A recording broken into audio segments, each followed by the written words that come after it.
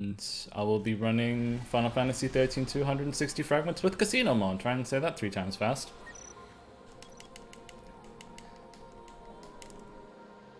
I'm going to apologize ahead of time that there's this little green thing showing the FPS in the top left corner.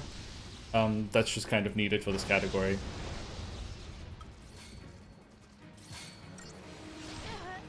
So, 13.2, which should come as no surprise to anyone, is a direct sequel to FF13. It uses all of the same combat system that we'll be exploring over the course of the run.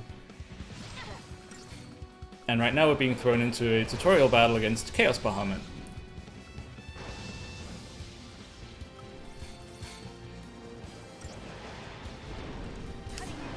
Which is so far behaving nicely. I'm also getting good damage rolls.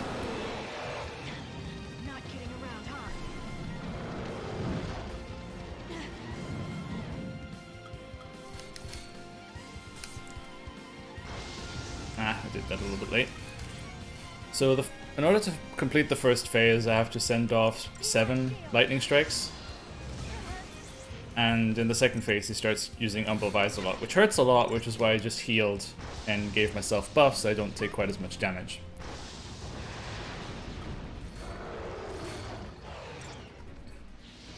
And any percent case can be made to not heal, but it's so risky. And the time you save from it is like 8 seconds. That it's for this. I don't want to die. Okay, that was your typical marathon luck. Getting Umbral Vise that often is a bit of a yikes.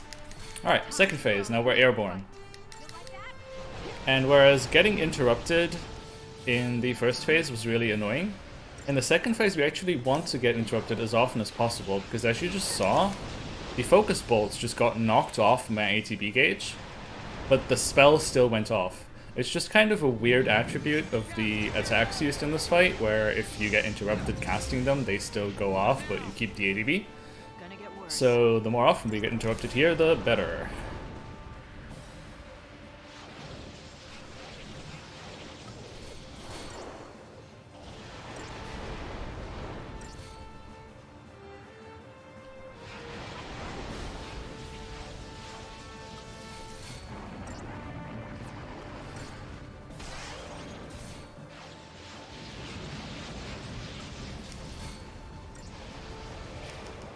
The fight really teaches you the very basics of the combat system. The chain gauge, which you can see in the top right corner under his name, isn't used for this fight, just so you can get a feel for how you use your abilities, which you can cast onto the ATB, the little bar that's filling up, and skills that are fully charged will be cast either when the bar's full or when we send the string off early by pressing triangle. And that skill just got stuck in... okay. That's a weird glitch that seems to be happening sometimes on the PC version, where the skill just doesn't actually reach Chaos Bahamut and just kind of gets stuck there and fizzles out. It's unlucky.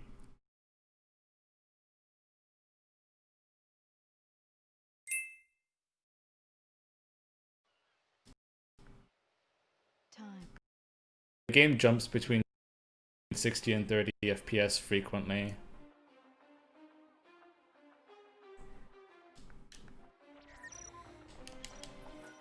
So now we actually take control of our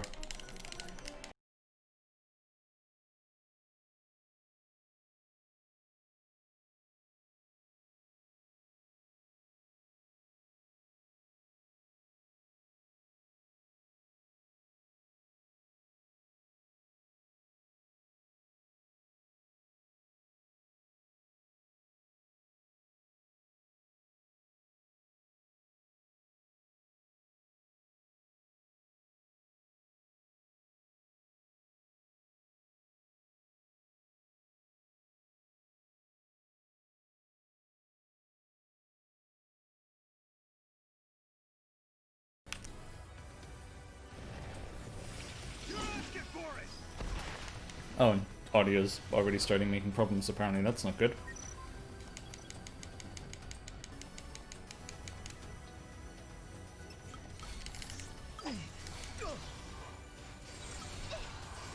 I'm just going to have to...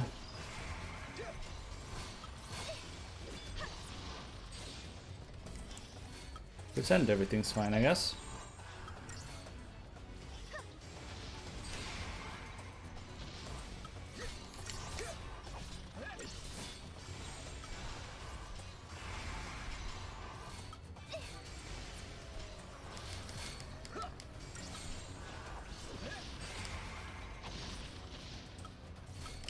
Okay, audio's back. Alright, so you didn't miss much. I just did a few fights and kind of explained a few of the tricks that we're going to be using, but we'll have plenty of opportunity to talk about the ins and outs of the combat system, because we'll be fighting a lot.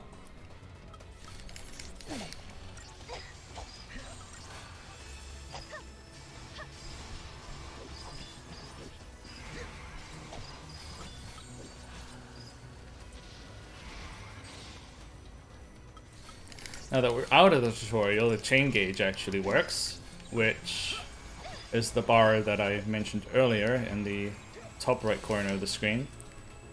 It fills up as you attack enemies, and when it fills, the enemy enters a staggered state, which increases the chain gauge by 100%, and then allows you to increase the chain gauge even faster than before. And the chain gauge is a direct multiplier to the damage you deal, so that'll be the main way to get a whole bunch of damage done.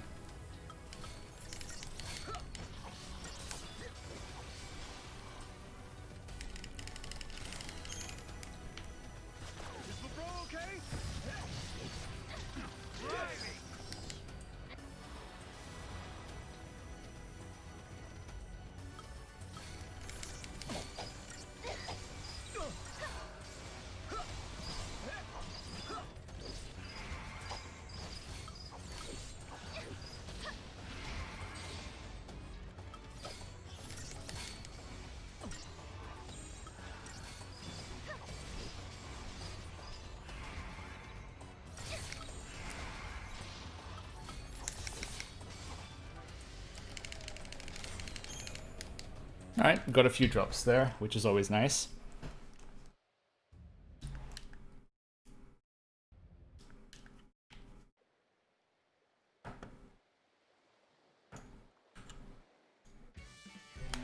Is that all you're going to tell me? Your name? Who are you? What do you do? And now we're actually being let go into the world, so I guess I can use this opportunity to talk a bit about 160F and the things that we're going to have to do. I'm going to get into the specifics of the category definition itself, but one of the things that we have to take care of is, for one, attack every enemy, or beat every enemy at least once.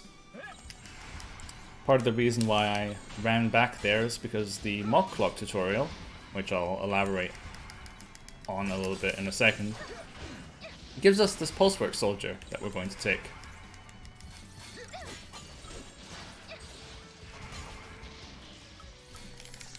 These types of enemies are really hard to damage until you stagger them to the point where their core opens up, and then you can actually damage them a lot easier.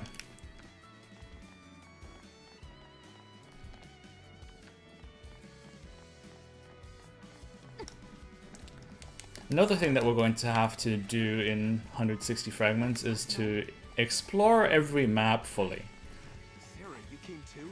As you see, the map kind of fills out progressively as we reach new areas of the map. And the idea is that you have to visit every point on all of the maps for a later side quest.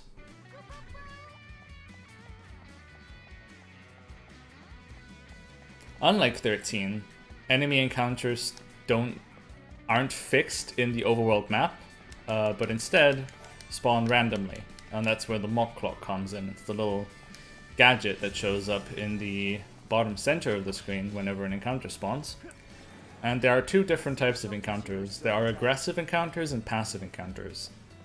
an aggressive encounter will not have that little green segment on the mock clock and will chase after you immediately. Whereas a passive encounter will have this little green segment where they will not give chase. If the enemy starts giving chase and touches you, you get put in battle. But you can slash at them with your sword to get a preemptive strike on them instead. But for now, we're going to be avoiding noble encounters for a little bit, because we'd rather take care of them when we're a little bit stronger.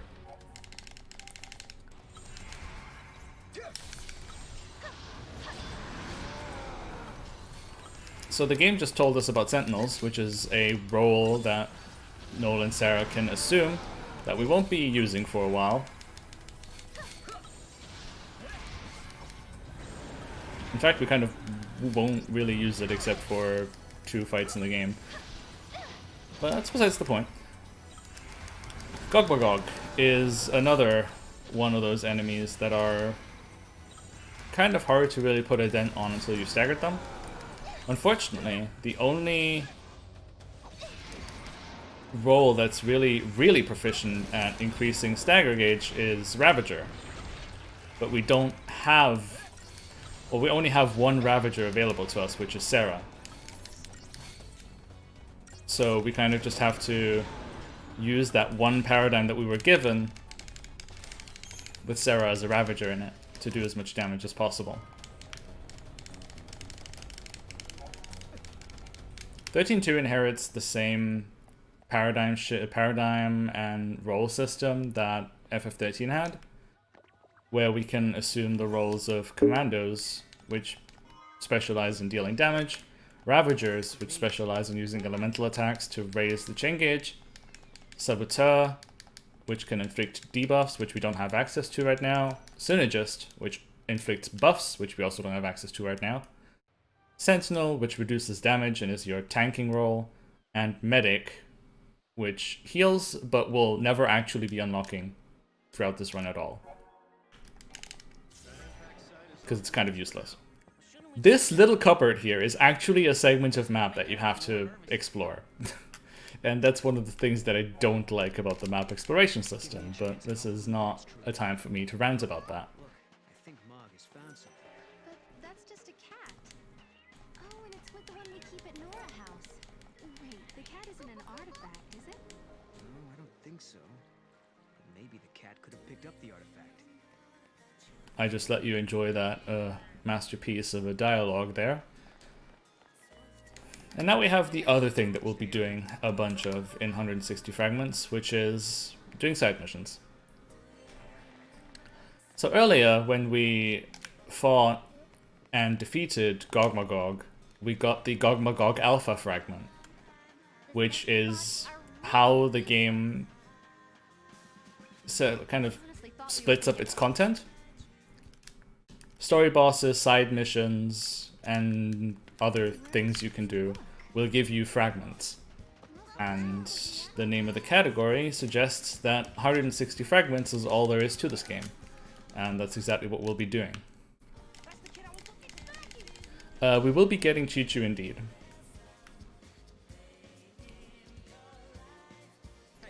So this kid has the interesting attribute that he's the only time we'll really be using one of the classic tricks from Final Fantasy XIII, which is called camera tricking, where NPCs will, or in 13 you use it for enemies, but NPCs and enemies will kind of walk awkward and slowly if you point the camera on the floor and they're off screen. And we're using this so that we can hopefully catch the kid a little faster than we otherwise would.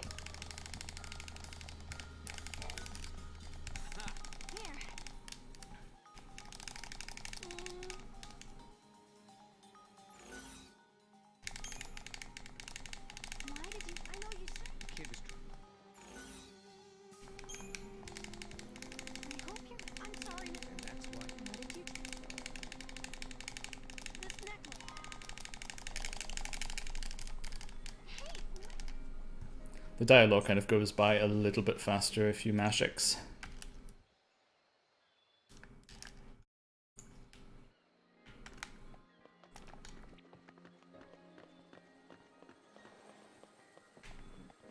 Okay, so I guess that... It wasn't the artifact after all. It's not his fault. Come on, let's head back. We haven't actually had our first instance of an aggressive encounter yet, which is unfortunate because I really need it. And in any percent where you really don't want it, I usually get it all the time.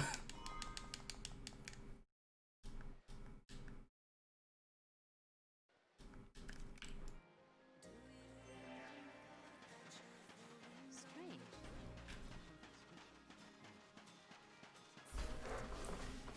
Now at this point I'm going to collect some more map segments here and there. We'll get most of the map done for this area on our first visit. So if you watch me kind of walk awkwardly through these spaces, it's likely because there's a small piece of map that I need to get there.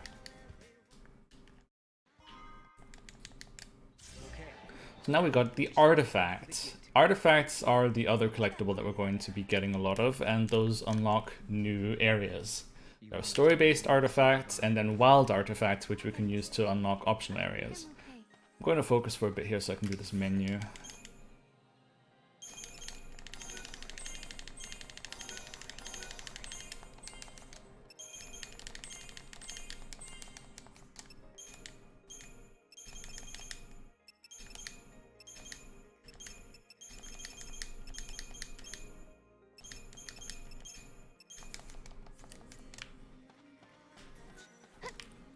Alright, that was a bit messy, but good enough. This is where the meteorite fell. So what you just saw me do there was, in the beginning, I spent some Crystarium points to upgrade the levels of Sarah's and Noel's rolls a little bit. For now, we'll be spending everything in Ravager, until further notice. And then I set up myself a new Paradigm deck so I can fight a little bit more efficiently. Still monsters around. Since now we can freely equip the rolls that we want.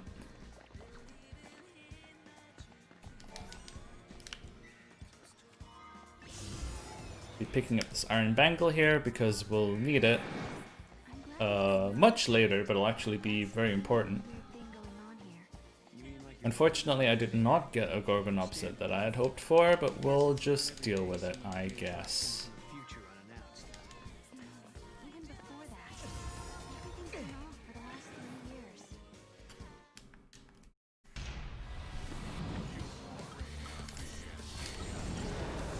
Gogmagog again, but this time he uses the Causality Barrier to make himself basically impervious to damage until we stagger him. So now that we have 2 Ravagers at our disposal, we can do that a lot quicker. And as you might have noticed, I now have 2 dual casting paradigms and 2 double trouble paradigms, which, you know, do the same role, so you might be wondering why. There's another little trick that we can use, and I've been using for a while, but now I can actually talk about it a bit. It's very unlucky there. Really unfortunate that I got interrupted there. Which is ATB refreshing. As you saw there, after the paradigm shift, I just had a fully charged ATB again. And that is exactly what ATB refreshing does. It works, it's kind of an unscientific explanation, but roughly every 12 seconds, if you paradigm shift, you will get a fully charged ATB right off the bat.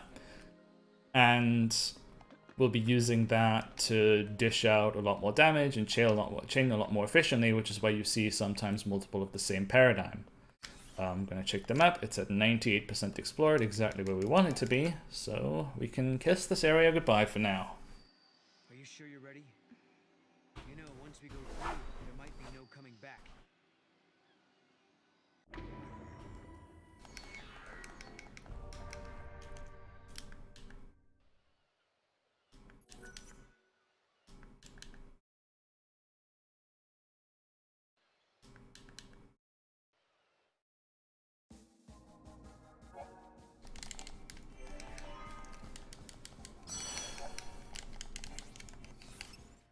So now that we're here, we'll do a little bit more menuing. I left some Crystarium points unspent on Knoll area. area, and that was for good reason. I didn't want him to learn Frost Strike because there's another little gimmick in 13.2 and 13 for that matter that the game doesn't really tell you much about, which is called, well, it doesn't tell you anything about. We call them conditional modifiers, and that is if you fulfill certain conditions in battle, you will get bonus chain. And so the AI will tend to not attack with the same ability over and over again because that avoids one of the conditional modifiers for casting different spells in a string.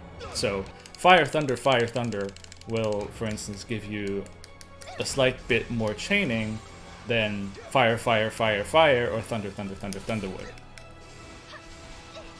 The unfortunate thing with strikes is that in order for Null to land strikes, he'll run up to Gogmagog and jump up in the air, and that is really slow.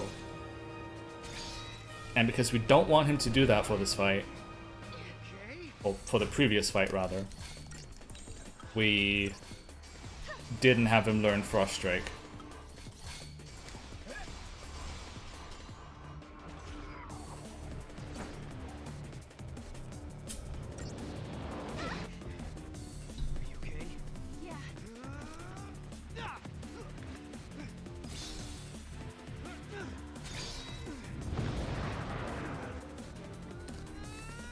Here's the next thing that they introduced into 13.2 to mix things up a little bit: quick time events. They're just simply little cutscenes where you have to press a button every now and then to, in this case, get beneficial effects such as buffs for Sarah and Null and a free stagger, which always makes me a little bit upset because I kind of wish Null could remember how random insta-chain worked, because he essentially just did that there, and I would like to have that all the time. But unfortunately, he was on plot drugs.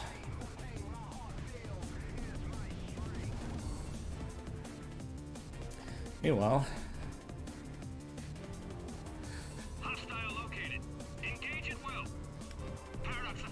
I'm going to scroll down my notes to the next area, because my notes are a little bit lengthy right now. I was in the middle of rerouting this category when I submitted it to this marathon, and I submitted it with the hopes that having to do a marathon run today rather, would mean that I would be motivated to finish the reroute.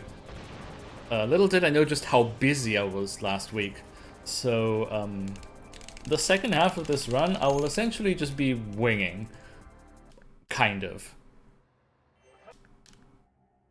So I'm sure that's going to be fun.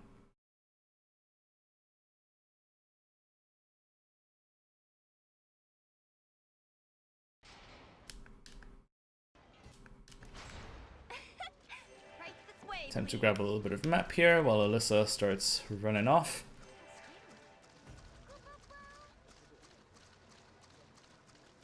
Because it's going to take a while for us to be able to talk to her and proceed anyway.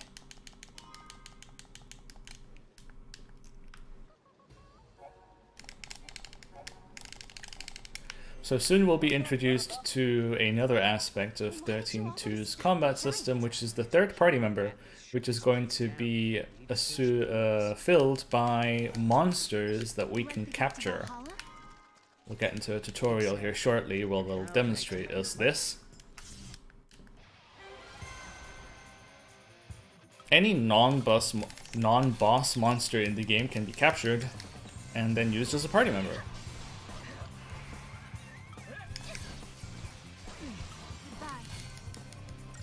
And so for this tutorial here, they set the capture rate to 100% to make sure that we get them.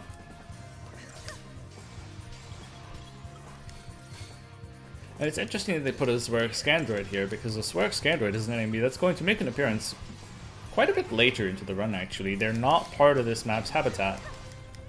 Katesith is, but Zwerg Scandroid isn't.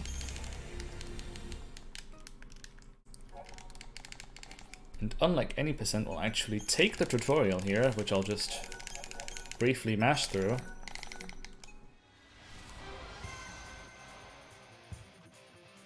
because it will net us a free battle with a hoplite.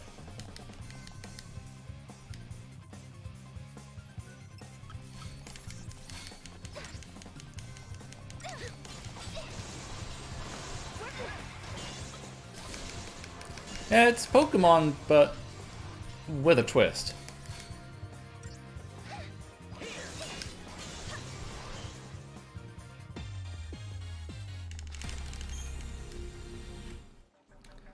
And with that, I can cross Hoplite off my list. Since the Bestiary is going to be something that'll be going on all the time, and this kind of one of the things that a lot of work is going to get into, I put you guys a little bit of information on the top to see how far along the Bestiary ride we are at any given moment. Hello there. Speaking of monsters that we need to capture, here's a Necton. Onto another feature. I forgot what the inputs are for this one. Whoops.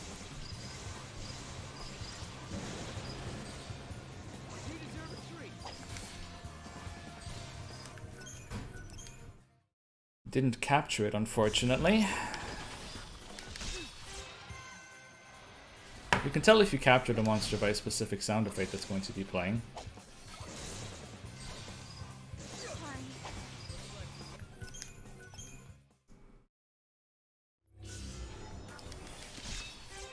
Because Necton will actually be the first proper party member we'll add to our team.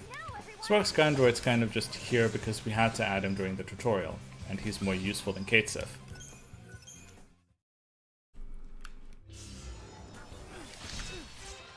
Necton has a 15% chance to be captured, if I remember correctly.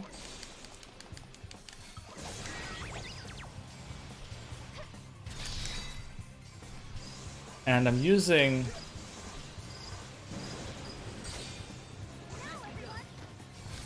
multicast here with the hopes that it'll increase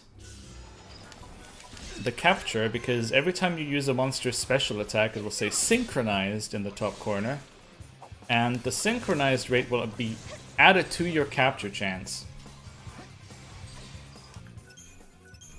Unfortunately, I'm getting pretty unlucky.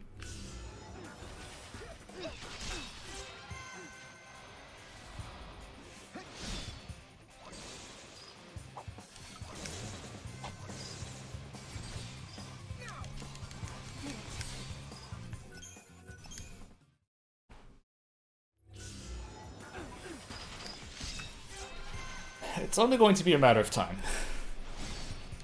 I do hope that this is not going to be an attempt from a practice run that I had not too long ago, where this took 40 attempts.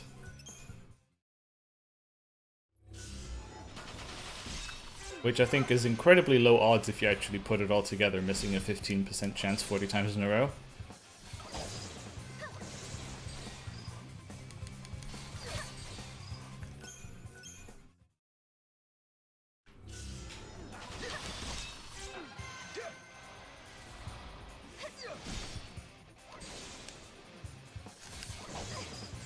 Oh, whoops. Don't do that. Messed up there a bit, so I had to actually retry early because I didn't want to finish off the encounter, since you can only retry while there are still enemies remaining. There we go, now we have it.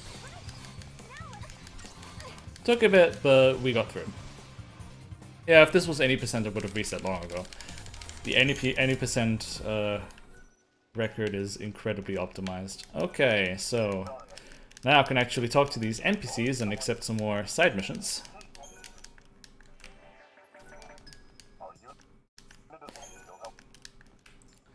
And have a little chit chat with Chocolina, our materials supplier.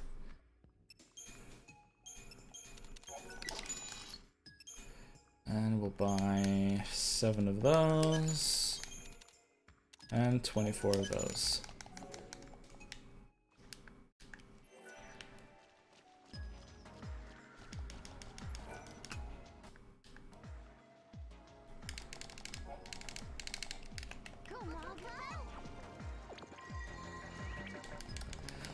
Now we can actually proceed with our regularly scheduled program, and one of the things that I'm going to have to do here is 13.2 has this... Mog, would you get over here? Please? Go, Mog. He got stuck there for a moment. 13.2 has this weird quality where you cannot have more than 2 side quests going on at any given moment.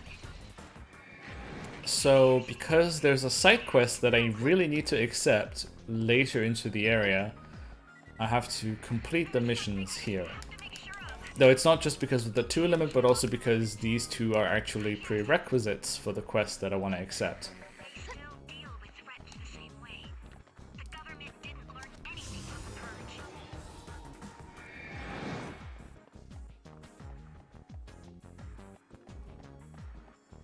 Alright, here's hoping that the NPC that's patrolling over there will be moving toward us in a moment. Because the second capsule that he wants is right here. There's Gremlin, that's a monster that we used to capture in our route from 2013, if memory serves. Though he's been obsoleted for a couple of years at this point. Unfortunately, Gremlin has a very low cast speed, which for a Ravager is pretty impractical.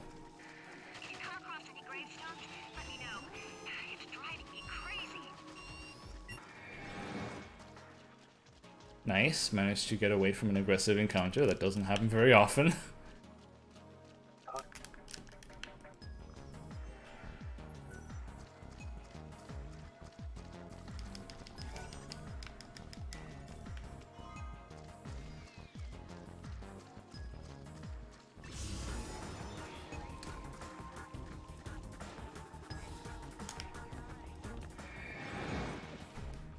Alright. We'll soon have our first little optional battle at our hands, but before that we'll actually get to see something else that we're going to have lots of fun doing all throughout the run.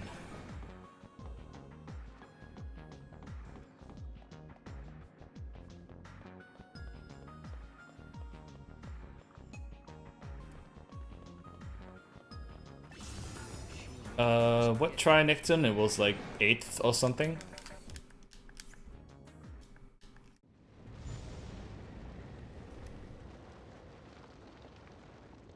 It was like 8th or 9th. One of the two.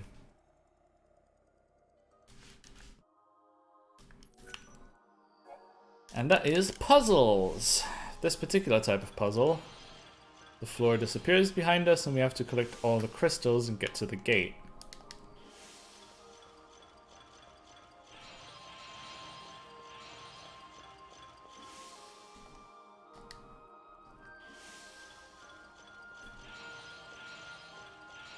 We'll be seeing a lot of these puzzles in the future, but this one's fairly straightforward as a little bit of an introduction.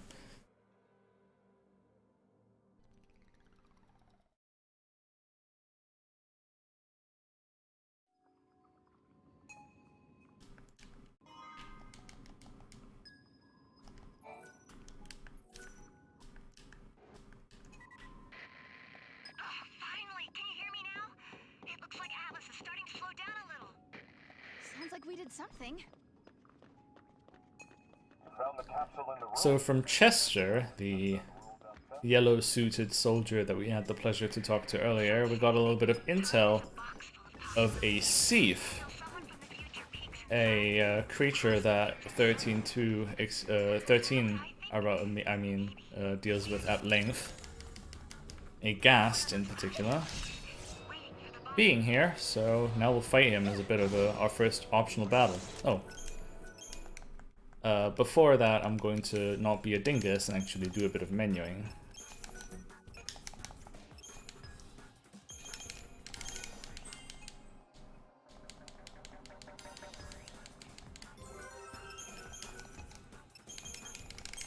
Whenever we fully fill out one of the stages of the Crystarium, we get a expansion bonus. In this case, we're going to increase our ATB segments by 1 so we can cast more spells at any given time.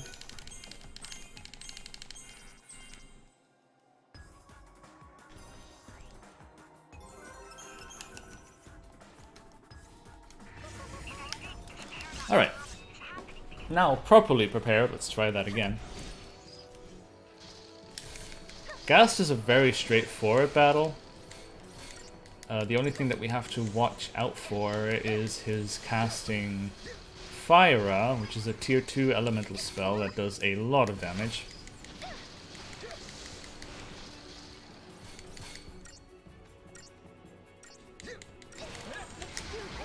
And I have to immediately Sentinel tank if I see that.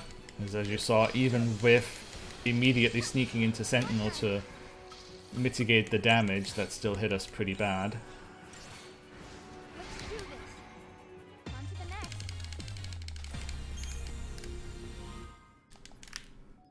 The casino mod is something brand new, actually. There is a casino segment in the run where we have to play slot machines. The slot machines are completely RNG.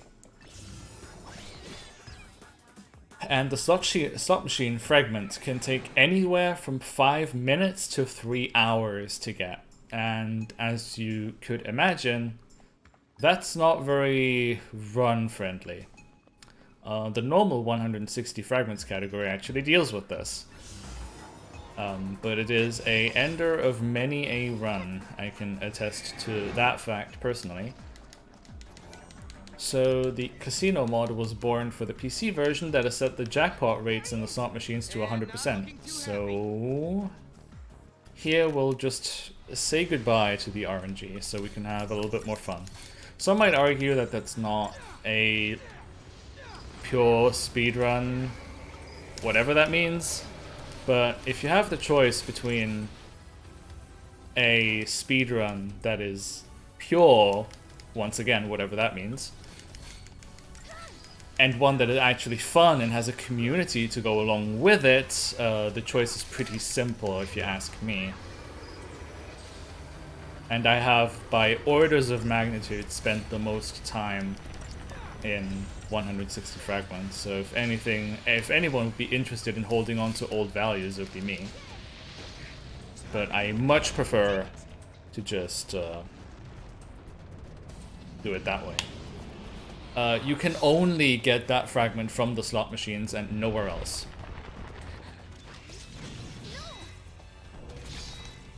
Here I'll actually be failing a QuickTime event on purpose because this skips another QuickTime event that would be happening, making the fight quicker. What the? How did we get here? No! Look out! Move! And since he is here, we might as well shout out Bart's24, who is the person behind the mod. Ready? Do it! Wait for it. Now!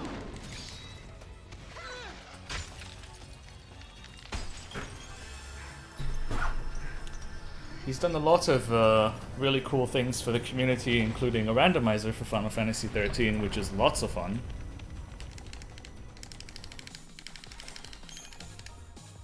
So I kind of didn't give Atlas the time of day, because we had other things to talk about.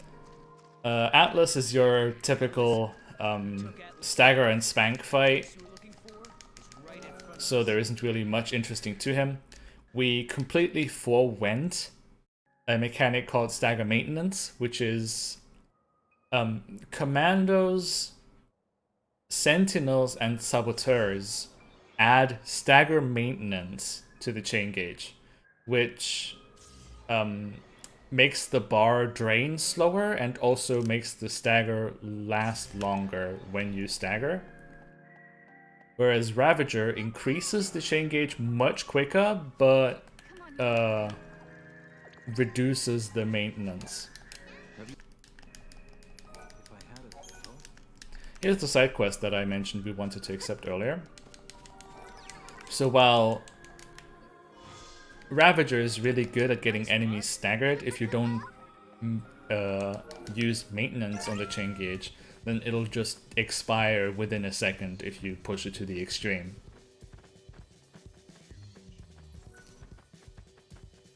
But in this particular case, we can actually stagger quick enough, and the stagger doesn't need to last particularly long, that we kind of forego stagger maintenance altogether and just go full on Ravager. Because Atlas has this really annoying attack that we'll be seeing later on in the Paradox version, where he slams down one of his hands on the ground and knocks us down, which lasts really long.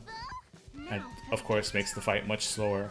So we circumvent that by staggering him before he gets to use it, and for that we have to maximize our use of Ravager spells as much as possible. So we picked up some artifacts. I'm going to open up the next area, but we're not actually going to go there for now. We unraveled the paradox.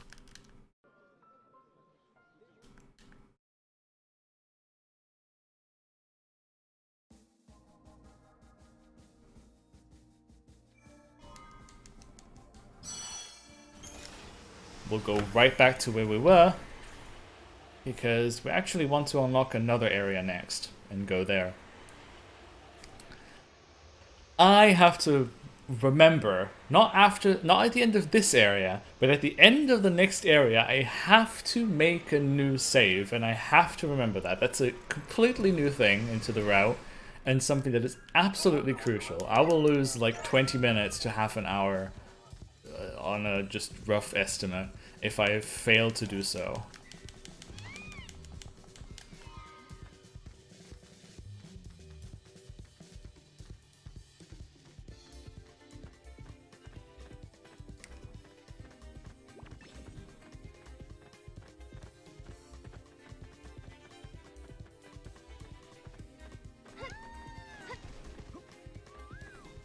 Alright, this is the gate that we actually want to leave through.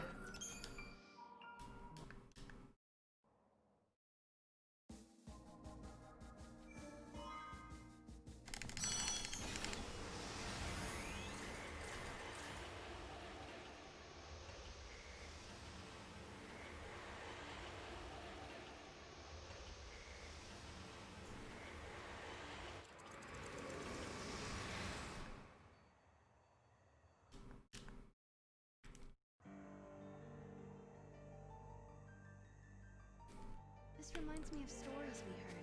So, this area is going to be fairly tricky. In the new Yasha's Massif, there is a dark area that will soon be approaching, where the Mocklog drains a bit quicker and the behemoths are a massive threat that spawn here. Unfortunately, we get really unlucky and get an encounter that we can't even remotely get away from.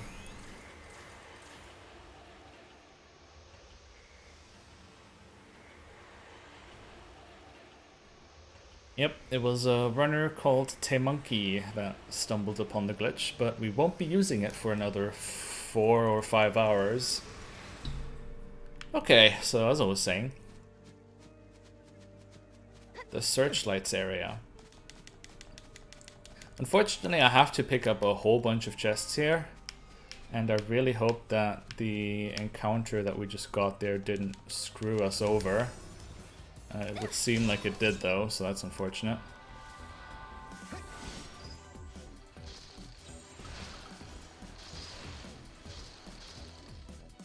This behemoth is impossible for us to beat.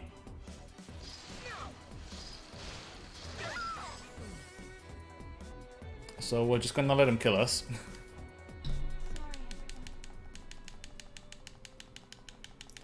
If you do that right, that's a little bit quicker than leaving the area again.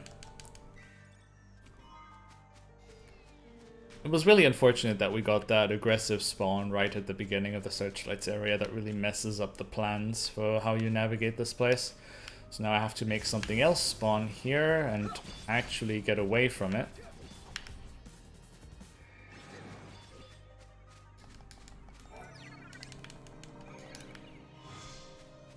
Because we need to pick up these 2 chests as well.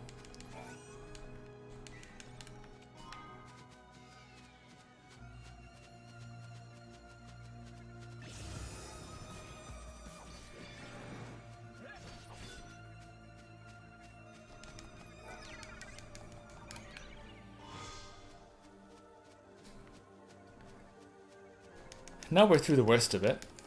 So now I just have to pick up a few chests and make my way to the next boss. That did not end up panning out. There will only be one spawn on the Wood Wraith platform in that area, irrespective of whether or not we use the glitch or not. Which is unfortunate. If the glitch had actually worked there, that would have saved us a just huge amount of time.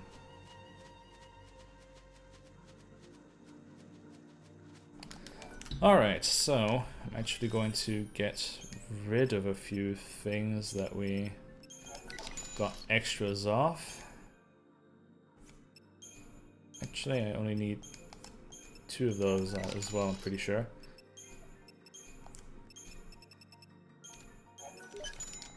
Buy ourselves a few Magician's Marks, which upgrade our magic, which is what the stat will be speccing into for most of the run.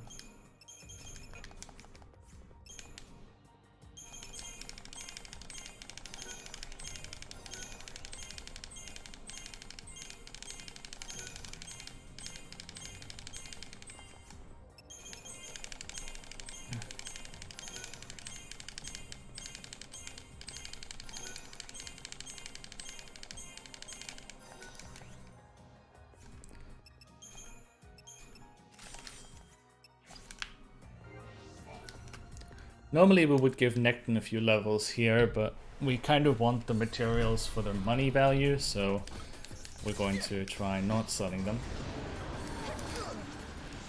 We essentially get the hard mode of this fight now, because he just cast the Shelga, which means he will follow this up with the Ruinga in a second. And this is a Loidai. This can kind of be seen as the Gok on steroids, in a manner of speaking.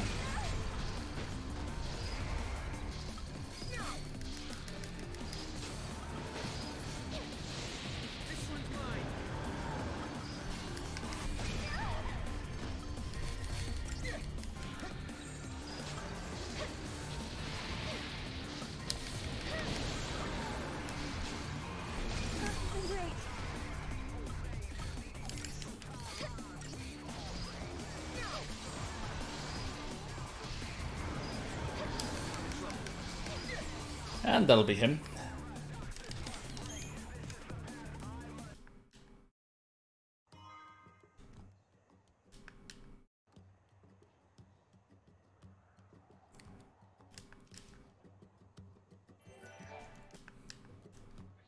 Isn't the Academy a research institute? Why do you need so many soldiers? Without the Fal'Cie around, we have to be able to protect ourselves. And that means guns. The time distortion. I actually have to sit here and wait for Hope to start moving, because if I off-screen him, he's going to take even longer. Controls are essential for our safety.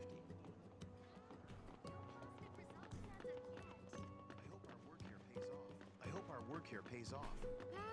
No positive results as of yet.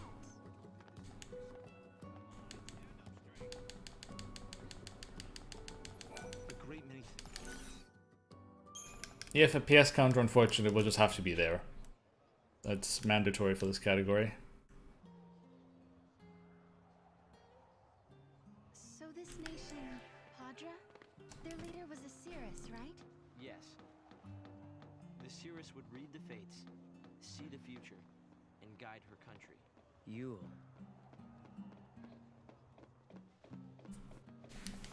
So now we would be getting a bit of story exposition if we weren't skipping cutscenes.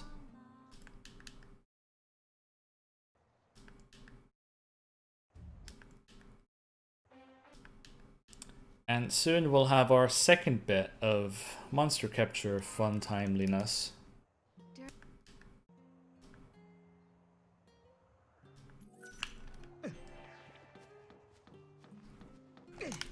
After a bit more menu prep.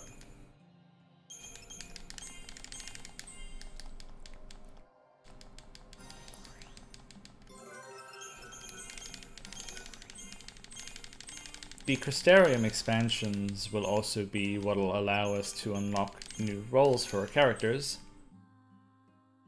as we will demonstrate with getting the Saboteur role on Sarah here.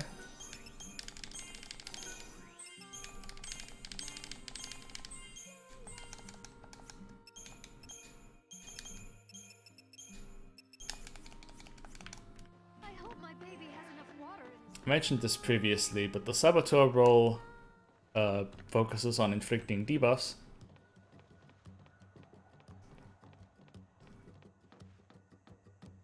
And those are going to be a very important way for us to ramp up the damage we can deal, along with something else that we'll be getting access to shortly.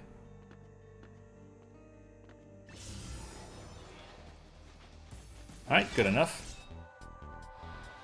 There is our next soon-to-be party member.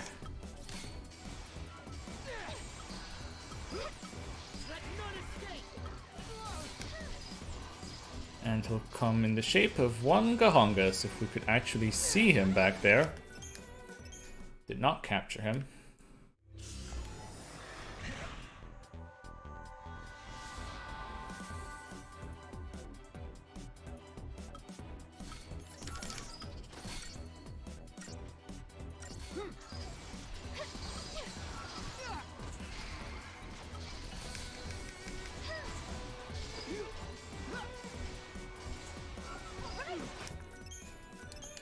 Did not capture him once more.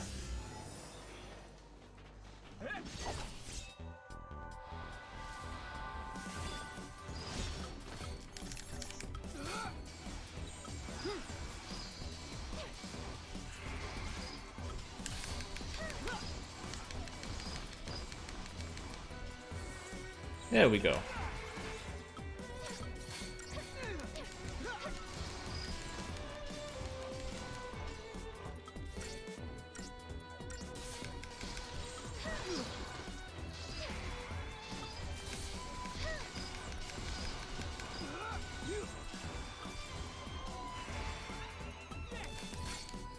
And we even caught a Gandayax to boot, not that that'll be particularly useful.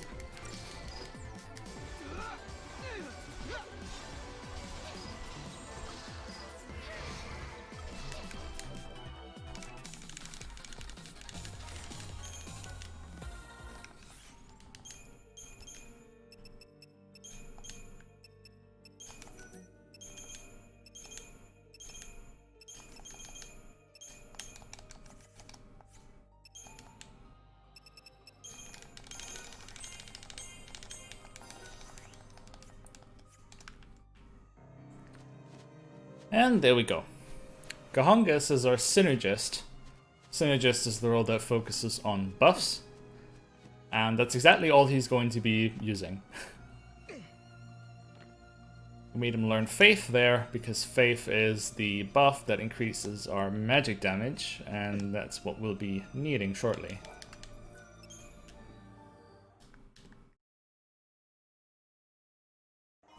Okay, now I have to make a new save file. Absolutely imperative that I do.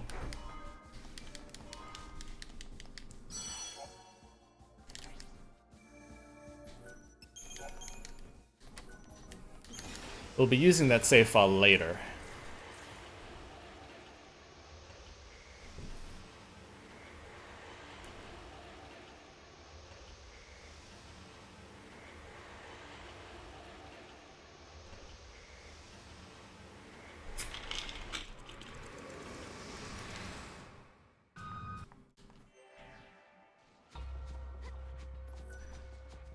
So now Sarah is running off because she heard a familiar voice that we'll be giving chase to Wow, as well.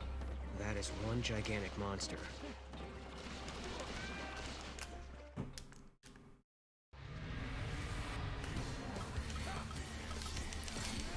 And for Royal Ripeness, who's weak to wind, we'll be using another and probably one of the greatest tools at our disposal in terms of strategies, commando buffering. Buffering essentially just means casting something in one roll and then paradigm shifting before the spell hits. In this case, we're casting Ravager spells but shifting into commando before they inflict the damage, which will give them the commando roll bonus and make them do a lot more damage. As you can see, everybody else is doing like 300 damage right now, or up to 1,000 damage, while our Auroras are hitting for close to 10,000 at this point.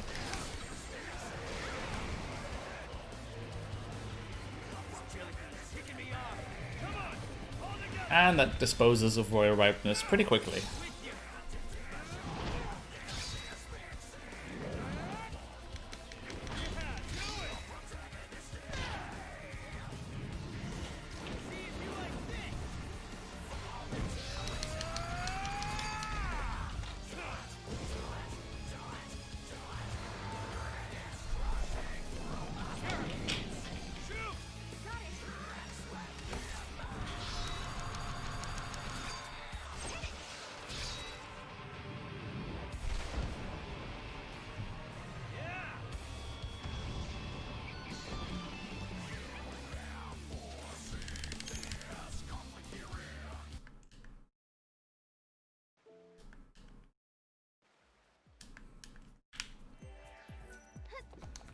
He just wants to give him a fighting chance, alright? Don't bully him.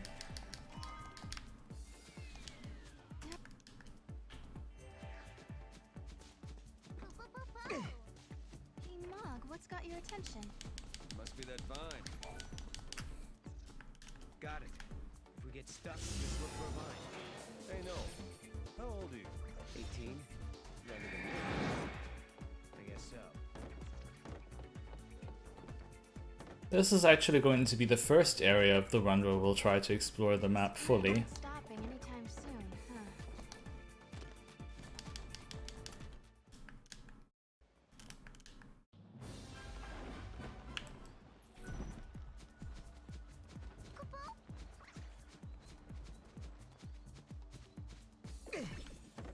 It looks like the Flan are all headed in that direction. Princess have to turn around here because there's actually a piece of map that only turns up when you walk onto that tree trunk. Well, I guess this is more of a tree root, really. A really, really large tree root. They sure know how to stay in line.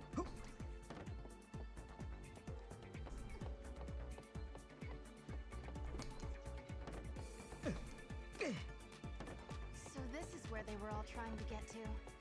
So now we have to chase after Mini Flan to get some more artifacts to unlock other areas. And here's our first serving of those. This one's mine.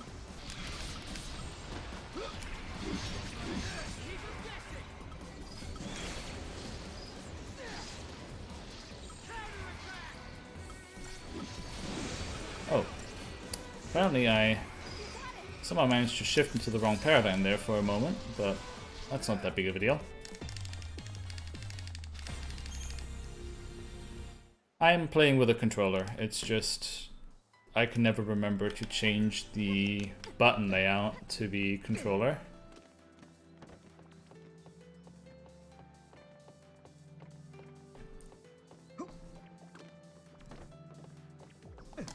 I mean, to be fair, they probably knew that nobody was going to play this game with keyboard and mouse.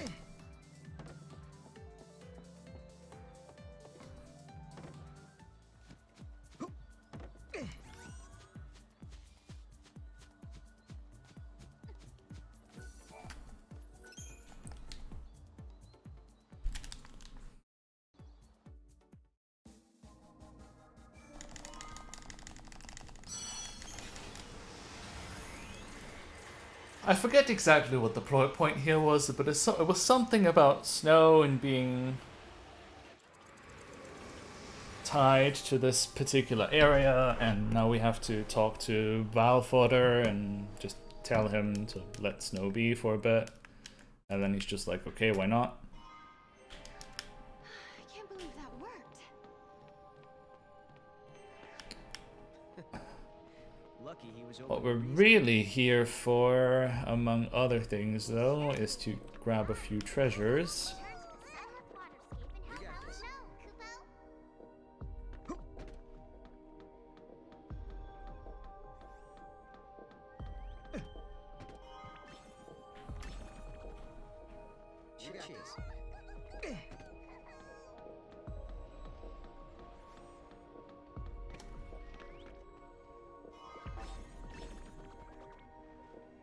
Idiot.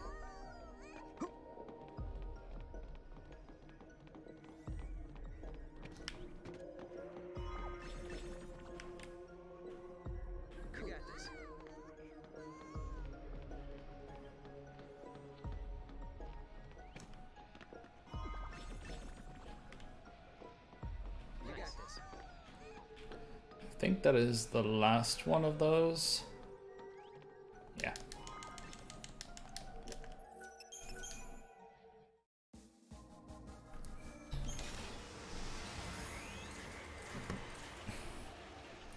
A bunch of those items we're going to be using later, and some of them are just good for money.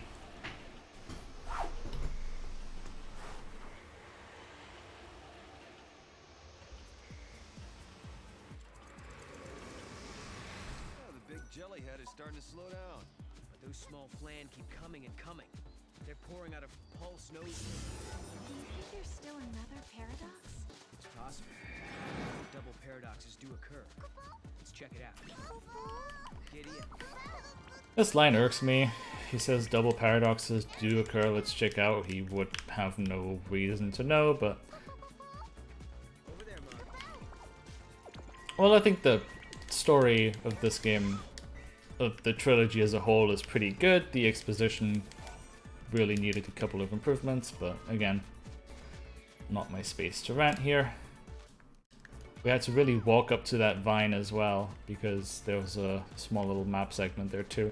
And now I have to concentrate a bit, because I have a whole bunch of things to throw Mog at throughout this little auto-scrolling segment.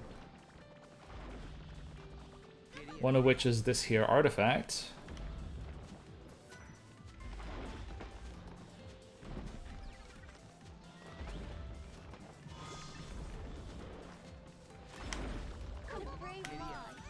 Next is this little chest up here.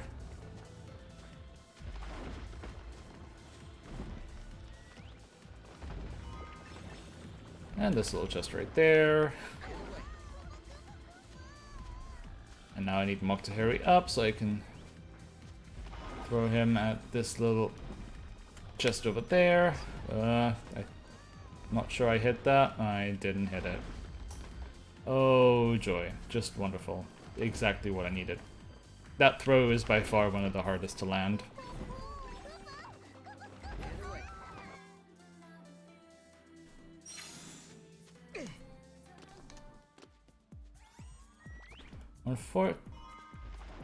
Actually, I think that's the Libra scope, and I don't think we need it.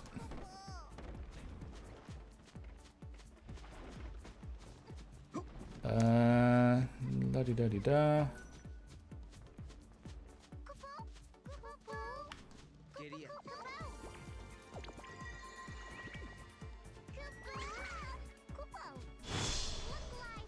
Giddy up. Yes, that's a Libra scope. We won't need it. I've now declared we officially don't need that Libra scope. I'll... Trust me, I'm an engineer. Stuck. That's what the vines are for. So we have some of those odd fragments out there that are just hanging in the map, like this extraordinary egg. Mog, you're a Moogle, a Geiger counter.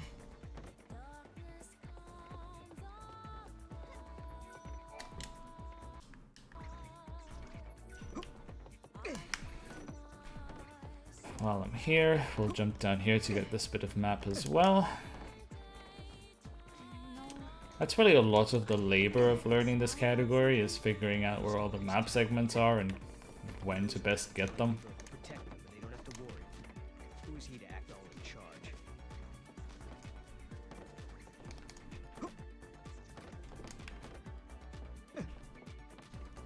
This is where the plan we're trying to get to.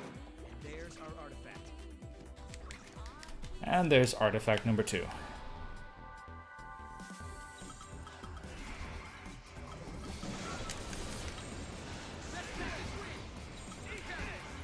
Take this! Perfect.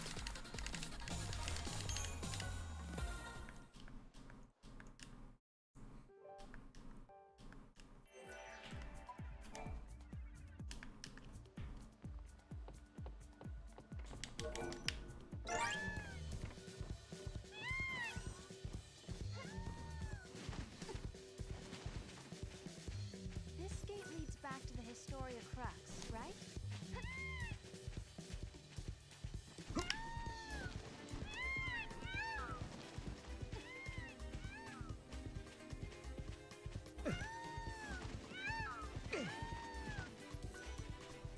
history, the pillar was gradually eroded over centuries before civil war finally toppled it. Did your history books happen to mention the monster? No, the rate that thing is eating through the crystal.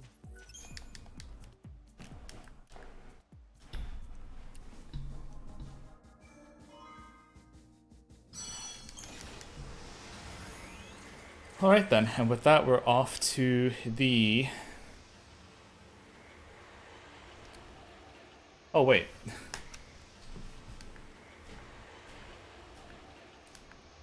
We're actually not going to deal with this area right now.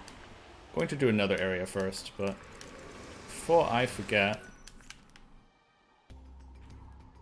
We should talk to those go over here, get this piece of map, girls. What's going on? and then we'll come back to do more of this area later.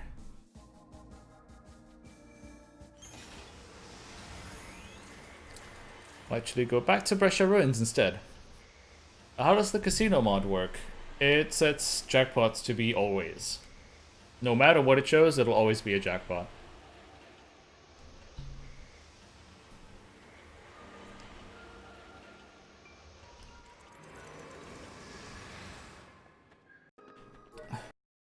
Where is our chocobo? There it is. He's mighty fast.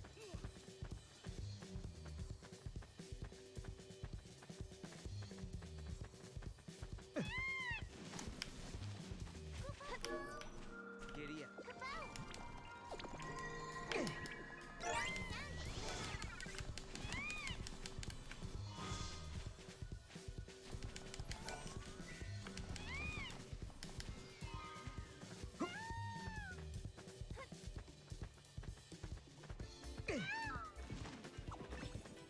Easy grab.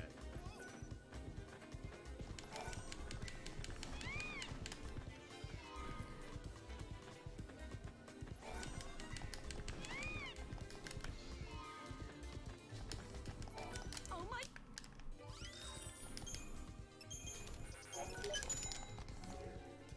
Now we're over to Chocolina so we can take care of buy a few more Gishel greens and make our way to map out a little bit more of this area. We're essentially just here to do a bit of side quest preparations and grab a weapon that's available for Sarah here. That's going to be very useful for us to get.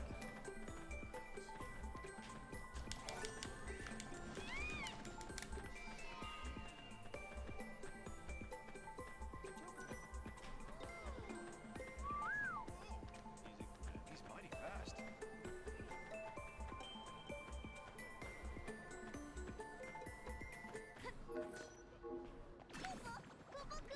Over there, Mom.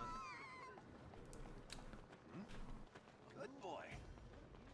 If you throw Mog, all of the NPCs will run towards him. Which is going to be something we'll actually use to our advantage a bit later on. It's kind of interesting that they made this essentially crowd control mechanic. It's bizarre, but we'll make use of it. Over there, Mom. Good part about this area is that the side quest items will appear even if the side quest's not currently active. Well, we revealed a side quest item just there, but we won't be picking it up for quite a while.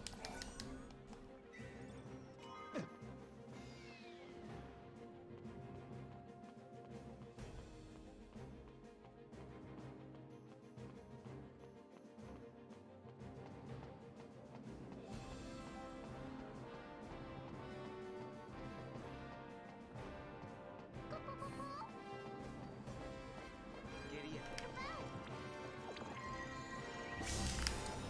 That is, of course, quite unlucky.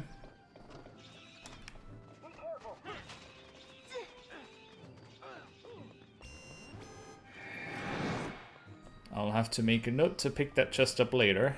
It's a side quest item, but we won't be finishing the side quest for another 6 hours, so it's not the end of the world that we didn't pick it up. Since we'll be walking past it on our way back.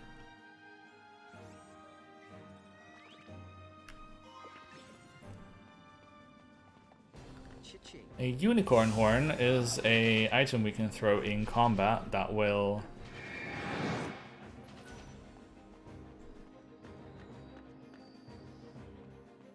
essentially cast Dispelga, which cleanses all buffs and debuffs from every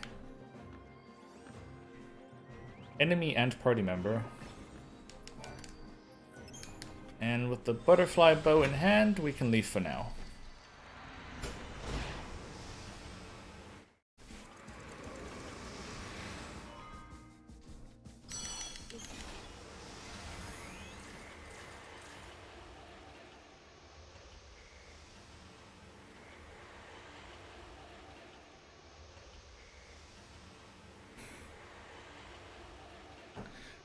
So now we'll actually get the first instance of what some people in chat have definitely been waiting for, which is a red chocobo. If I poke it real quick from down here, it should walk up to where I want it to be for a brief moment.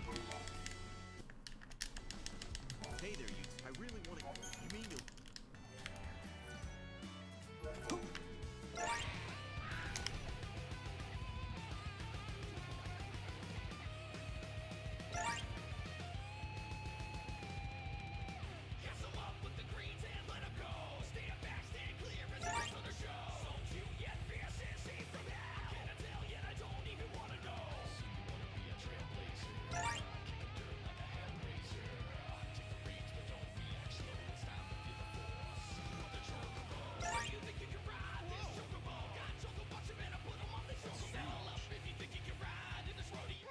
Chocobo. How could they let this happen?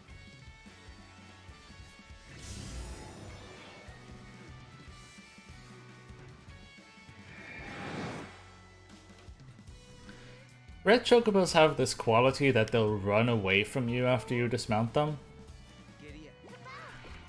but despawning them will just reset their position.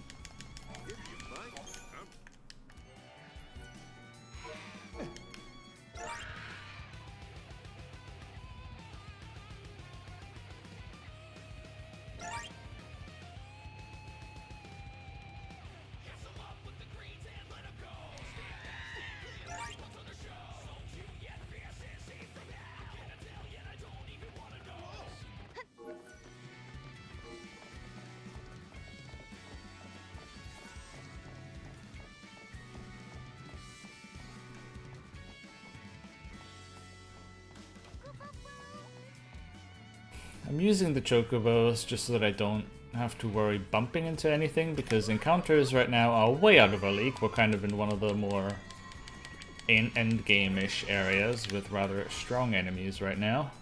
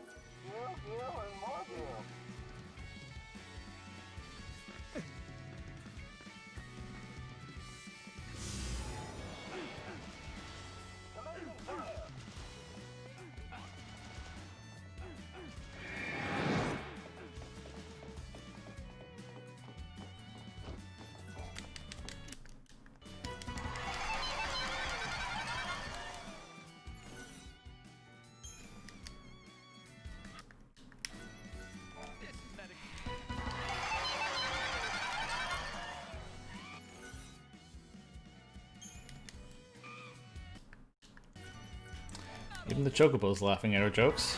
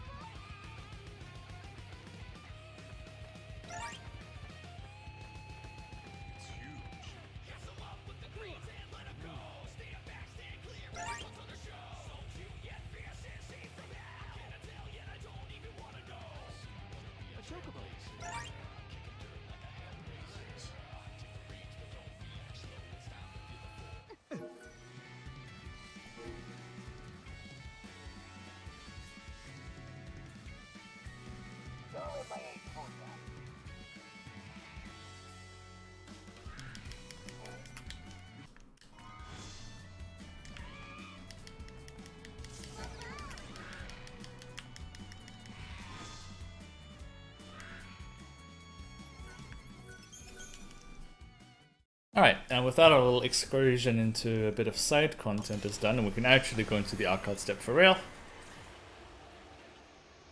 We mostly did this bit to get the butterfly bow, but taking care of a few of the side missions here right now doesn't hurt either, since we don't actually have to fight there.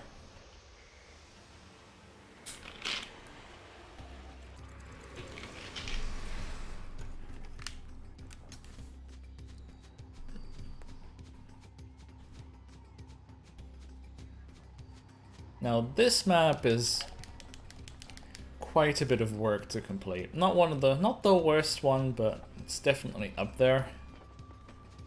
Because this map is huge.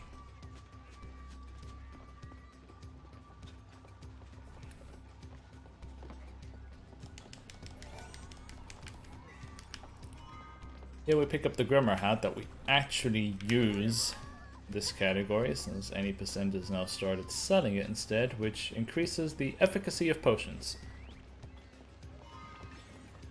There you go.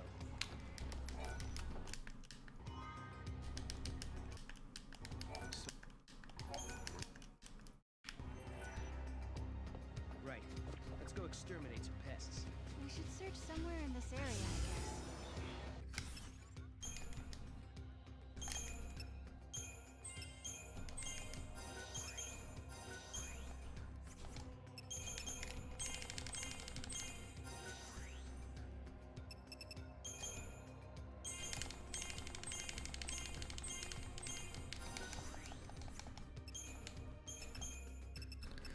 And here we get into the things that are a bit different than Pokemon. You can actually feed monsters that you catch to each other, and inherit abilities that way, or passive skills.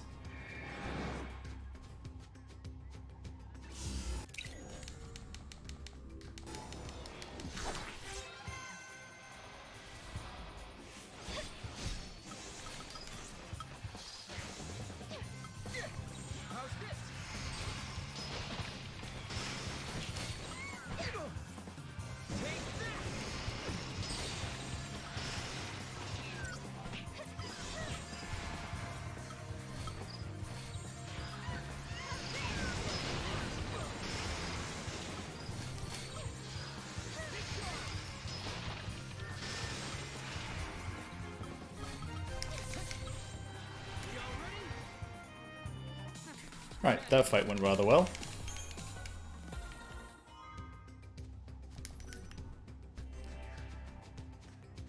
But we have to take a bit of a detour from the critical path here to take care of a few more optional things that are going to be important later.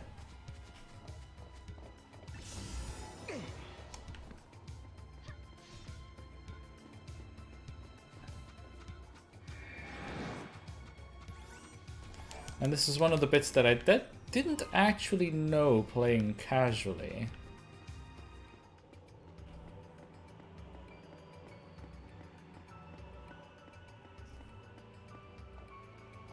It has something to do with this Cactuar statue. I didn't know it for the longest time until I eventually got around to doing that later in the game.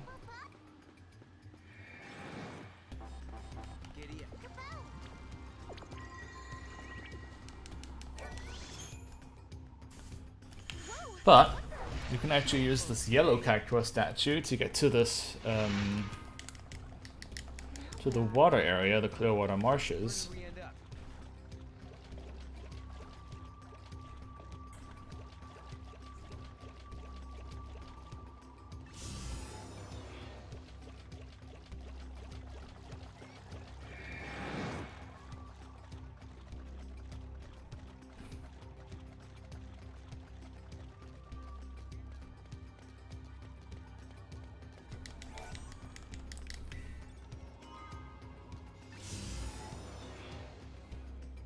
But right now we're only going to be here very briefly.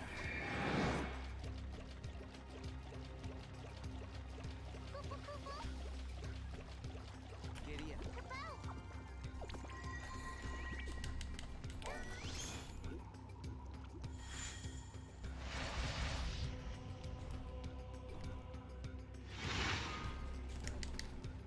I was setting up camp when I heard a deafening sound. We're going to get there a bit later to to pick up more things. But for now, on to the sheep side quest.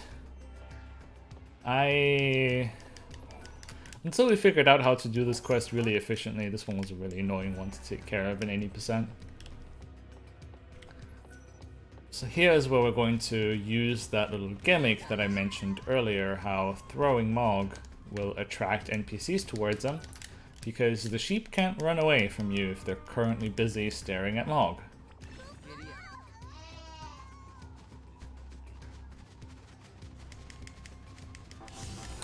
That's not good.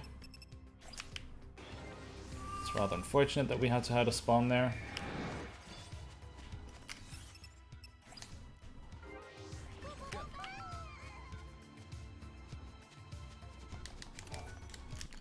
If you get caught by a spawn while Mog is thrown, you can change party leader and Mog will come back instantly and the Mog clock will return back to draining normally. So that way I could avoid getting stuck in a fight that I couldn't retry out of.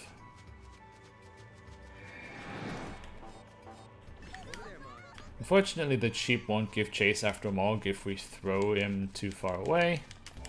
This sheep has a tendency to not move very far, so we kind of have to accommodate it instead.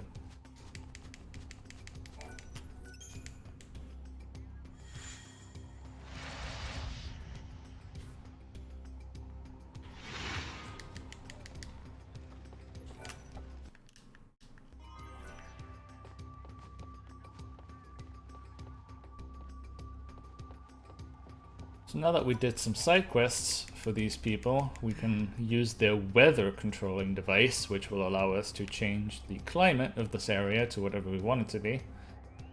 And for our particular mission right now, we want it to be storms, but we need it to be sunny first before we can have storms. So we'll shift the weather over to sunny real quick and then back to storms, and the boss that we need to fight will be there.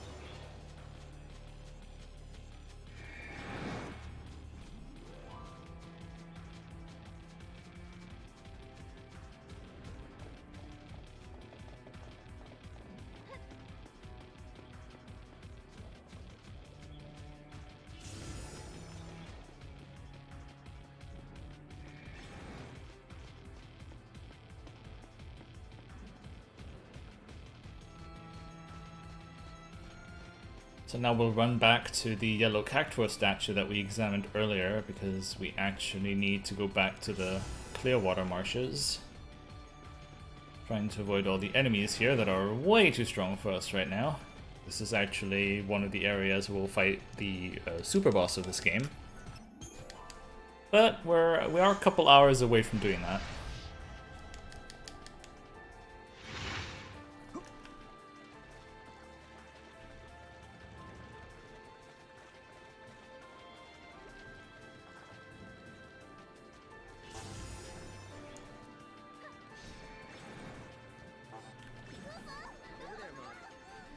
Gonna want to throw a Mog up there because that gives us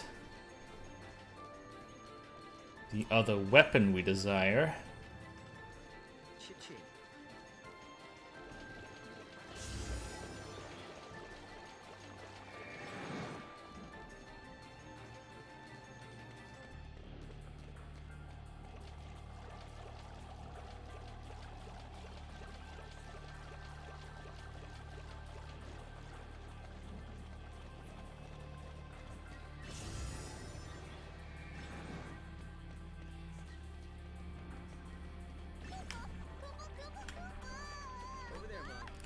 This throw's kind of hard to nail since you're semi-blind, but I'm Hoping that I did that right.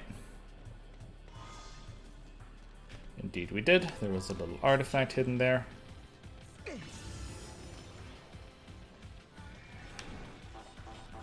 Over there, Mom.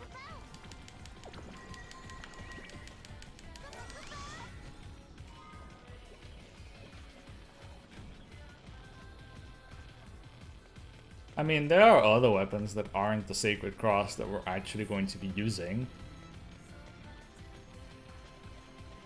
Admittedly, with the reboot, we're not going to be using other weapons quite as long, but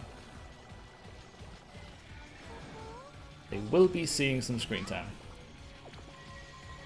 The reason why we're hunting after these Cactua statues is that the Cactua statues determine when we'll be able to ride chocobos, and we need to be able to ride chocobos in the area to be able to 100% the map.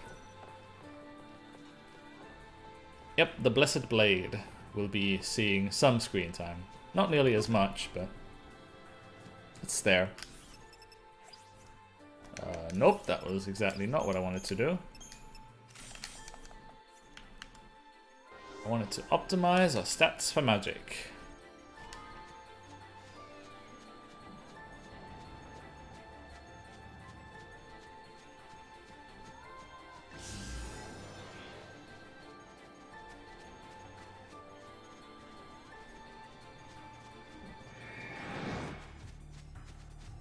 Grabbing a bit of map here because I want to make another encounter spawn anyway, so I may as well use the time to fill in a couple pieces here or there.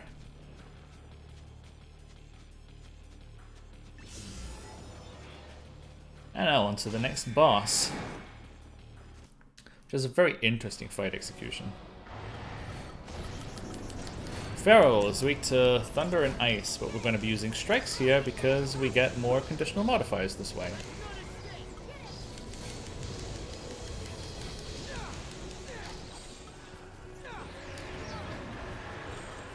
While we're in the air, we're going to get Faith from Gohongas. And because we were really close to Feral when he launched us, we are now super far away from him.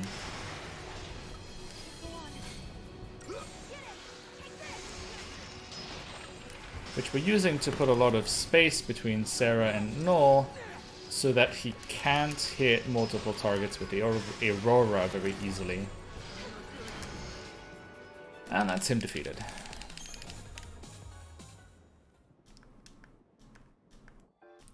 Getting the weapons made this fight a couple seconds faster, which is really nice. Since the segments that we did in order to get the weapon don't depend on our stats, I fit them in a little earlier, and now with the weapon upgrades, Feral is pretty quick. Sarah will be using the butterfly bow for the rest of the entire run. And Noel will be switching between the Blessed Blade and the Sacred Cross, depending on the situation.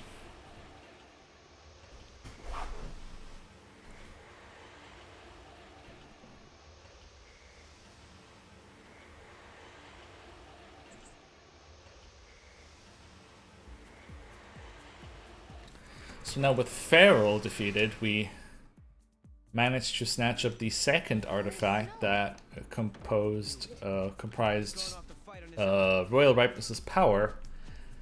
And with it, Royal Ripeness has been reduced to a significantly smaller, significantly less red, and infinitely more green mutant tomato. Hello, buddy.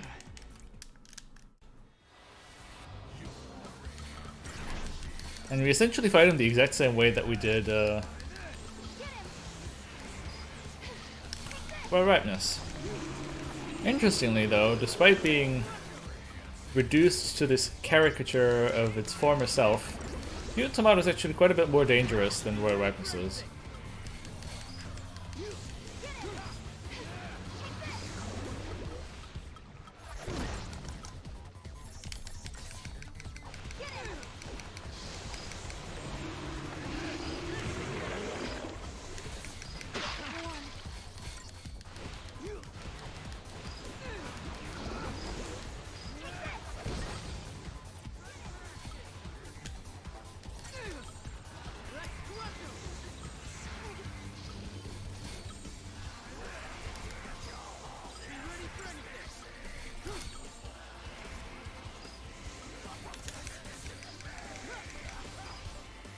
Not at all dangerous or anything. Got a little bit unlucky there that he gave us the smackdown right before he was about to get staggered.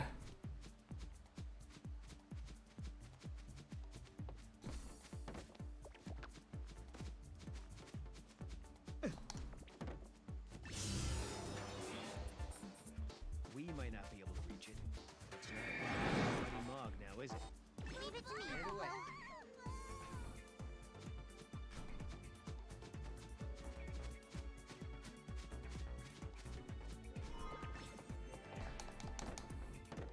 Cha-ching.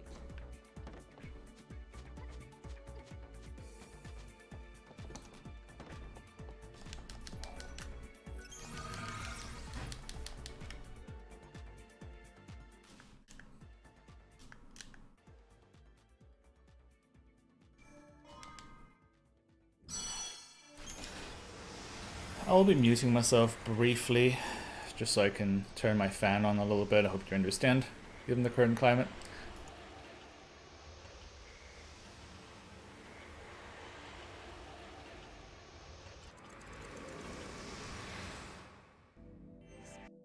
Place seems weird enough.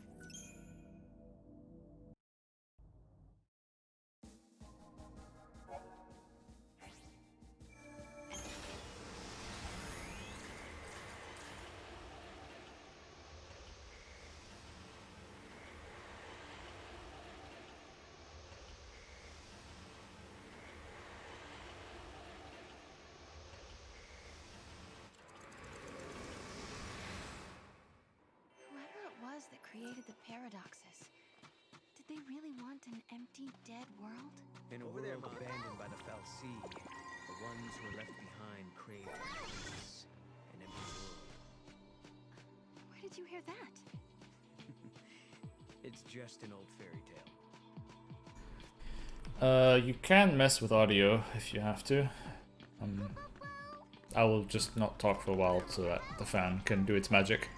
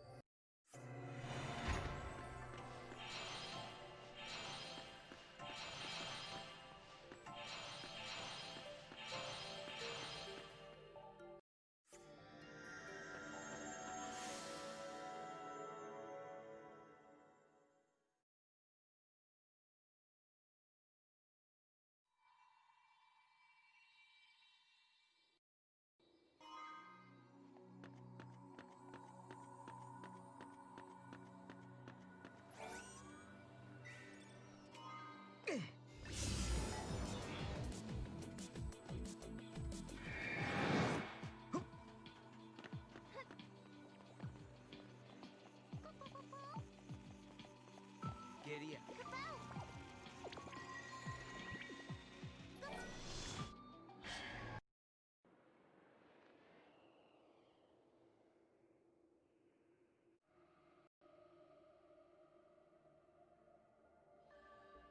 Another head scratcher.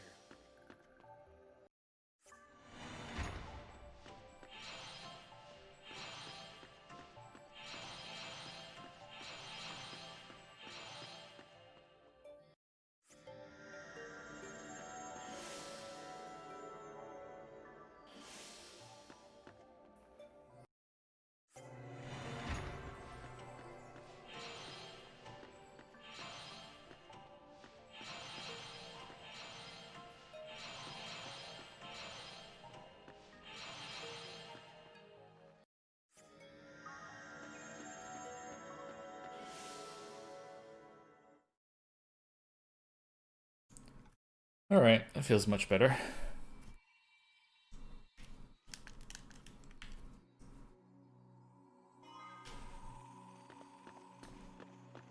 No problem. Hey, we did it! Splendiferous! I knew you'd do it, Koopa Koopa.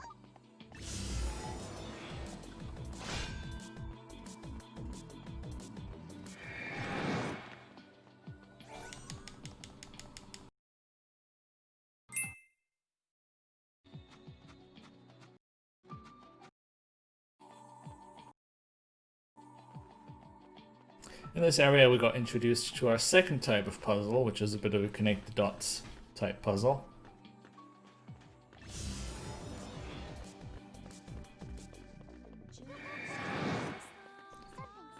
Thankfully we won't be seeing the third type of puzzle for quite a while.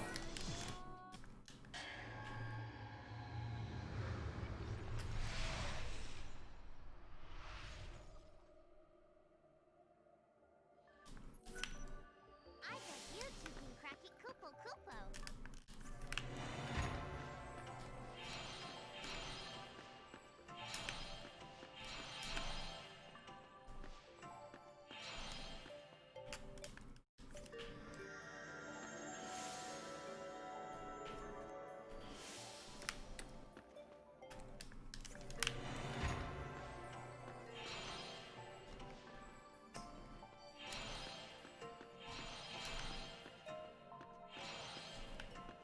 That's not nice.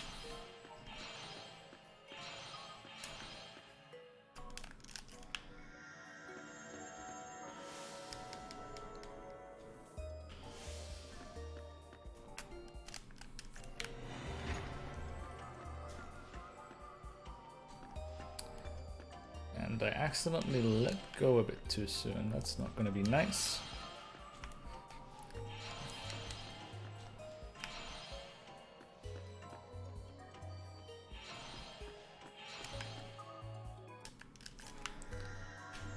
Can also take the time to actually look at the layout for a bit and see that the total donations is bumped up a little bit, which is very nice. Keep it going.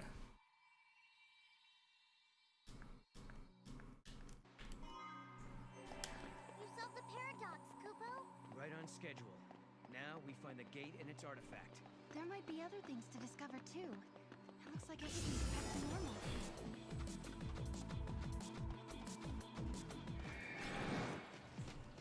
And now I'll actually pick up this little chest here, which is a completely worthless item in it, called the Sieve Tears, which are actually going to be useful in this category, which I was very shocked to find out. Over there, Mom.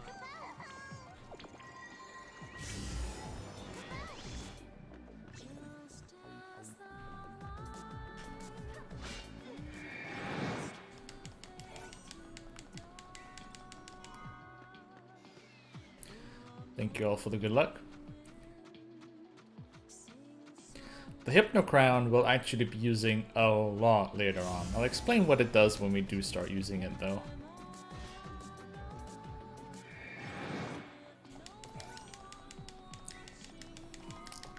We'll now actually start to spend our CP a bit more optimally than I did before. I'm just going to do it and then explain during when the time is right what it is that I'm actually doing here.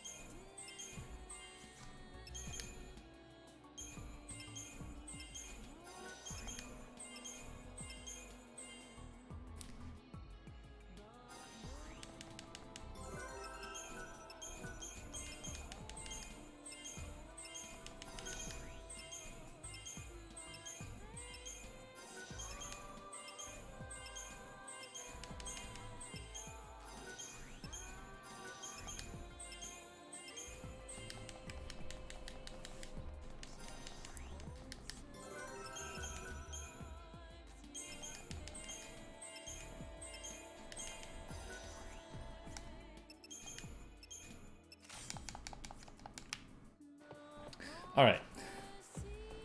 Thanks, guys. So by the by, what I did there was I spent small nodes in Commander and large nodes in Ravager because the large nodes in the Crystarium give you a bonus depending on what you level up on it, and Ravager gives you extra magic, which is what I really want.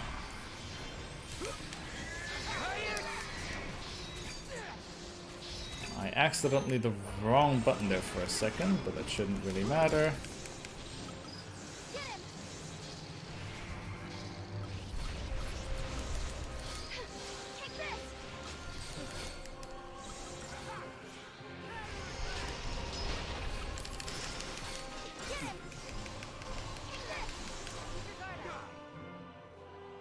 And that's Kaya's done.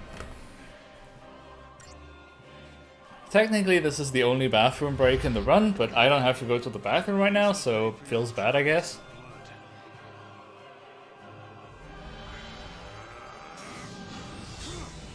That is indeed the first use of Gahongus' Synchro, which will give us a whole bunch of buffs, which is a good time.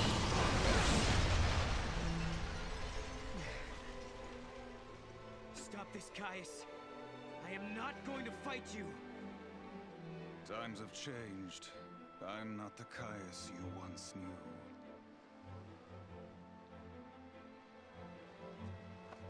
To change history is a sin. It's too late. The timeline has already changed.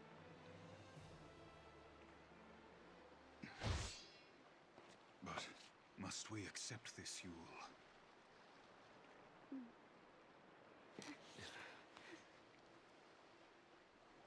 If you change the future, you change the past. You can remold history as your heart desires. Let's go now, before you are made to witness more.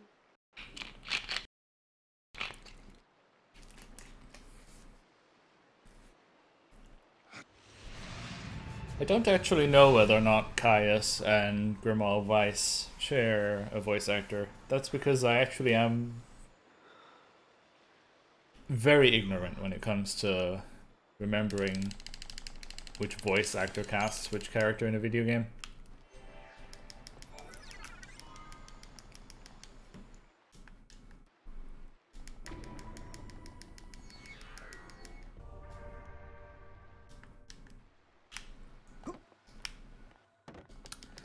So now we asked the mother of all questions what we would get if we sold an artifact.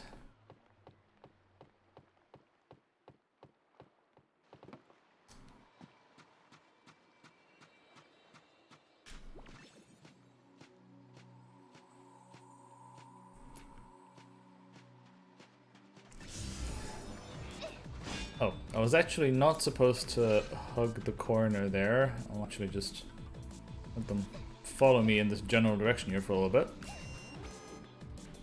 And they stopped following me.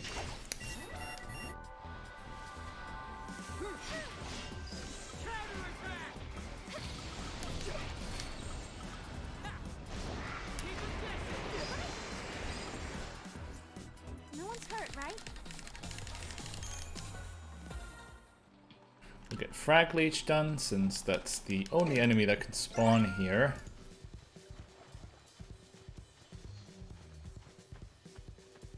And they're relatively weak, so we can defeat them pretty quickly right now, as you saw.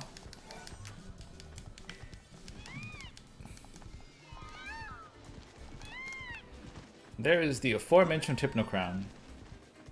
We won't be using it for a while, but we just used Gahongus' Synchro attack, and Synchros take a while to charge.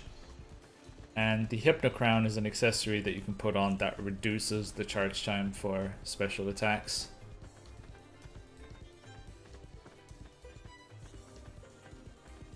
And we'll equip that on Sarah later, and she'll wear it for almost the whole game.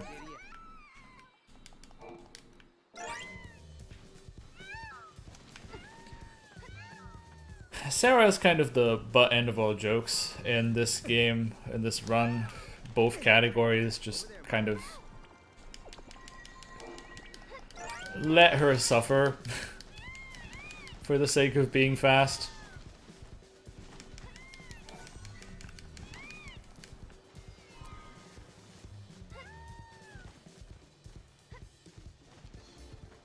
You'll see why in a few hours as well.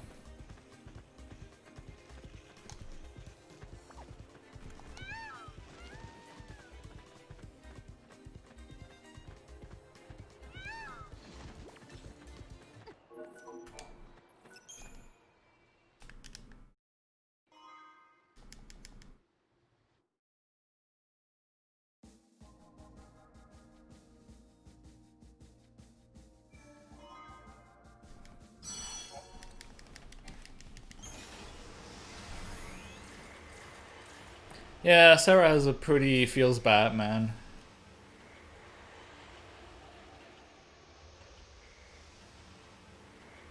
Fate in 13-2. The eclipse is over. Or it never existed in the first place. History here has changed. Paradox didn't happen. Then maybe Hope never had any reason to come here. There's still the Oracle Drive.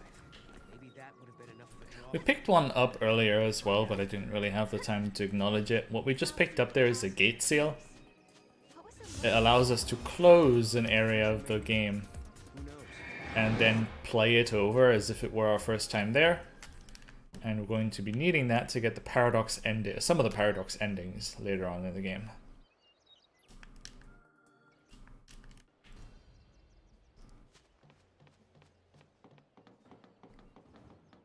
I was afraid of what would happen if no one was here. I guess the ruins were interesting enough. They didn't need the paradox to draw them here. Idiot. Now we have to throw Mog up there because there's a side quest item that we need to pick up. You can't really see it from there, but trust me, it is there. Great.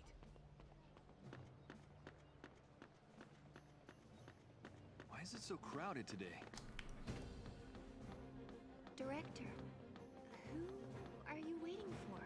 I don't know. But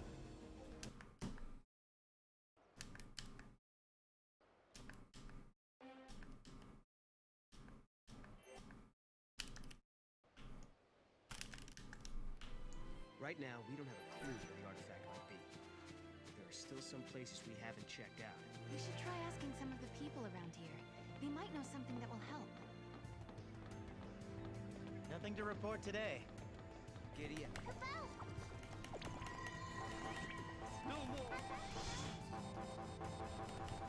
Over there, Mom. Oh, whoops. Get over here.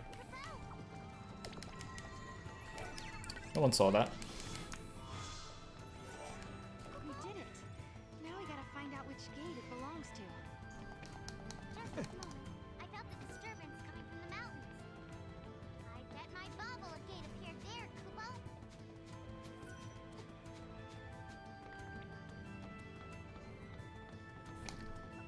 So this is Yasha's 10x AF. The game uses the X denominator to declare this an alternate version of an existing timeline. In here, the eclipse never happened, and one of the researchers in this camp who is a cat lover in 10AF is a dog lover in this version. I wonder how that happened. Actually, let me go back to the camp and talk to a few people before I move on. Not critically important, but since we're already on a chocobo, we may as well go back since that's pretty quick to do.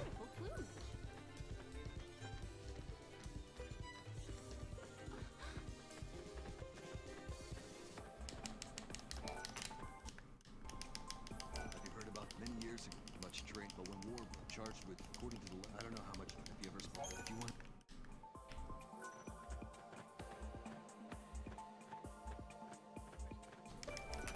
This can't be we thought I would give my Wait. We actually picked up the side quest item a bit earlier ago. I think I actually skipped this dialogue too quickly. Oh no. Okay, it just didn't give me a pop-up for some reason. Thought there was a pop-up there. Okay, so now that we accepted that side quest and handed in the other, we can actually be on our merry way.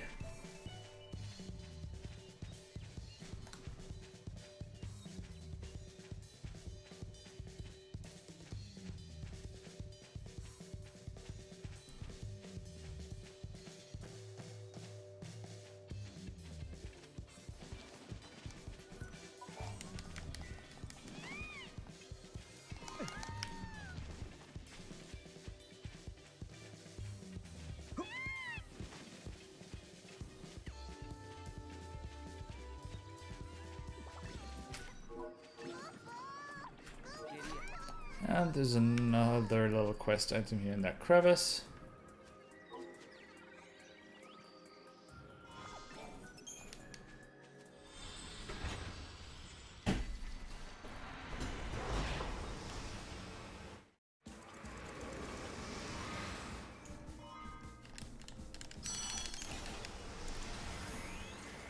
This is a technically optional area, but it is mandatory for the story, so it may as well just be a mandatory area.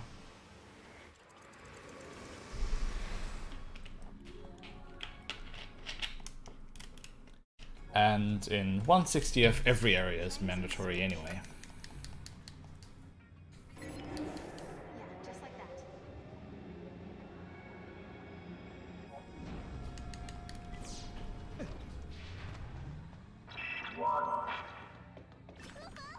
And away.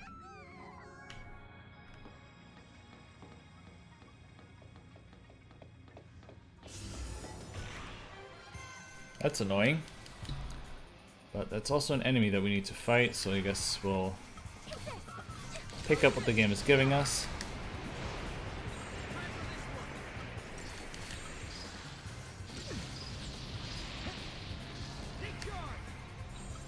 This one's mine.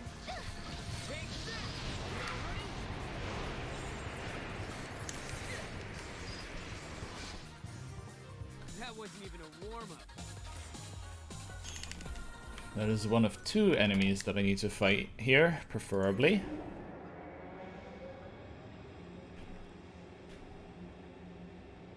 just like that. Now that we start having tier 3 elemental magic as well as faith, our damage output's going up quite significantly. It'll make a huge boost later, but...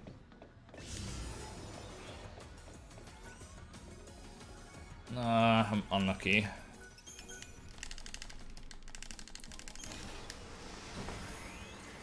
This area is not treating me very nicely in terms of spawns.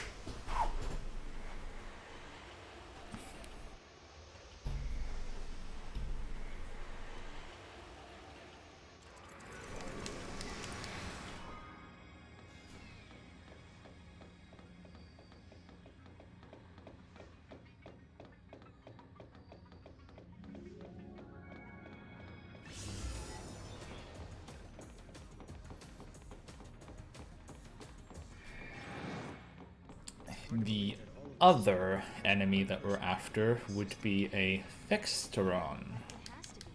Maybe this is a paradox of some sort. I don't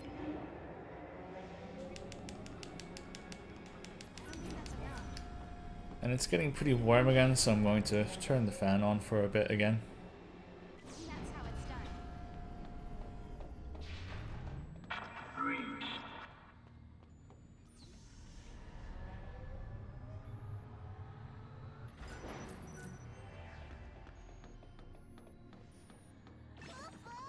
Go.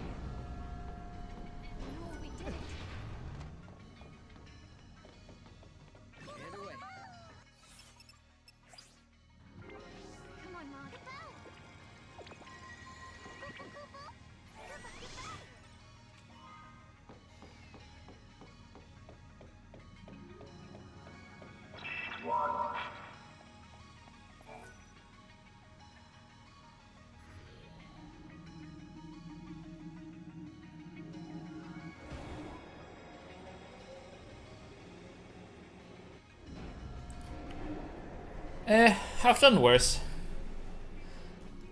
I may or may not, depending on if the Fates will it, run a 28-hour long run for the next really longathon.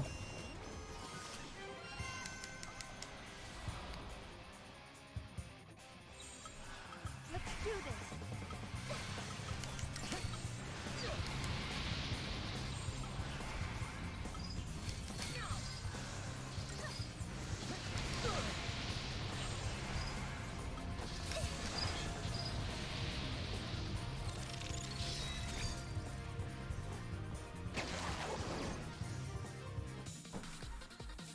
That was unfortunate.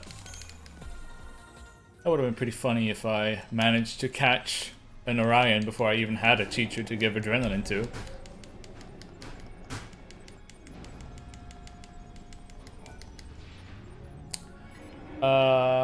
That would be Shin Megami Tensei Digital Devil Saga 1 100%. My current personal best on that is 31 hours, but I have constructed a new route since that should enable me to at least knock it down to 28.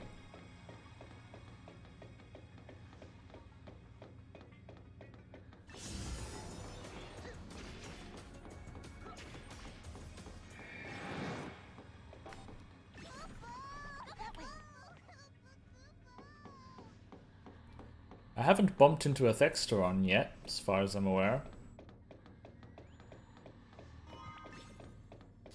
Nice.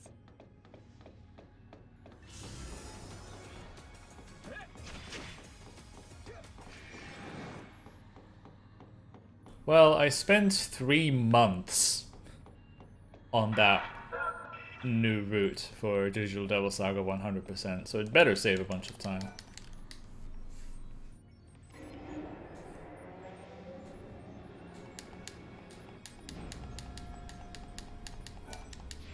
And mind you, when I say 3 months, I mean 3 months almost every day. That was a really long project.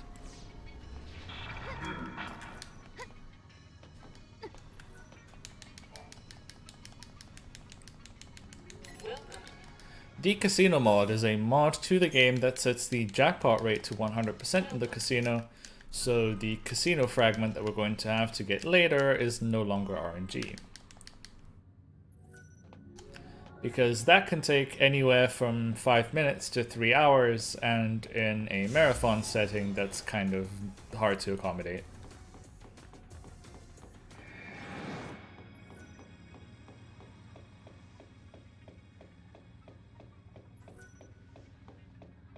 Going to spawn an encounter here before I move on, with hopes that that's going to be the Thexteron that we desire.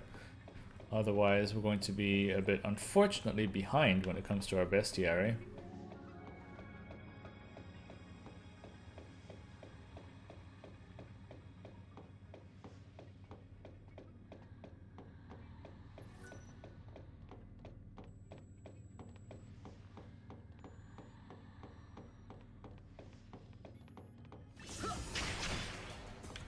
Nope.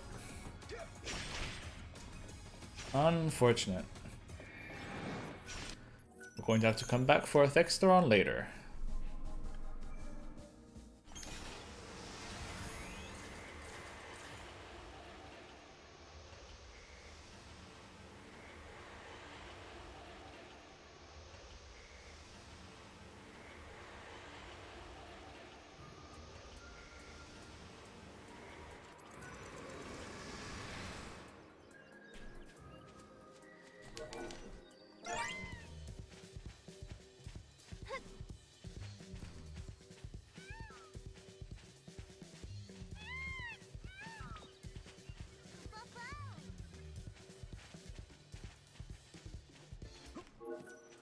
Come on, Mog.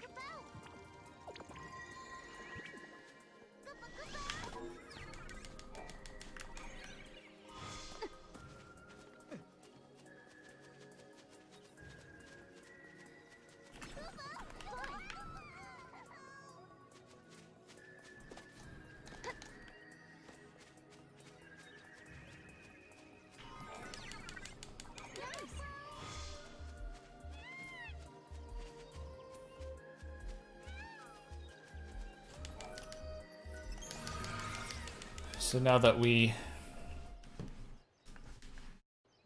got some more side quest items, we can finally unlock the said casino that the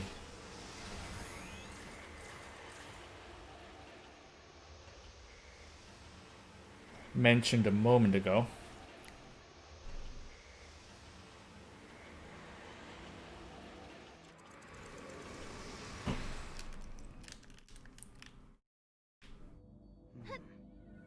Something looks different from the last time we were here.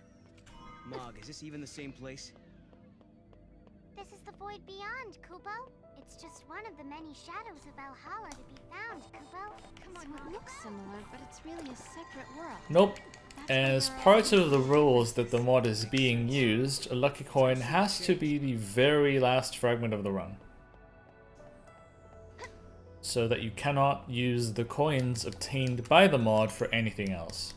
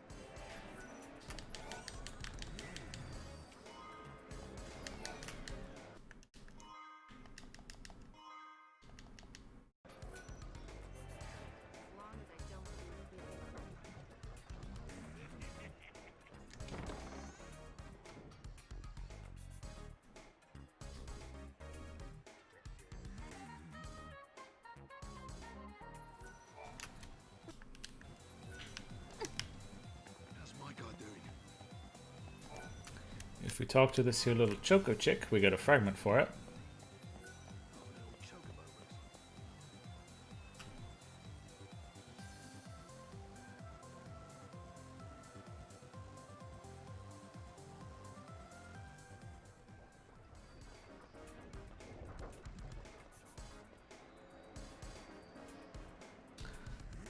And now we'll go in here to obtain what are called fragment skills.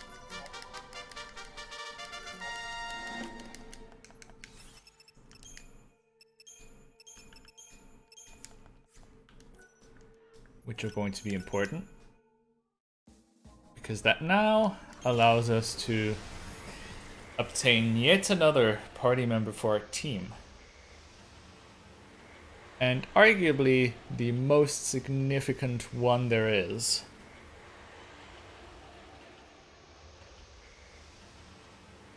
Although we don't want to downplay the other two new party members we'll be getting soon. We get Chichu. Interesting that okay, that didn't work. Flanbanero decided to show up.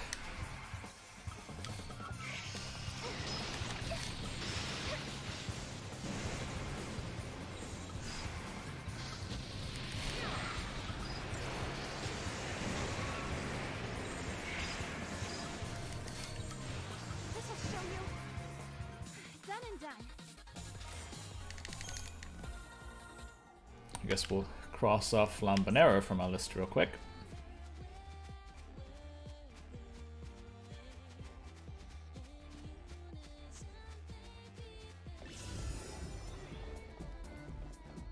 Red Chocobo I'm not strong enough to fight yet, so I'm just going to leave it be and hope it will leave me be.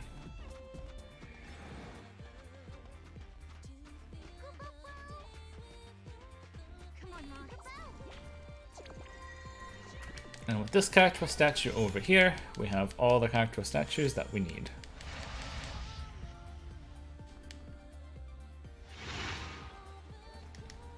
The sheep wandering these plains are so fluffy. They're downright adorable.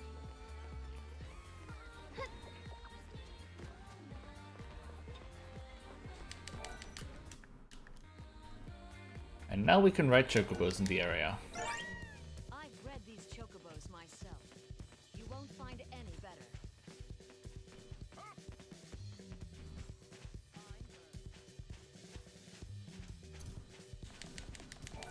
Now to buy a few things here.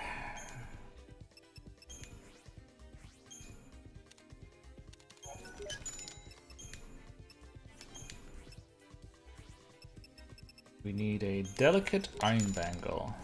That's what we needed the sieve tears for, by the way.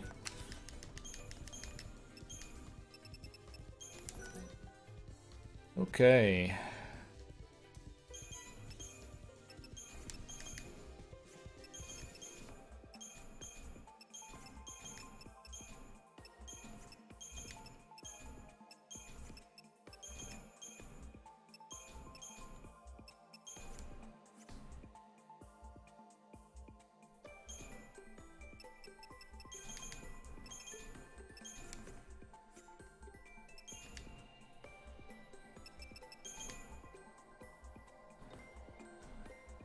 Okay, how does this work? We're going to use power, mana, power,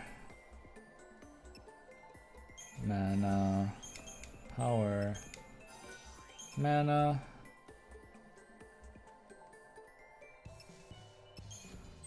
power, power, power, power, power, vitality, power, vitality.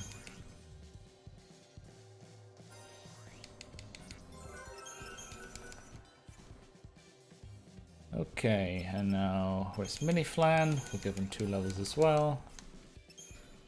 Have Chichu eat some fresh Mini Flan.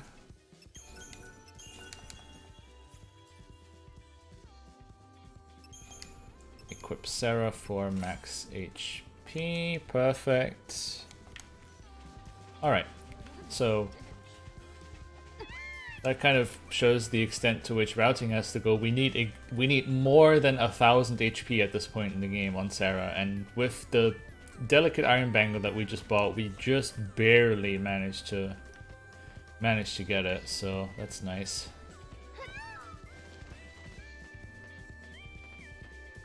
And that is for this little optional enemy here.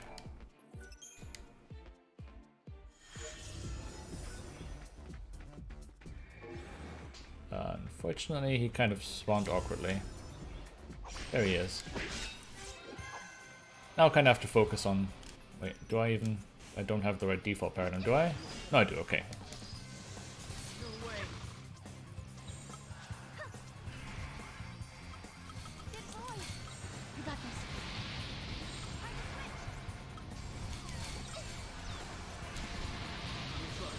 Gigantua, which is supposed to be an enemy that's like kind of way out of our league right now, but we can just barely defeat him if we do the fight just right.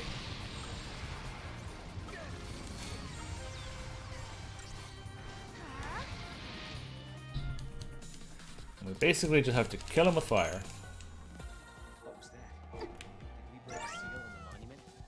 Did we unlock it?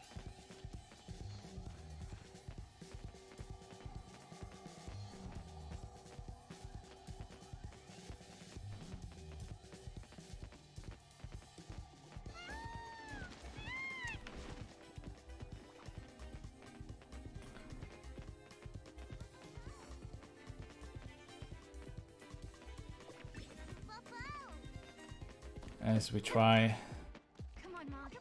to get as much of the map as possible while we go from these cactuar statues to one another. We essentially get to repeat the process 3 times.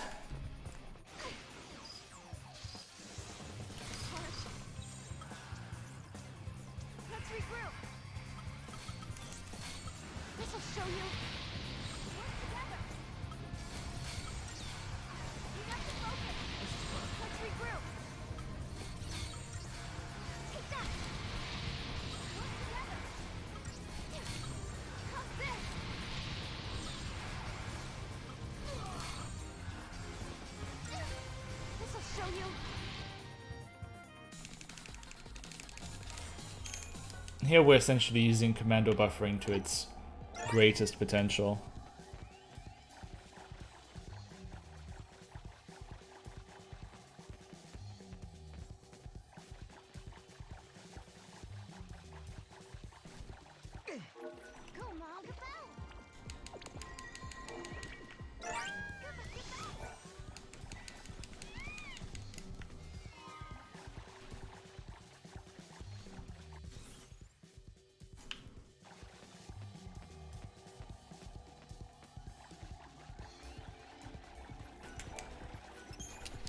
So far, so good.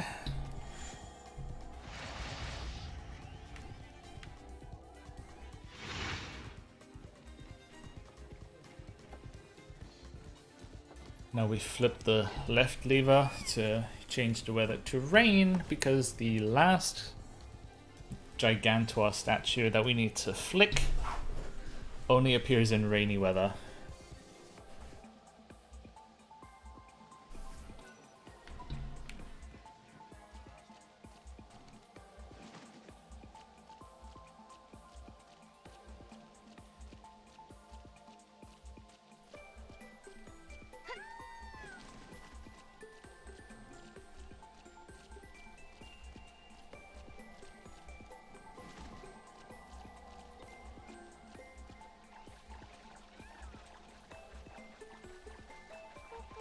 And it's right over here. Come on, Mom.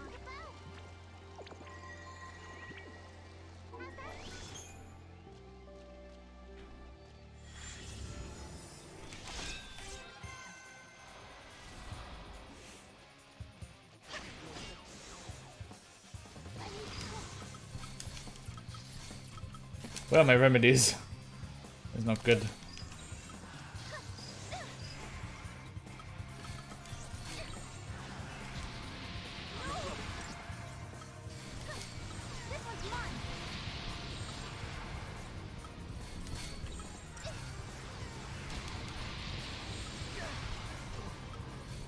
And now we just kind of have to hope for good fortune that he will attack Chichu and not Sarah, otherwise we are done for. Nope, unfortunately he attacked Sarah again.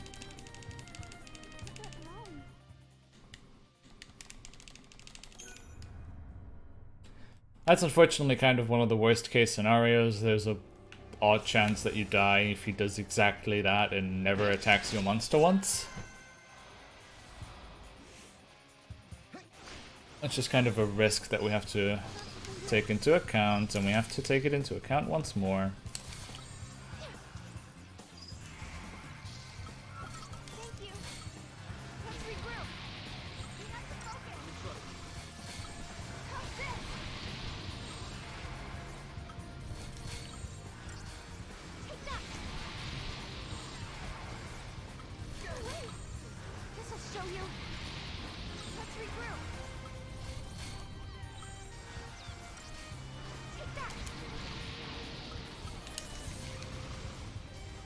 Alright, this time he decided to at least attack our monster once, otherwise he would have died there again. Alright, now we have to just complete the map real quick, which, thanks to having access to chocobos, is not going to take that long.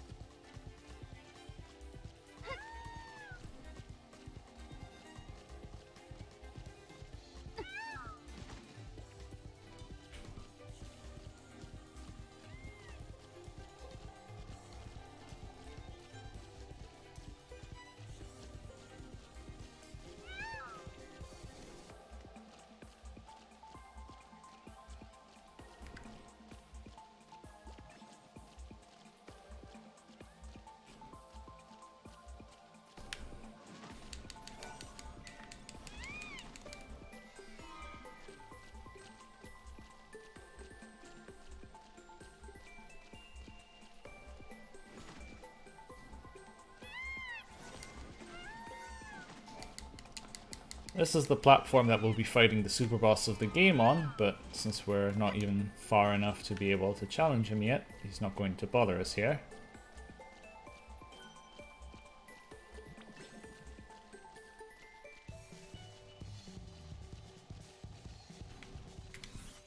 And with that, we have 100% map explored.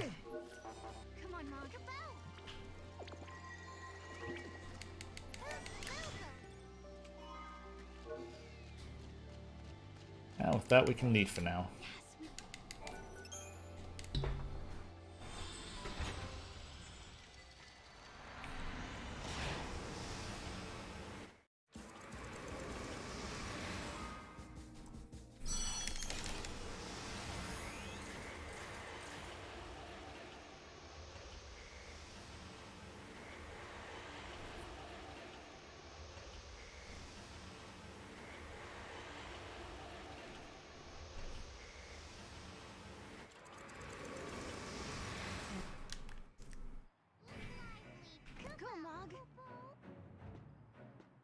Unfortunately, Mog's too far away, he doesn't know his Mog Hunt. You stay here. Would you? Tell them to read. Here's a map.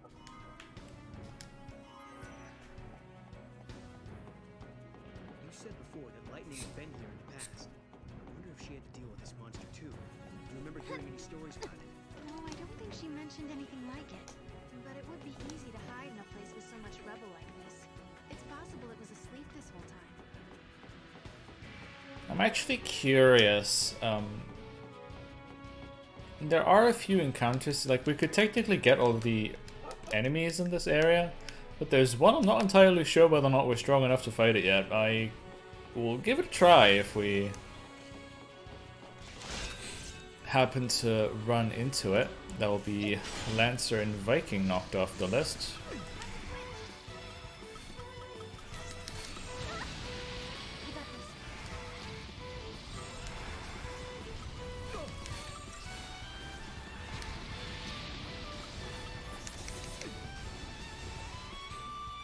That reminds me that I should probably reset up the paradigms that I forgot to do earlier.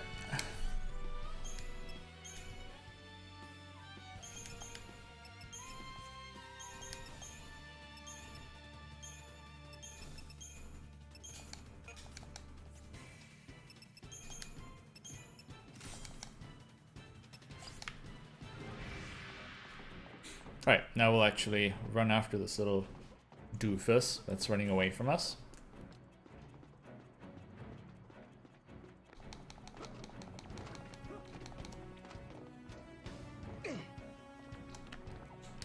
And dead end. Boo. I like how he's still trying to run into that puddle.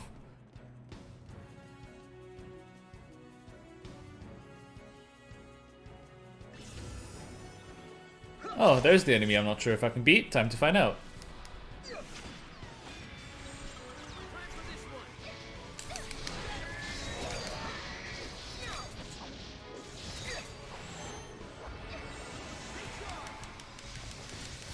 I'm going to throw up a bunch of buffs because I want to peruse of conditional modifiers to help me.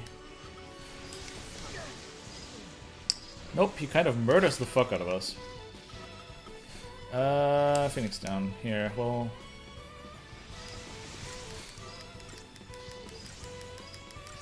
we'll give it a valiant effort.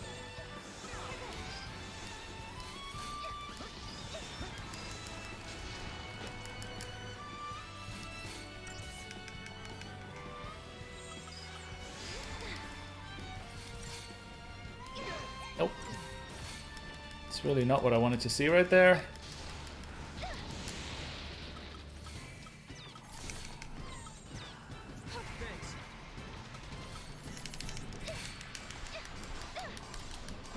I think if we just stun lock it from here on, we should be good. Okay, we killed it. Not entirely sure if that was worth, but if we do complete the bestiary before we leave, it'll be worth, I think.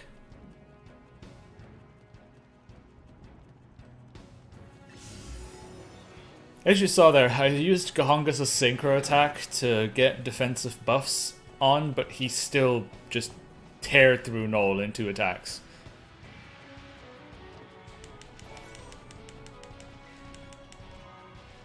Kind of goes to show that we're not really supposed to be messing with him right now.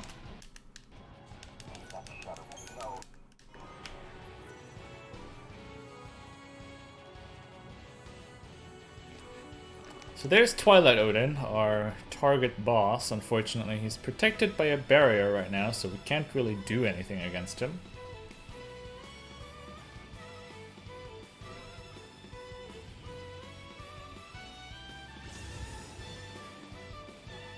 That's another Garuda, and I've already had enough from the one Garuda we just fought. Don't really want to go for seconds on that one.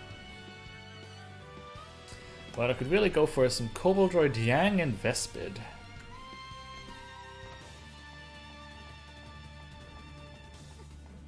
They have a fable for spawning in here, so I'll try and see if I can make a spawn happen in here.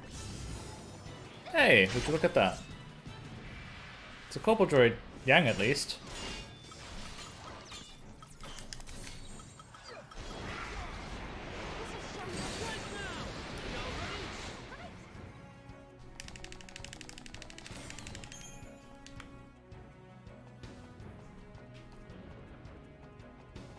So when we come back later, all that we have to get is a Vespid, and then we're done with the bestiary for the zone.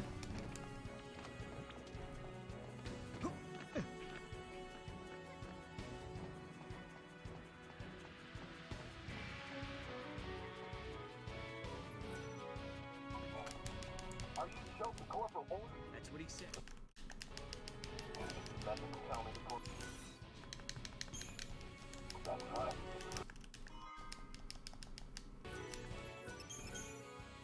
And that'll be it from here for now. And let's actually continue with the main story.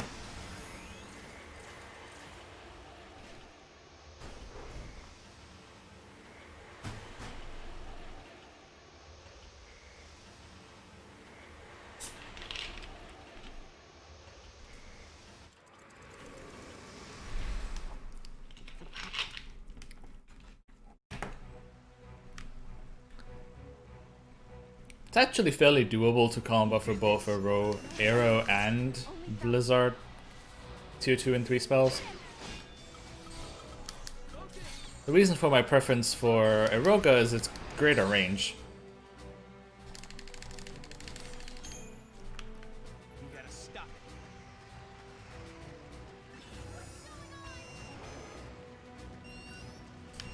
It's unfortunate that we got another encounter there.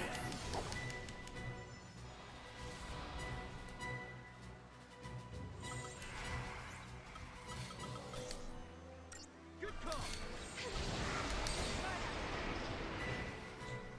The goddess must like us.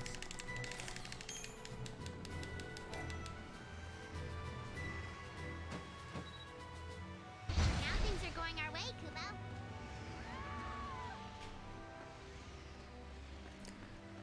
And even in this area, which is a bit annoying to navigate because we'll be getting encounters constantly, we have to grab a few convenient map locations. Not many, mind you. Who's closing things off? We'll have an opportunity to complete this map a bit more in detail at a later point.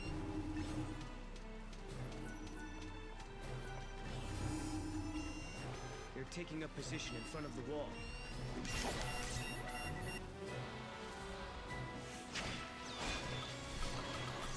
You did it! Here! Let's not escape!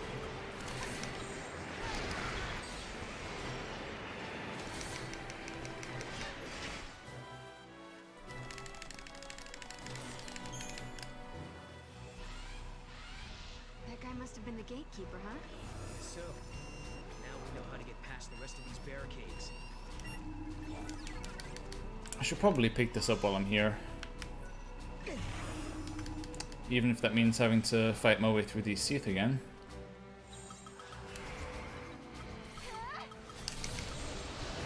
Keep your guard up. Thought it'd be harder.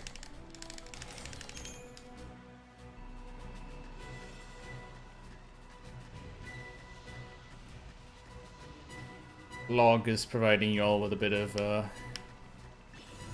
primer of knowledge in chat. Thank you for that.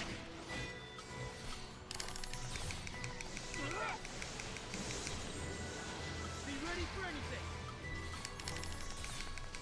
Get him!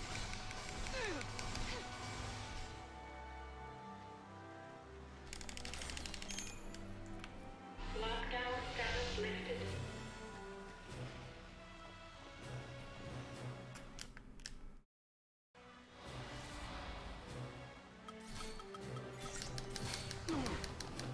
Try this!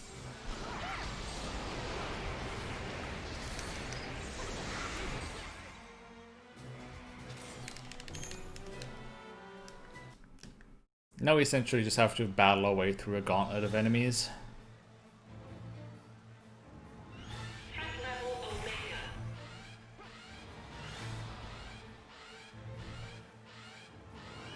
Let's not escape!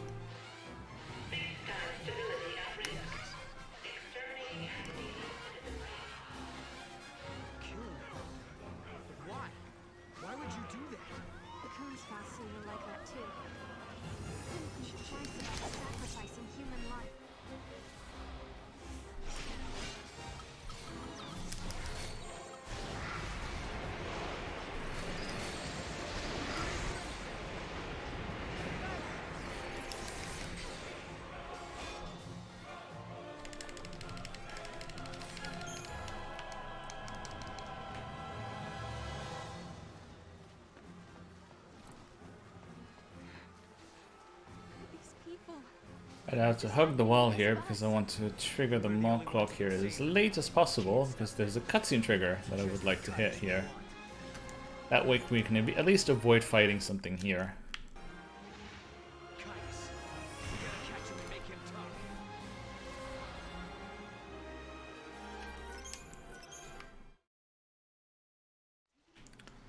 That was a rather unfortunate spawn.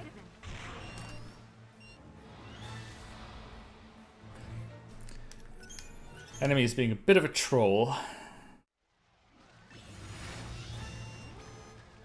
But with a couple retries we can sneak our way past here and then we're kind of past the worst of it.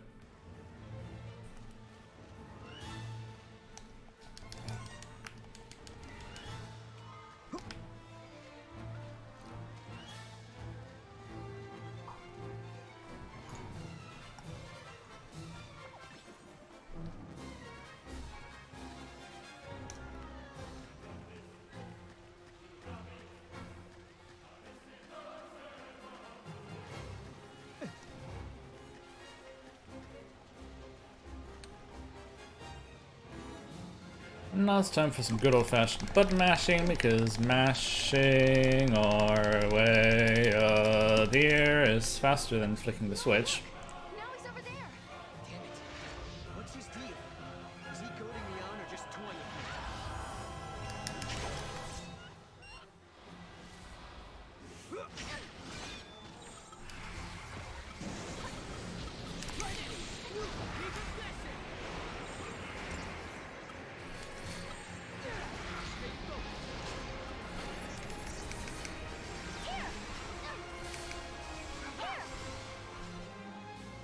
We don't go down easy.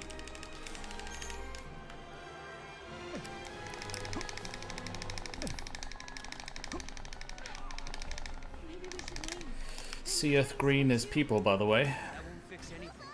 The city will still be doomed. If you want to change the future. Now we'll cheekily throw Mog at a little chest there and hope that doesn't come by us, which it will. Thanks a lot, person. Could you not have died somewhere more advantageous, please?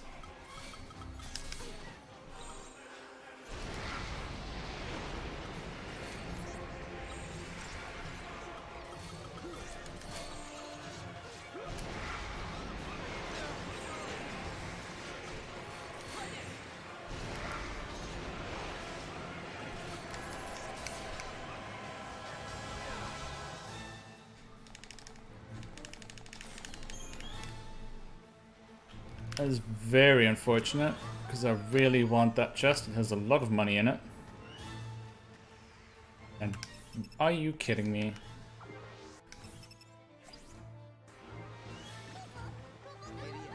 Mog just perfectly bounced over it.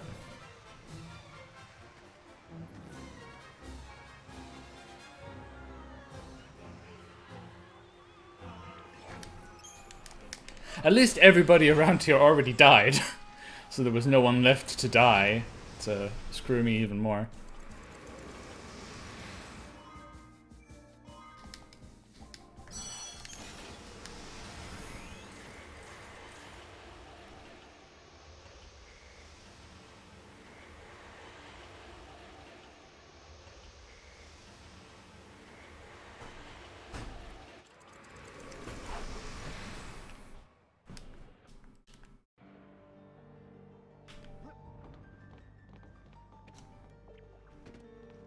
Alright, on to the next little sidey questy area.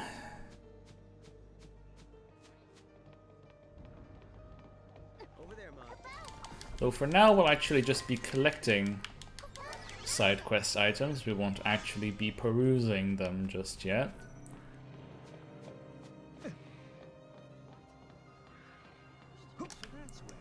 Impressive.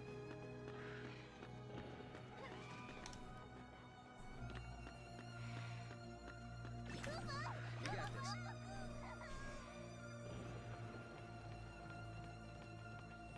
What the? Here he comes.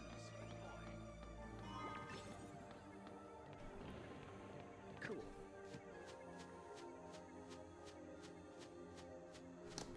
Giddy up. The story of this area is that there's a curse going around that's pulling people into these little paradox red orbs. They turn into tomatoes, apparently. F. And now we're trying to unburden their souls so they can untomato. Over there, Mom.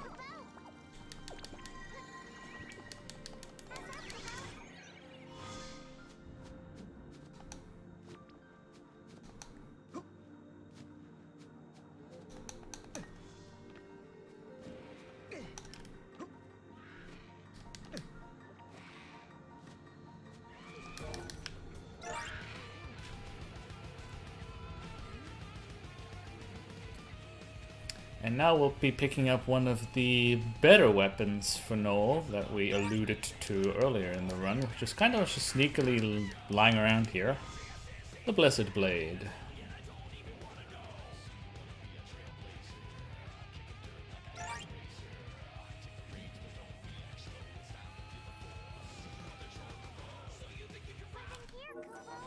Now I'm going to use the fact that chocobos love running away from you to more or less park this chocobo right here, because he can't actually move past this point. Because we're going to want to make use of his services later.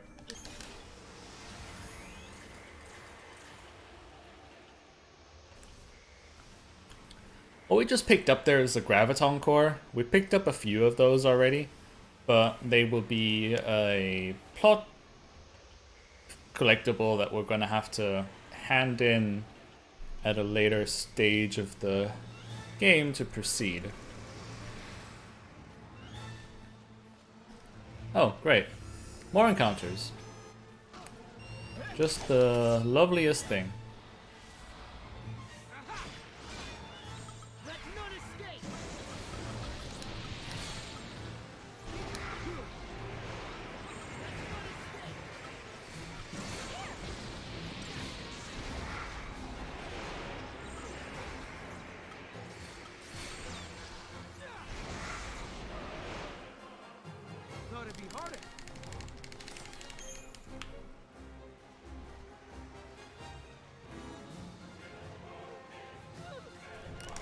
And the woman is dying there, so another encounter, which means even more mashing, since you actually get less height while you're in comp. While the mock clock's out, feels bad.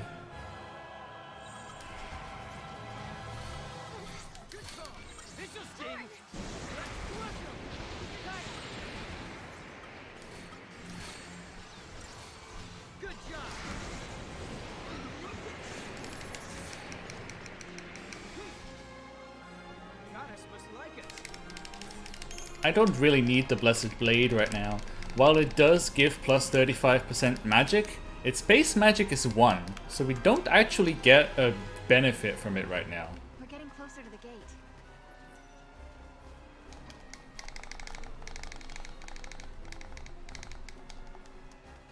Taking a little detour here because there's yet another Graviton core.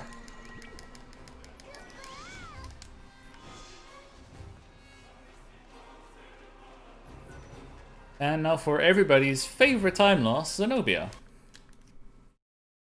The way that you deal with Zenobia in this category is pretty fun.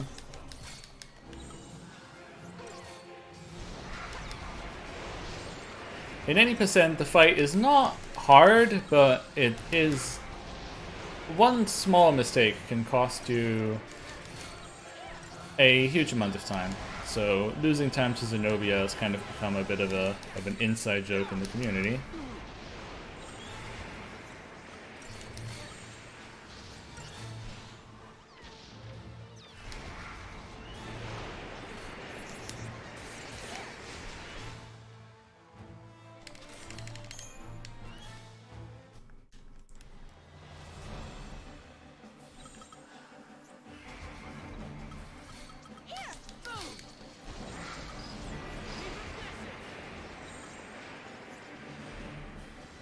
Hongus, care to do anything?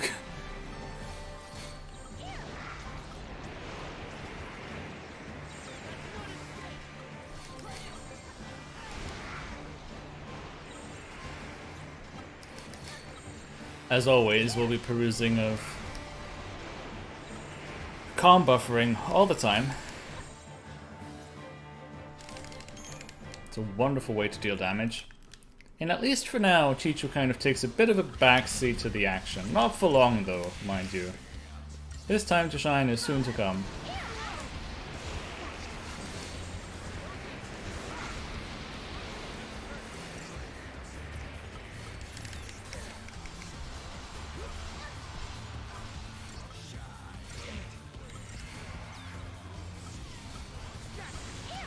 That's the wrong enemy.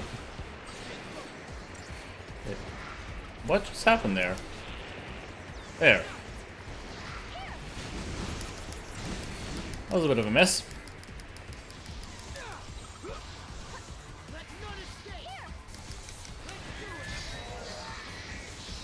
Alright, so we'll sync her up so we get all our buffs again. Let Sarah do some of that delicious debuffing. And now we'll essentially just bring that chain gauge up with it.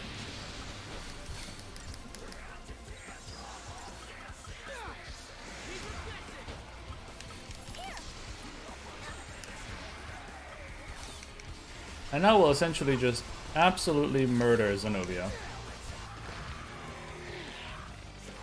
That was a mess of an execution, but with the stagger gauge at over 800%, it's pretty easy to just melt through Zenobia's HP.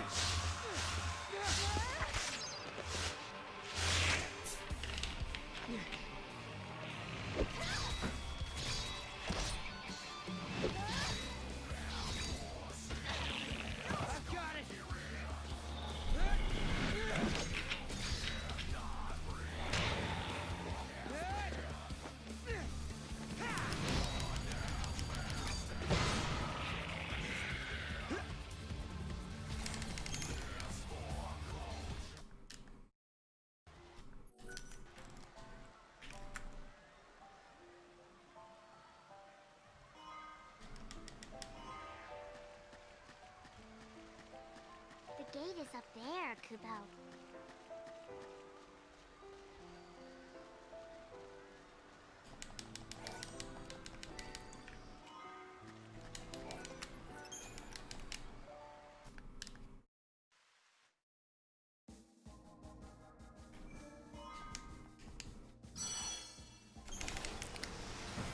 Alright, now for the area that's a piece of work to get to get through, to say the least. Augusta Tower.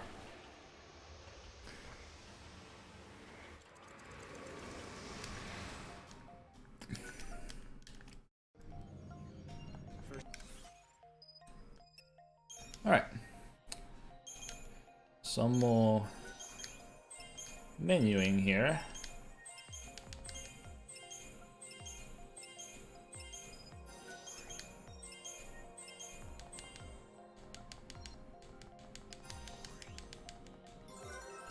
And we'll unlock the Synergist role for Null, which we will almost never actually use, but we'll get to level 99 because we can.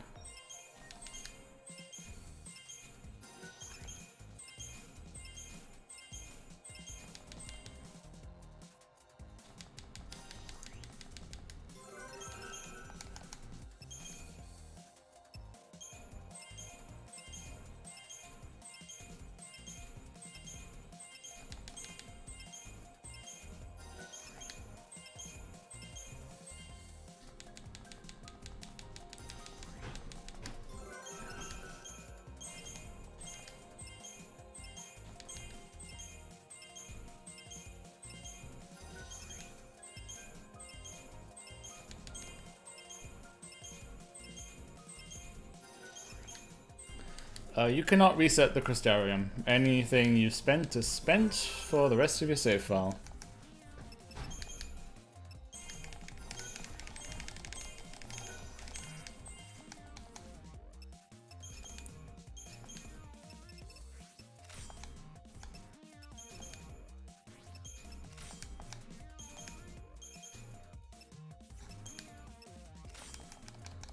And now we'll actually equip the Blessed Blade, because we actually derive a benefit now that we have even more Magician's Marks equipped. Let me guess. We just got luck.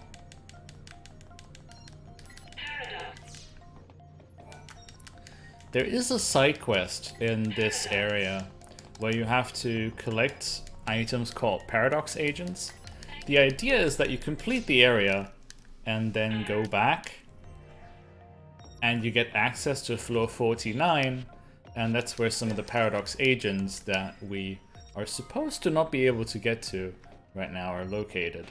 But it just so happens that you can actually throw Mog from this floor down into the 49th floor in very specific ways and get the Paradox Agents that way.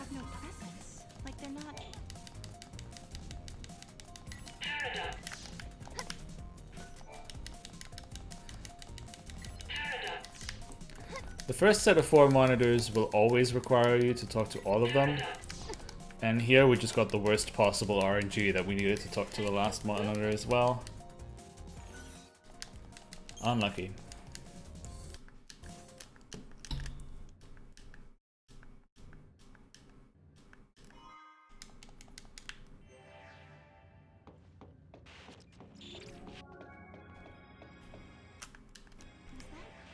That was Caius, right? So he is here. But is he the real Caius? We have to be careful. This could be a trap. Okay, so setup number 1 I think is right here. Let's go something like that. No, more over here. Now. Alright, first try. Wonderful. There must be some way we can get across this. If Caius did it, so can we. Why don't we just try the switch?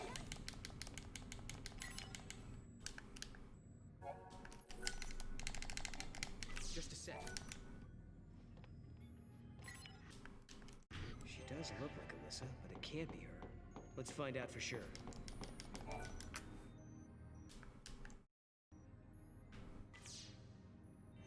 Are all the people who work here the same? Yes.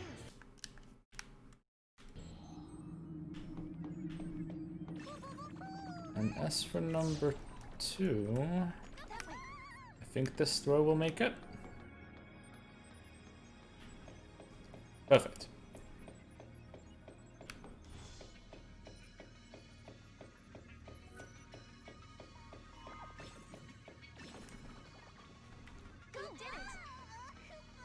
And that way you can get all the Paradox Agents on your first visit. Awesome.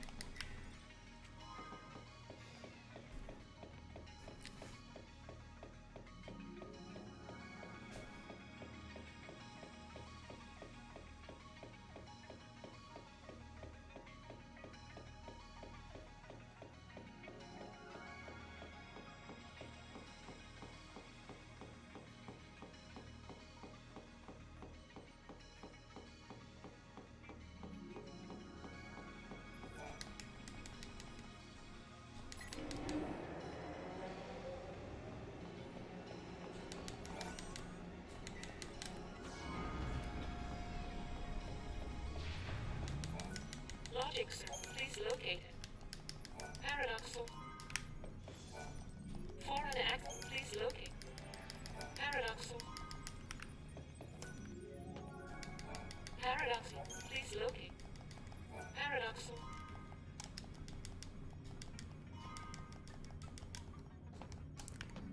And for doing all the side quests, we get the access key 13, which we'll use later.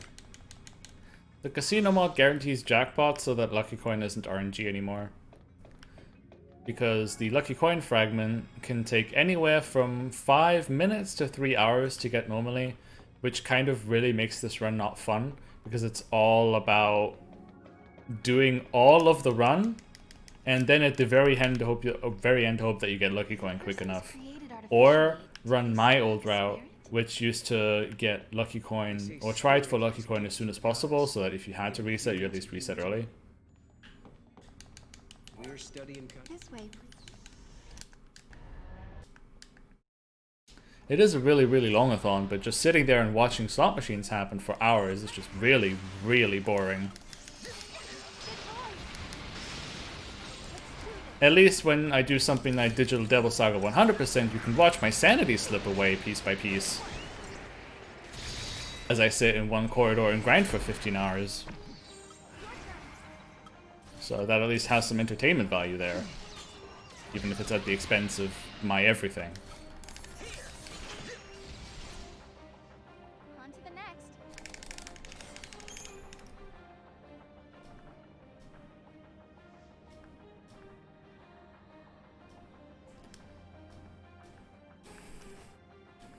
So now the holographic Alyssa betrayed us, which is something that she does very accurately to her real-life counterpart. Spoilers.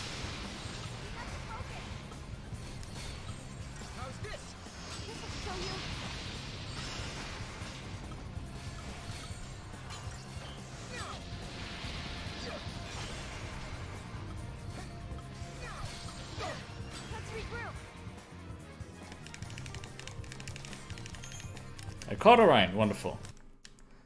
That is great news.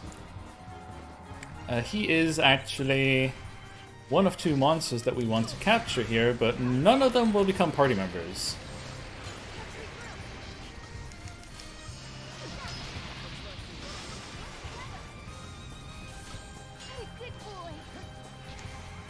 They are merely tools to be consumed.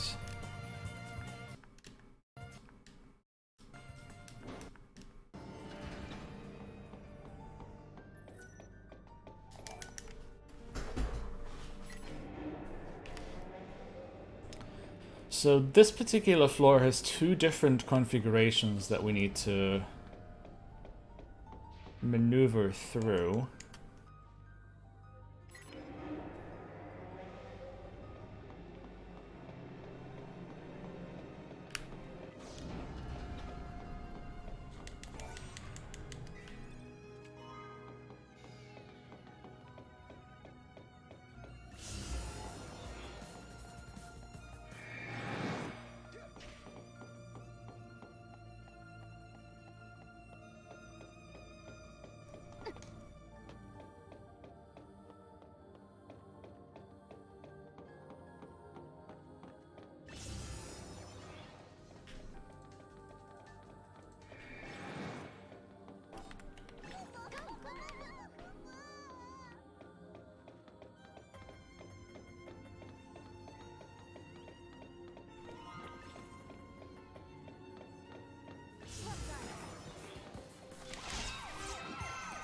There is a Luminous Puma and a Flanitor.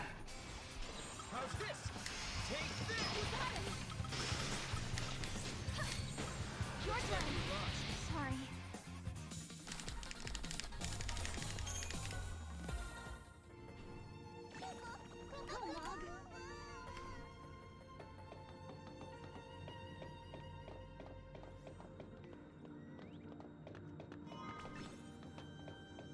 Oh boy.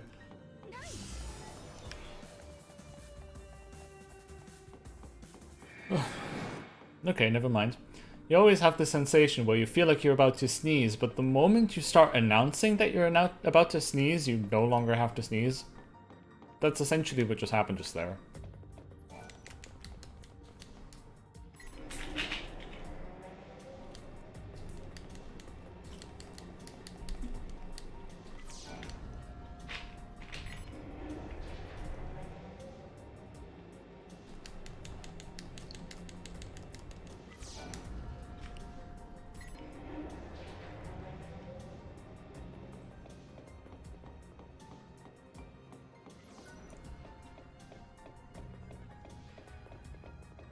And now we can travel along configuration 2 and complete the map for this floor.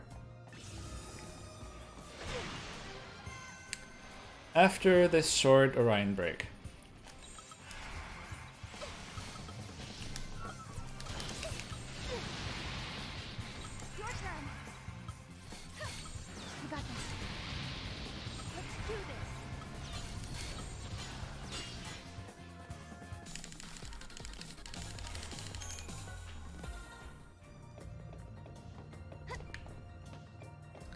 I technically could already infuse adrenaline into Tichu, but there's another monster that we have to catch, and Sarah does a huge portion of our damage right now, so it isn't really necessary to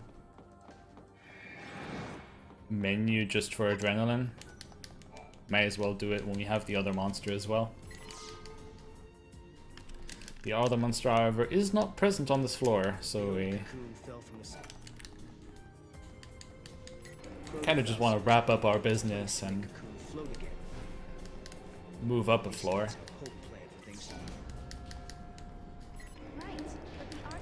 And while I'm just backtracking, I'm going to mute myself again so I can enjoy a bit of a breeze.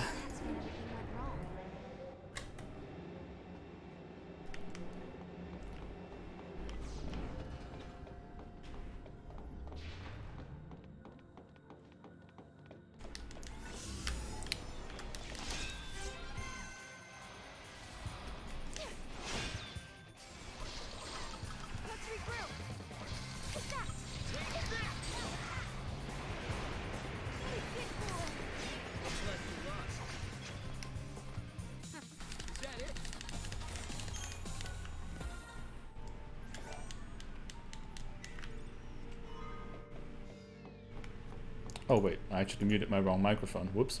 Sorry about that.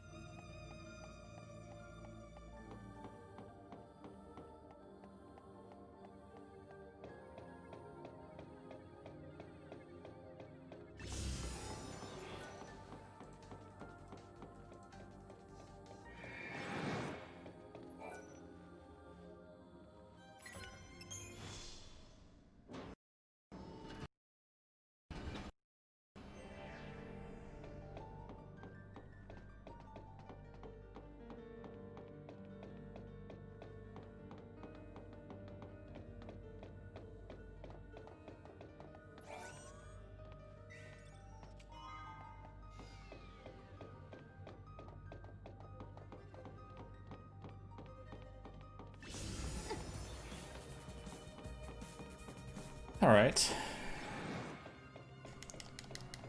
So now we're actually in an area where the other encounter that I really want can show up.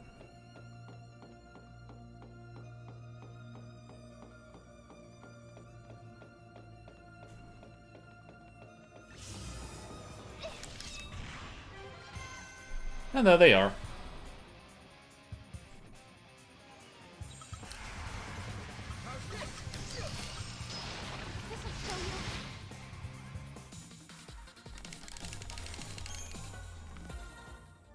And there they went.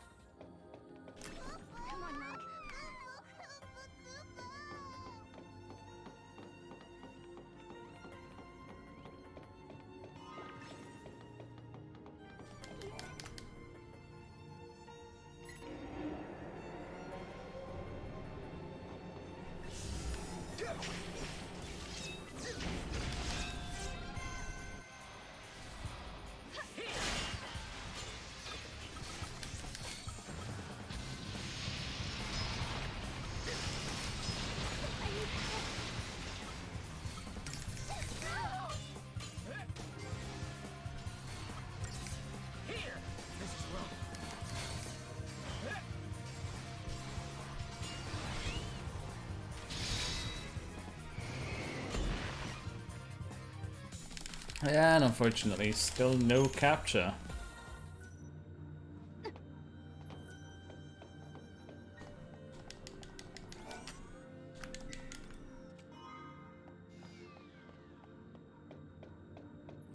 I really do need one though, so hopefully we'll get better luck soon.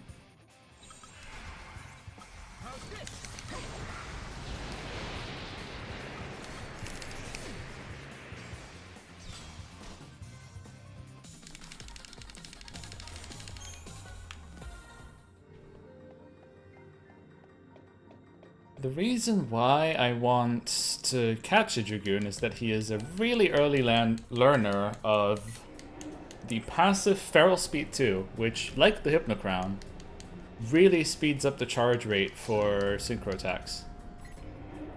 And we will be using synchro moves a lot in the endgame.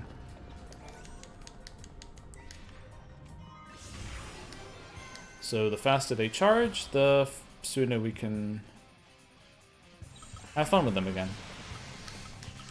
Thank you. Let's regroup. Did it.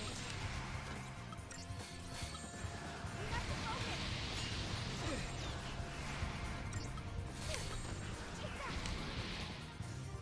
that. No one's hurt, right? For Dragon, I think the catch rate is 15%. It's either 15 or 10. It's one of the two.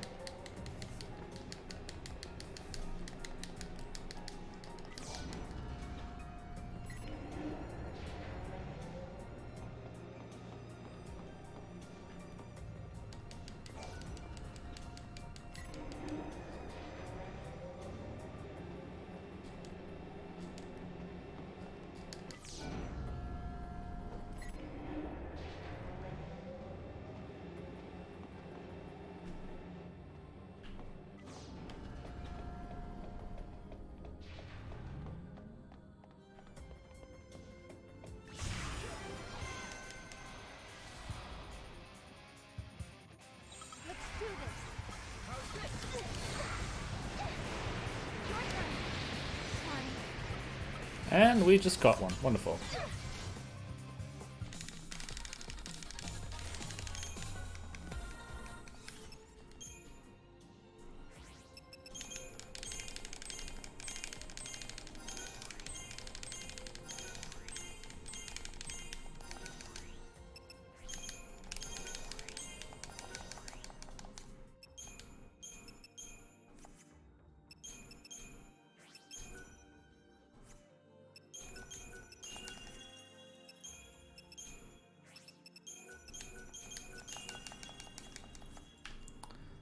Alright, now we're done with catching monsters for this area.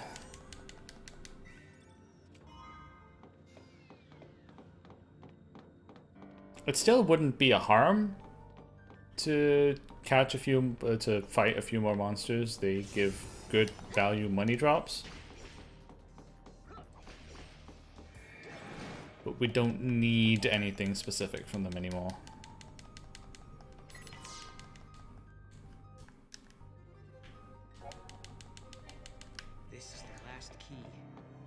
Up, the very top floor. And that's where Caius is waiting for us. Someone who looks and acts a lot like Caius, at least. I might be up there with him, Kubo. You might be right. Why would the Cirrus come here? Well done.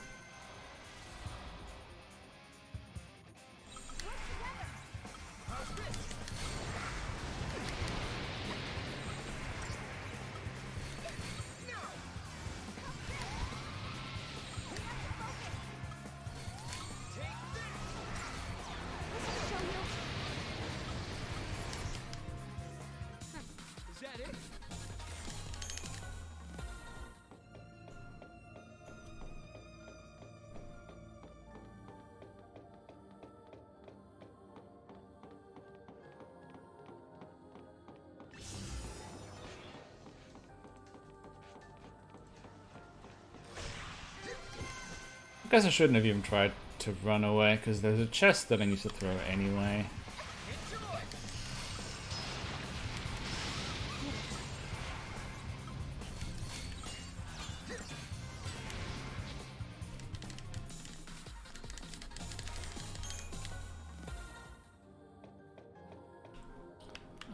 There's the chest.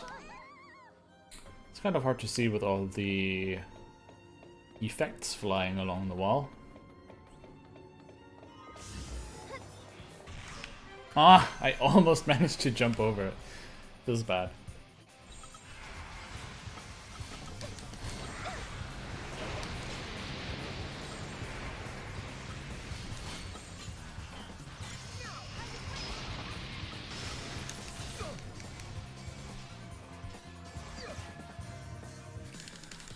Interesting.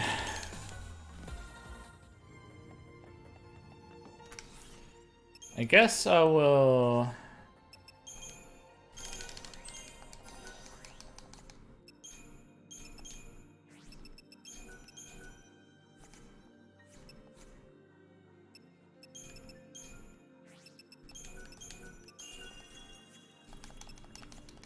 I guess I'll give Feral Speed 2 to Nexton as well and pass that on to Cloudburst. That could be interesting.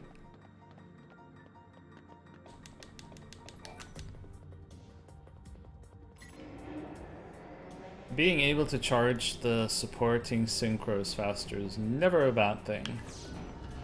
And it's not like leveling up Dragoon really costs a lot. Ah.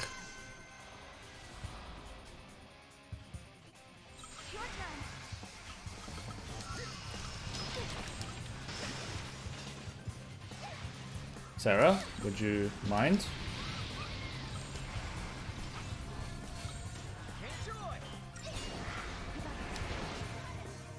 Good work, everyone.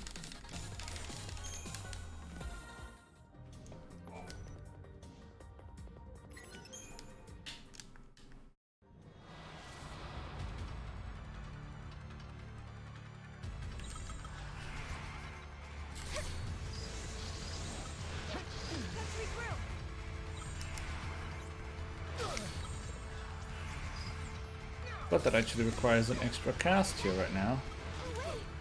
Where are my arrows? No! Okay. that was almost kind of bad. Not really, it wouldn't have really mattered all that much, but... Behemoths, if they start standing up, if they manage to complete their animation, will heal themselves to full and will get a little bit more annoying. He would have died soon thereafter anyway, but not having to deplete his HP bar again is nice. If what Alyssa was telling us is true, Yule and Caius should be up here as well. On to Proto-Falsi Adam. We'll actually have to get one of the very missable bestiary entries here as well.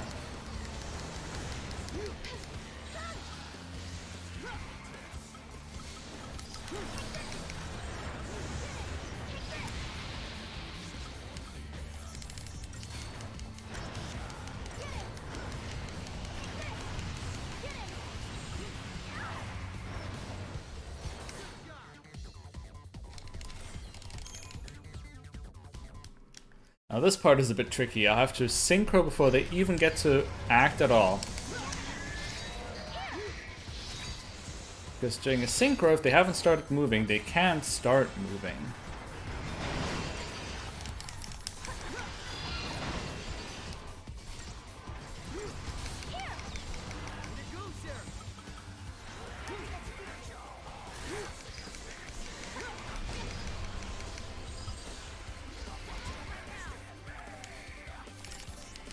And now I left D-Protect up on, or Brev rather, I made sure that Adam still has Bravery on him.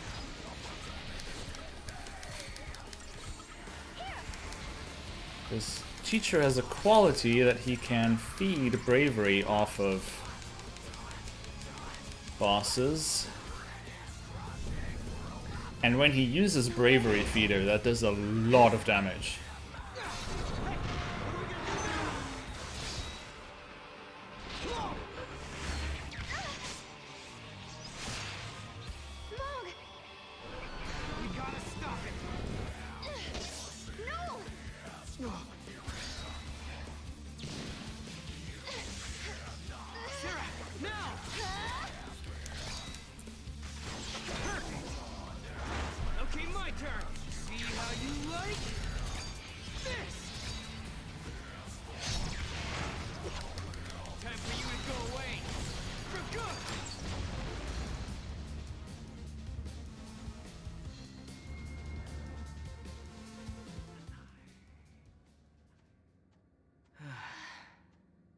Thanks to Mog, huh?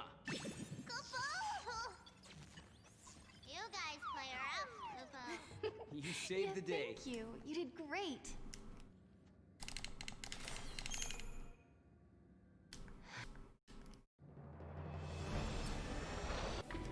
Right, instead of doing the right thing, we will throw Mog. It must have a core it regenerates from. We can attack that directly. Look! You gotta help us. Search the Fal'Cie for its weak point. You can do it!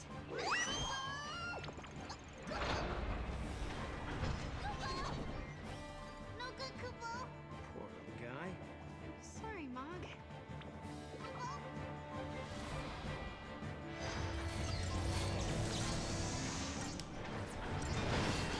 As always, Mog is not the answer.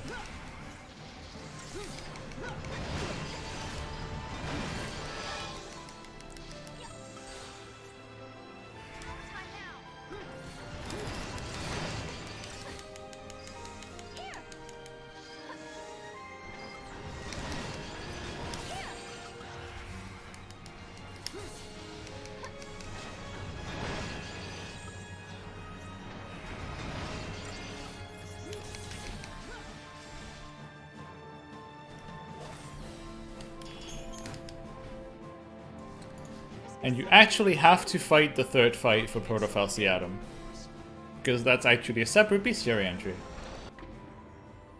Now we'll do the right thing, just to yell at Hope, tell him he's a doofus, and that'll reach him in the past and make him not make the Proto-Falci. Boom, problem solved.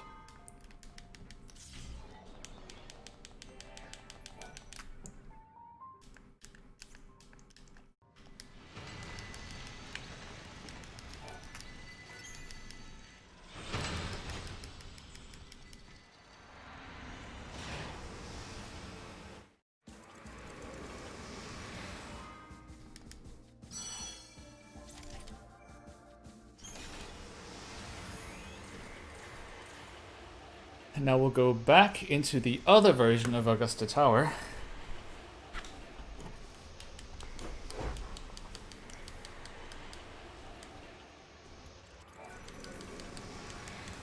Because now we have the access key 13.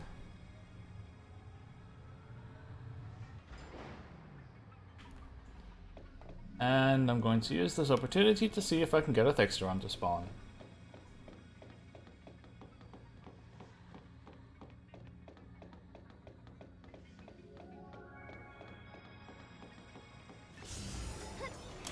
That'll be a nope.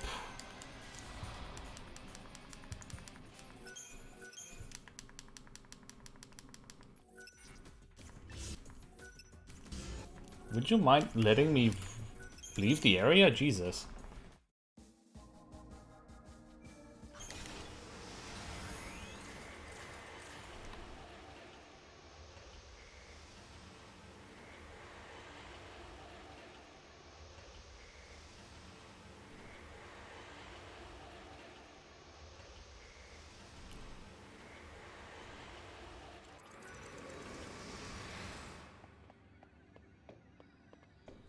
It has more depth than just time travel shenanigans. Caius and Yul's backstory is pretty interesting, but the game doesn't do a good job of explaining it, so you kind of have to read datalog entries and kind of know a bit other stuff about the Fabula Nova Crystallis mythos to really puzzle everything together.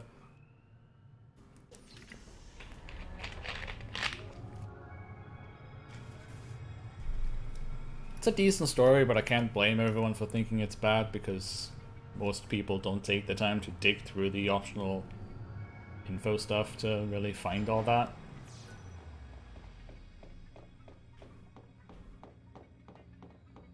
I did not fight a Thixteron, but I will come back later when I have Encounter Glitch active.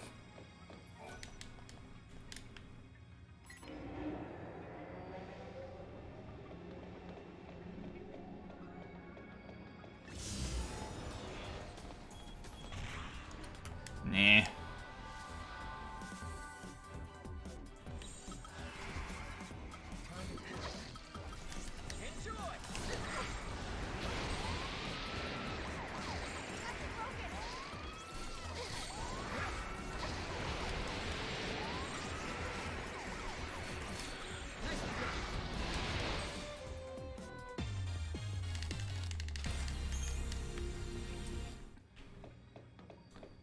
We are also in search of another encounter here. We need a Thermodon to be precise, but...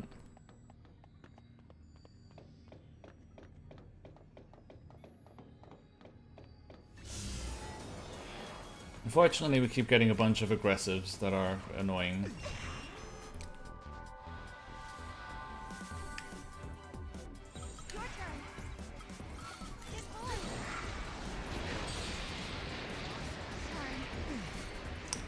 And the input lag on the menu whenever you stagger is kind of a bit silly, so that's making paradigm shifts right after staggering a bunch of stuff a bit annoying. Okay, enough aggressives. Please give me a Thermodon.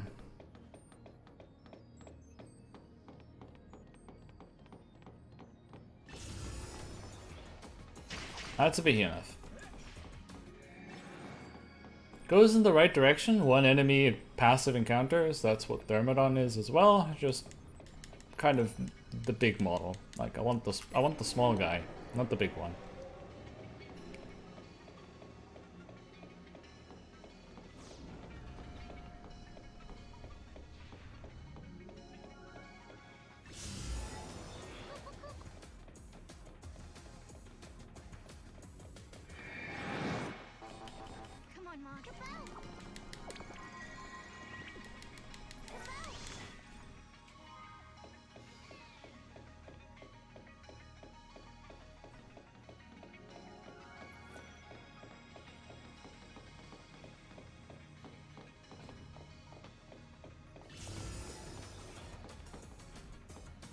There we go. That's a Thermodon. We take those.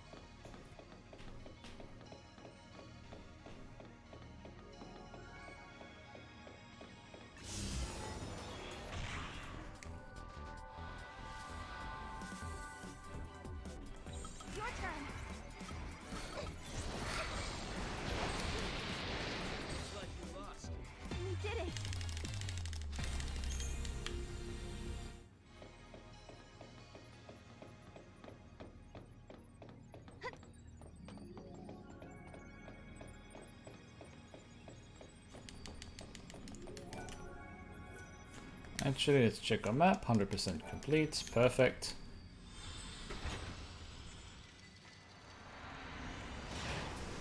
And now for the segment that everybody's been not waiting for.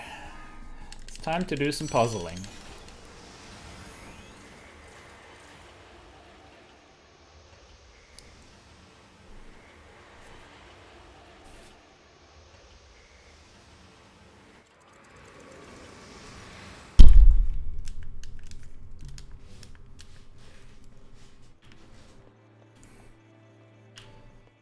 The versions of Urba that aren't 200 have essentially been made into puzzle hubs, so all there is to do here is solve a bunch of puzzles.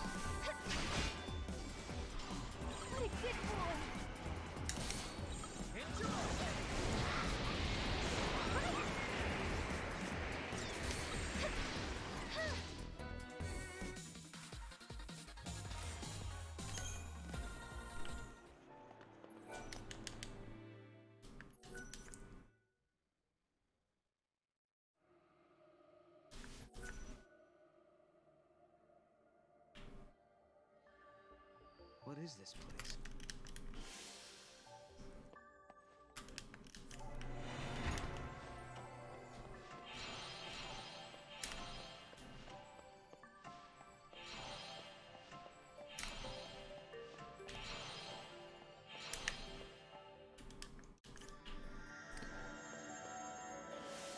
There are a few encounters that we can find here and that we really want to find. Unfortunately, they are exceedingly rare.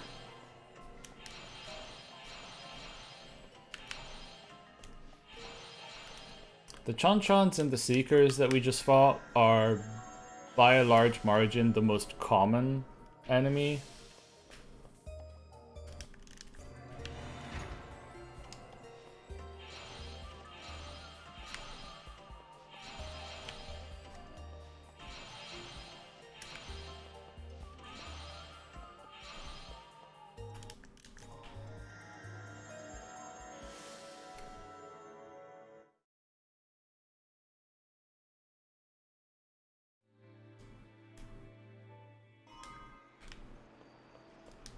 See, Kupo? I knew you had it in you, Kupo.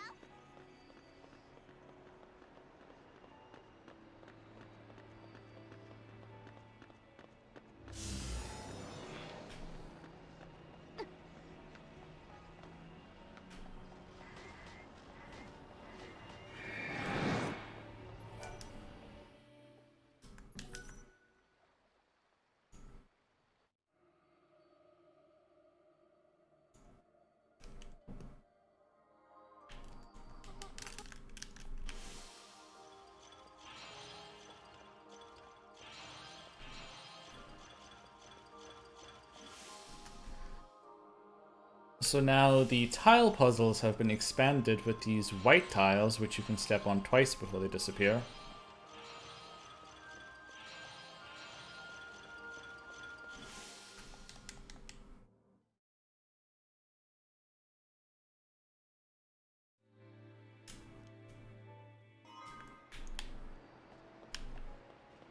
We did it, Kupo! We solved the paradox. On to the next labyrinth, Kupo! Come on, Mom. Kupo! Kupo!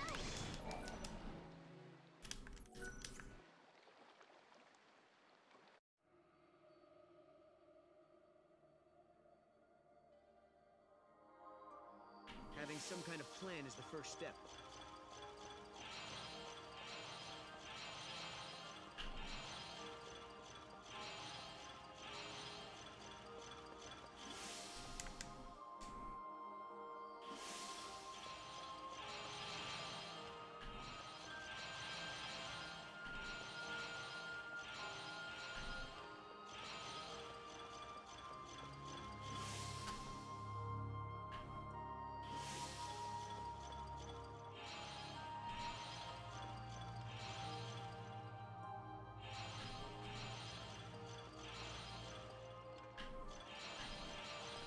The other quality that the white tiles have is if you step on red tiles, they will actually fall under you after a while, so you have to make sure to keep moving. White tiles you can actually rest on, which is also pretty neat. The world is the way it was before, Kupo. Okay, unfortunately there's no way to know, really, if these have a brush and base in it, so they do not, so they're not relevant to us. These enemy groups consist mostly of Bloodfang base, but they can very rarely also have a Brescian base in them. And Come on, Mom. since even the Brescian base encounters will have Bloodfangs in them, there's no reason to just fight Bloodfangs on their own.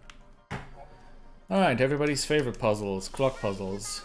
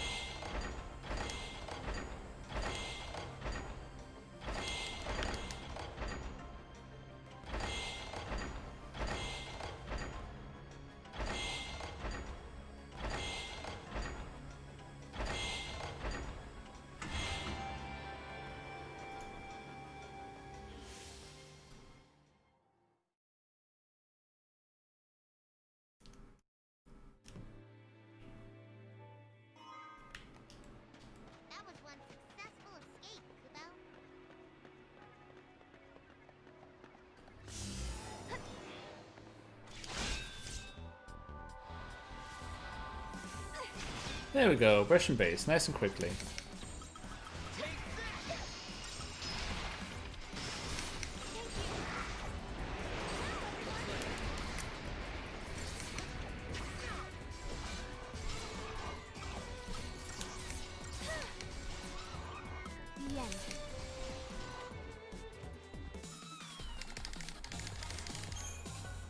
Serverless are like, well, was like a thing of 5 years ago.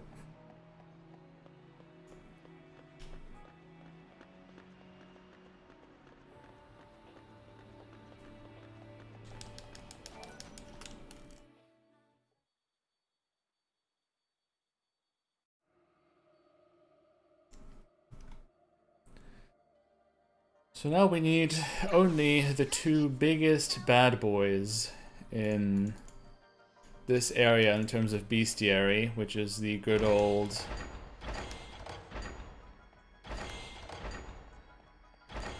white chocobo and pink lilies. Though pink lilies are actually not that rare of an enemy, but white chocobo has really been my personal nemesis for a really long time.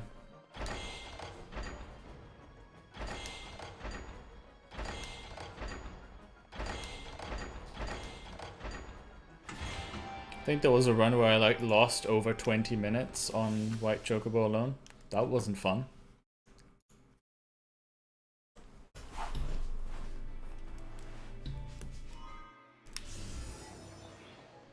Speaking of pink lilies,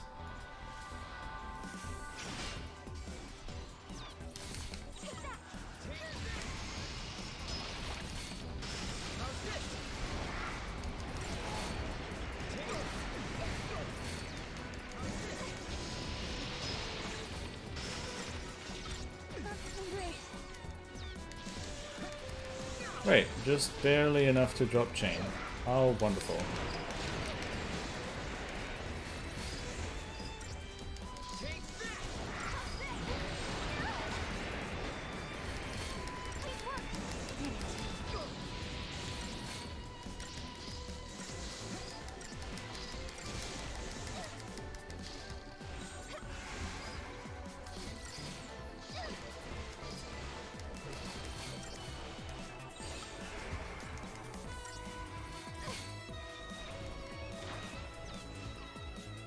It was unfortunate that we just barely dropped chain there. That made this fight take a lot longer than it should have.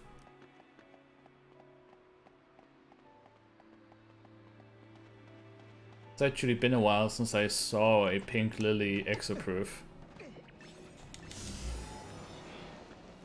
Oh, that is probably the most annoying spawn of enemies that I've seen in a while.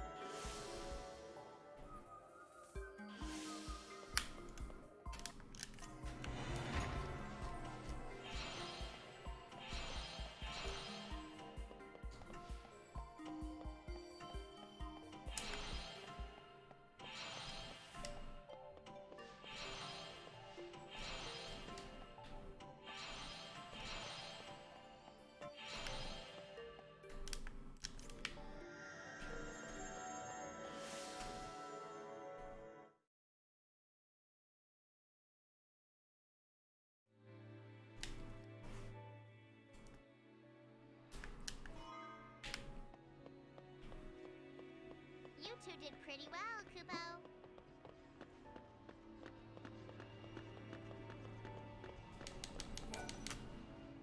There are a lot of puzzles in this area to get through. It's kind of very meh.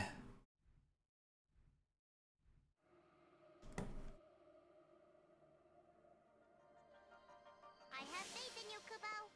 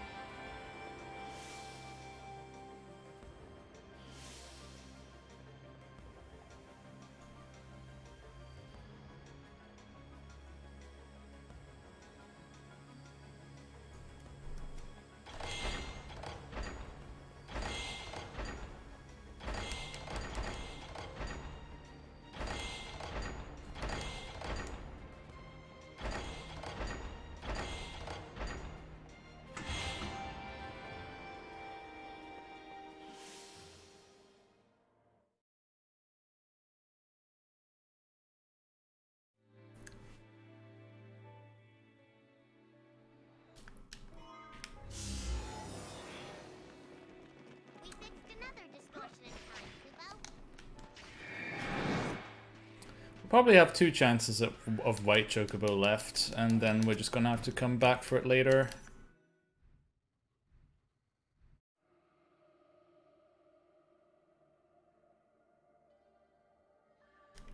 I know you have good instincts, Kupo.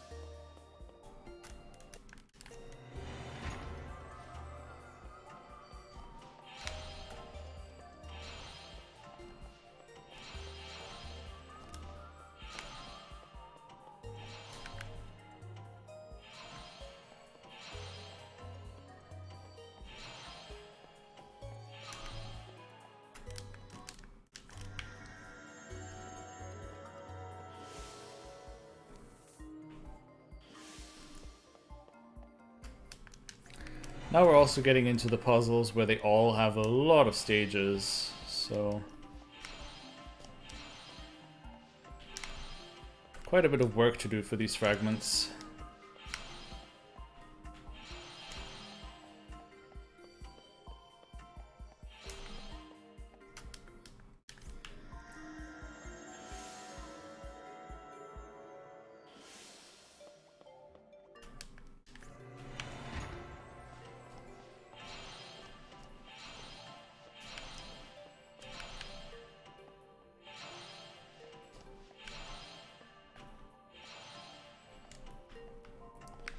That's a unfortunate formation there.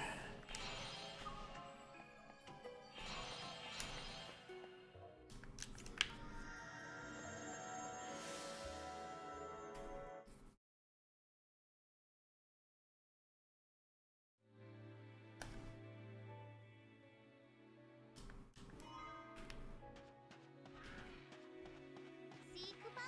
I knew you had it in you, Kupo.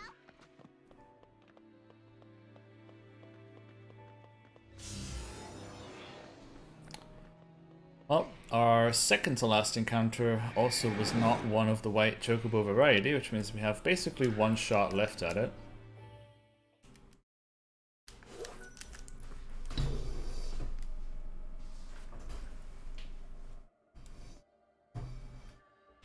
This plate.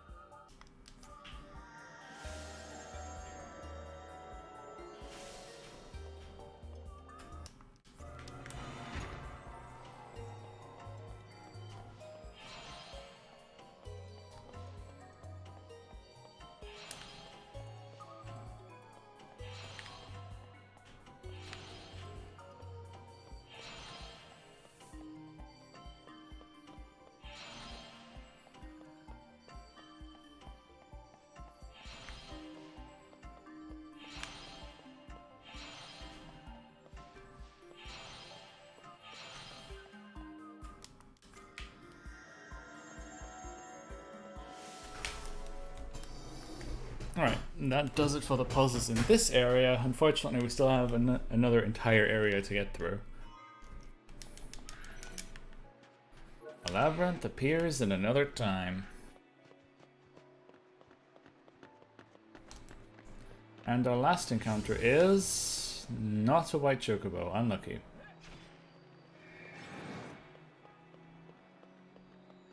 Which means we're gonna have to get back here for bestiary at a later point.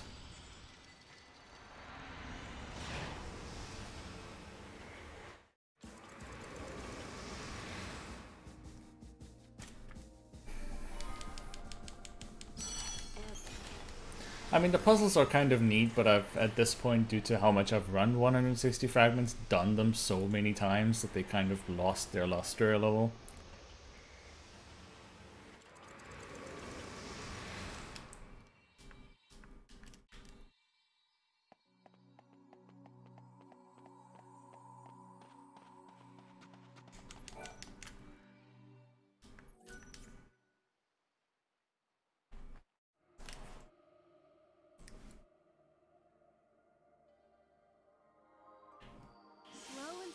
Should do it.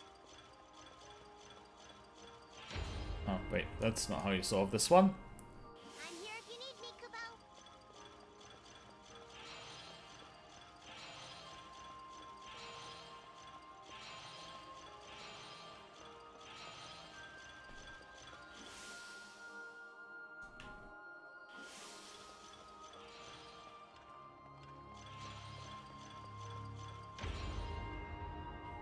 Whoops.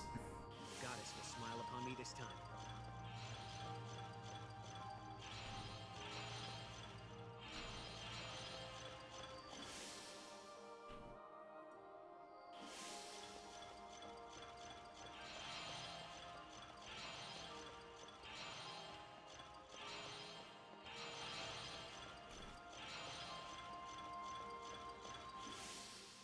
The second puzzle there is actually not RNG, I believe. You have to listen for it. There is a shift in crystals that you can only hear. You can't see it yet because it happened so early. But if you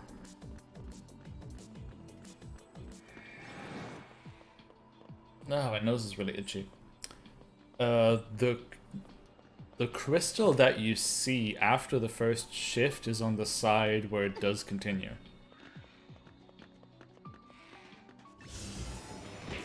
That's more or less how it works.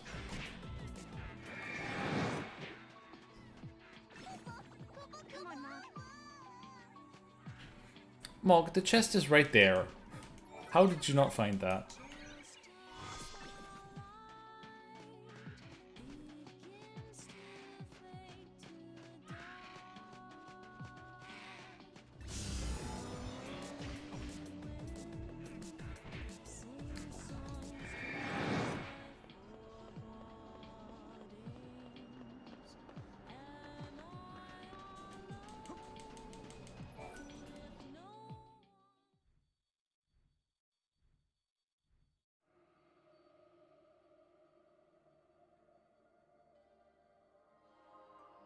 Having some kind of plan is the first step.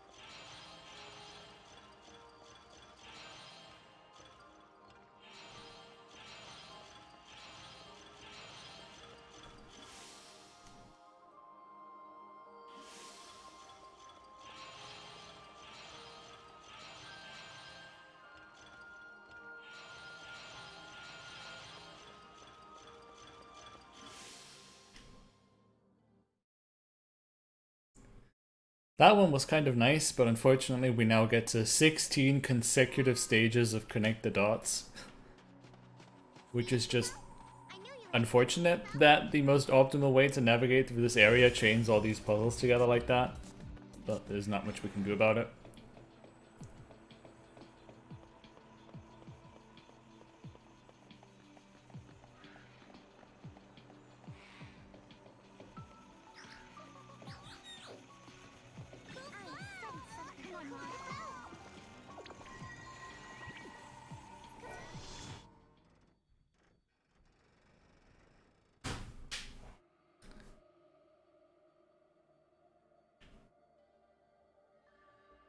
Having some kind of plan is the first step.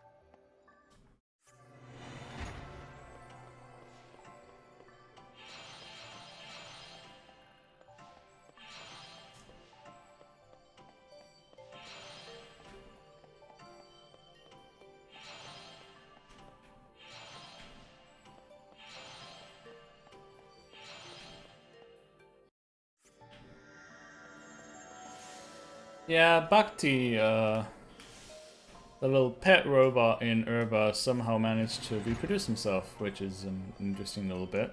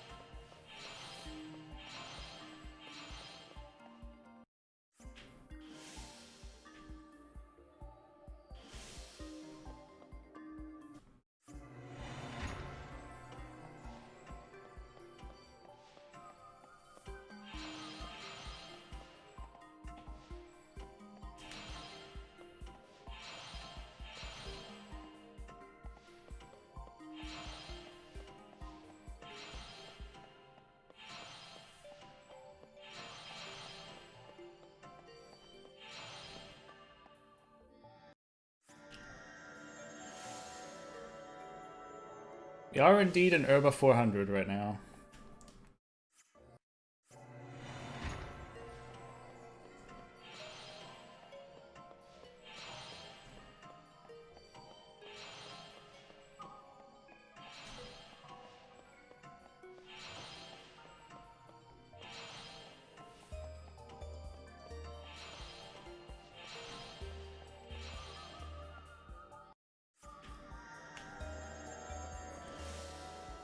At least it's pretty neat that the puzzles are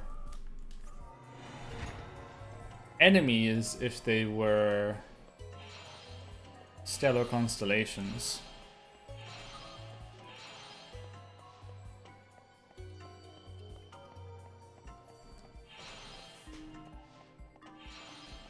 That's at least decent thematically.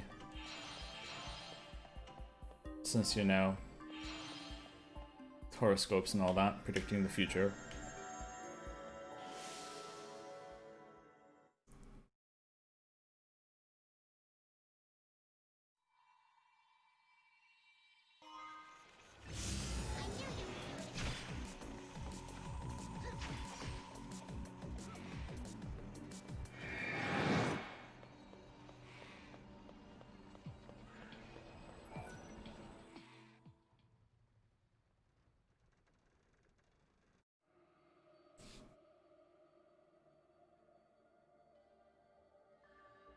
I know you have good instincts, Kupo.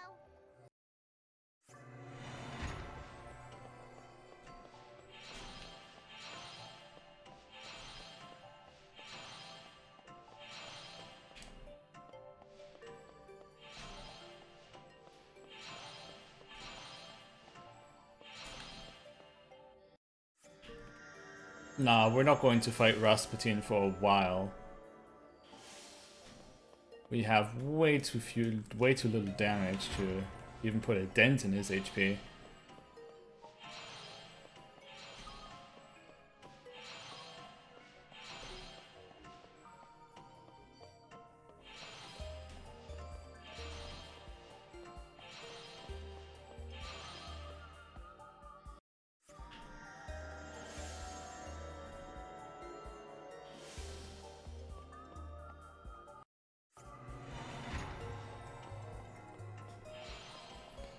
That was unfortunate.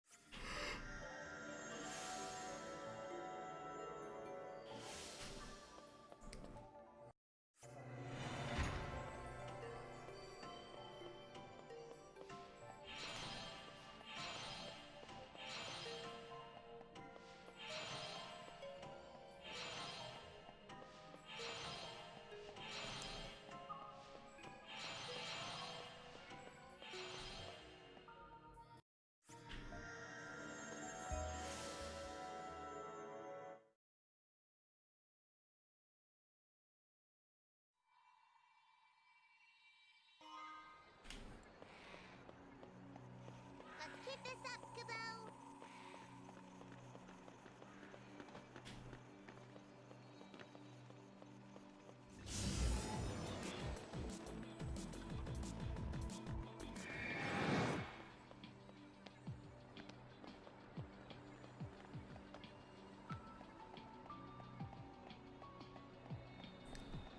There are at least only 13 stages of clock puzzles after that.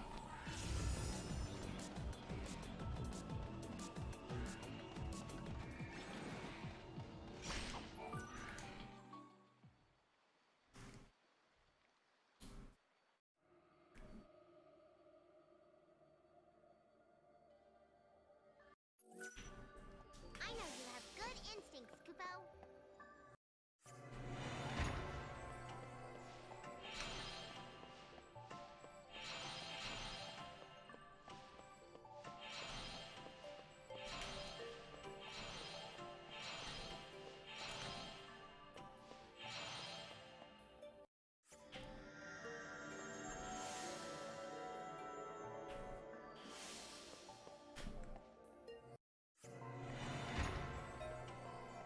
We won't be seeing tile puzzles for a really long time now, actually. We'll actually only see them again close to the end of the run.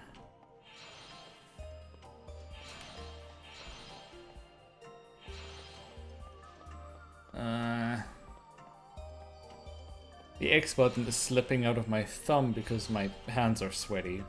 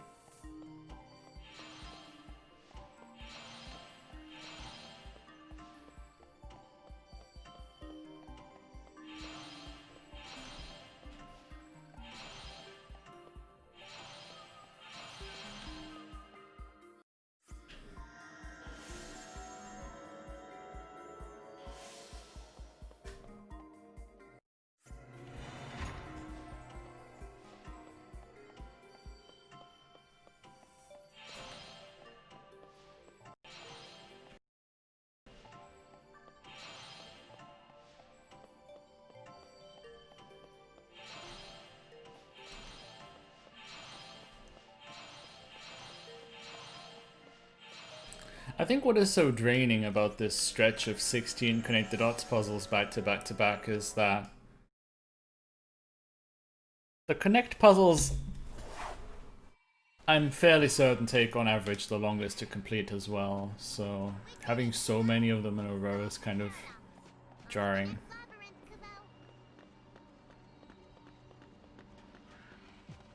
But that's that. No more connecting for the rest of the run.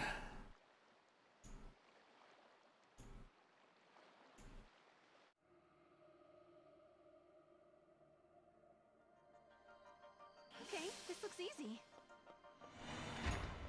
Game, are you trying to tell me something?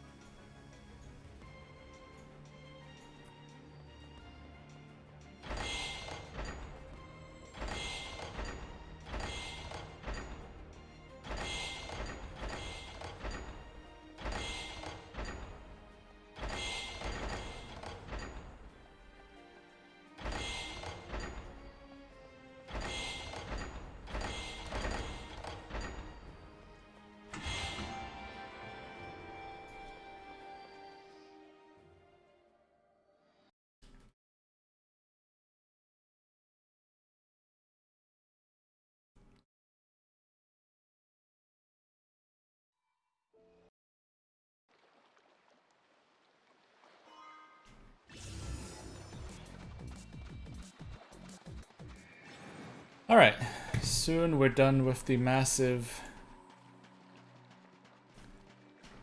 puzzle portion, only to get into another really long segment of doing the same thing. This is kind of the toughest part of the run to parse and do.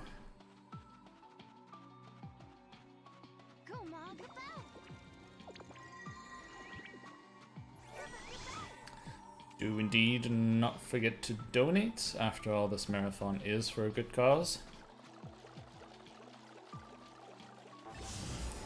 Eh. This unfortunate encounter timing isn't for a good cause.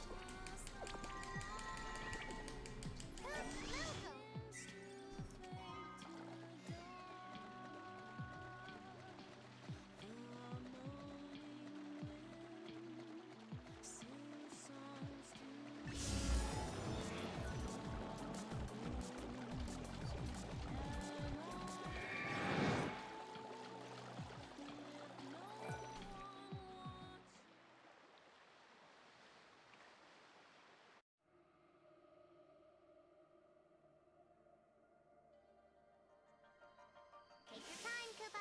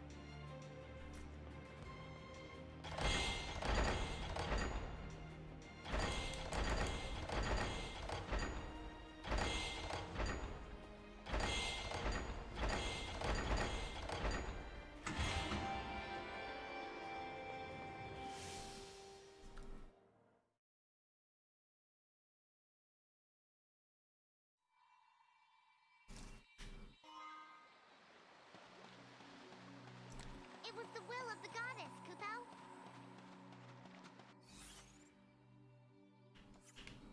Alright, 100% map, nice.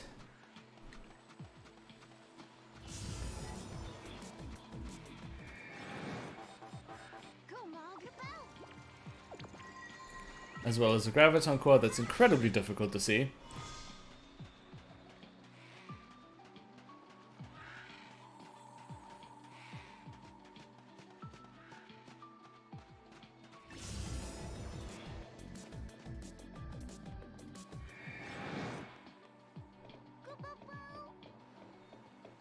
It's not a mechanic, it's a puzzle, and I'm waiting because I have to solve it before I just start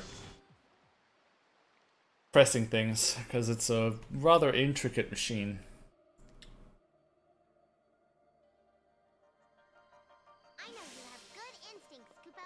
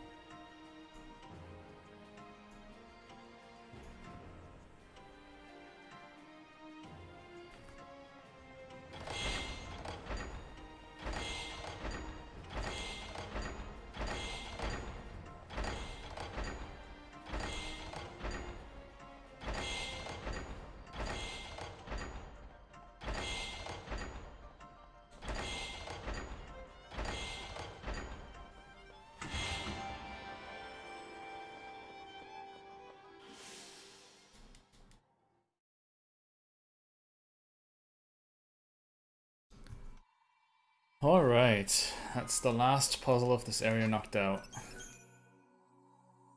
So now we just substitute puzzles for quizzes. And a huge map that needs to be fully explored.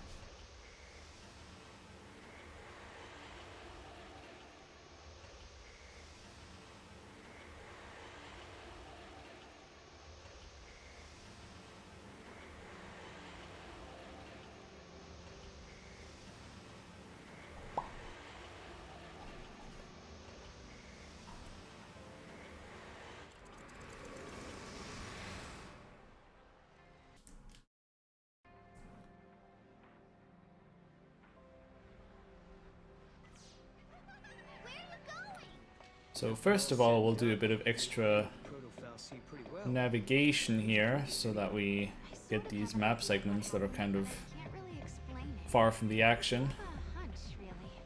A hunch. Well, we won, and that's what matters, I guess.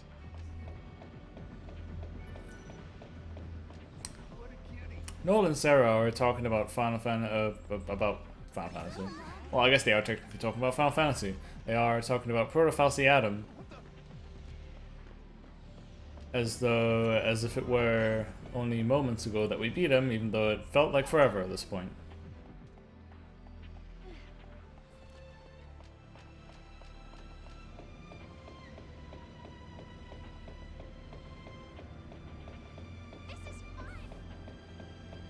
No transmission issues.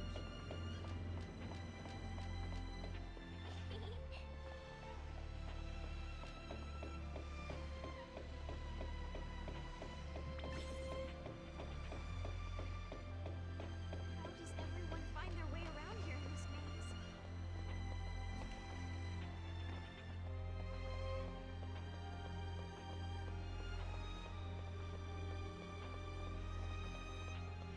I'd love to live in a place with nice, fresh air. Everything's fine. Nice to see you.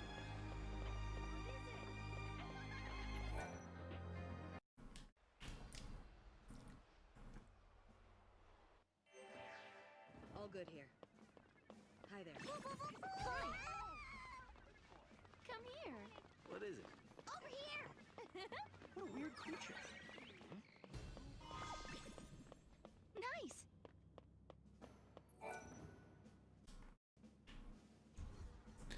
So now we have to hand in the graviton cores that I mentioned earlier. We're going to be block keys that we need to hand in to proceed at some point, and that point is now.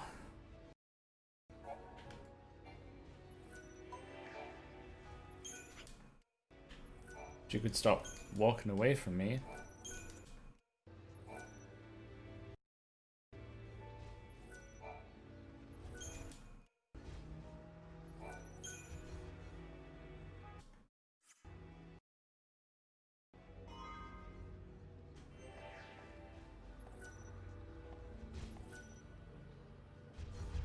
Signs were spot on.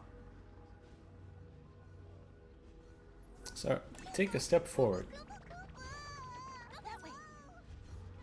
This one's always a bit annoying to align. Hopefully that'll work.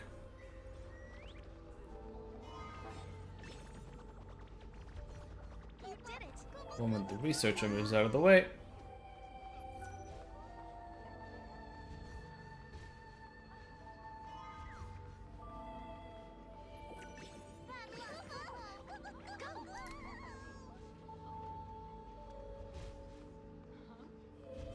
Hope we get this off the ground soon.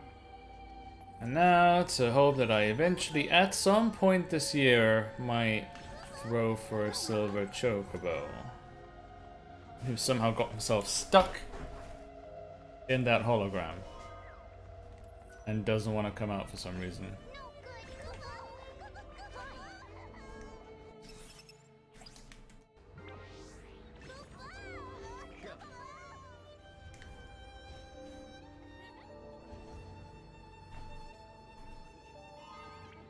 There we go.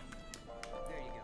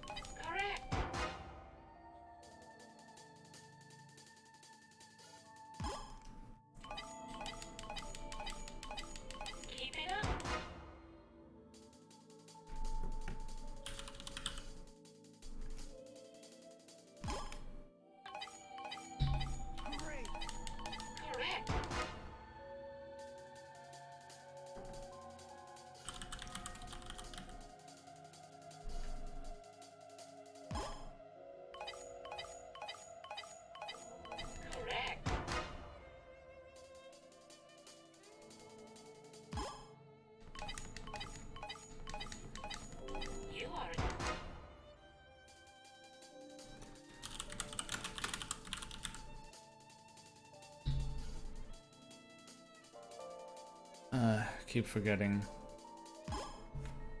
This question, these are questions that are really tilting to get, especially if you get them as question 9.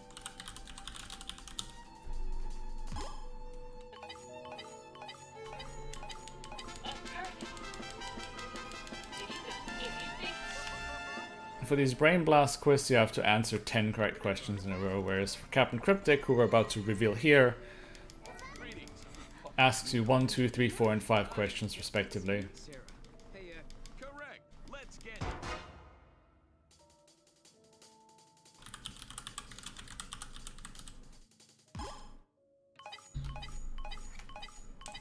that's showing.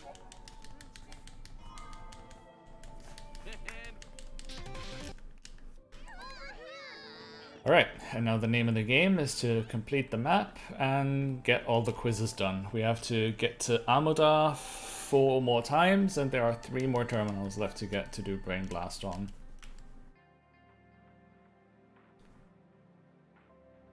Where should I go now? Amoda can only be in certain set locations, so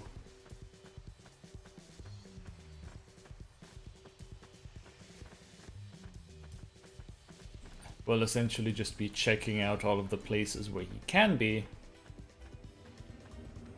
and see if he'll be there.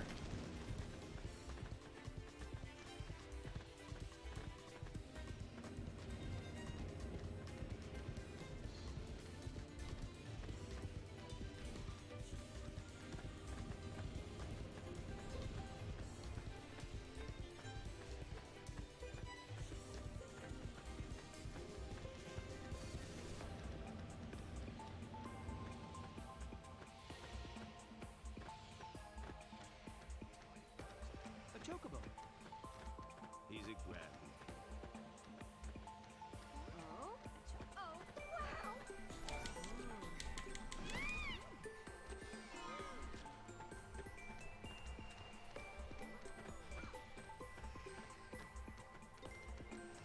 Whoa! Welcome. We are current.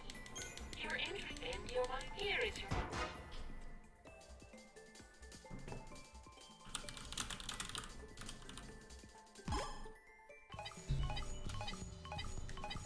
Correct.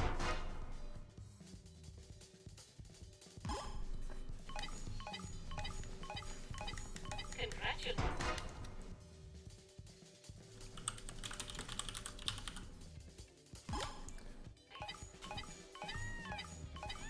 Also correct.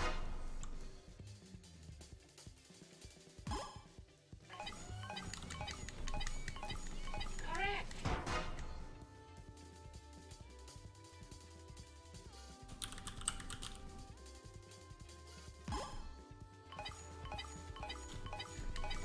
Keep it up.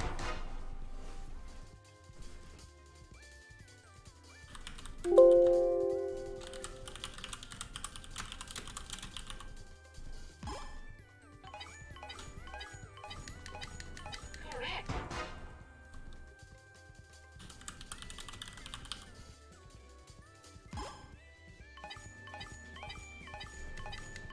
Correct. I mean, if I had more time to practice, I would probably be able to remember all the questions. I used to.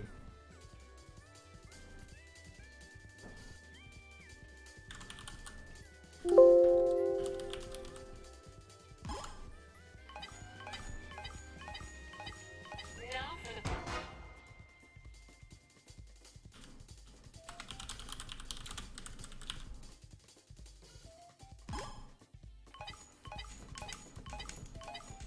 Perfect. Did you know if you think No, stop talking to that. current? Come again? You already did this one.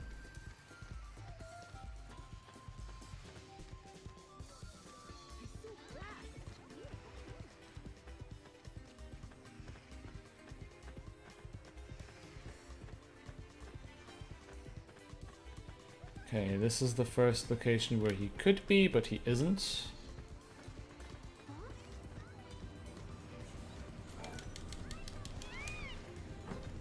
Welcome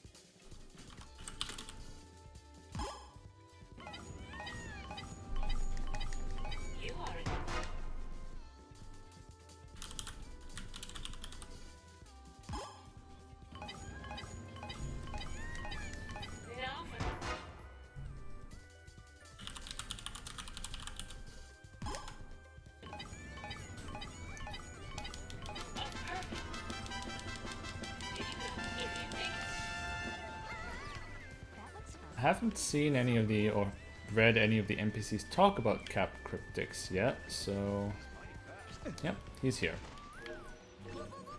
One of the tools you can use to find Captain Cryptics easier is that if you're on the wrong half of the map,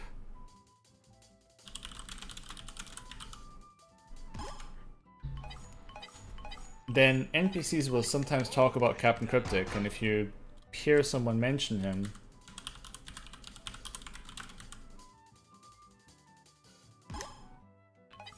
then you know you have to switch sides.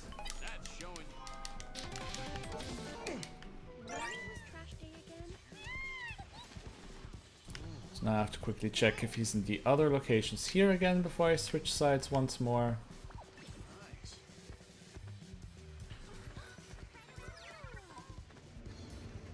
Fortunately, I couldn't really see if he was there or not. Nope, he isn't. Okay, so now he's on the other side. Must be handy.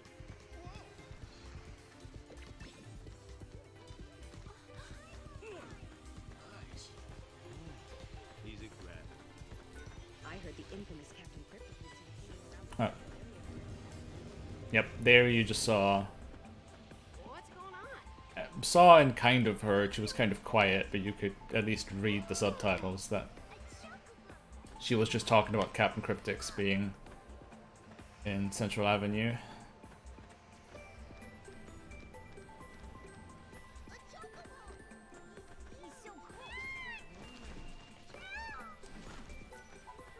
Bunch of small little map pieces that we have to collect here.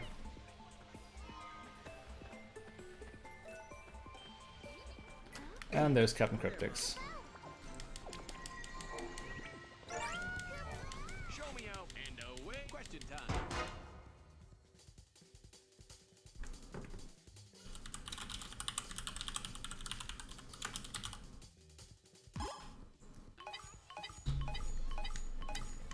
Oh, question time.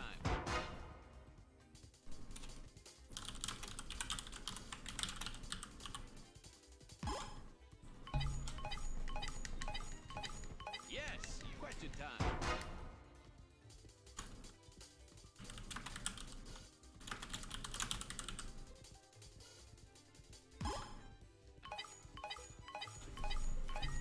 Excellent.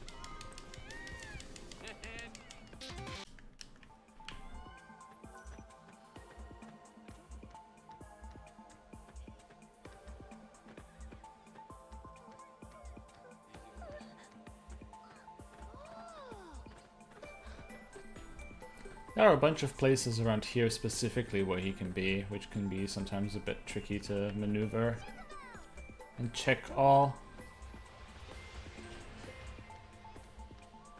Unfortunately, NPC's talking about... Oh. Okay, somebody just mentioned that he was on the other side. Your entry and your here is your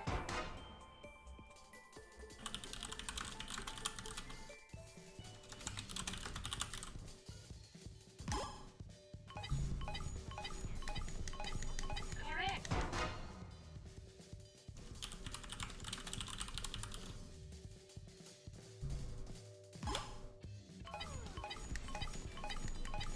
Congratulations.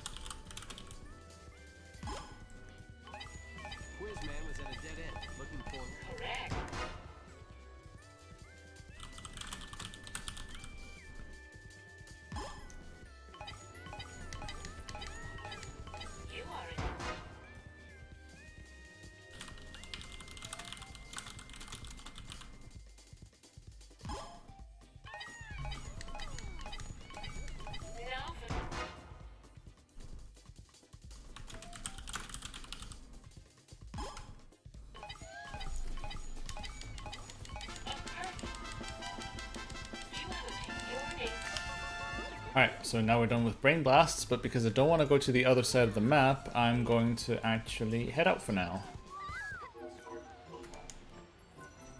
Oh wait, I haven't picked up the wild artifact yet. Oops. That's actually kind of really bad, because I might run out of Gazal Greens now. And that's not good. Because I accidentally forgot to buy some. I just saw the quiz man disappear down. A chocobo.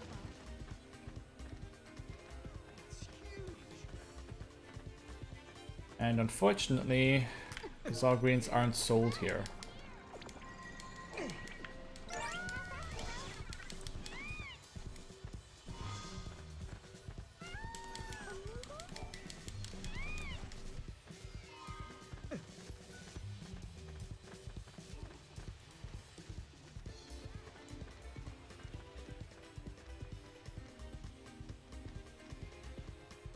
Now this place is really tricky to get all the map completion in because there's actually an overlapping map segment that you can't actually see. You just have to know that you've gotten it when you've gotten it.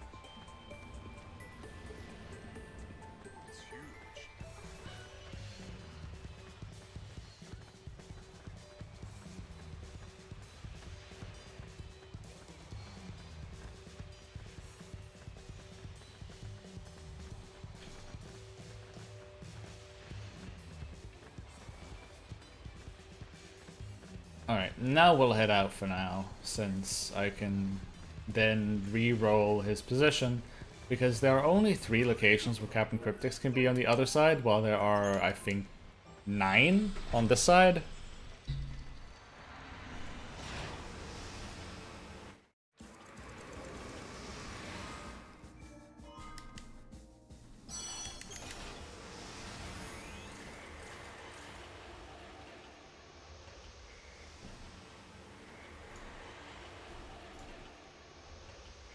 Alright then. Coming up to arguably one of the harder fights of 160F, surprisingly. One wouldn't think that this is actually one of the hardest fights there is. Giddy up.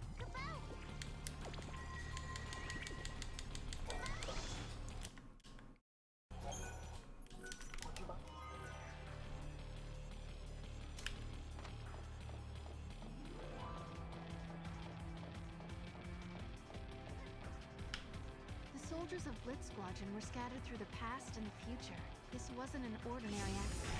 The most likely explanation.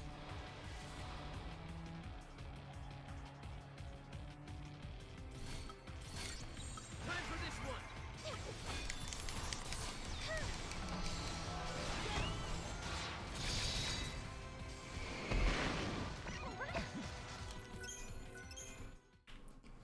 Unlucky.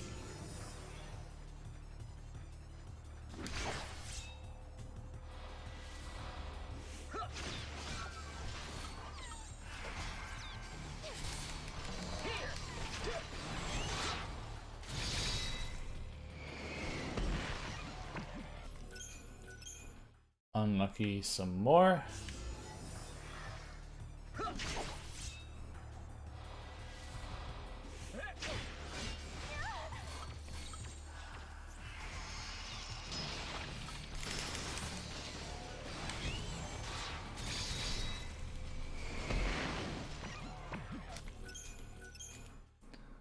Unlucky the sequel.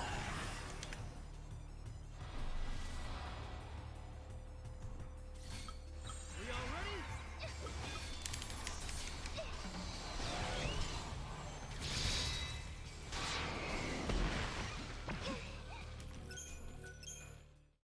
Unlucky part 3. Having really terrible luck with catching monsters this run, unfortunately.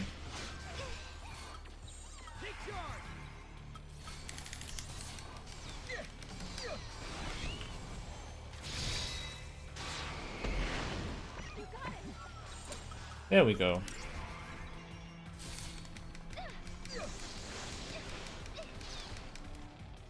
to the next.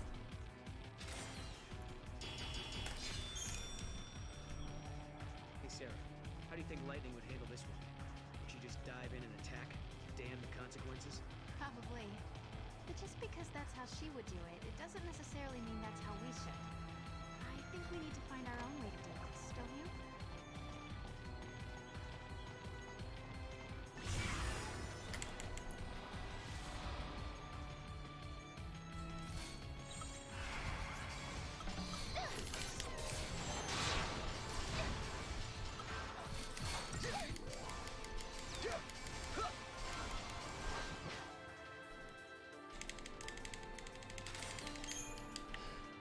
XIII is essentially an upgraded version of Gahongas, has the same synchro but better skills, and is essentially going to be our permanent synergist for when we get all the resources to upgrade.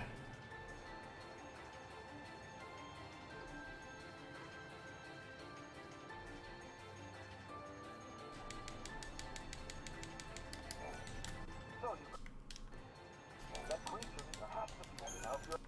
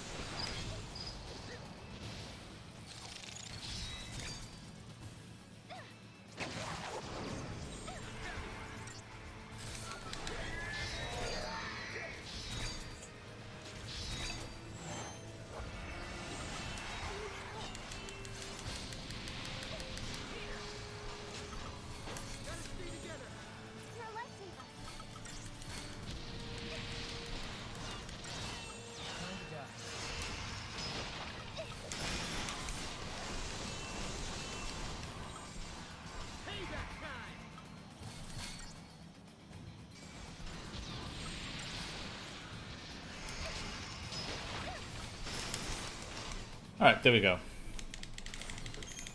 Not a bad fight at all. The essence of this creature is this fragment. The chaos of Valhalla, Kubo. That was what created the illusion of Odin. Wait, that's the case. That'll be a Cryohedron onto the list.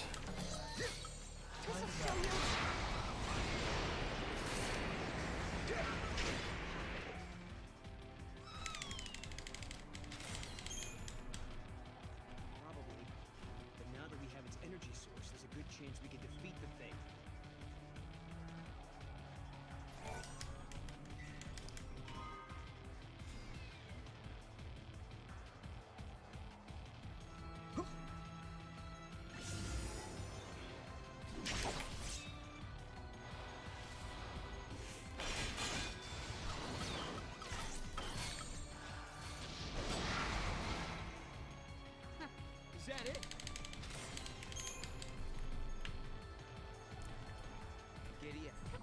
Oh, whoops.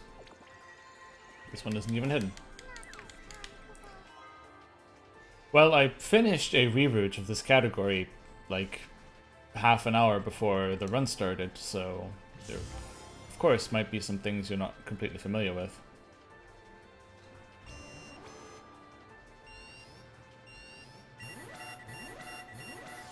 Well, that's annoying.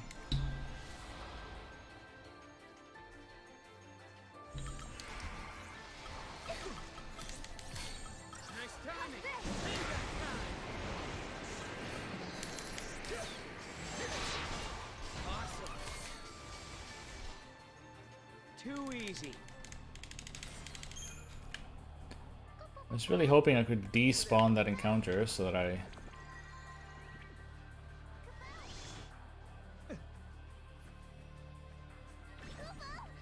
Giddy up.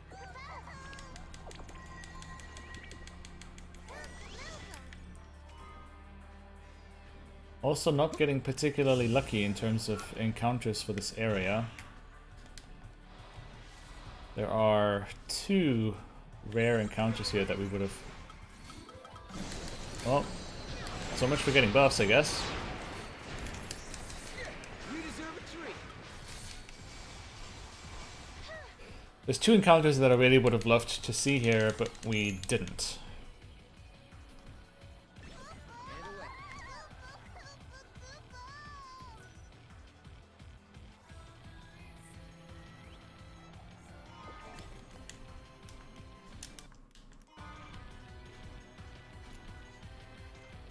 Finally located all 6 members of the Blitz Squadron. But guys, there's still one more important thing we need to do. We need to help the corporal. He's not gonna be able to fight for much longer. I don't want his death on my hands. Let's do this. Well, that has to be one of them. Okay.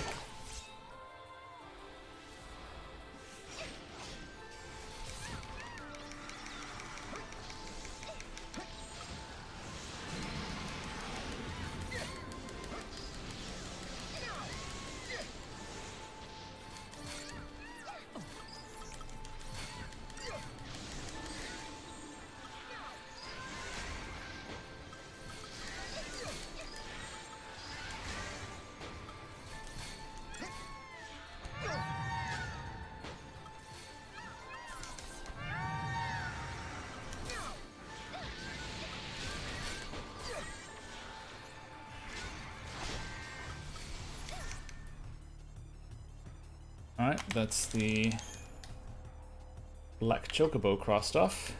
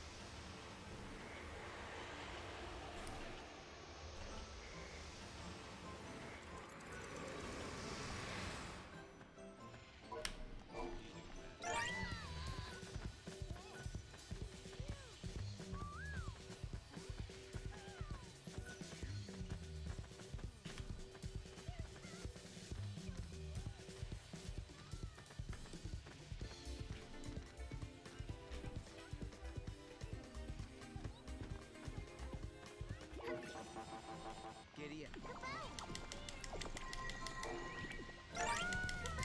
Welcome to Kendo. Question time.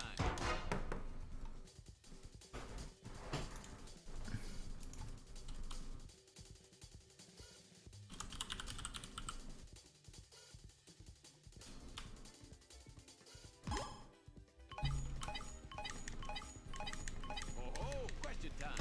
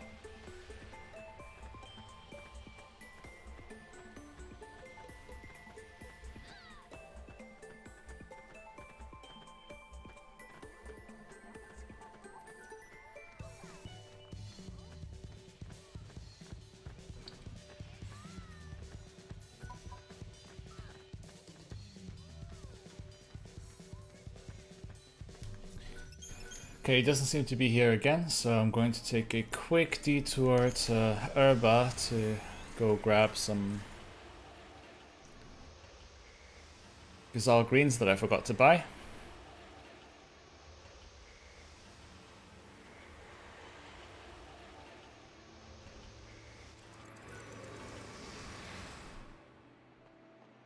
Who knows, maybe in this time we can get White Chocobo for Bubbles.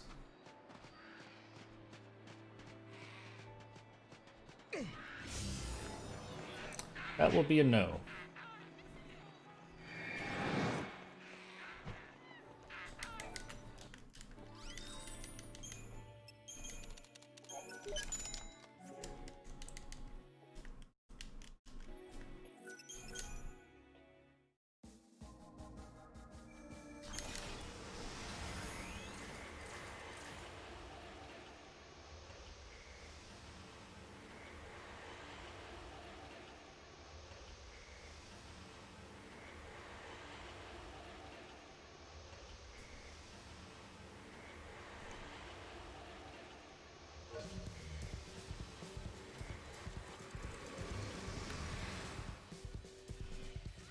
Oh, would you look at that? He's right here.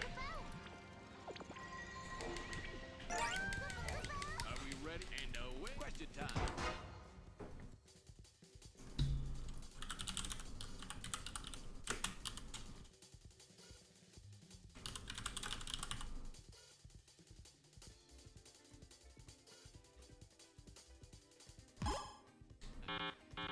Great. So the list that I was using was missing this freaking question. Nice. Guess I should have used a better resource. Guess we have to find him one more time. Easy grab.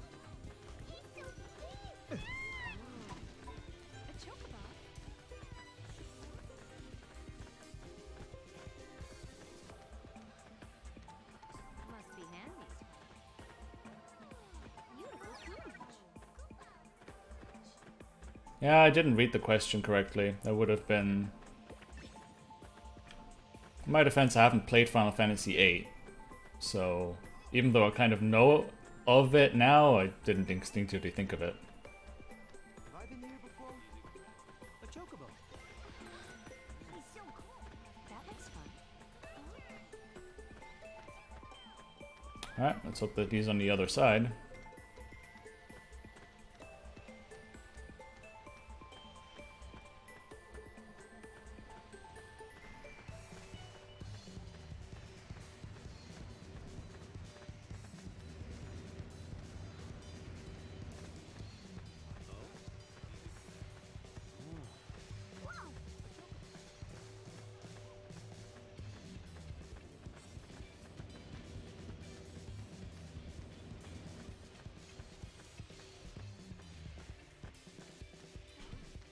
Must be handy.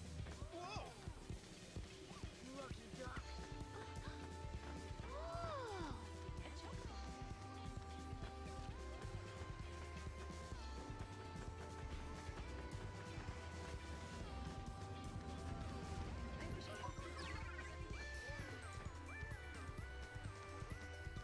Must be handy.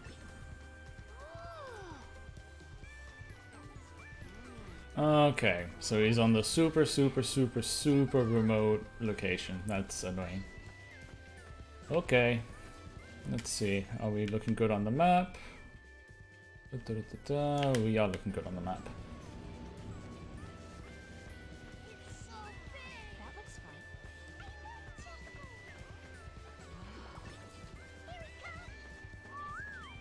Must be handy.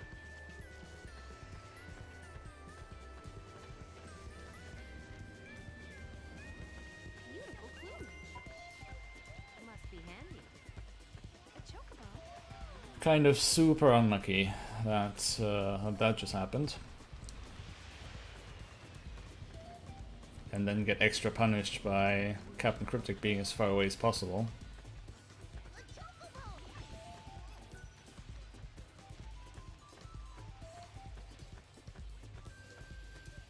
All the way over here.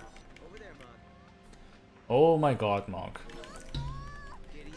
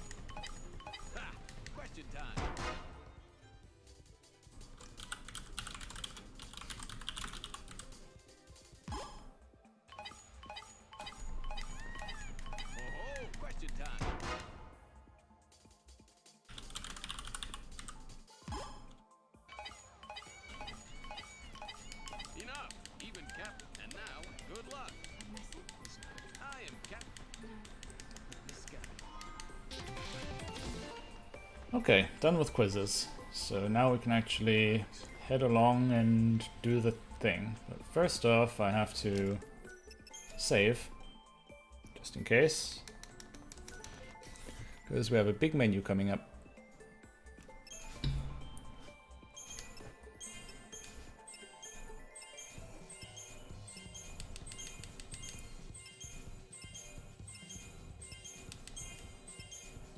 Because we're building Knoll in a very specific way.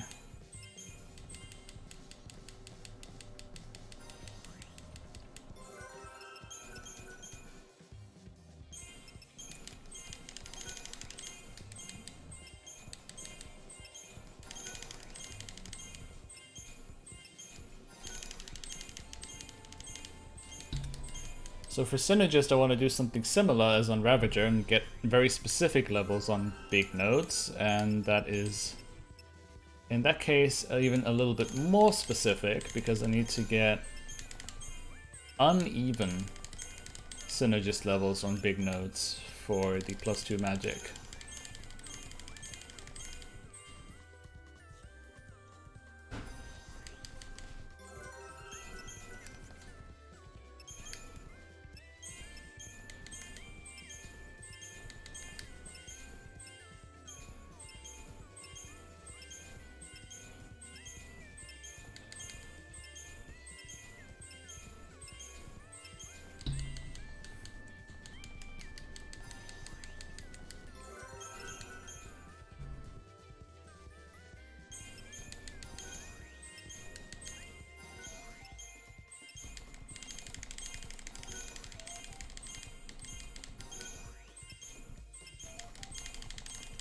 Because now we built Knoll in a very specific way, in that he has Saboteur roll bonus 2, which is the maximum you can get, while only knowing one Saboteur spell.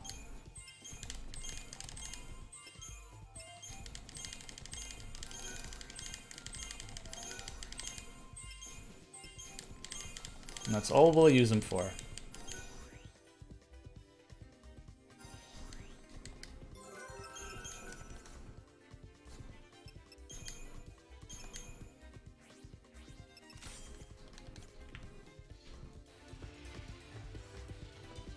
Alright, and now we're done with any puzzles and quizzes. Well, with quizzes we're done, period. But with puzzles we're done for a really long time, so now we'll actually have some gameplay again. This segment is very long. That looks fun.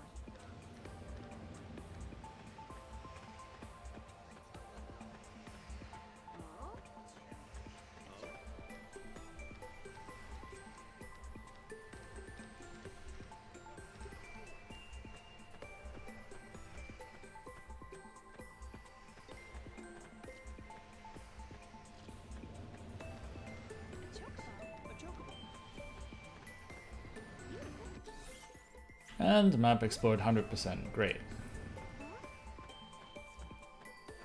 In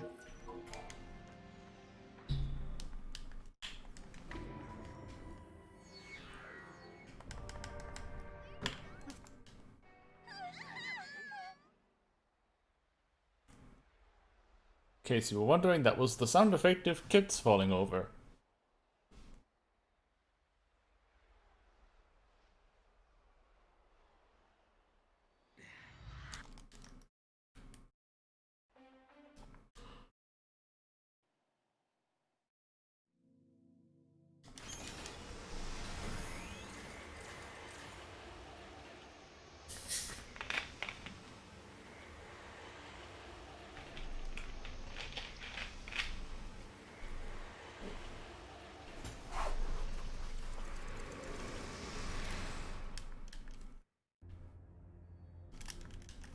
Wait, is that Yule?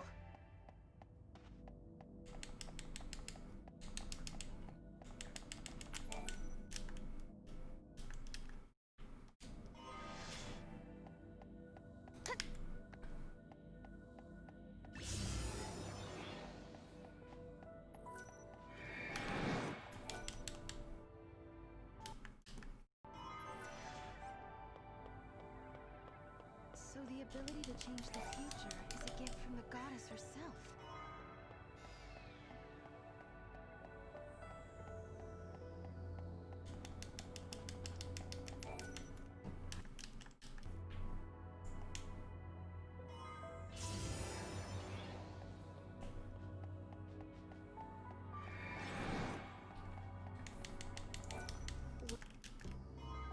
I would like to get an encounter with Cleon and Chelicerata that are both at the same time. Unfortunately, they're kind of rare. But I do have to go through this area 3 more times anyway.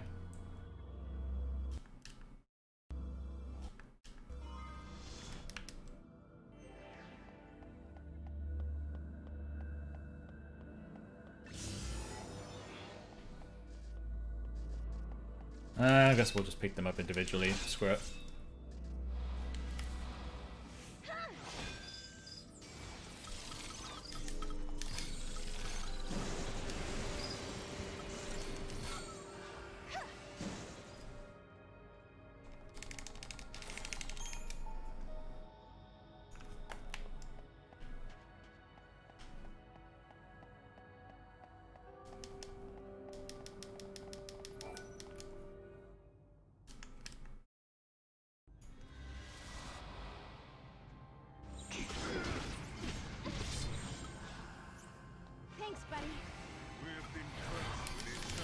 Thanks, buddy, she says as she face plants.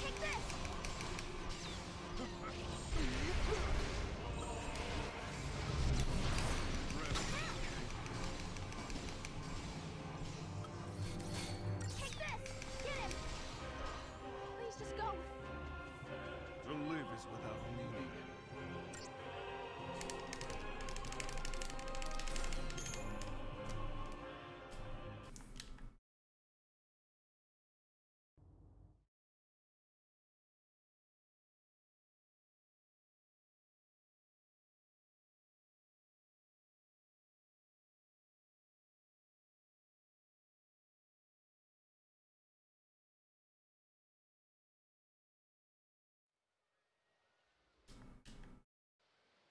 Have I really come back to New Bodom?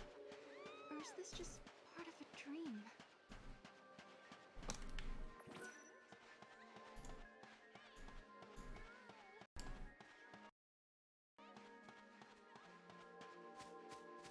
Everyone is acting kinda strange.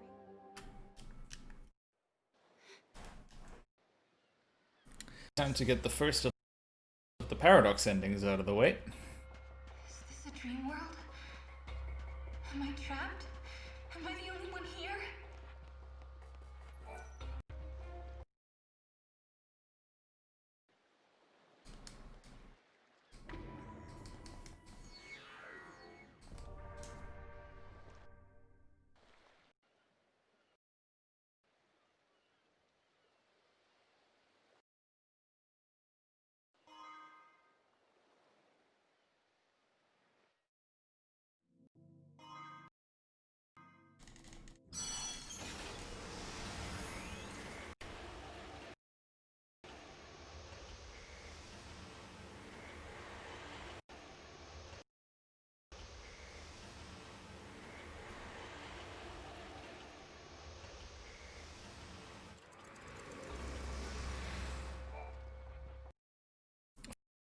Of course, the first bad end that we get is the only ending where Sarah's actually somewhat happy.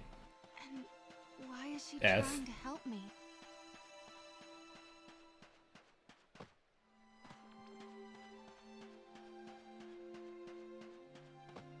Somebody is helping me, but no one's here.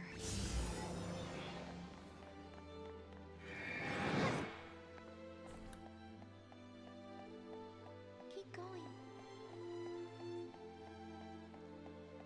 That voice. I'm sure I've heard it before. You can do it.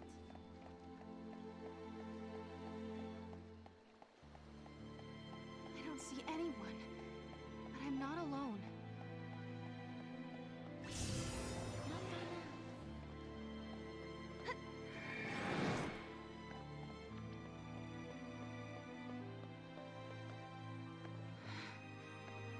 the gate? There's nothing left.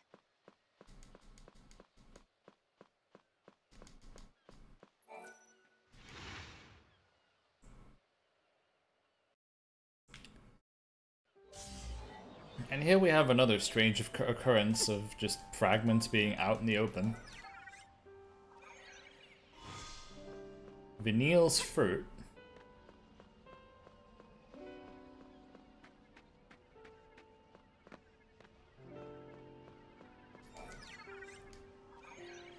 And Fang's crown.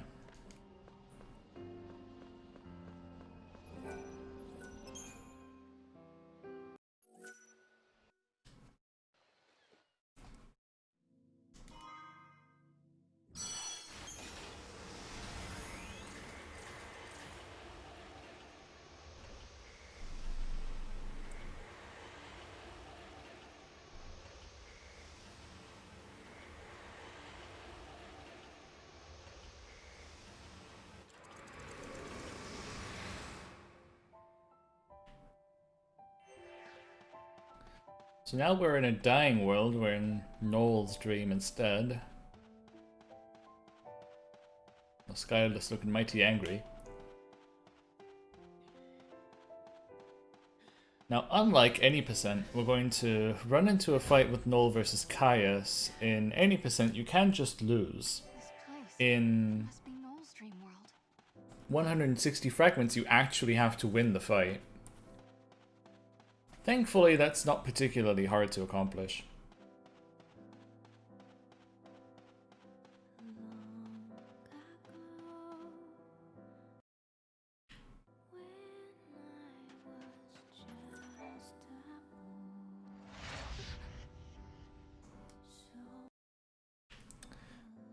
Though even if it's not particularly hard to pull off, I do actually have to have care to do it right, because should you die here accidentally, that is a 20-minute time loss. By far the most grave mistake you can make.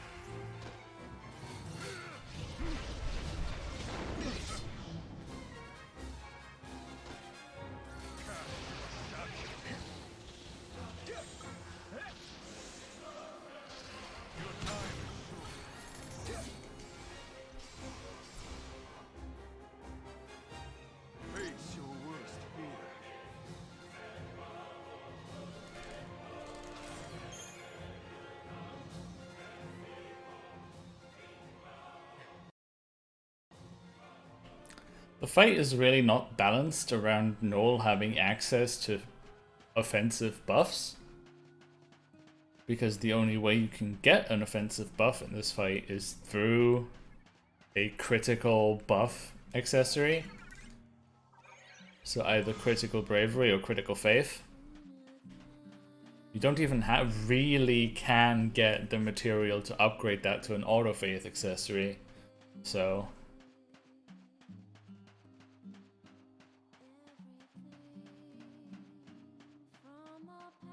he really just melts if you manage to get critical faith to trigger.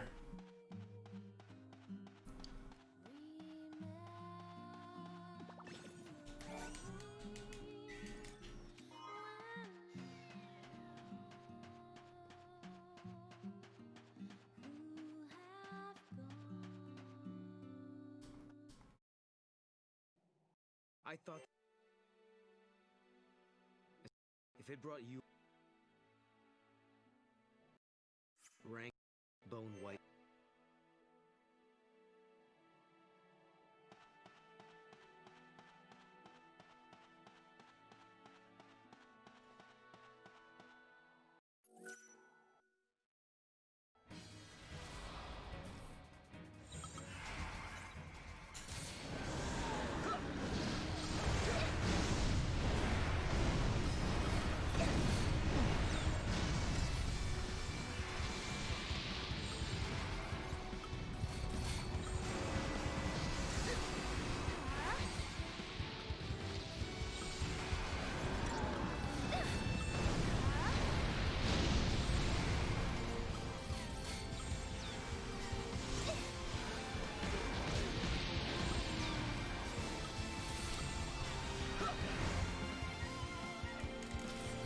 Alright, so that was Gog Magog's third fight. He has a really mean mechanic in this one, where he can use the ability Rive to inflict himself with debuffs. And if he can get every debuff onto himself, he will follow that up with an ability called Hellish Breath, which will essentially copy all the debuffs onto your entire party instead. Thankfully, we have more than enough damage that we don't have to worry about Hellish Breath ever landing.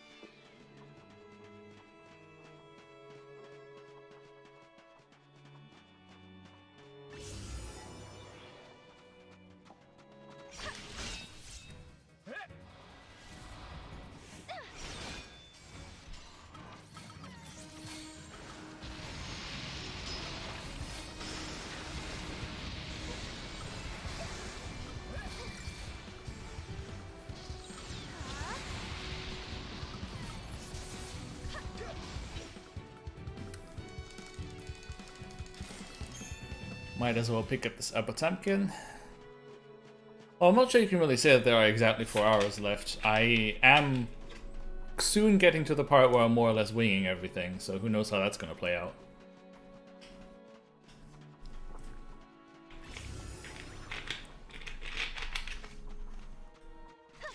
We did start the run ahead of schedule, so...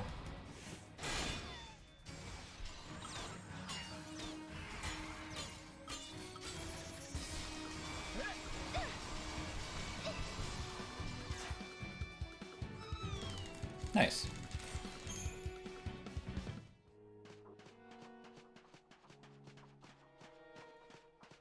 It's always nice to get Metallic Cactuar out of the way.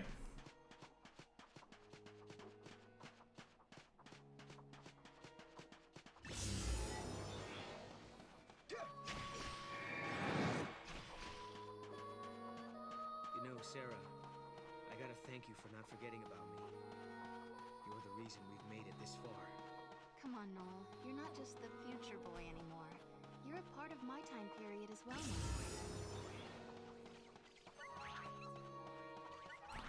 Really have no need to fight him again, though.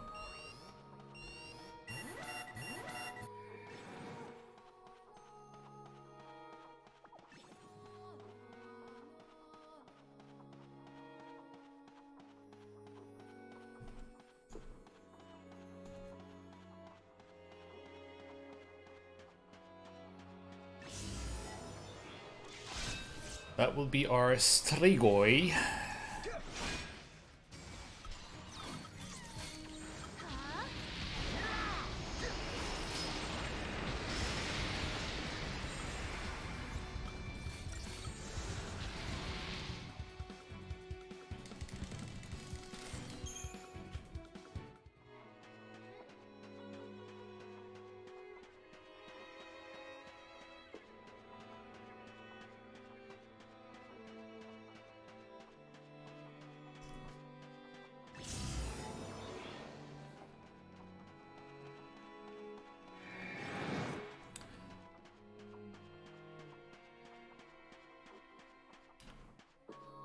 At this point of the run, we'll start to see the fragment count go up a little more quickly than before.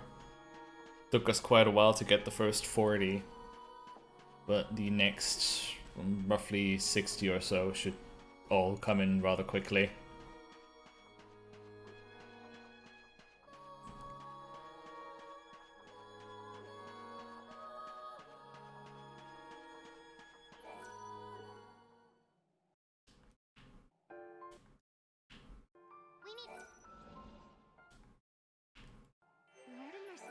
She's waiting for you at the end.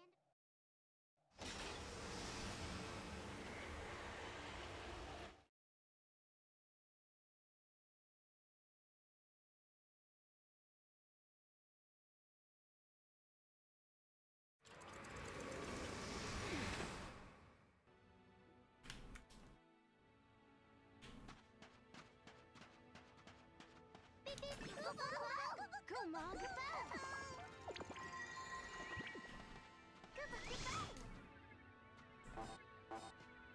Come on, Mom!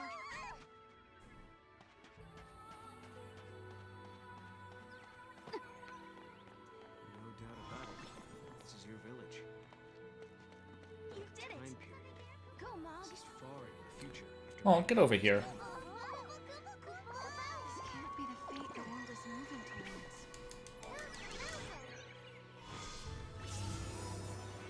towards. Okay, we have ourselves some Gargonzola in the corner.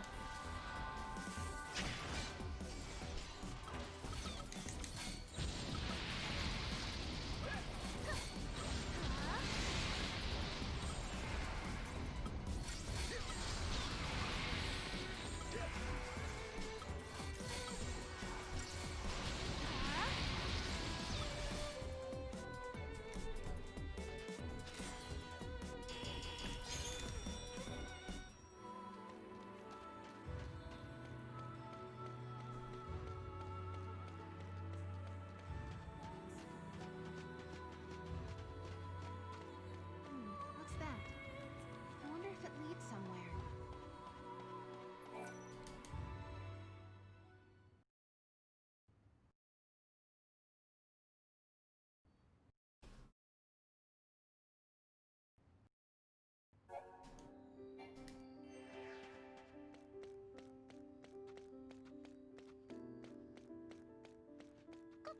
look! Lightning has left us the last artifact we need. Come on, Mom. How's that,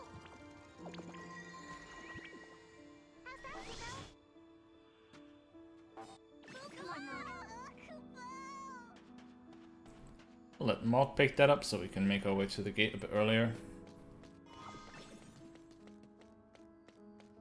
Lightning can't remain beyond the boundaries of Valhalla for long, Kubo. But still, I was finally able to talk with her. And it's all thanks to Noel. Let's go keep Hope's new cocoon in one piece.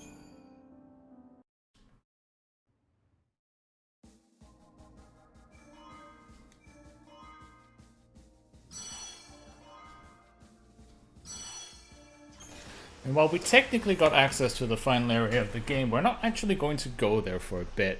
We have some other stuff to take care of.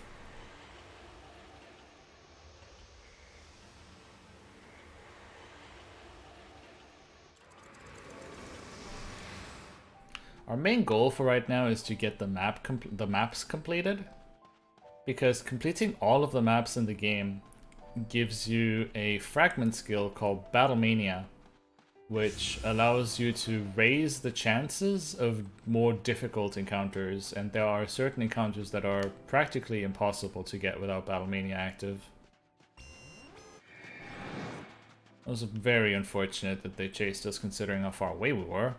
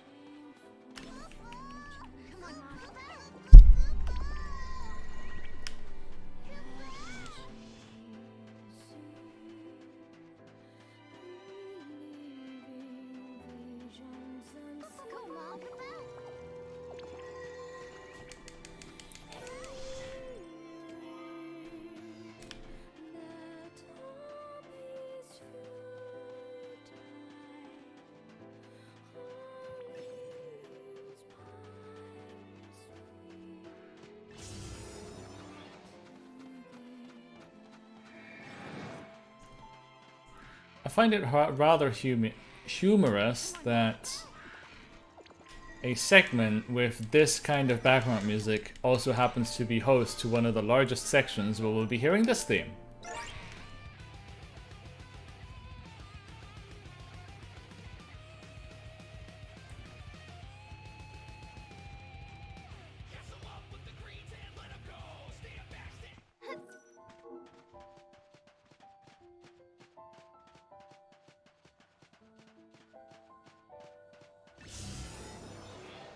And unfortunately an encounter that I didn't need spawned around it.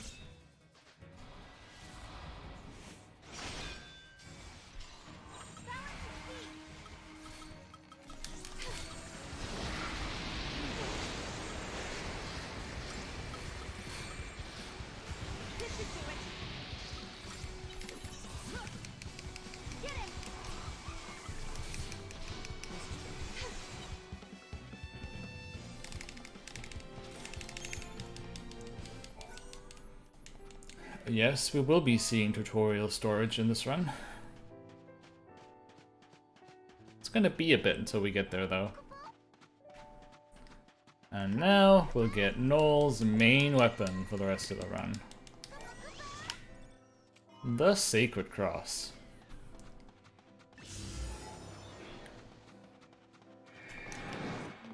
The ultimate weapon of death in more ways than one.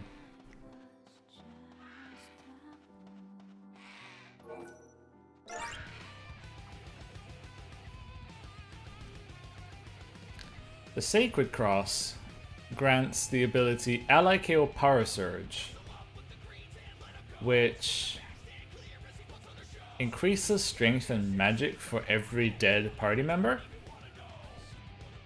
by a lot. If I remember, it's 110% for 1 and 130% for 2 or something like that. I don't actually remember what the value for 2 exactly was. If you remember my original statements earlier in the run where I made mention that Sarah's gonna have a bad time, you might be able to piece 1 and 1 together now.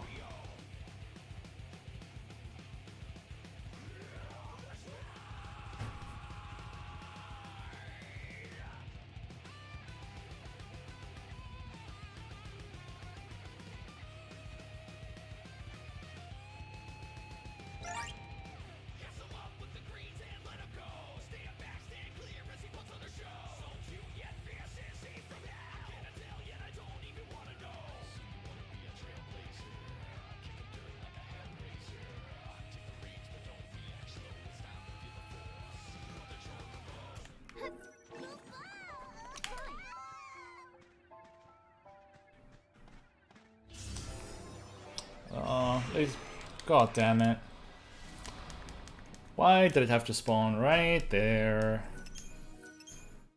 How unlucky.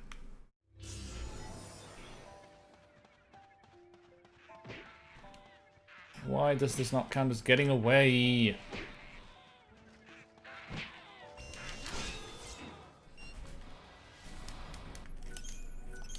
I'm really getting such bad luck when it comes to encounter spawns. That is like, encounter spawns and monster captures have really not been treating us well this run at all.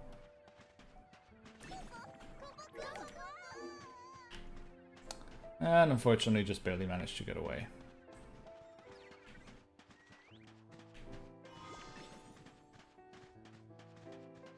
Well done.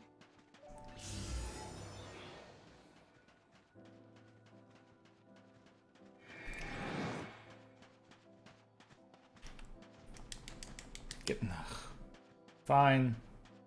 Kit Kat, have it your way. It's going to make you despawn.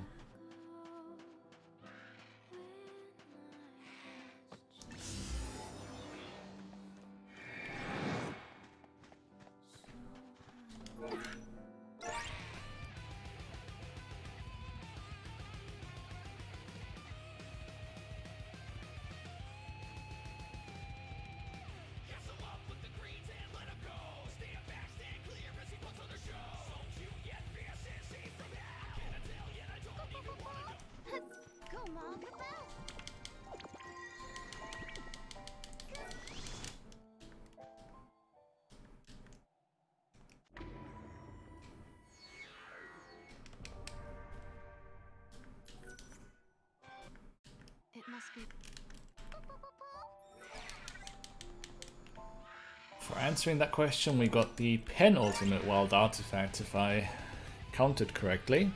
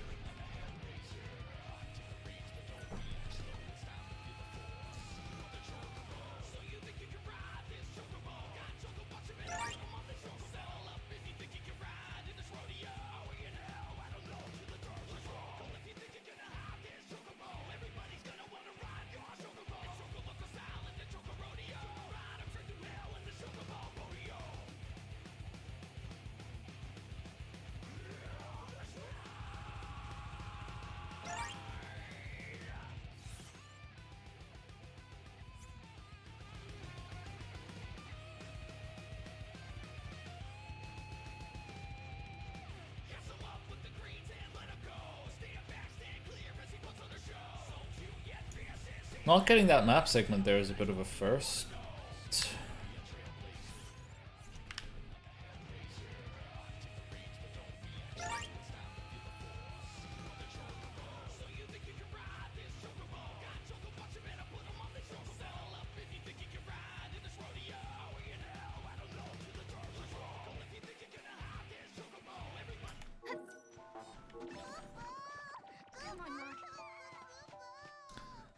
The theme is called Crazy Chocobo.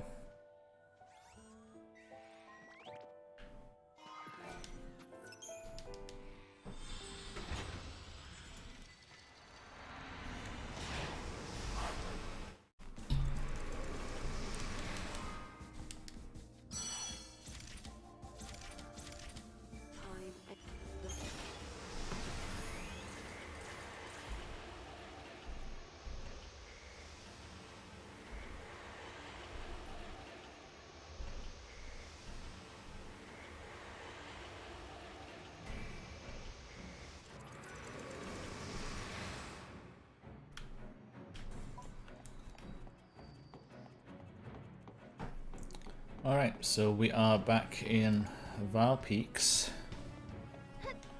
hoping that we can now find the Vespid that we require.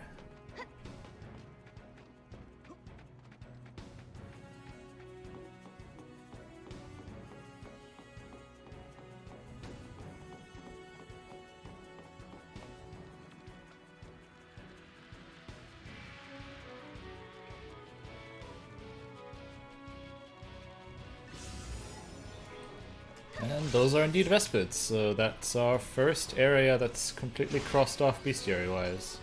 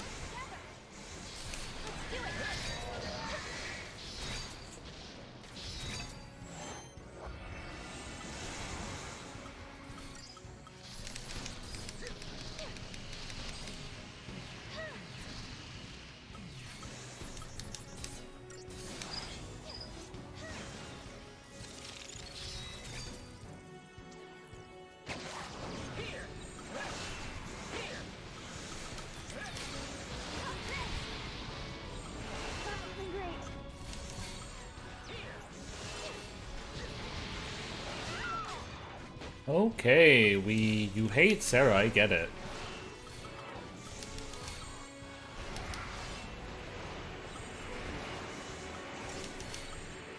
You hate Chicha too.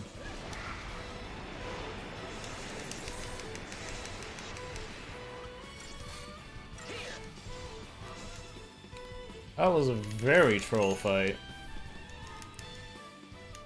I've never seen him go so quickly through Sarah's and Chicha's HP while slowed. Done searching for the lost survivors, right? I'm pretty sure we found all 6. Well, technically we've located everybody, but some have disappeared since then. Blip, blip, blip, blip, blip. My Moogle senses are telling me that they all joined up with Terreno, Kubo.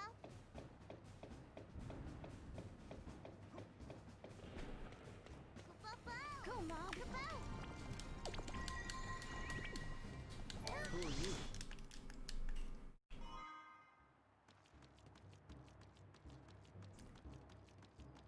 That was a quick Saz cameo right there.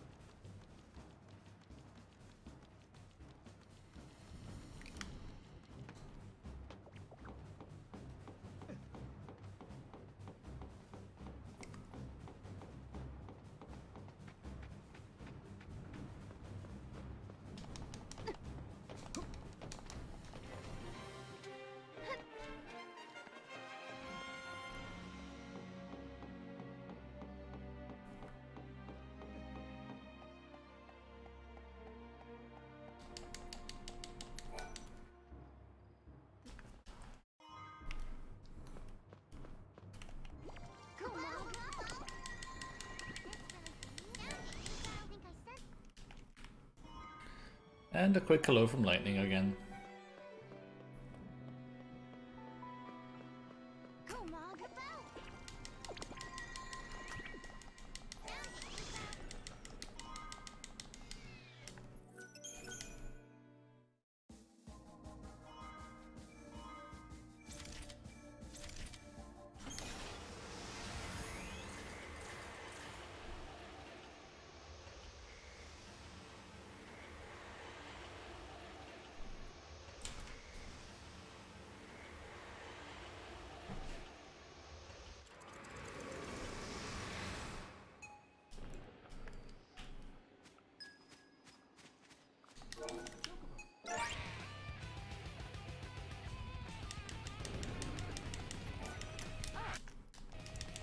Did you find any? All right. Now we have 2 big quest chains left to do, which are the Brescia Ruins side quests and the Ashras Massif side quests. Well, we have to do a bunch of work in the Brescia Ruins side quests right now. The Yashas Massif side quests will actually finish first. So there is still a bunch of other stuff that we'll have to do in the meanwhile, like actually beat the game.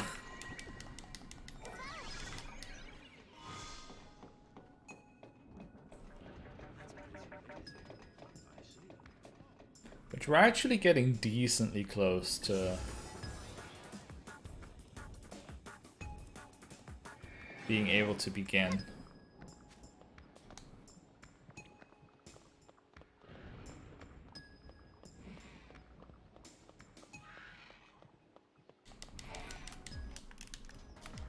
Yep. You have to beat the game first before you can... You can't get any of the battle paradox endings before you beat the game. Because the paradox scope fragment skill is only given after you beat the game for the first time. And since the 160F category is technically the secret ending category, we have to beat the game again, because that's what actually gets you the secret ending.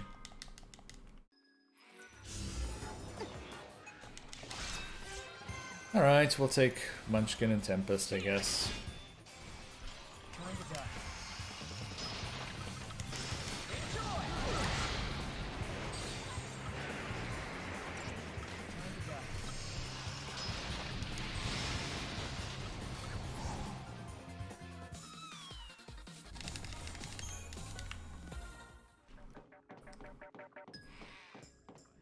The secret ending is triggered by having all 160 fragments and then beating the final bosses again.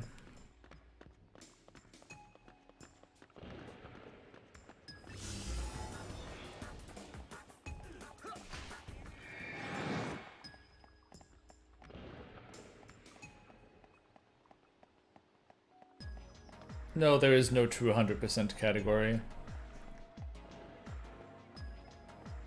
Also, there is no such thing as a true 100% category, since the game doesn't track completion percentage.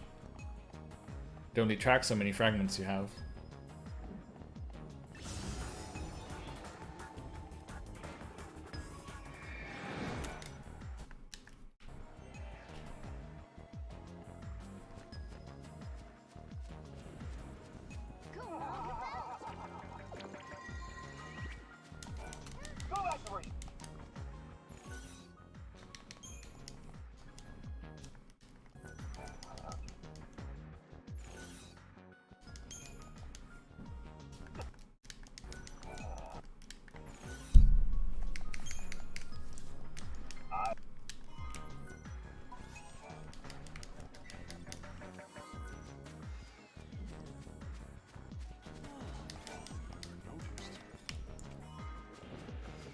So there we got an elixir.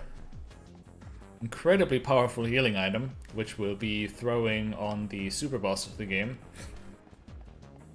They restore all HP, revive all fallen party members, and charge up monster synchros by some amount.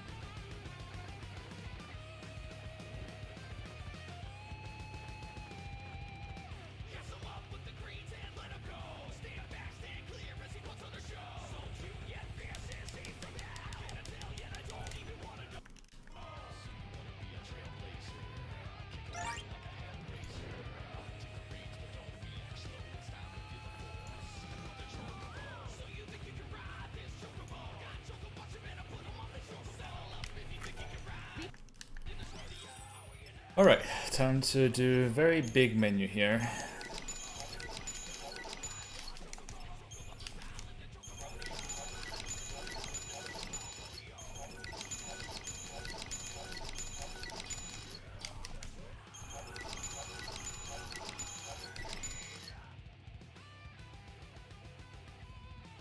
Wait, what happened? What?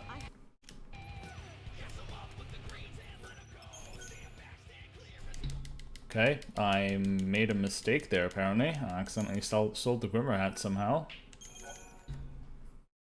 Final Fantasy 13-2, the story so far.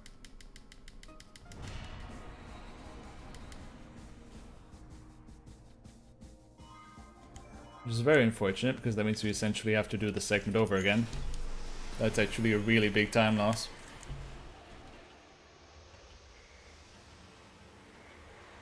I guess I should have saved before the menu. I forgot that getting the fragments here doesn't actually autosave.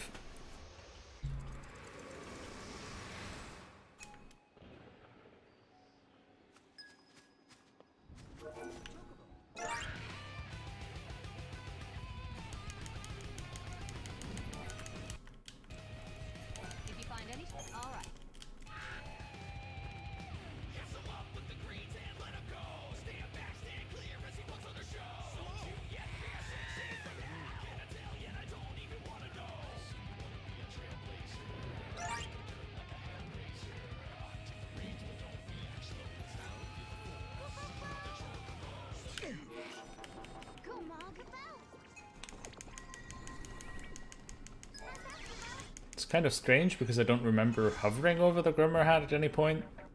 What a weird creature.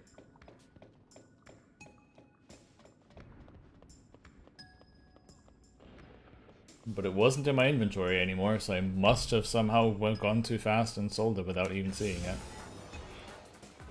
It also means that I have to unmark Munchkin and Tempest, since I no longer have those bestiary entries.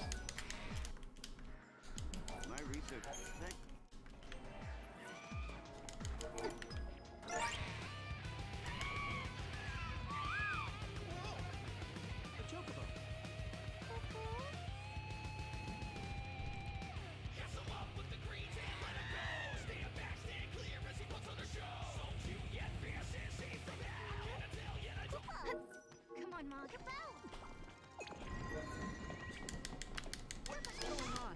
What am I doing here?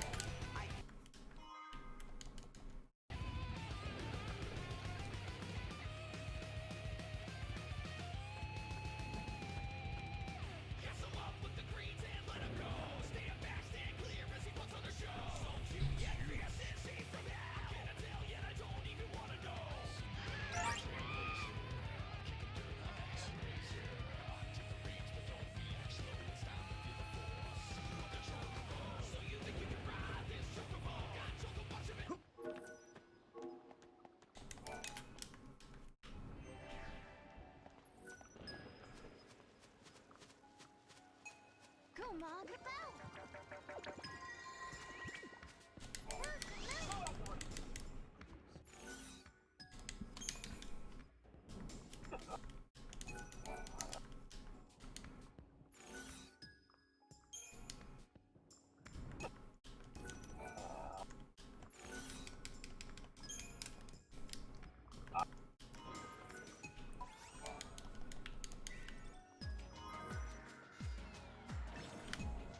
come on, Mom.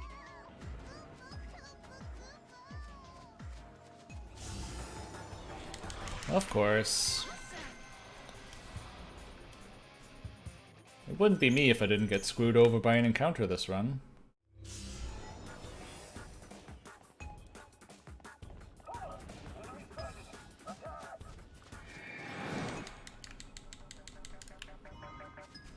I even got the voice line where Sarah said awesome that he picked it up and it didn't pick up.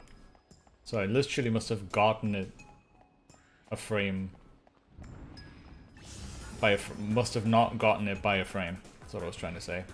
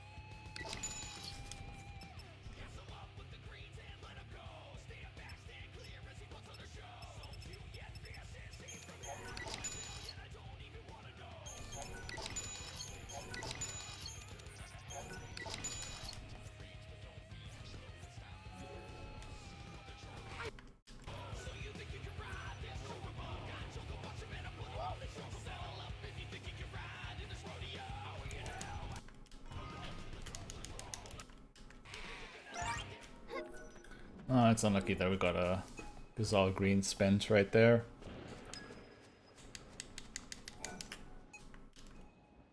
The offering to Curie. I hope it's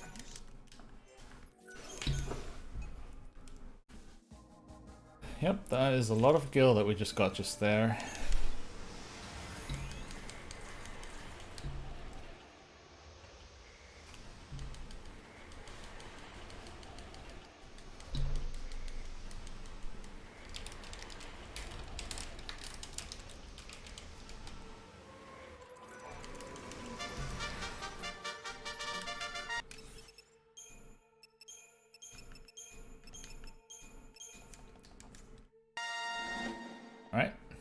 got a bunch of new fragment skills.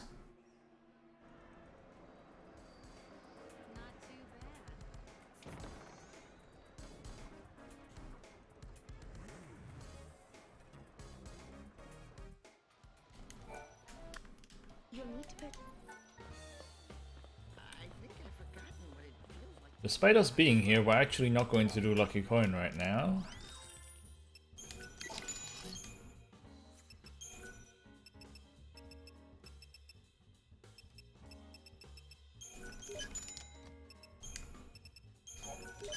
We're just going to buy the last artifact and leave again.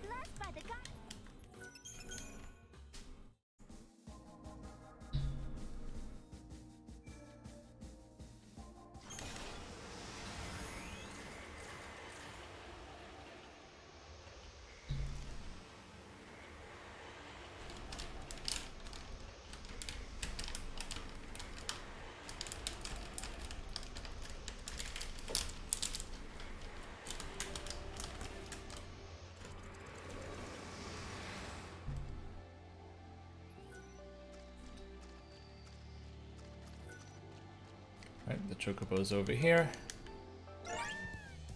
Now we're actually going to get the last party member for our team, and then we're actually soon going to upgrade to all the final party members.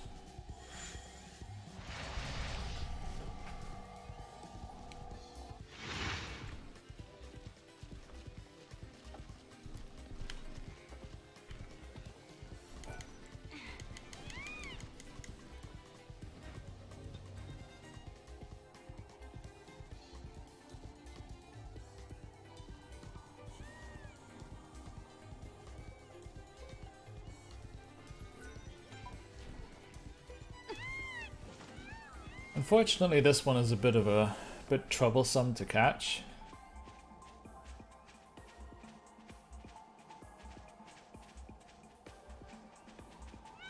And we've already had plenty of troubles trying to catch our party members.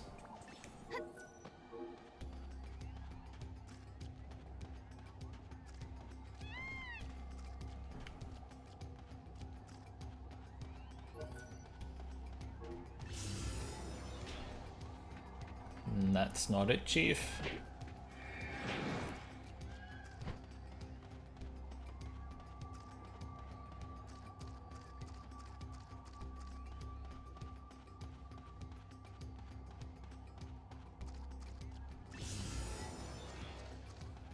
That's not it either.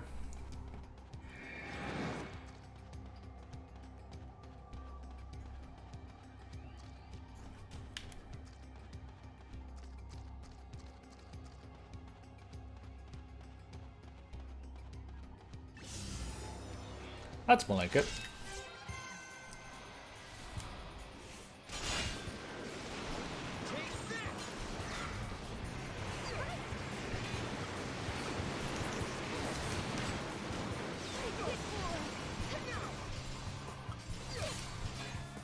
Oh. And we actually caught it on the first attempt as well. Nice.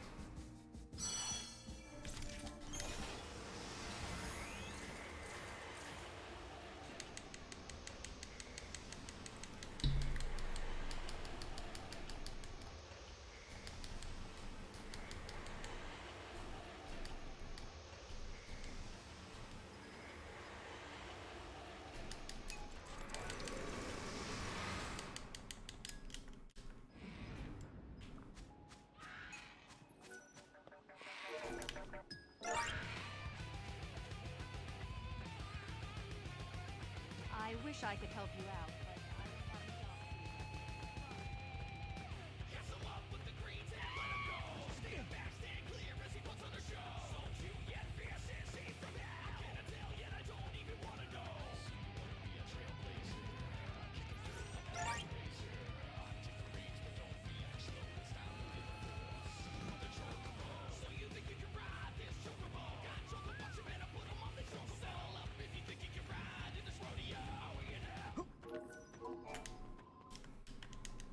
I've been they received it. However, the U2 password and Academy. As for the other, I'm pretty. They're saying.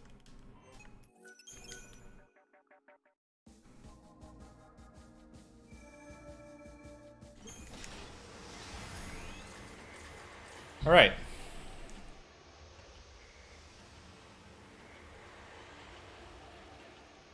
Now we're actually going to beat the game for the first time.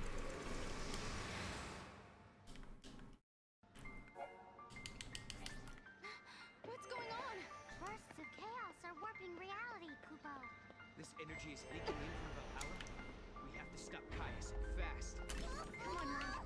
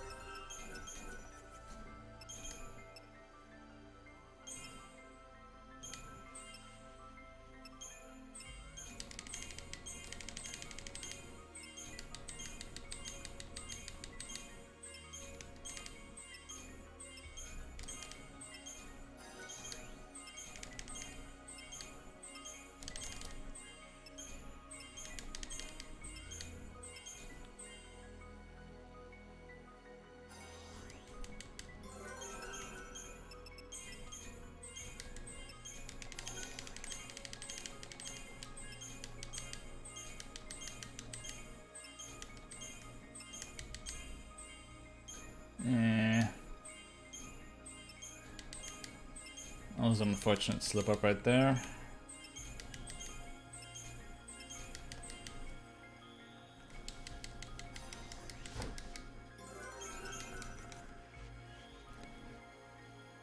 Okay, now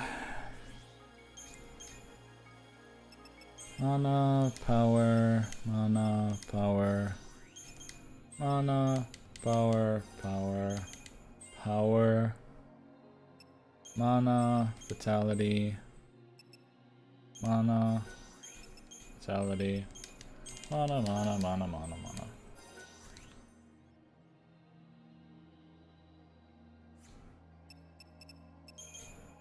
Yakshini.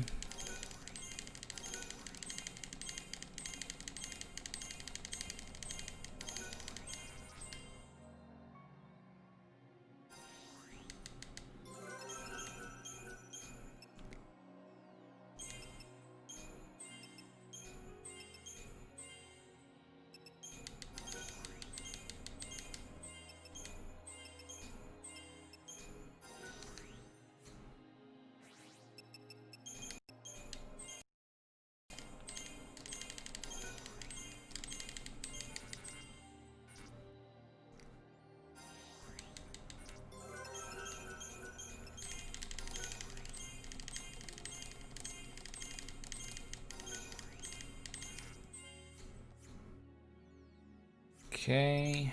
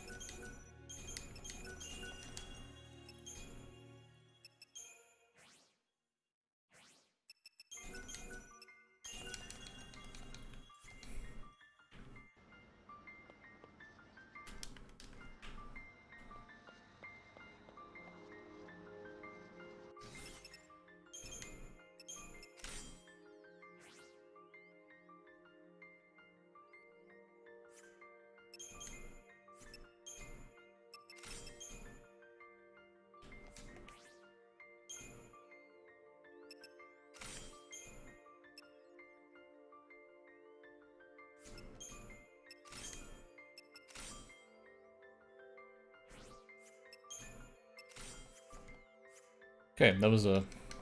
I got kind of confused by how that equipment was put on. It was not how that was supposed to go. Okay, so... Academia 500 AF has a very confusing layout to navigate through. I'm sure the people that have played the game can relate to that sentiment. And there's a rather specific route that we have to go through to actually get every map piece. That is actually super lucky that we got that, because that means we should get early cycle here relatively comfortably.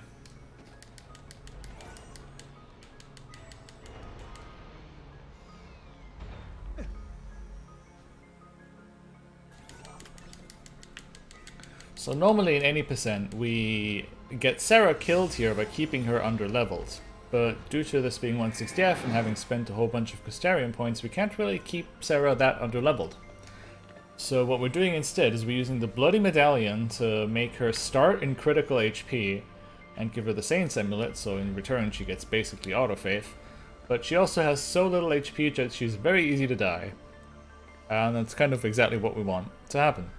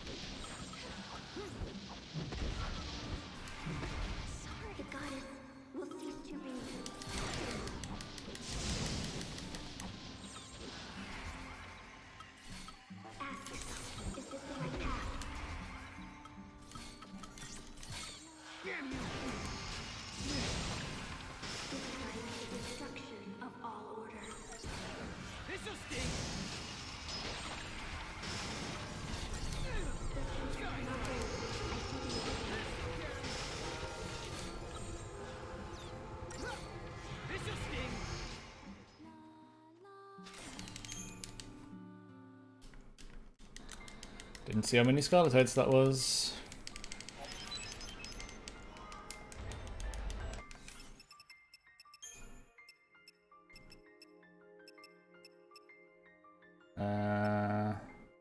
One. Are you kidding me? Okay.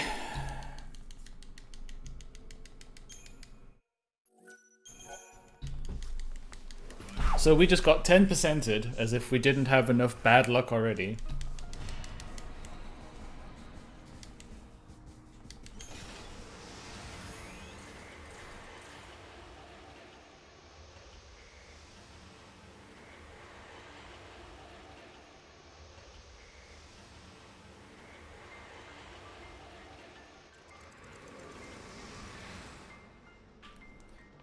Now I get to repeat this fight.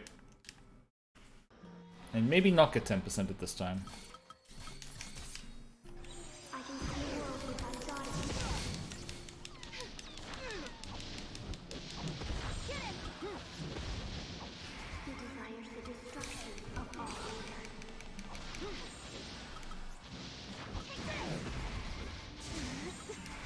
He hasn't actually buffed yet. God damn it.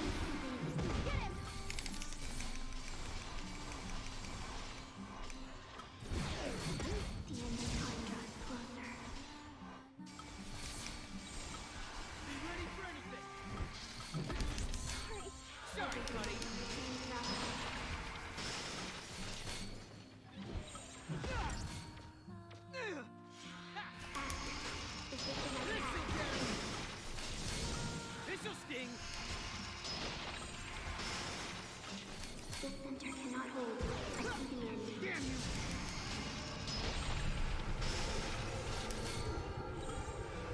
Time to start.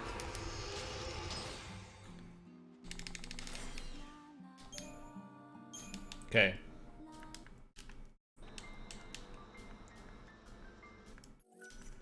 That was mildly annoying. I have to tag this here a little bit, and then go back the other path.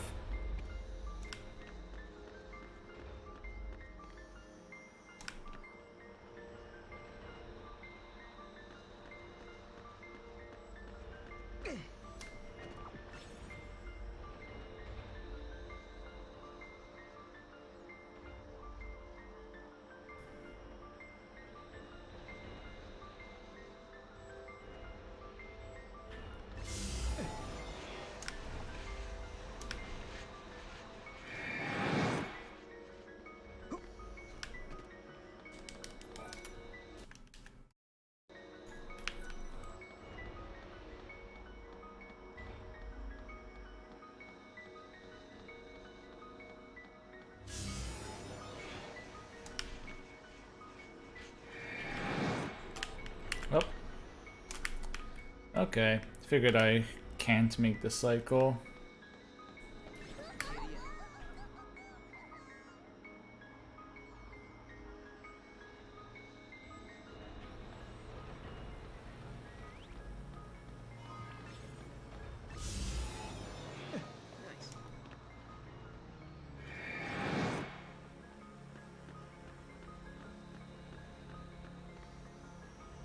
Whee!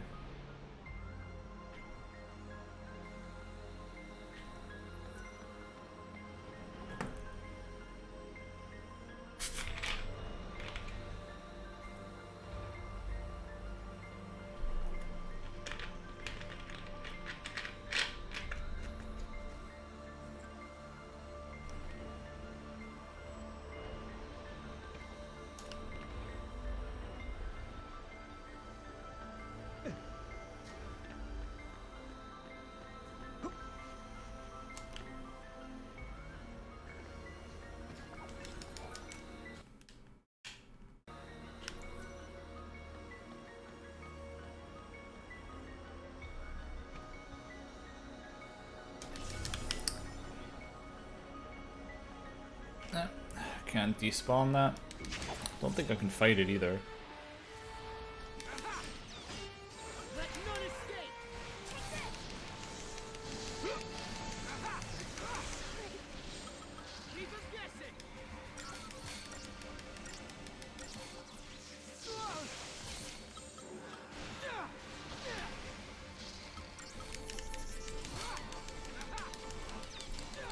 Guess I can fight it.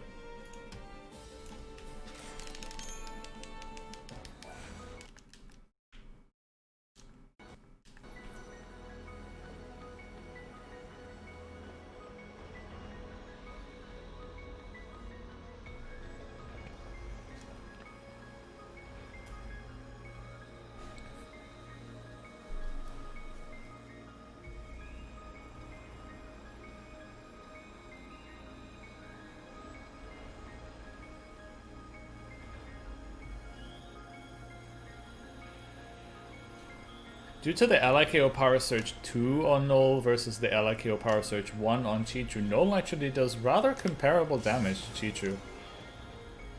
Does this also have a Pantopoda? Alright.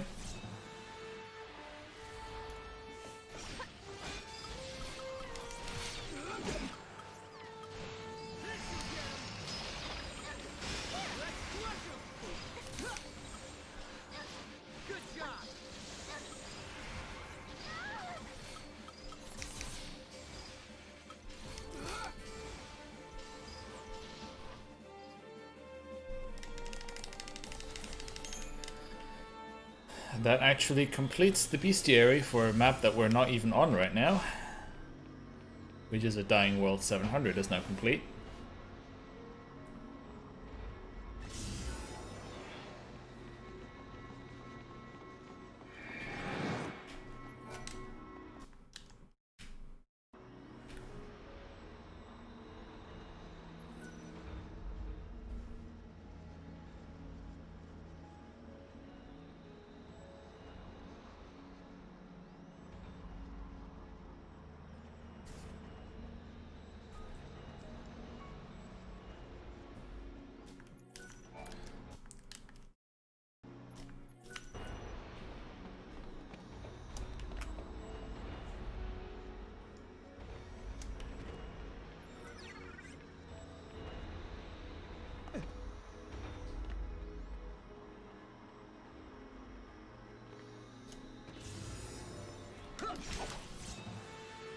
And here we have ourselves an Upkalu.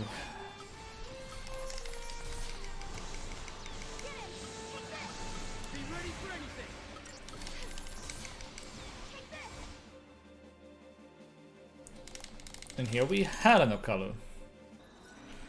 An Upkalu was had.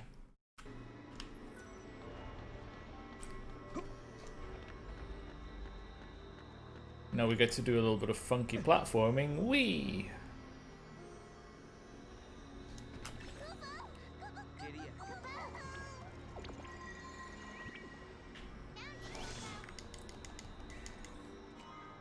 Well, you can't do a Upkalu skip here.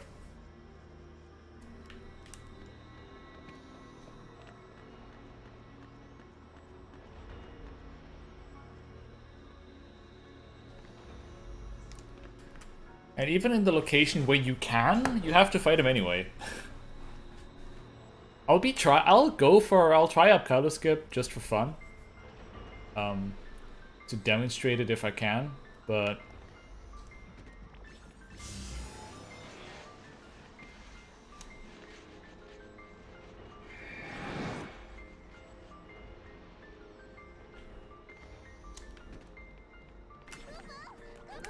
it doesn't actually save any time here because I'll have to fight him anyway.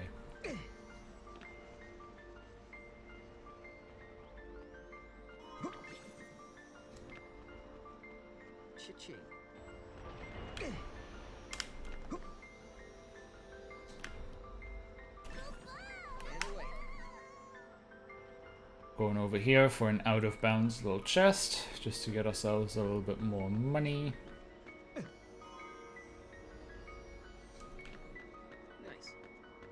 Alley-oop. Welcome to Upkalu skip. Doesn't actually do anything, but I actually performed Upkalu skip just now. Upkalu skip is a glitch that I accidentally found during my world record. I happened to get it without even knowing what it is. And how it works essentially is that... Hello, buddy.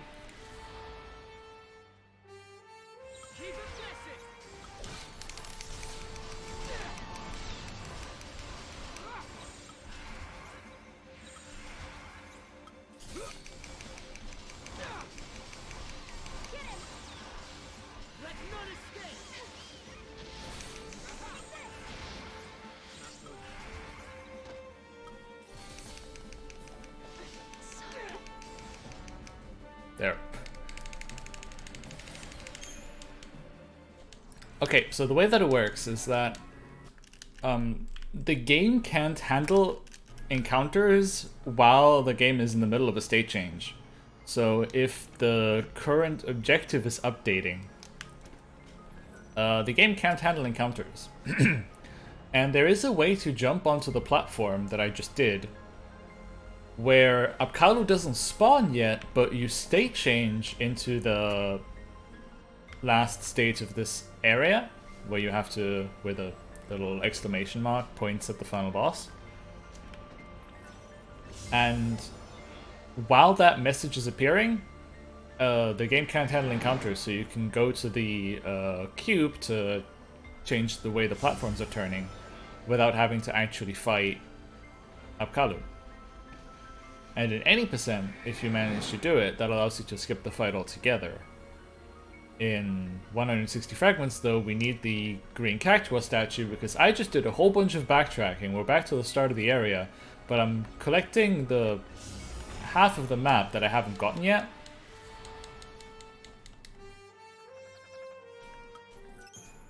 We also, of course, got the most unlucky encounter one can get here.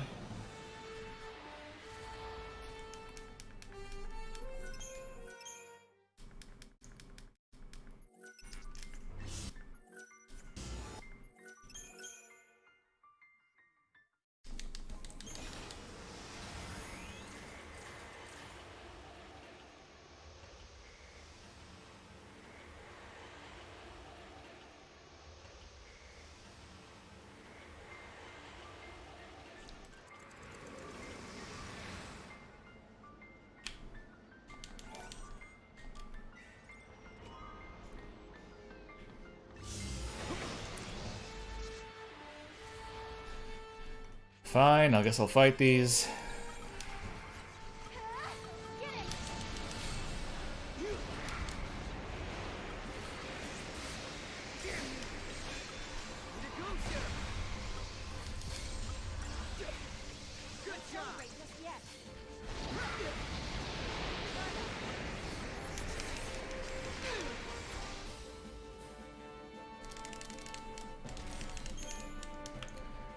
Unfortunately, we didn't even catch one. Now I can just jump back to the end of the dungeon. And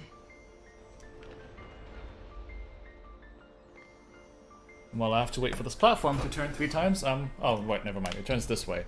I guess I don't get a break after all. Feels bad. For some reason I thought this platform went the other way around. But I guess this is more convenient for speed's sake.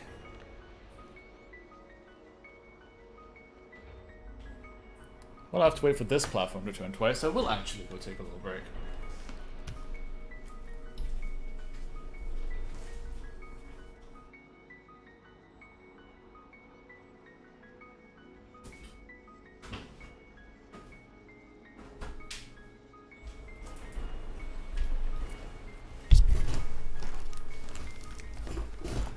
And just in time.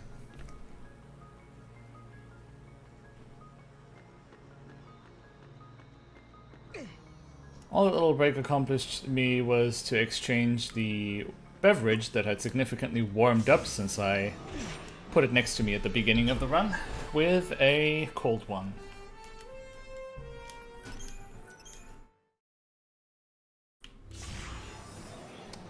Really, Schrödinger? Stop getting on my nerves.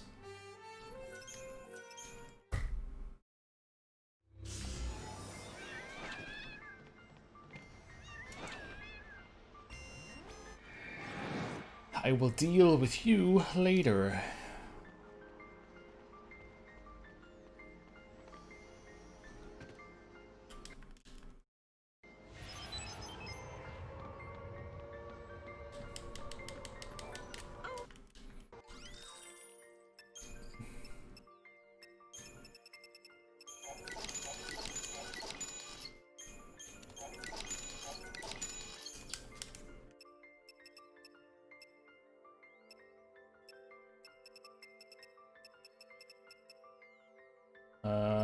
There it is. Wondering why that took me so long to find.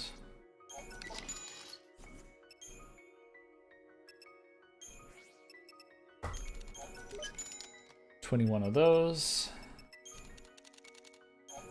18 of those. And I only need 14 of those.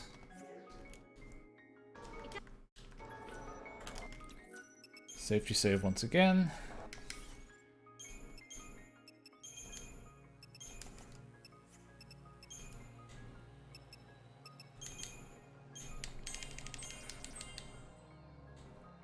Now it's time for Chichu's strength stat to go really high up.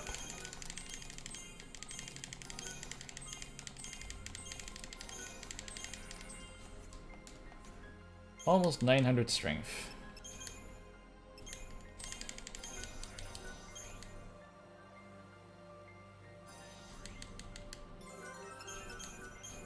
Okay, now to pay attention here. It's mana, vitality, power, mana, power, mana, power, power, power, mana, power, mana, power.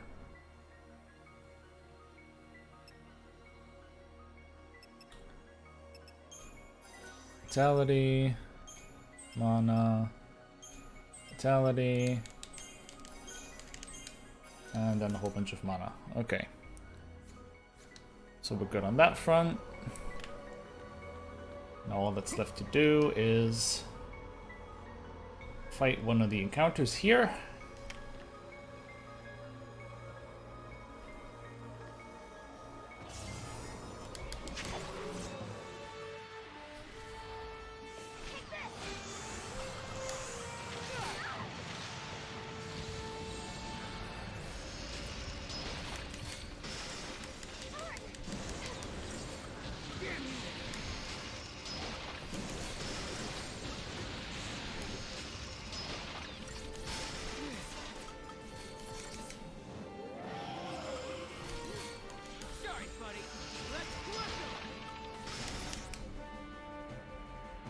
Alright.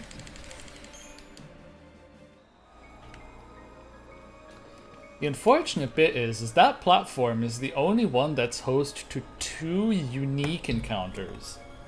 So there are 2 different encounters, but only one of them can spawn at a time, which is the whole reason why later on in the run we have to go through the whole map again just to get the other encounter.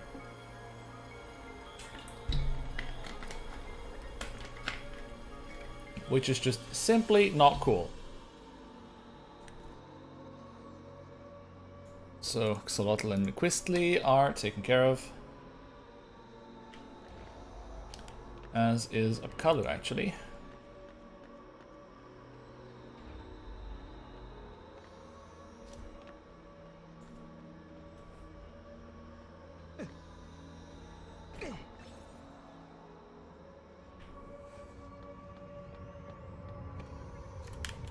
Done. Need to actually pick this up.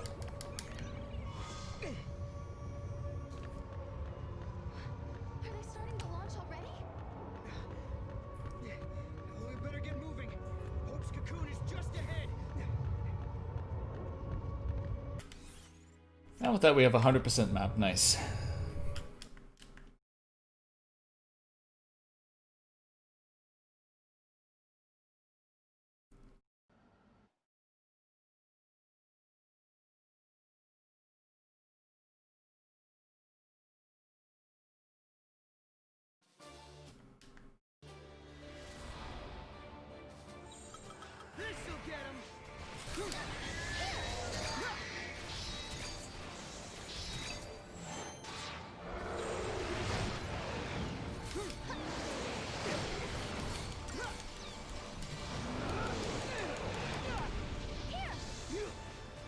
You troll.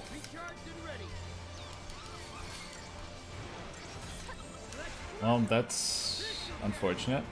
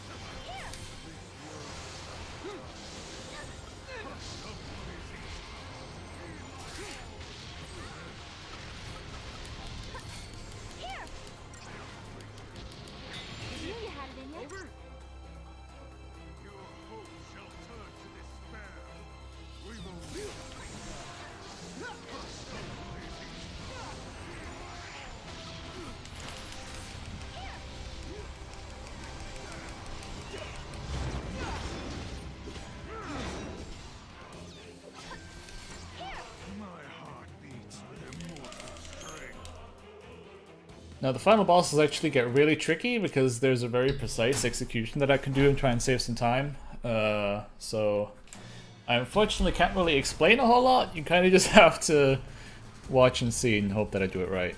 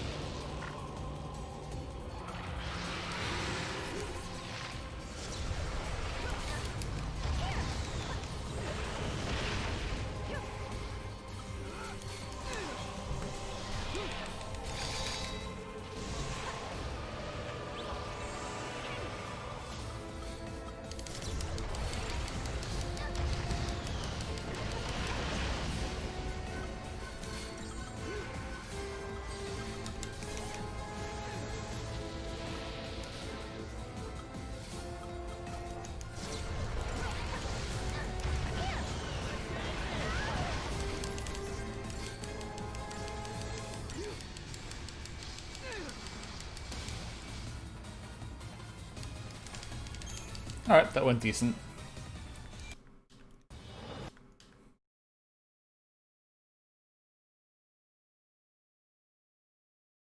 Cloudburst has an incredible cast speed. And has a very useful synchro. It's our first source of an end spell, which is why we basically just melted through the final boss right there. Because Imperil is a debuff that reduces elemental resistance, which makes him weak to everything, and then Enfrost gives our attacks ice elemental damage, so we benefit from the weakness, and that just makes our damage skyrocket.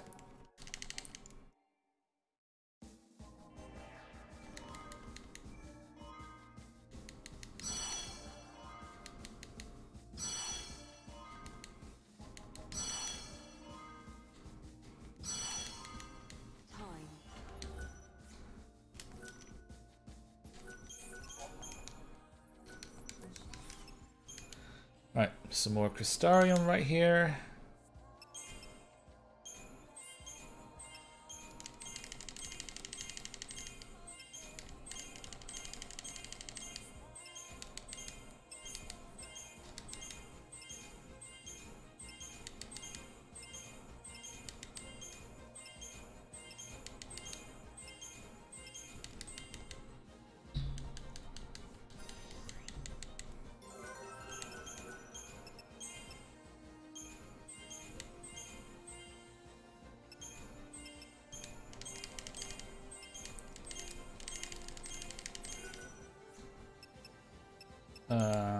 Okay.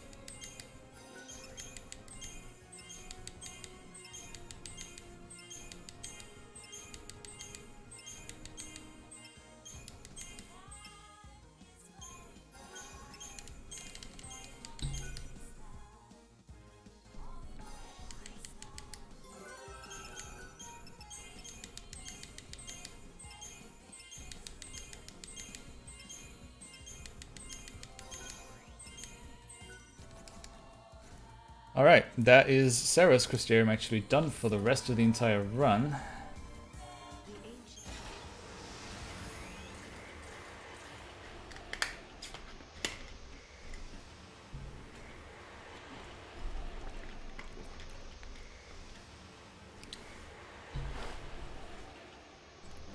Now we're going to take care of all the Yasha's Massif side quests as I previously mentioned.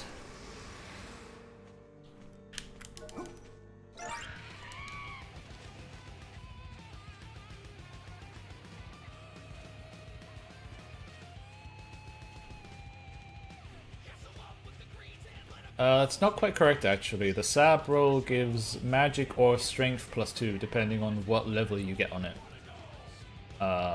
Uneven levels on big nodes will net you bonus magic, and even levels on big nodes will net you bonus HP. Not bonus HP, bonus strength.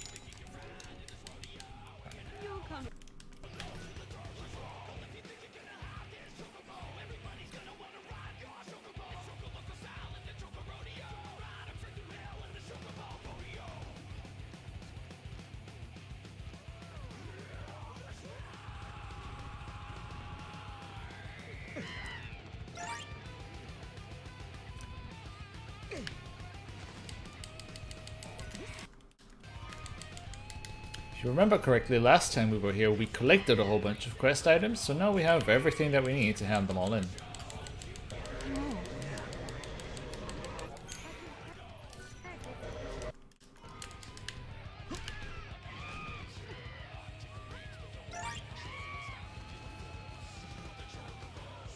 Synergist works the exact same way as Saboteur.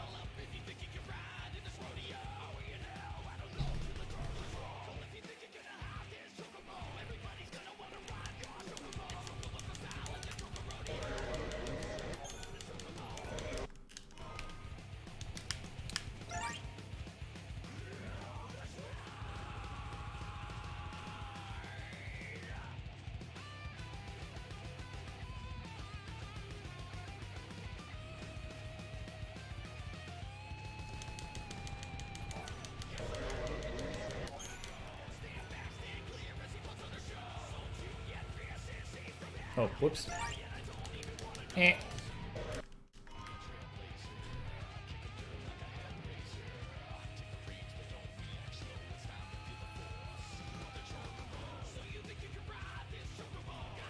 I mentioned this to, I think it was Wally, I can't remember exactly who asked at some point, but New Game Plus runs would probably actually be slower than any % due to all the gate opening and gate closing you'd have to do over and over again.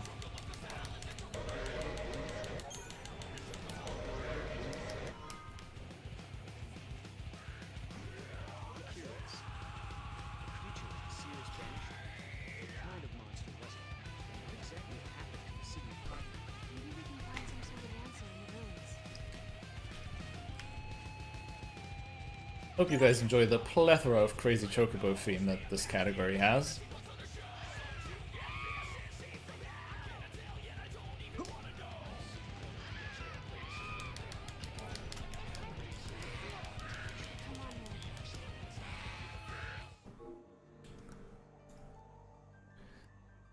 Alright, it's time for our last couple renditions of Clock Puzzle.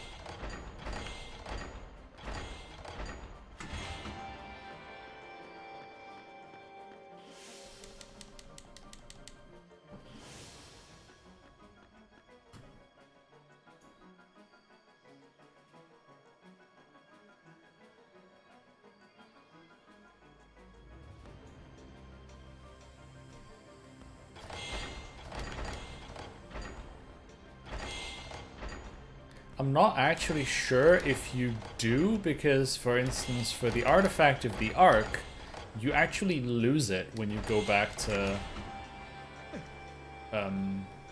New Bodum 700 AF and you actually have to pick it up again.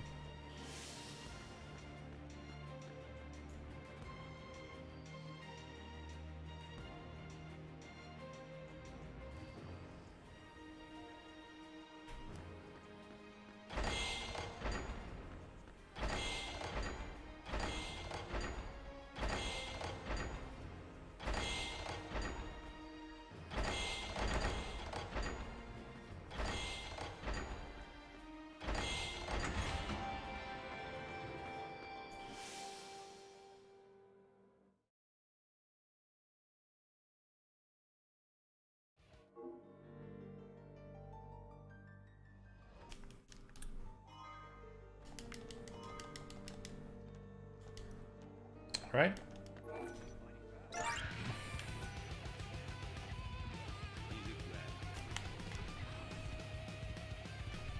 I haven't really entertained the thought of New Game Plus or of any kind because that would just be incredibly boring. New Game Plus runs for anything are really boring.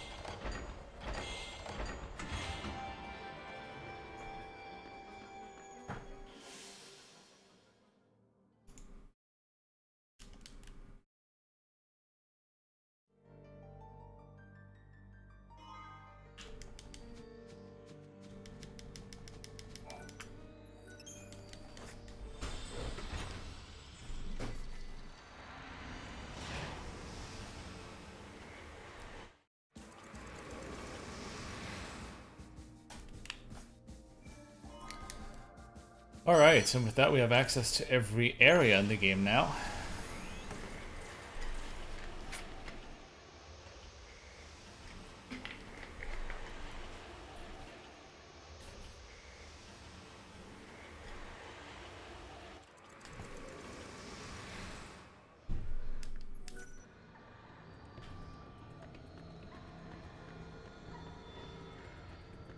I really don't want to be here at this site.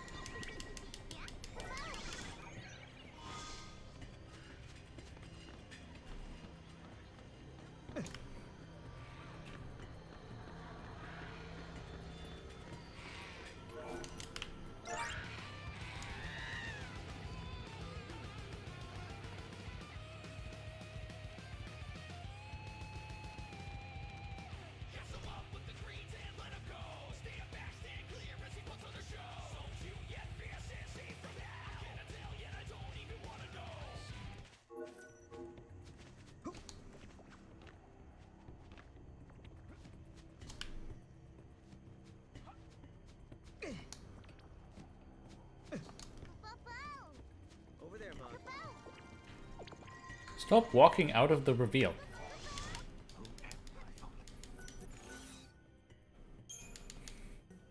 Yes.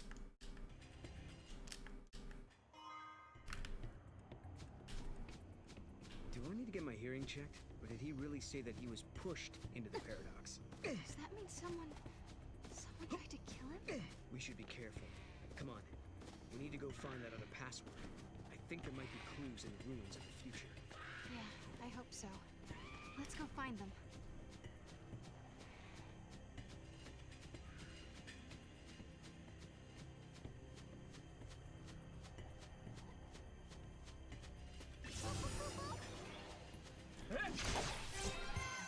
Guess we'll pick up some imps.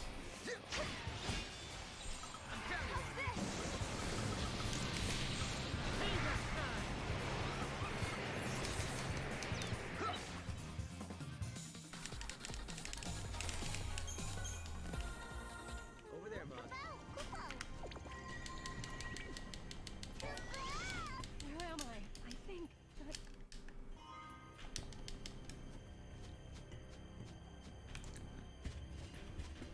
I'm not entirely sure you would even use Teacher.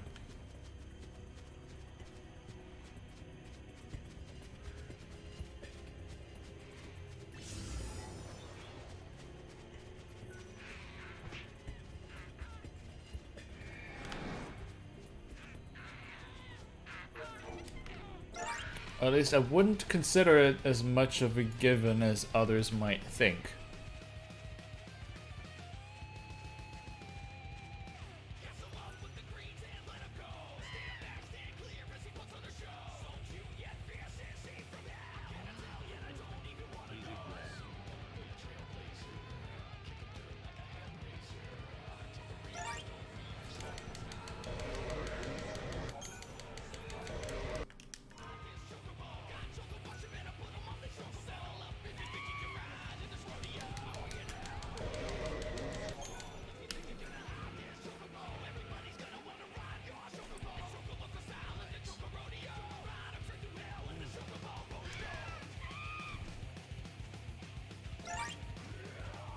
For the simple reason that there are other commando alternatives that one could consider, especially if you're going to use Cloudburst.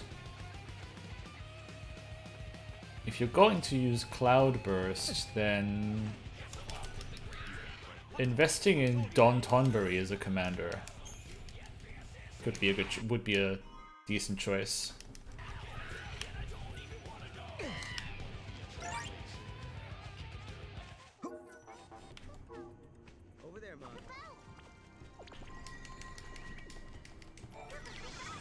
Because then you would actually have a magic-based commando to go along with friendly fire.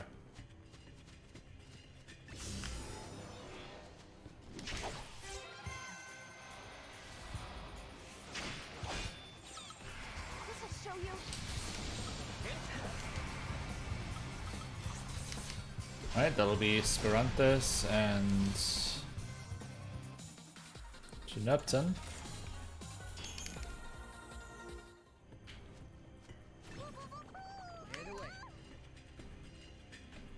Don Tonberry, if I vaguely recall, is one of the best magic-based commandos who would mesh well with Cloudburst.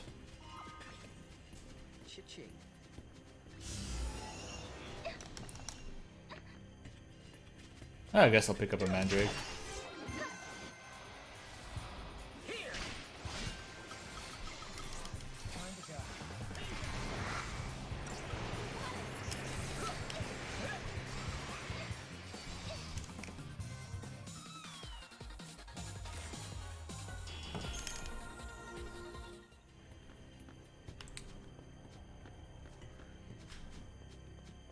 He would be single target, actually. He would just use Ruin.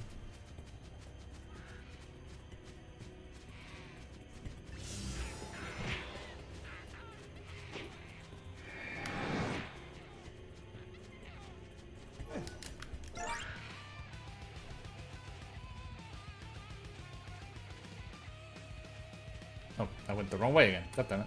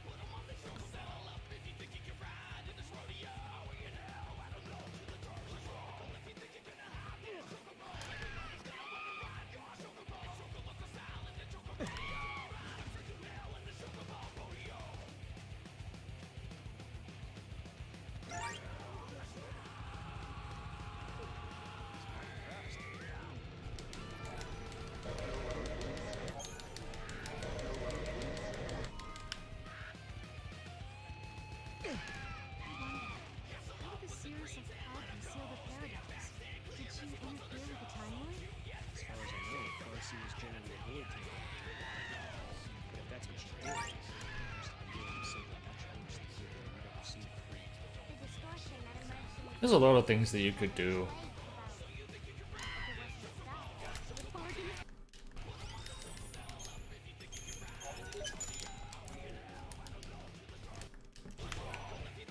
Better grab some more Gazelle greens just in case. Don't want to happen. Don't want to have happen what I had during routing where I ran out. That was not pleasant.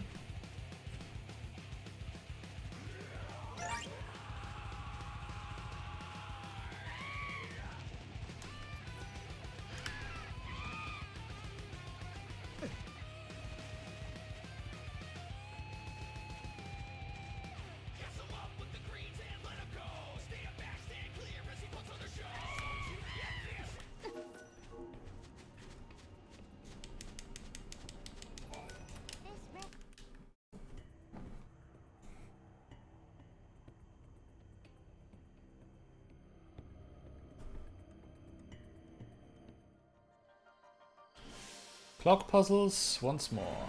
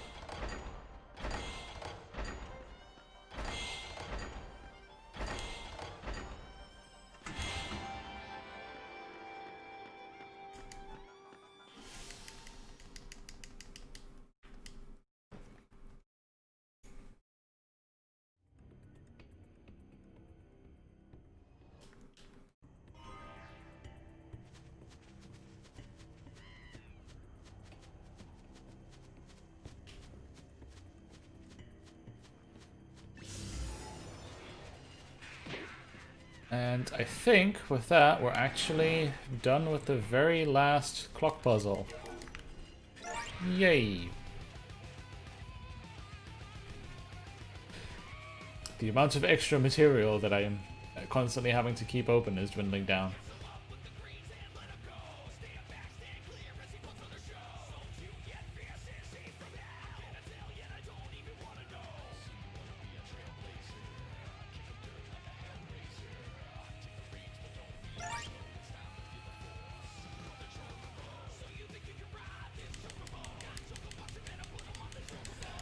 And now we learn the tragic truth that even Yule has been turned into a tomato.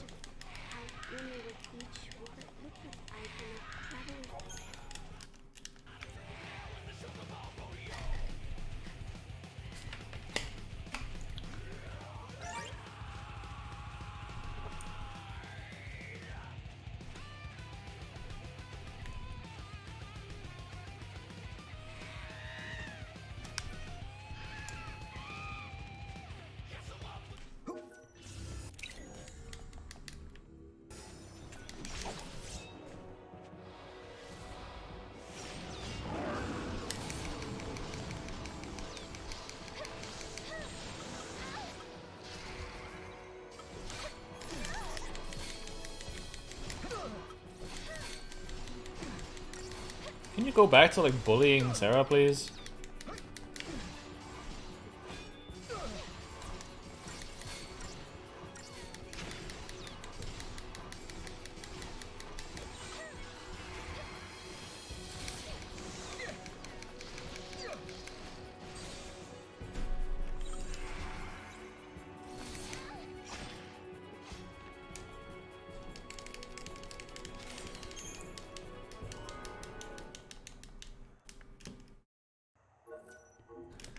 Okay, that is this area checked off for now, at least side quest wise. We still have to do some other content later.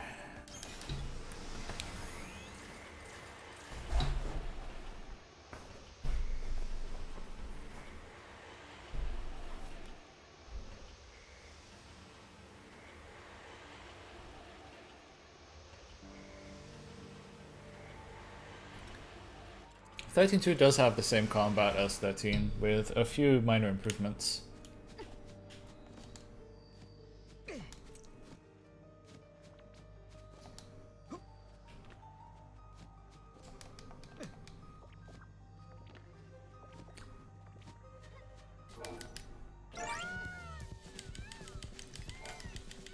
two are. I recently. They don't want just. There's no pasta now that you know. I know it's a lot. Thank you.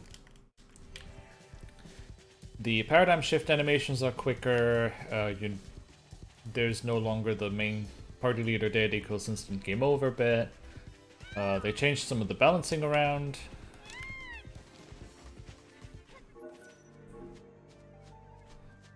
You can tune paradigms to be cross or wide tuned or neutral. Neutral, they work the same in 13. Cross tuned, they prefer single target. Wide tuned, they prefer AoE.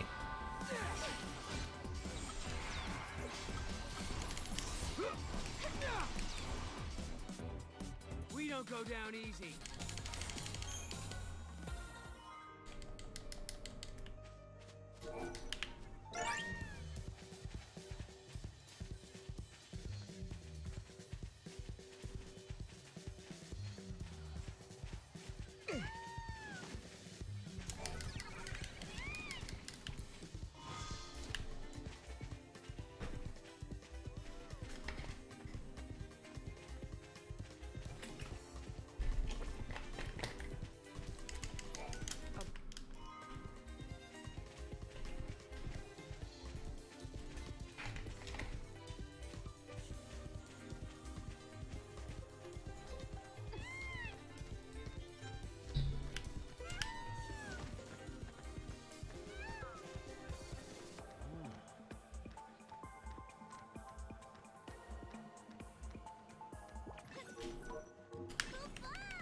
Giddy up.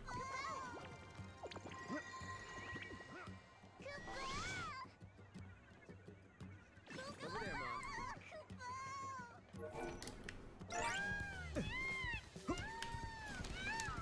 Good boy. Great. Make sure to watch at that moment. Fortunately, we still miss.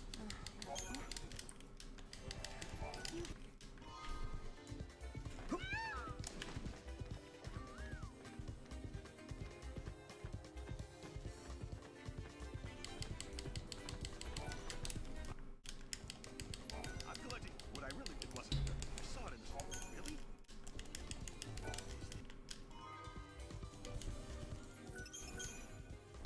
That's this area done as well. We're at 109 out of 160 fragments now.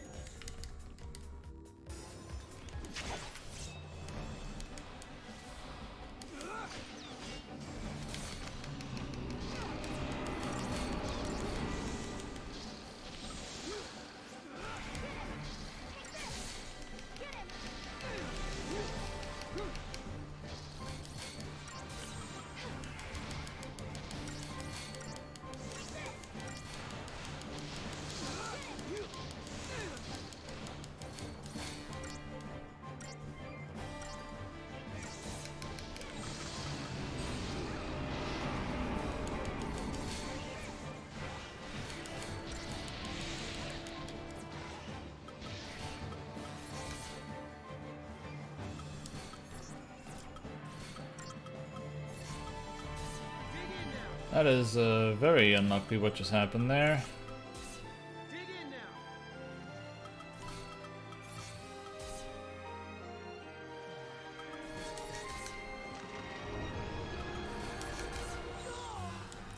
Yep, no, of course. Wow. How incredibly unlucky can you get that he inflicted, or Gogora inflicted, mute on Yakshini, right on stagger, and then buried it under 2 other debuffs.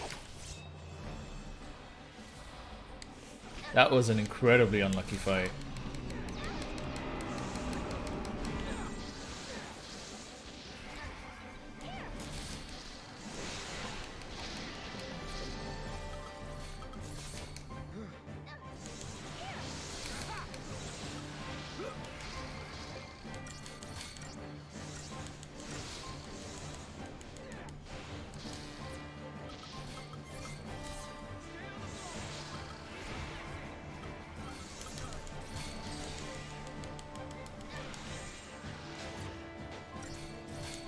I'm good to go.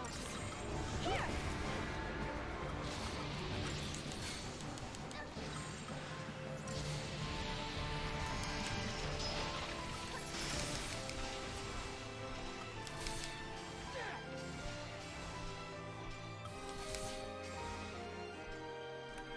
Alright. Was very unlucky.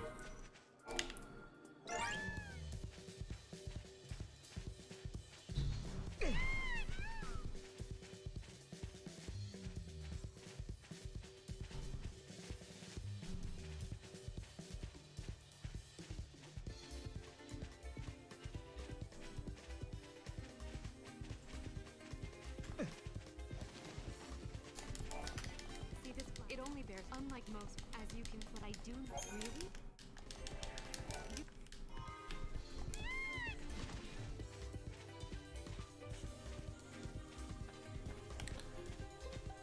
And now we only have one Yasha's Massive mission left to hand in.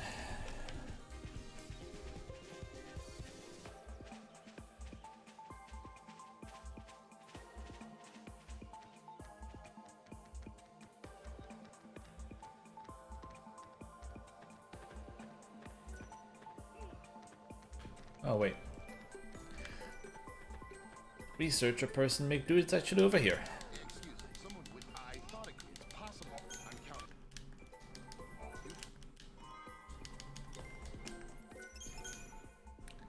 Alright.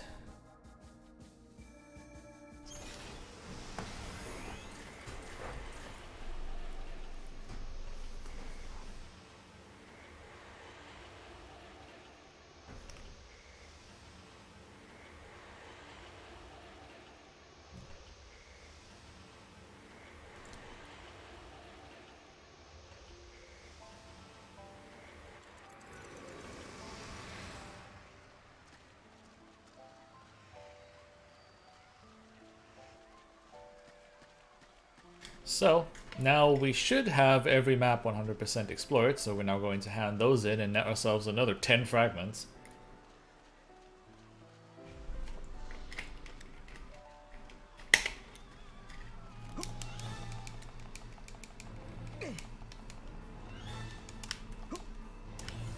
Wait, what? How did that happen? I got cheated.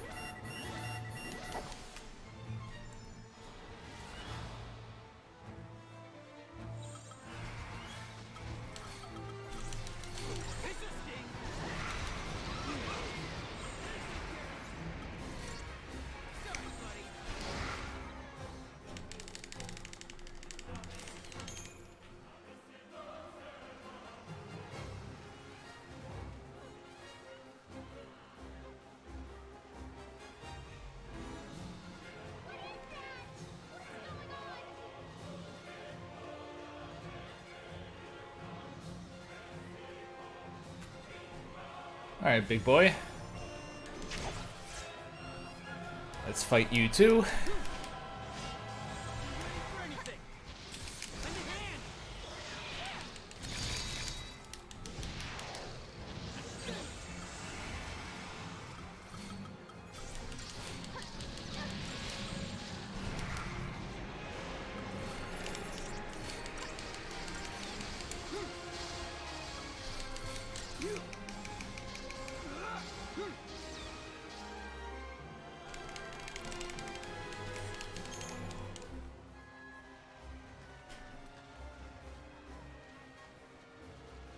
Alright, that is Geyseric done.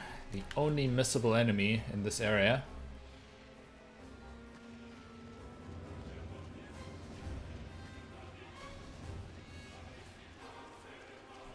I made this fight look really easy, but he's actually really strong. He would one-shot even Noel at this point. Which is why it's very dangerous to let him land, because if his attack hits Noel and Sarah, they will just both die.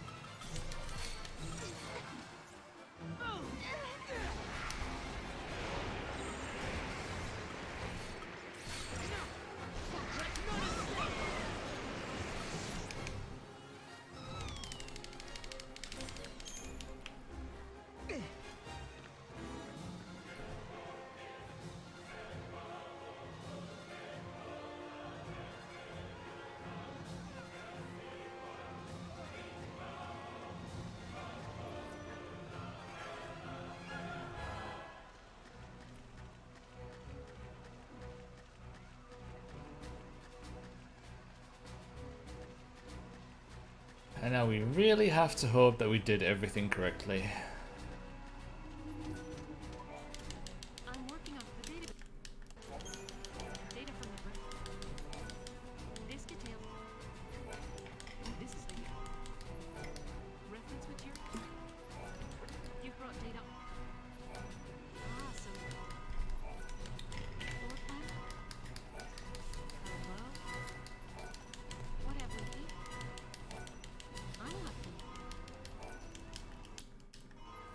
Alright, we did everything perfectly. Wonderful.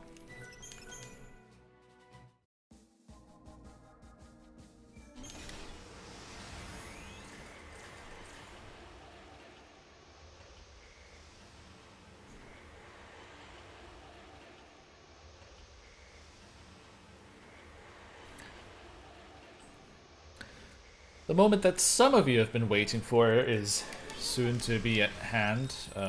You were actually not who I wanted to talk to. Did you notice? One of the prizes you can win is the Chaos Crystal. What do you think? Should we try for it?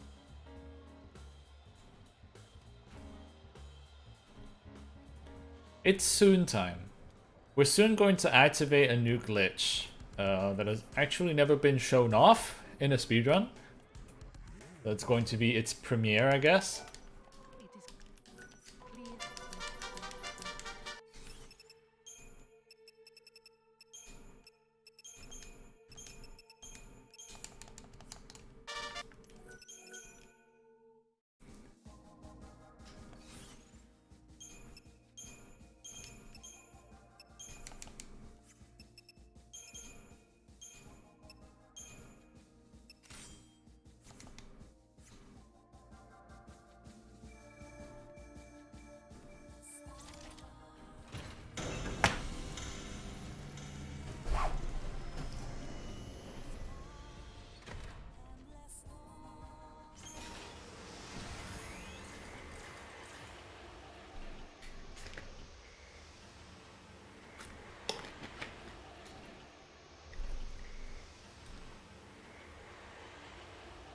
But we actually have to take care of some paradox endings that were actually supposed to be at the very end of the run, but no longer are.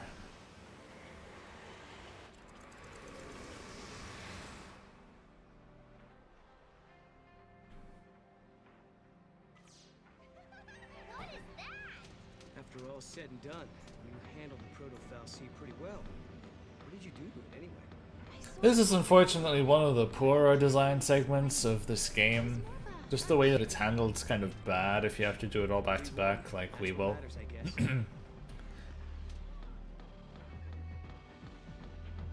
The glitch that will perform will bug the step count permanently. So right now we have to take care of all the things that get really annoying, if even at all possible to do without the glitched step count. This needs to be delivered to the academy. Hey, look at that! Whoa!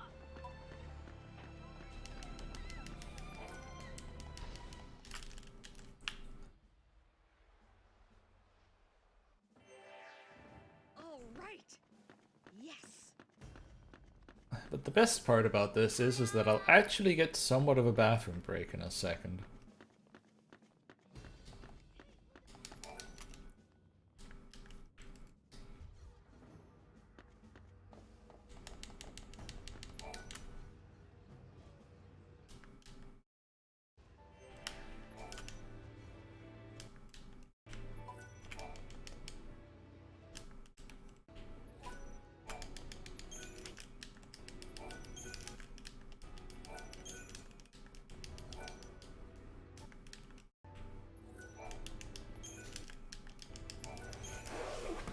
And I'll be back. Sarah, did you really do it? We had collected all the ore clusters Hope needed to levitate his new cocoon. I don't think I'd ever seen Hope look so happy and excited. But this was just the beginning. It would take a century to complete the new cocoon. And if the old cocoon were to fall before it could be finished, well... I know we can do it. He's right, you know. Have you seen that broken gate in the town? Well, it's all fixed and working normally. We collected the ore crystals, so the future has changed, Kupo. Yes, I think so. And look what I found. It was lying next to the gate.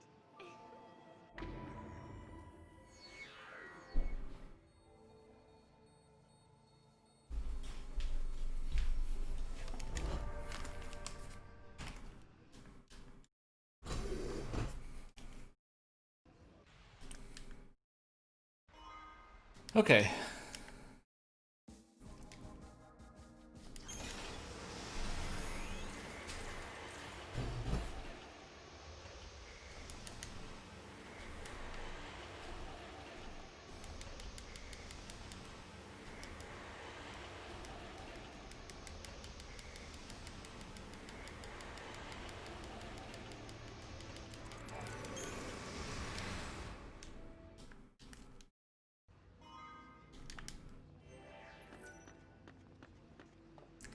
A cocoon was needed because the pillar that Fang and Vanille are holding up is threatening to collapse.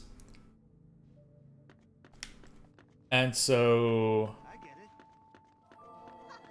a planet landing on Grand Pulse kind of is a big force to be reckoned with if the fate of the dinosaurs rings any bells.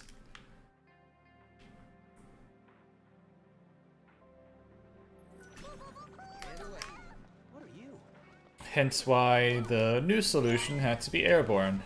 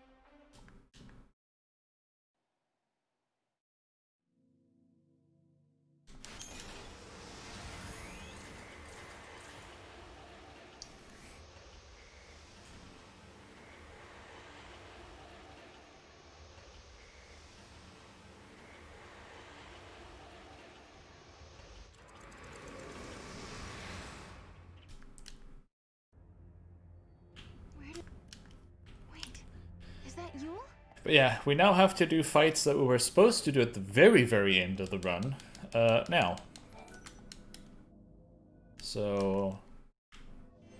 Makes the fights a lot more interesting, to say the least.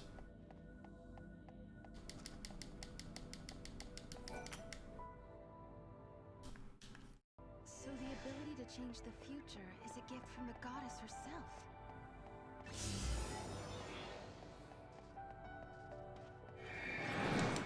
I suppose you...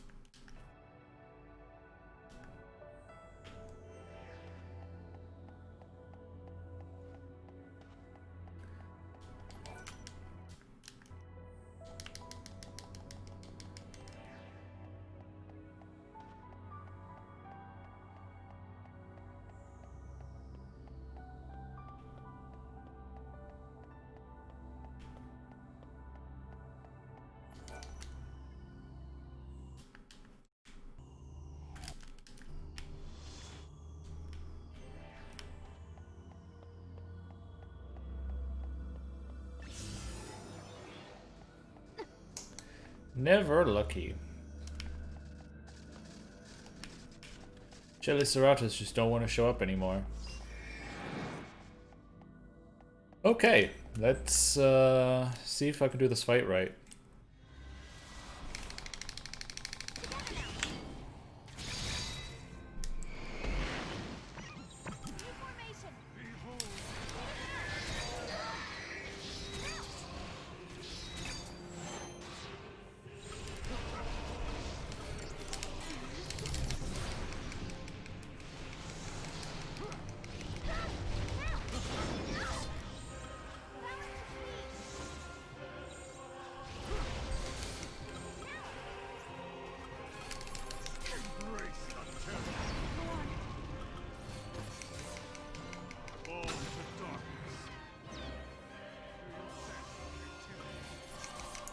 Kind of got mega trolled.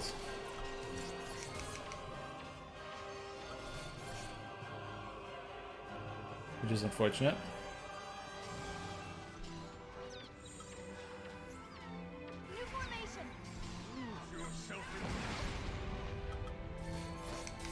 Still getting mega trolled. This should do it.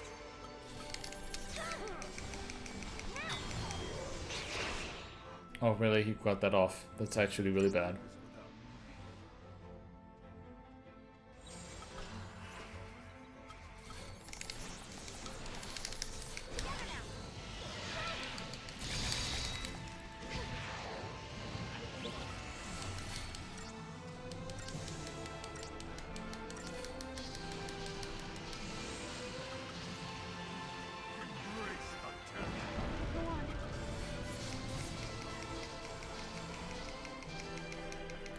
So I really need you to start throwing potions. Oh my god, of course. Ugh. Why did that Eye of Bahamut have to go off? Why did I have to get trolled so much at the beginning of the fight?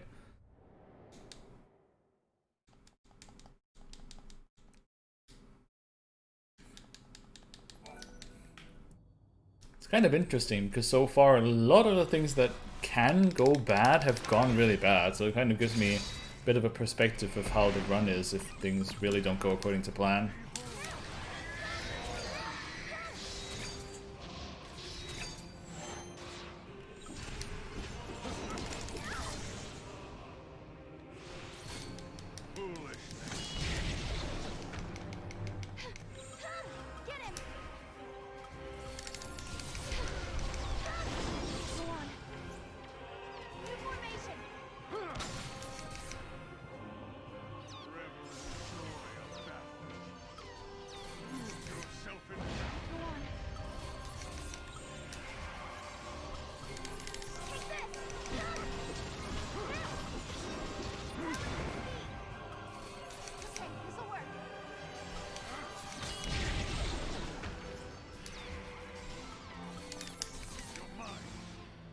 Okay, this time without the annoying debuff.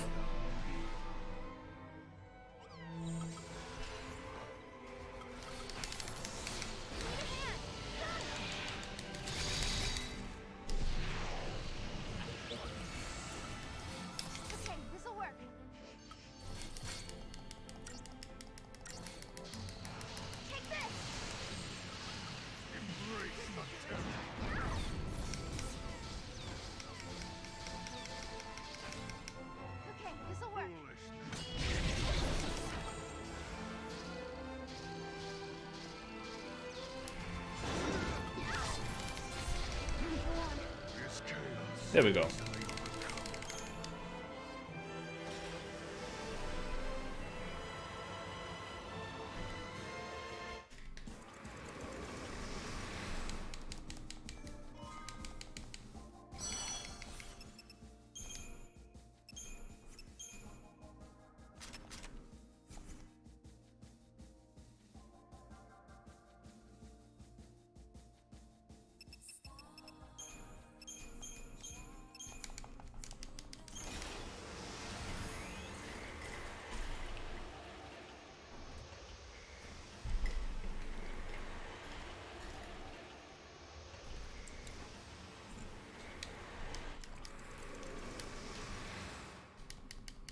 Count.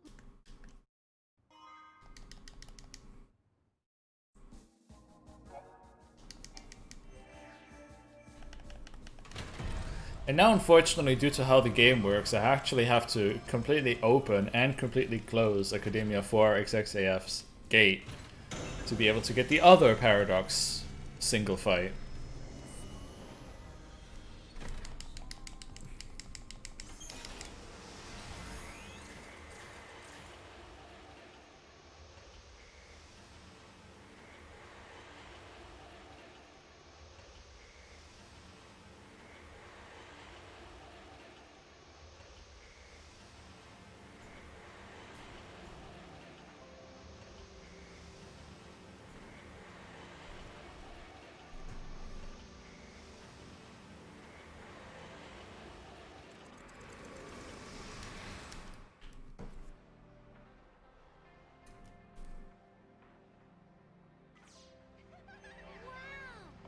After all said and done, you handled the proto-fal'Cie pretty well. What did you do to it anyway? I sort of have an idea of what happened, but I can't really explain it. It was more of a hunch, really. A hunch. Well, we won, and that's what matters, I guess.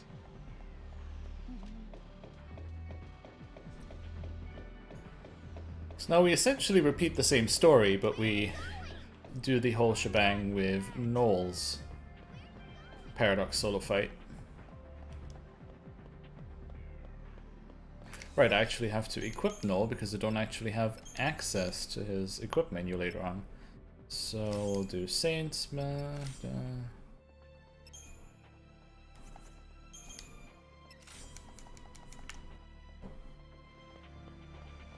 Actually, does that even give more? Yeah, by quite a bit. Alright.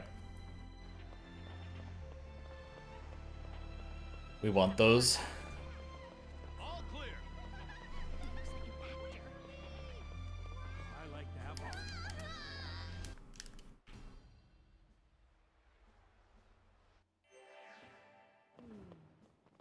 I see. Oh, wow! Hi there.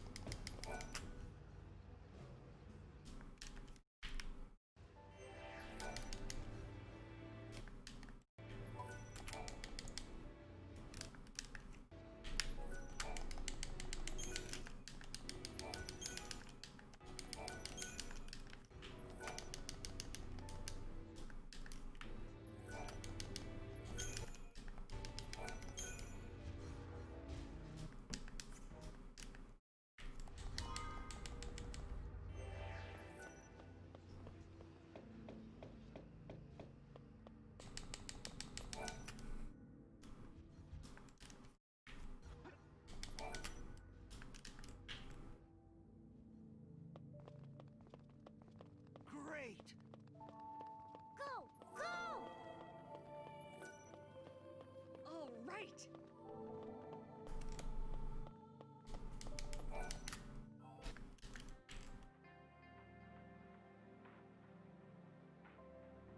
What's going on?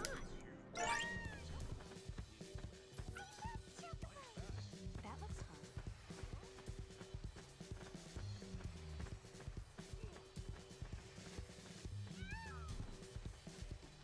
Easy grab.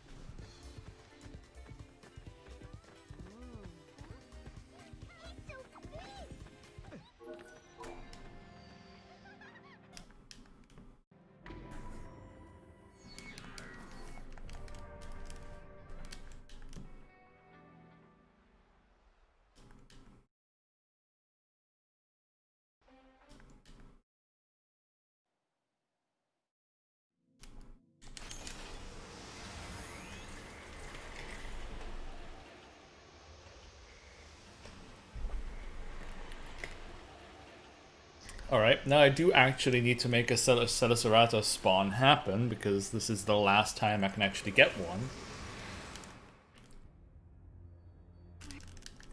Wait, is that Yule?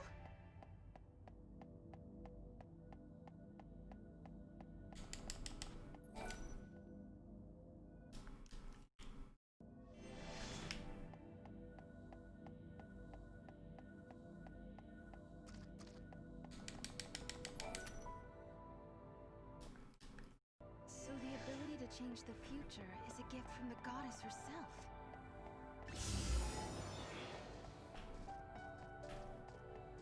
Well, those are just Cleons again.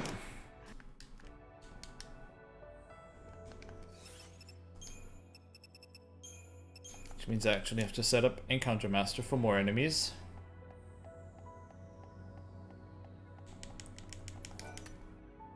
Well, I'm always on less in this area until I get...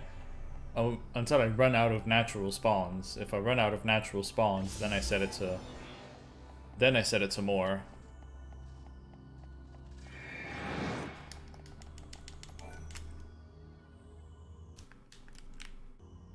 Because I could have just gotten the Celicerata there and be done with it even on less enemies.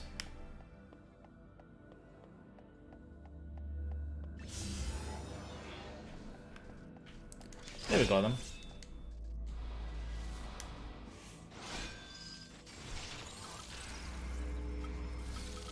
Thanks, buddy.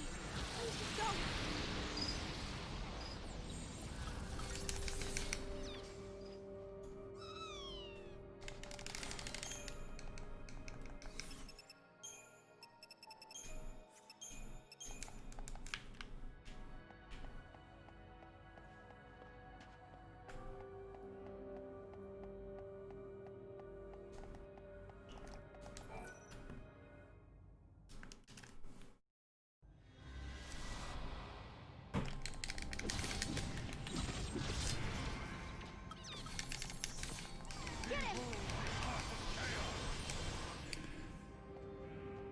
Like a nightmare, isn't it?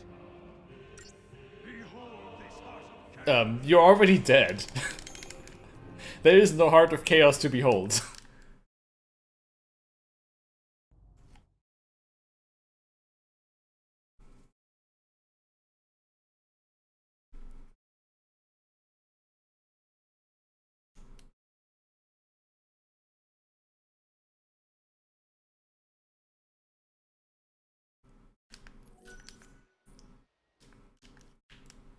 Have I really come back to New Bodom? Or is this just part of a dream?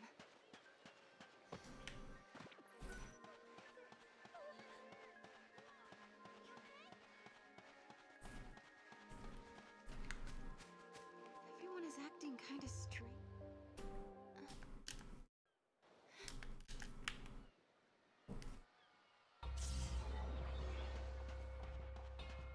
Is this a dream world? Am I trapped? Am I the only one here?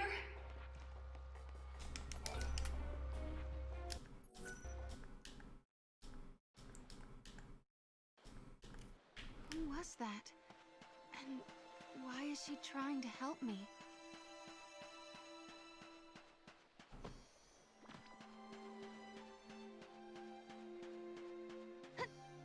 Somebody is helping me, but no one's here.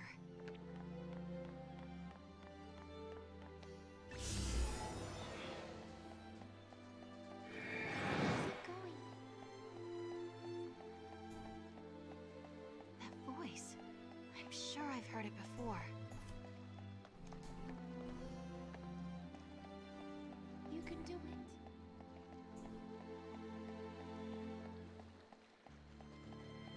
I don't see anyone, but I'm not alone. Not found out.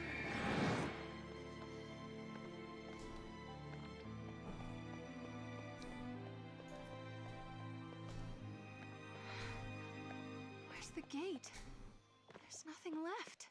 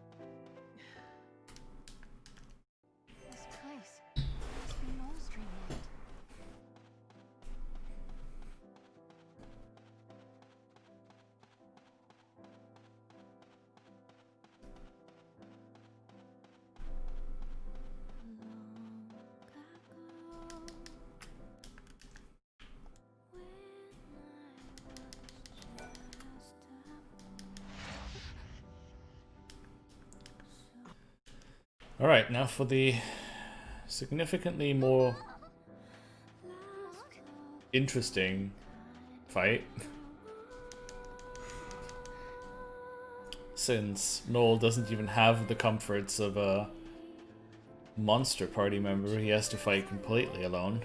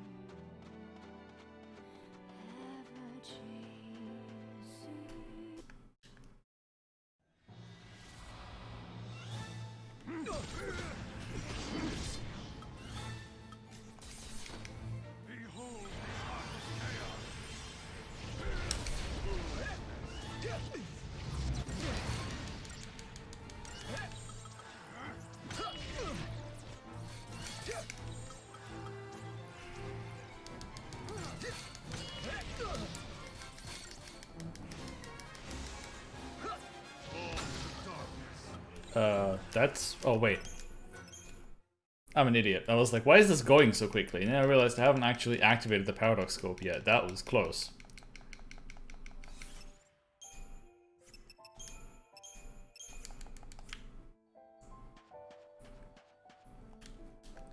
If I hadn't noticed that quick enough, that would have actually lost me like upwards of 15 minutes.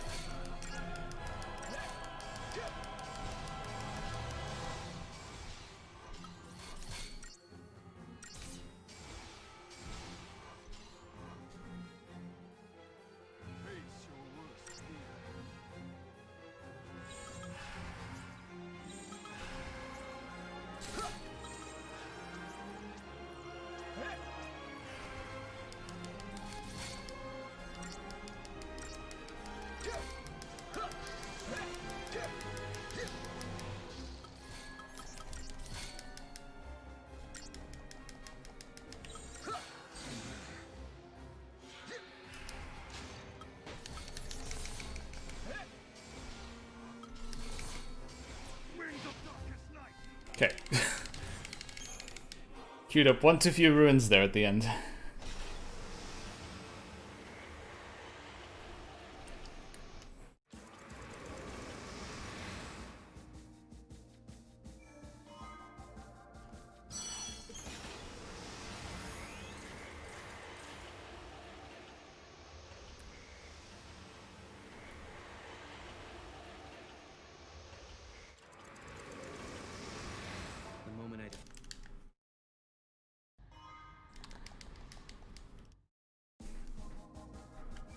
That's just how the fight's scripted.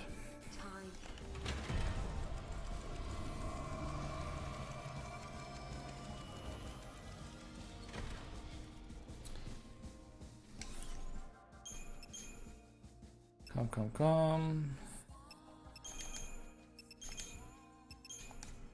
Sub sin, sub rav, sin, sen, rav. And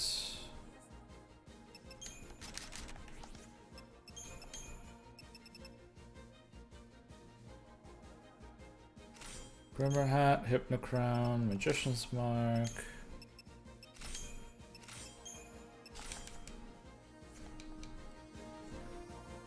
Alright.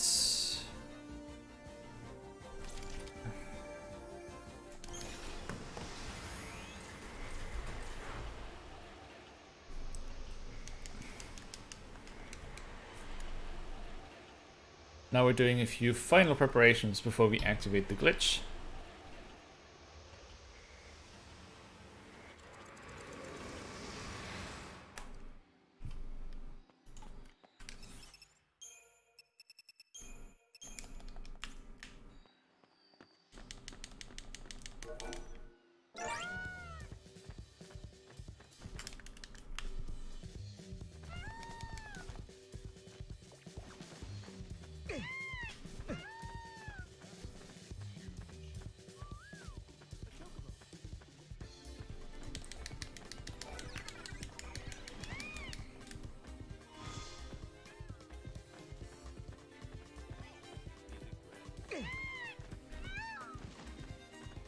And the graviton core that any percent picks up at the very beginning of the run, one of the first ones in the game, actually the first one in the game,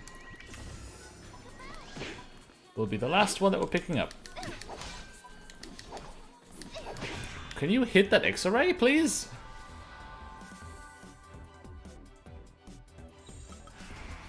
I kind of feel bad.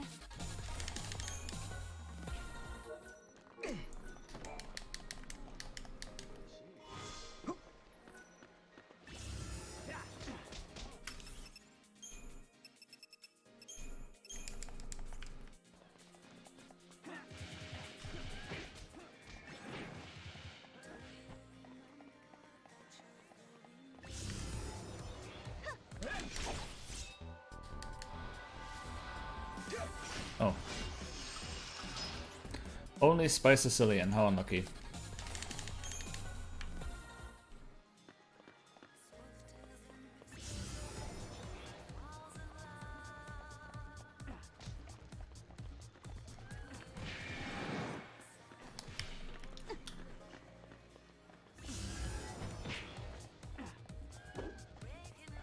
Can I spawn something other than Spice Sicilian?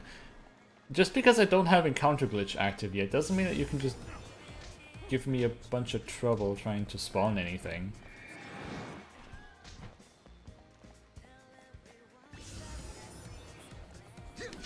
There's Tabasco Toad.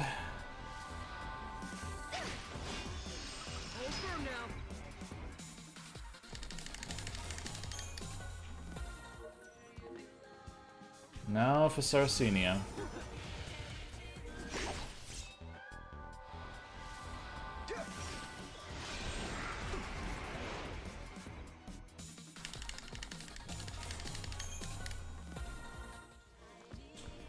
And now we actually have to try and spawn a Gorgon Opposite unironically, because I somehow managed to not get one at the beginning of the run.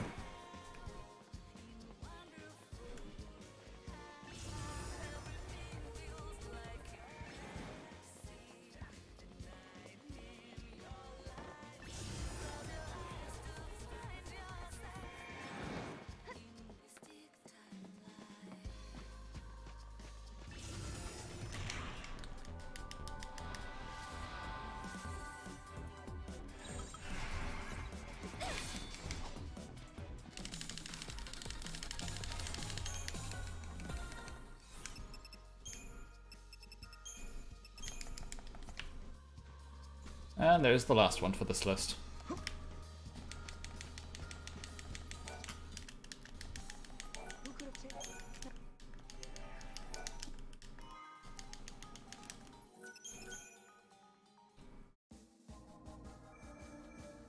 On to the next area.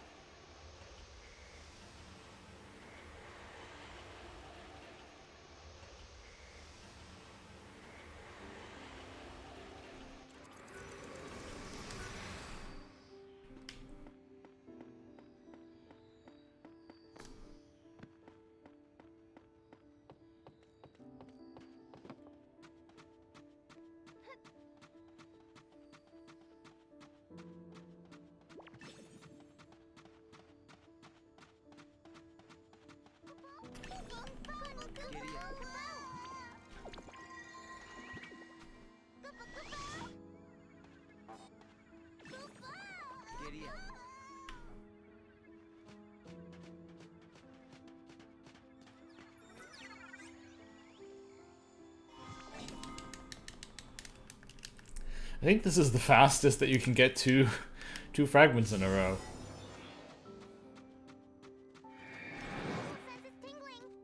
Over there, Mom.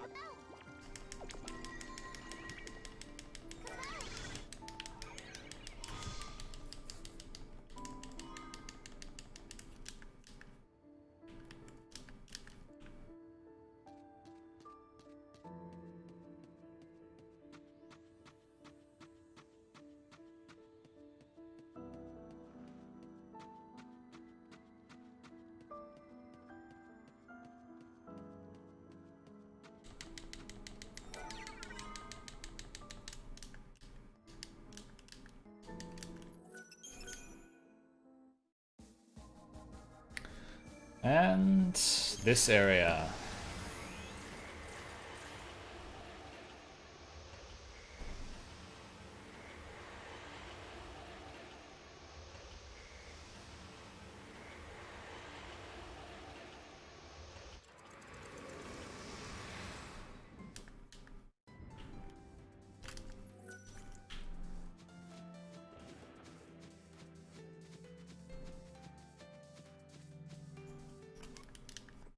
The supply sphere access code opens a treasure sphere that's in the Colosseum.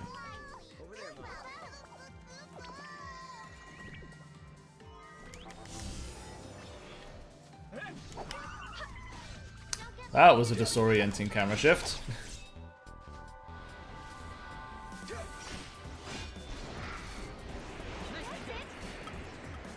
Okay, I can't actually tell now, because that was hard to see. I'm assuming those were only on Saganashi, which is unfortunate.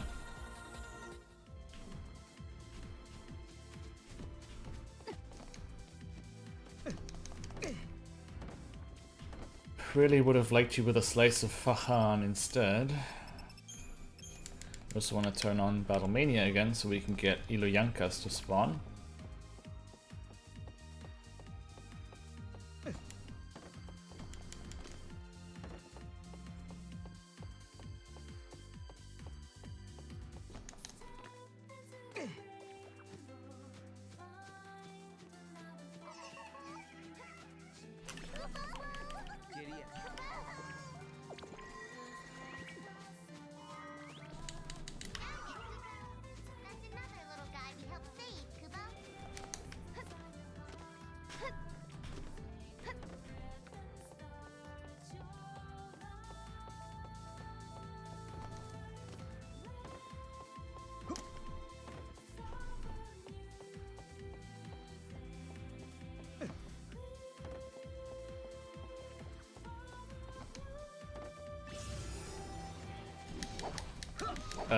Hello? That was awkward.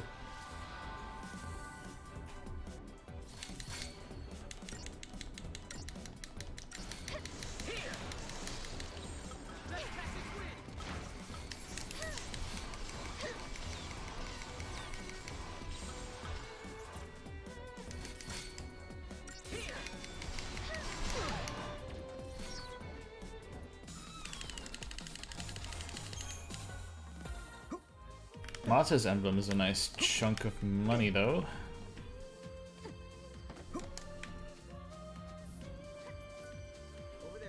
Oh.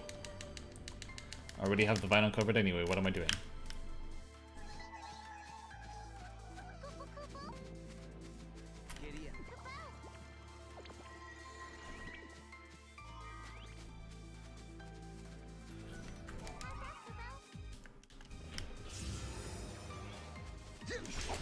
That will be ourselves a Flandit.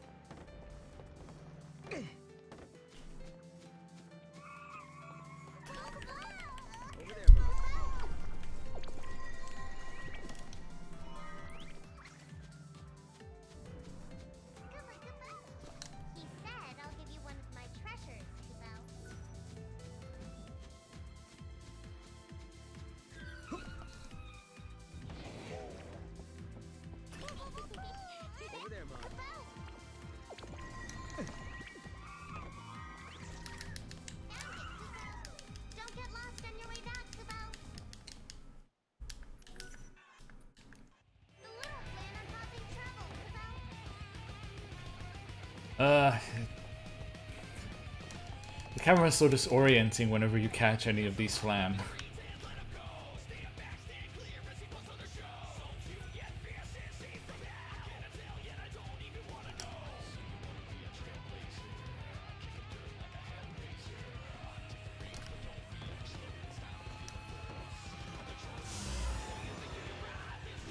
Alright, do you have Fachan among you?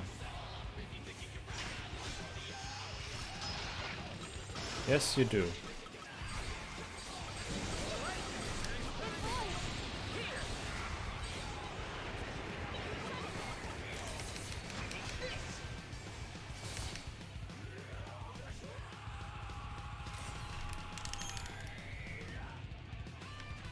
Alright, so now I only have Seeping Brie left to get. That's a Ilyanka. Speaking of which, I think I can turn Battlemania back off.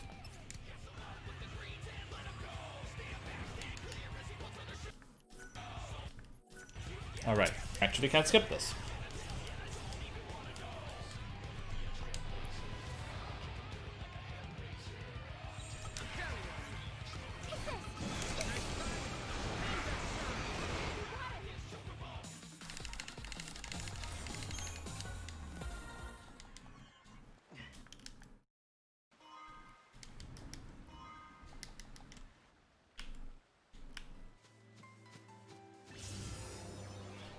Oh hey, you got Seeping Brie, wonderful. Nice and quick.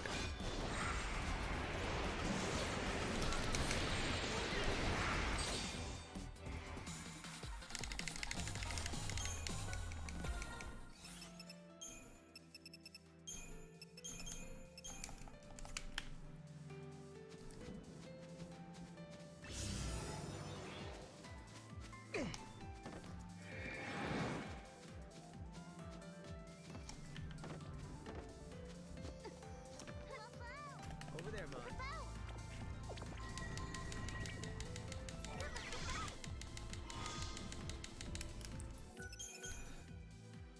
Alright, the time has come.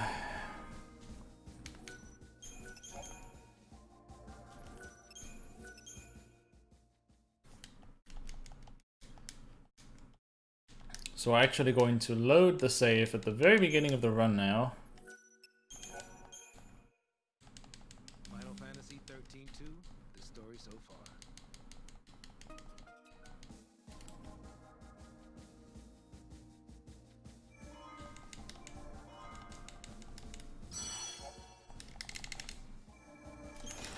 And it has to be a save where we're going into Sunlit Waterscape for the first time.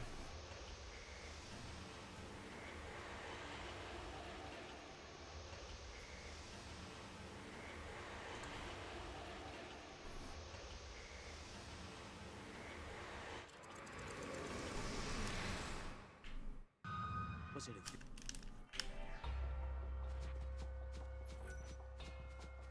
But why? Why did she react the way she did? Wow. That is one gigantic monster.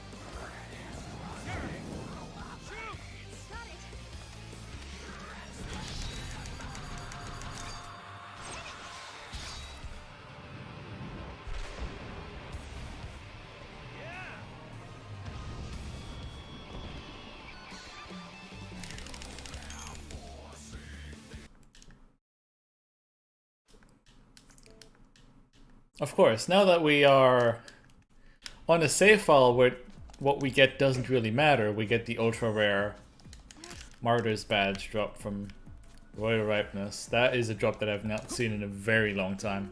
What's got your attention? Must be that fine. So essentially what we're on our way to do is we want to trigger a tutorial, because there's a hidden tutorial here. In that tutorial, we will be taught that if we throw Mog while, if we move around while Mog's thrown and an encounter spawns, the Mog clock drains quickly. And to prove the point, the game sets the step counter to maximum. But if we actually leave the area instead, when we activate the glitch,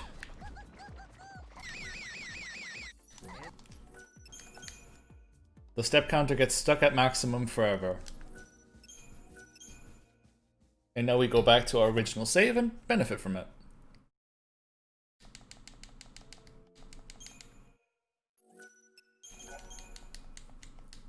Final Fantasy 13-2, the story so far.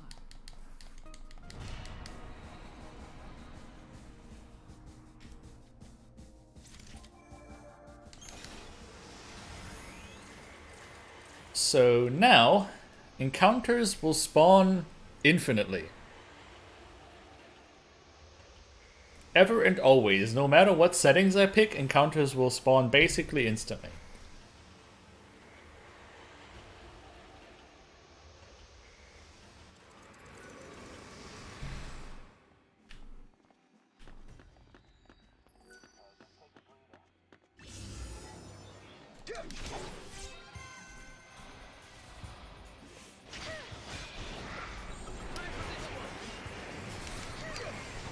There's our Albino Lobo. And as you saw, right away, instantly a new encounter. That will be Eurydimu.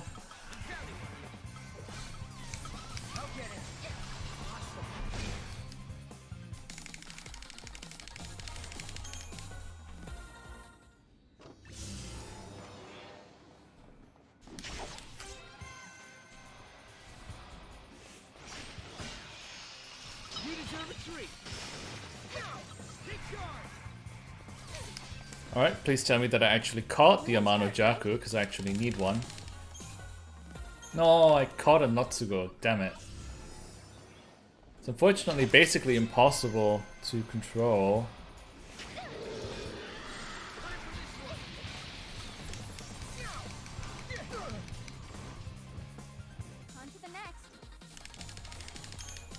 And we'll essentially be using this glitch to complete the bestiary.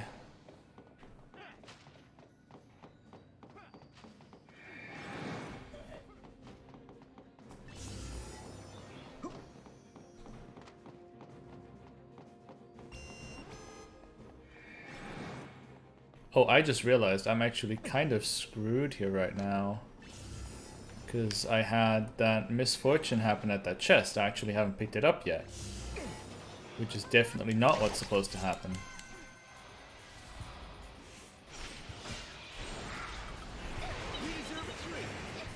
Alright, now I caught an Amano Jaku.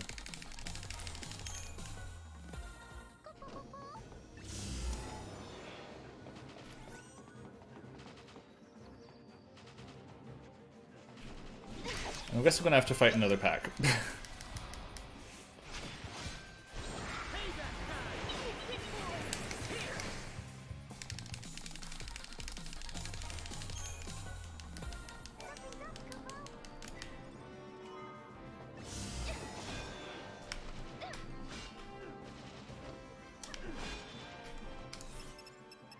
Alright, now we go to Yakshini.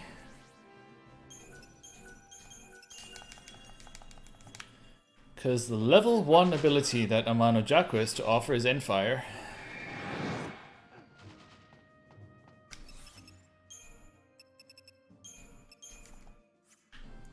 And I have nothing left that requires Battlemania, so I'm going to turn it off for now.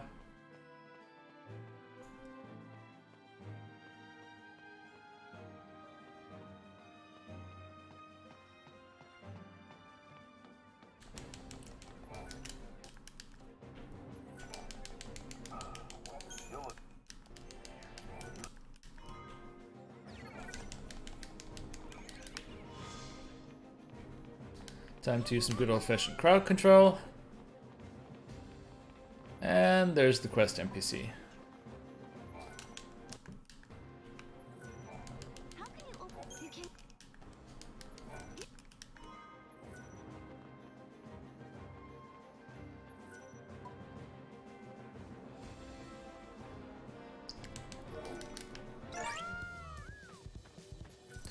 But yeah, the step count is now glued to the absolute maximum value.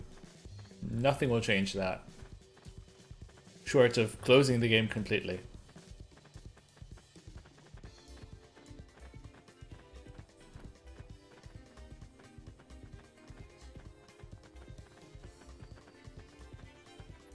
Easy grab.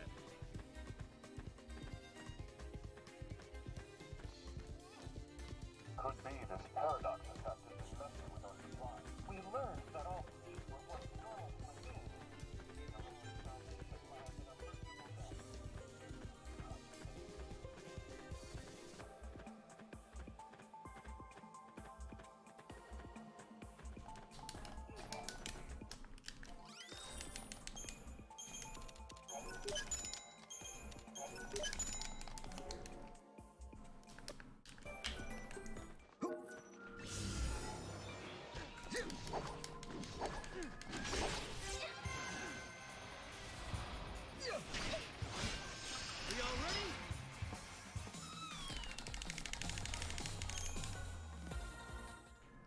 Found the capsule in the room.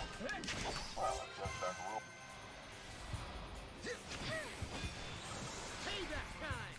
A lot of things didn't go particularly well, so I can't really say for sure, but we do also still have a lot of bestiary left to do, and even with the glitch, that's going to be a lot of RNG.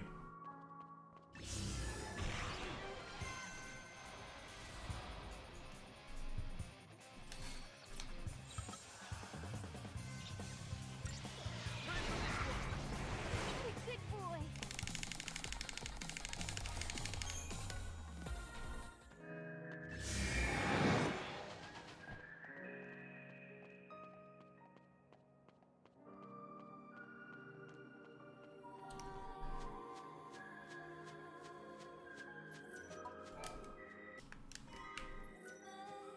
Alright, that's the last Brescia side quest done, and now we only have to grab ourselves a Pulsework Knight and we're done with this area. Then we'll actually get to do some really interesting fights. Found the capsule in the ruin.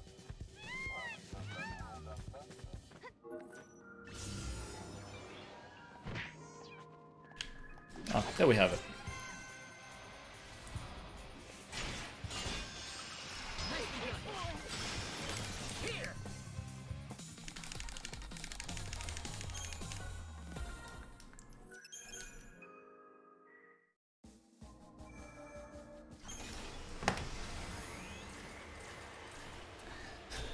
And now for some of the big work.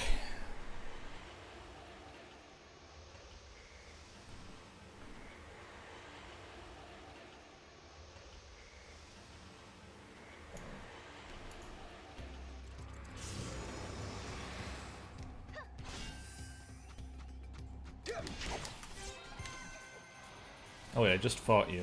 I don't have to fight you again.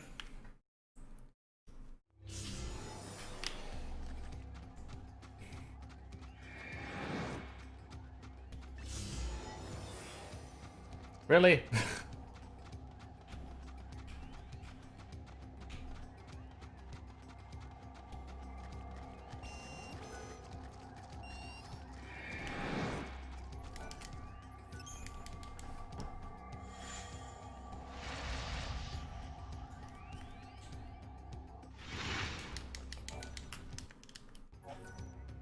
Really?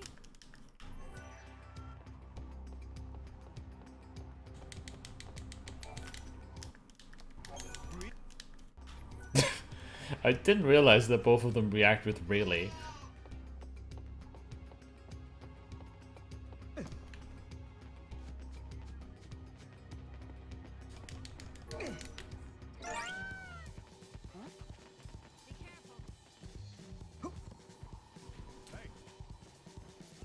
Alright, so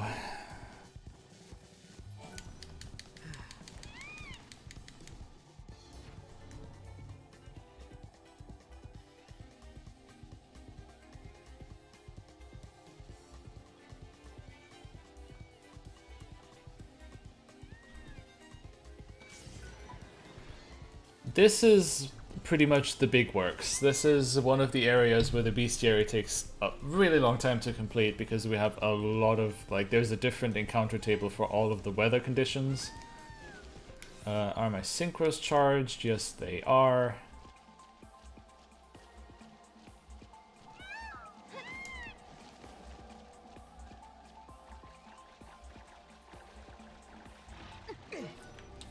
Let's take care of the first big baddie.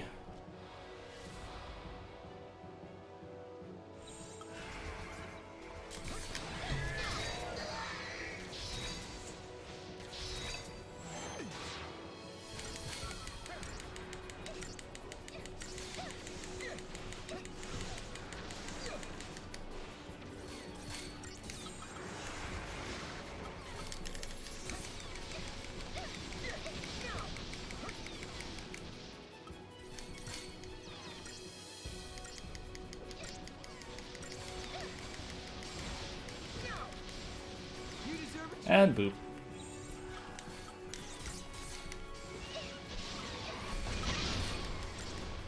Looks like you lost.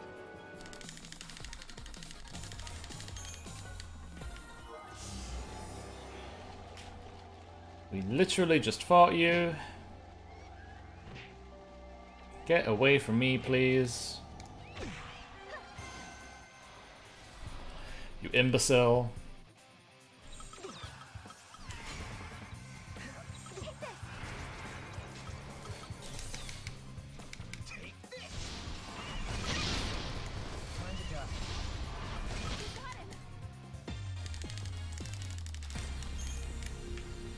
They're like 150. Alright, that'll be a Hedge Frog and a...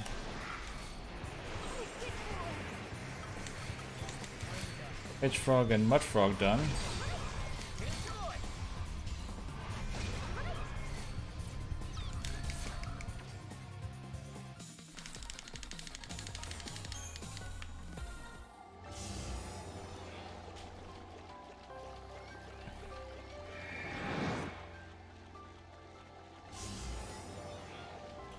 There is a whole bunch of Swamp Monks. Oh, and Mew Mao. Nice, I guess.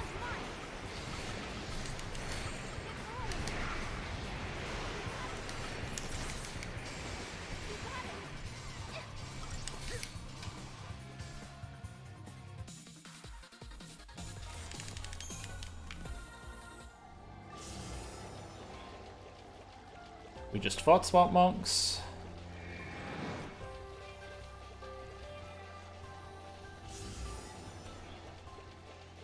Oh, Navidon. Nice.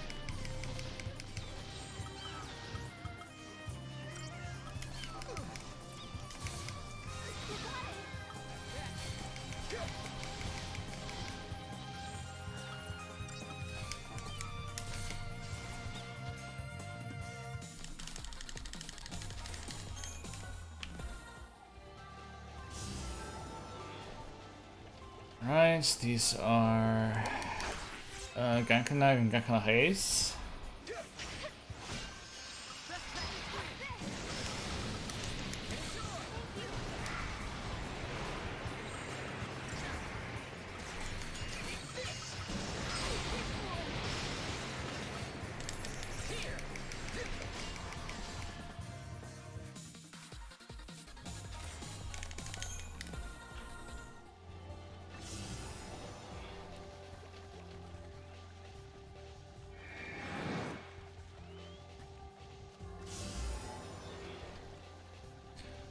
We need blue chocobo, Cartachipilla.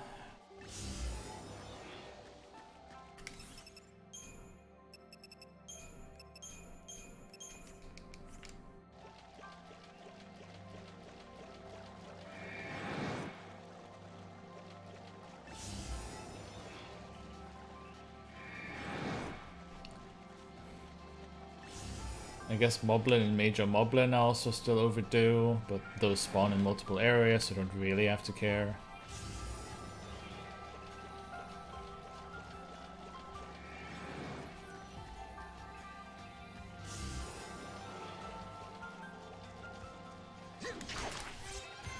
There's Moblin and Major Moblin.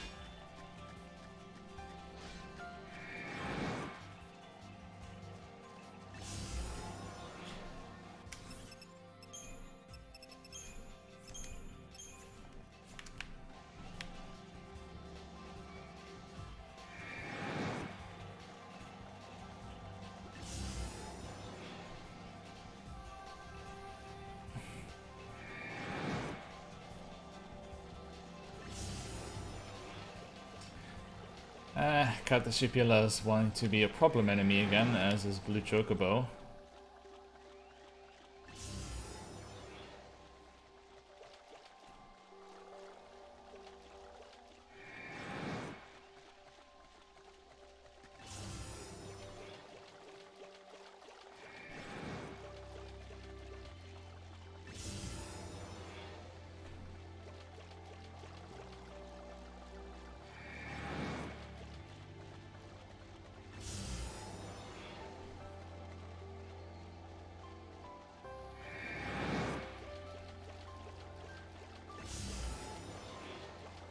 What is this spread?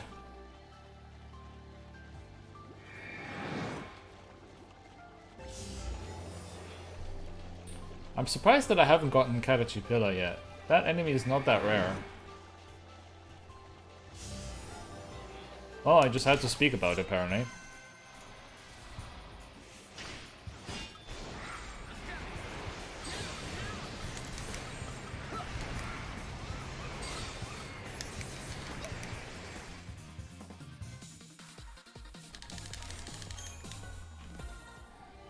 Now we're just down to Blue Chocobo.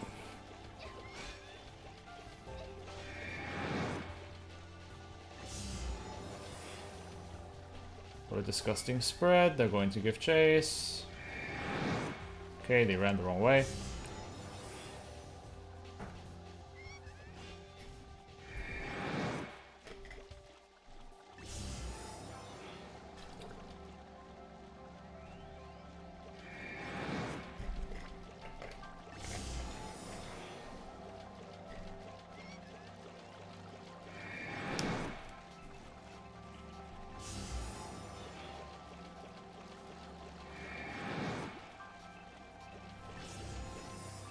There he is.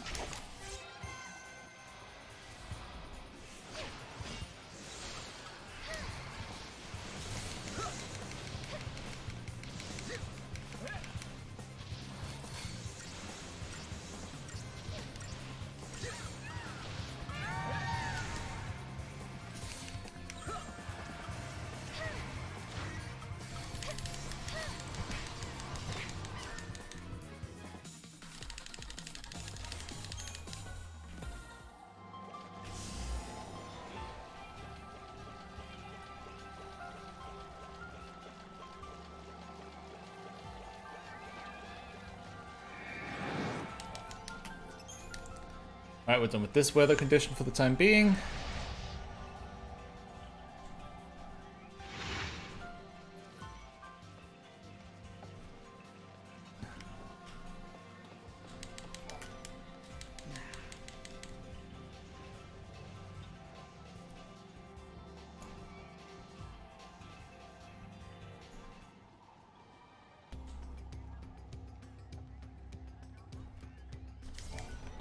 Oh no, god damn it. I accidentally slid onto the X button, so now I'm having to sit through this cutscene a bunch of times.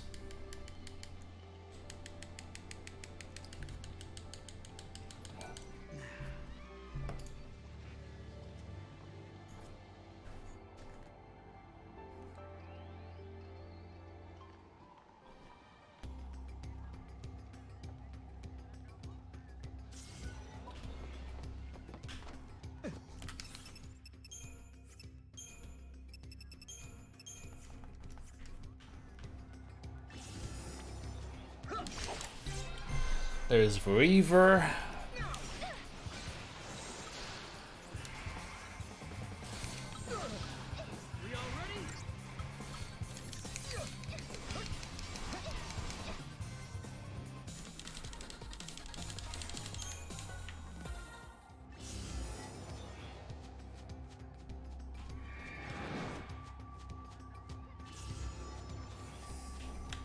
Wrong enemy.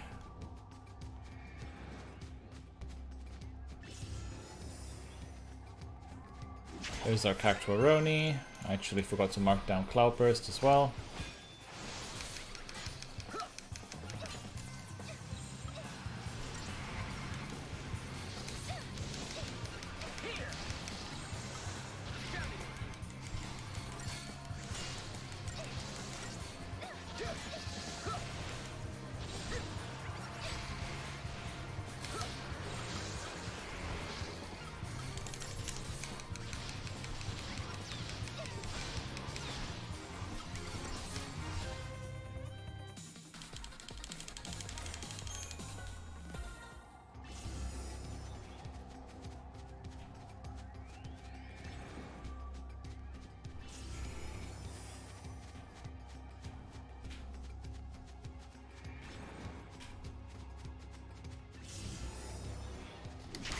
There's a Goblin Chieftain. Nice.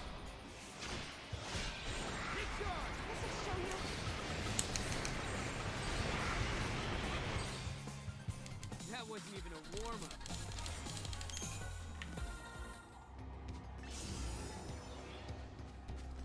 Does this have an ace? It does not have an ace. No Buckaboo ace, no deal.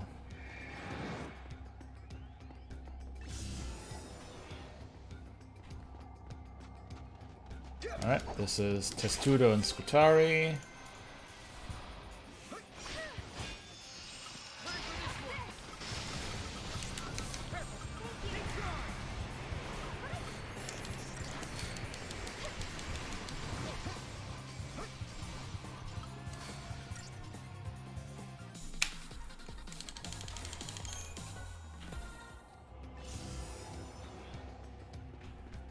This is more Scutari, which we don't need.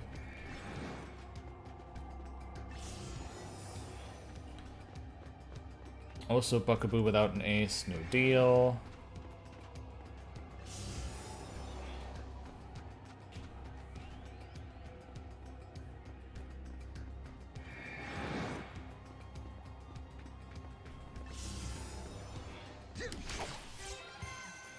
Avoid the annoy. Let's hope there's also some Ovira among them. Yes, there is.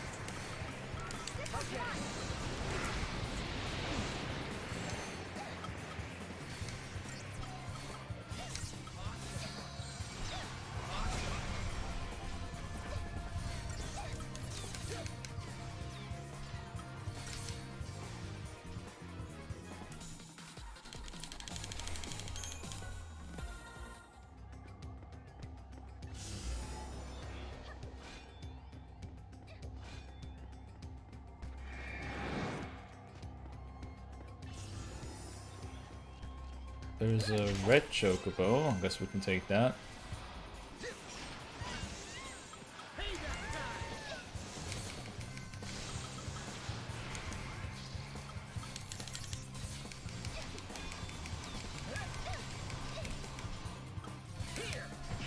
Absolutely no idea.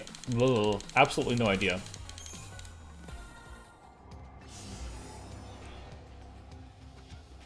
Like, we're basically right in the middle of the big RNG segment.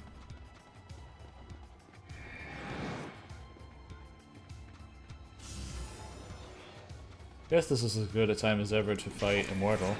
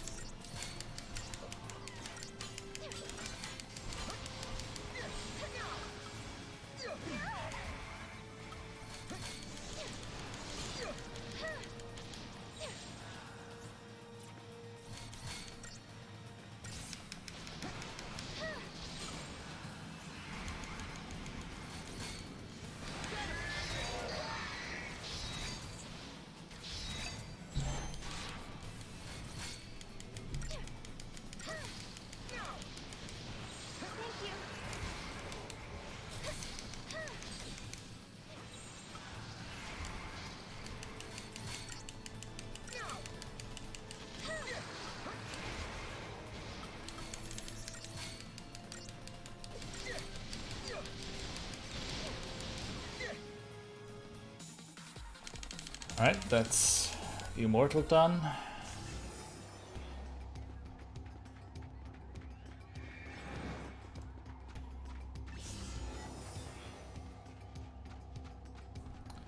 More Buckaboos.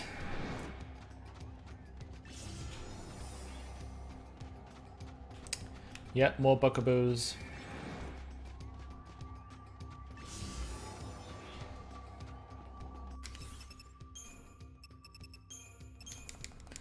Let's try Battlemania off for some better luck.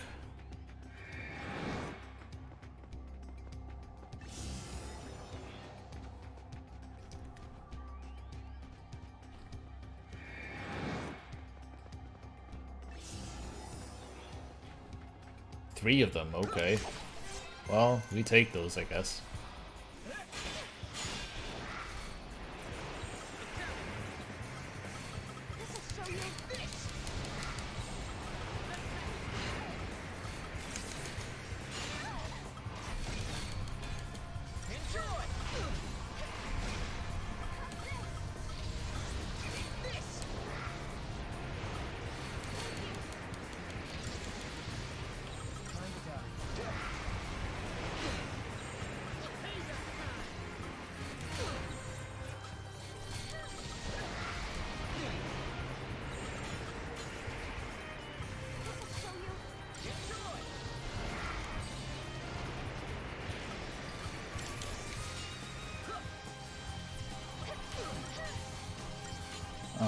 That's annoying. That's really annoying.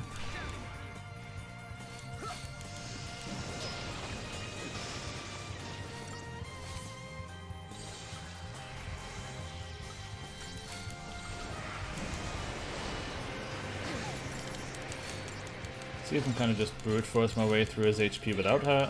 This is going really slow.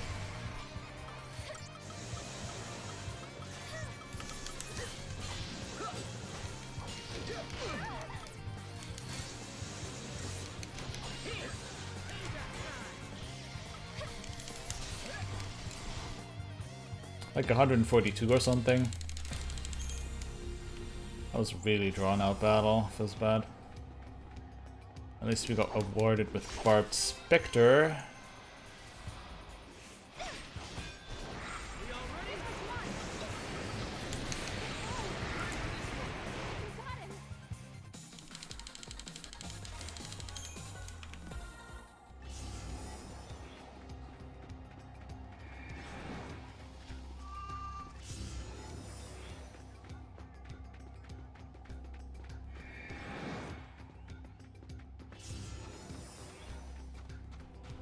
Now for the worst part. Now we have to get the super encounter. Hey! Okay, I guess that works. I'm not complaining.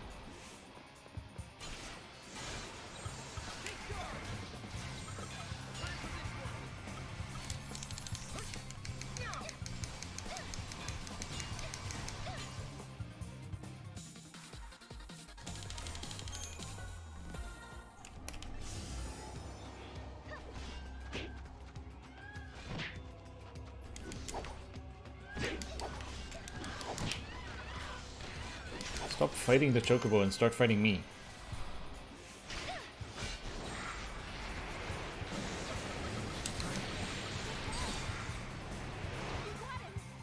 Good work, everyone.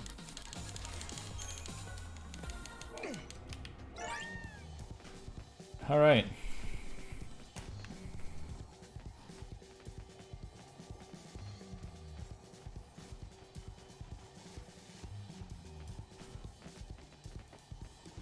Actually, I can just leave for now. Thank you for the good luck, Zero, and cool that you're raiding the marathon. Crystarium. A last bit for Noel.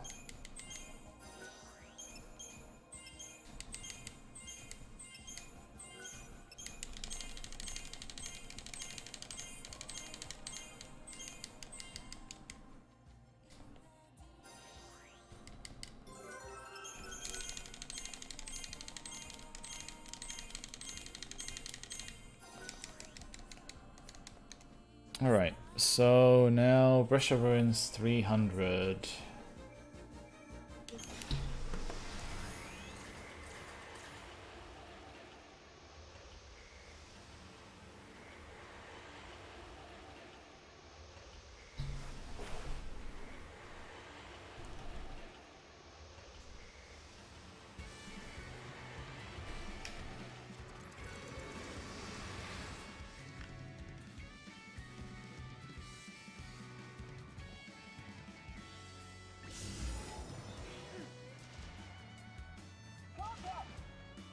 There are monsters everywhere.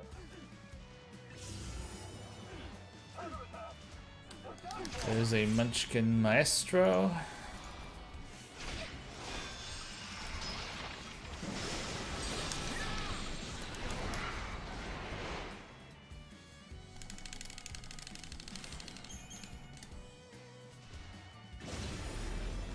Okay.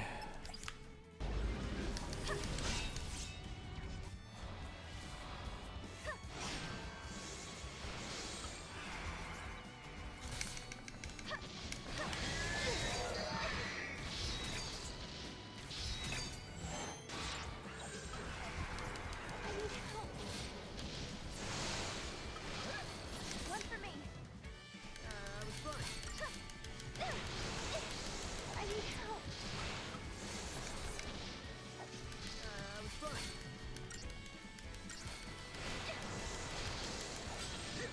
Your turn. Here. I need help.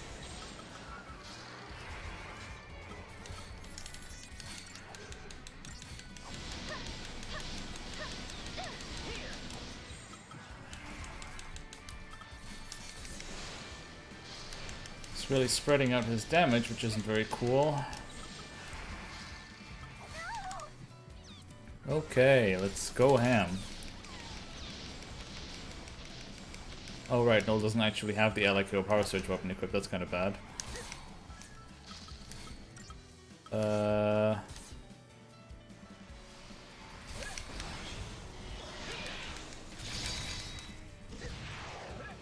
It's kind of a miscalculation on my part, I believe, since I don't think I've equipped it yet, actually.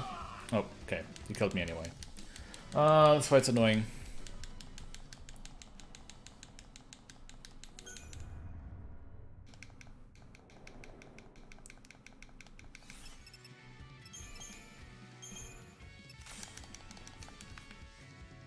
That's kind of an important thing that one should not forget.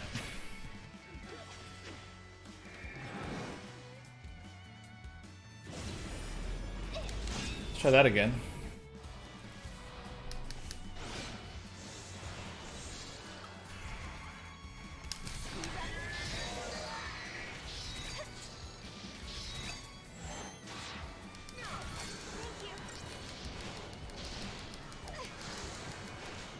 And we're getting the worst case scenario of him spreading out all the damage again. Great.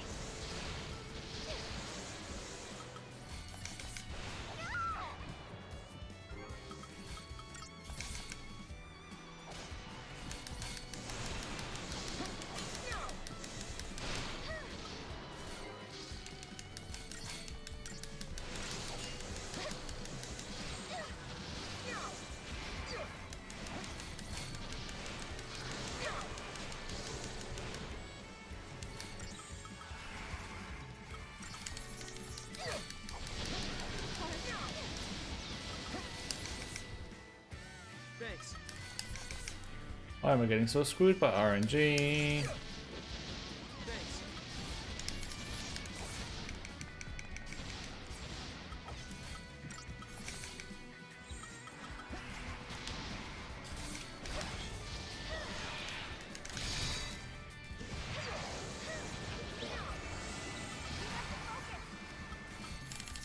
Yeah, I actually wouldn't mind if you were to murder Sarah. Thank you.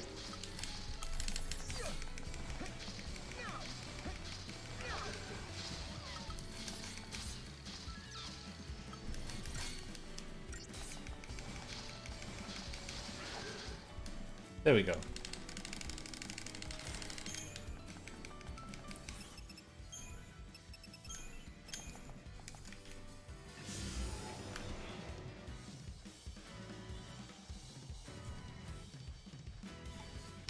Tomberry is honestly one of the trickiest fights to not die to.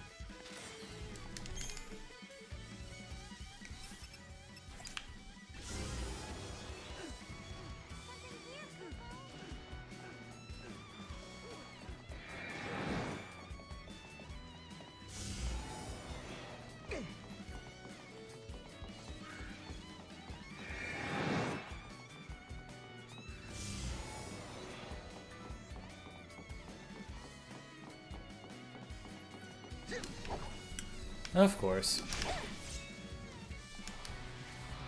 This is not going to work because I'm turned the wrong way.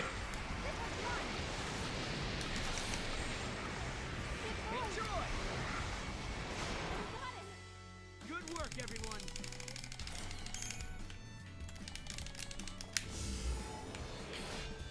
Please just let me freaking face the researcher.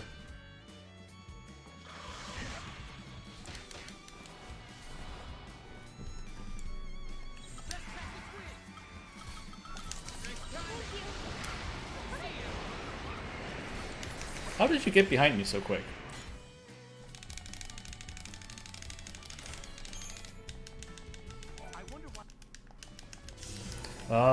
Right. This bit's a bit annoying. I didn't get to mount the chocobo.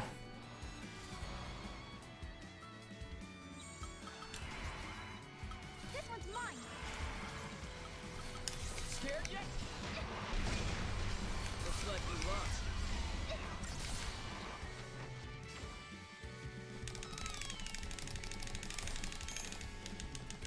Have you seen? Don't. Okay, we can finally get away from here.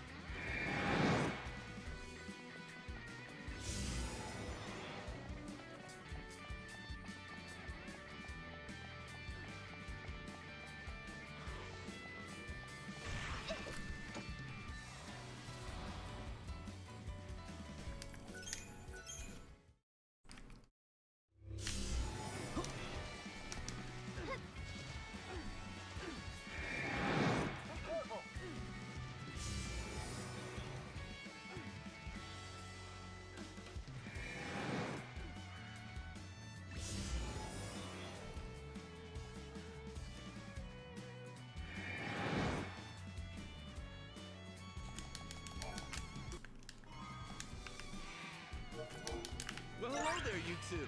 I want to thank you again for your help. It's huge.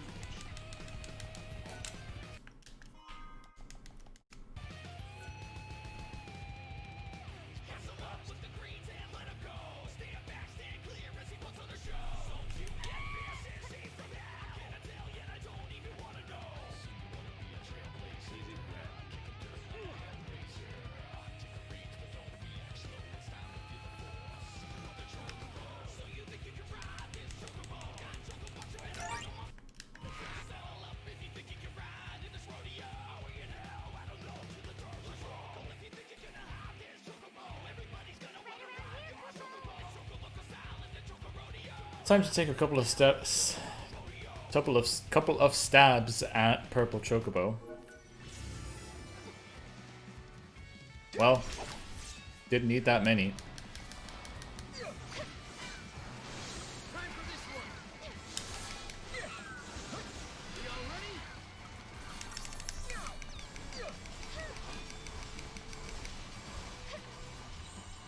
Dang it.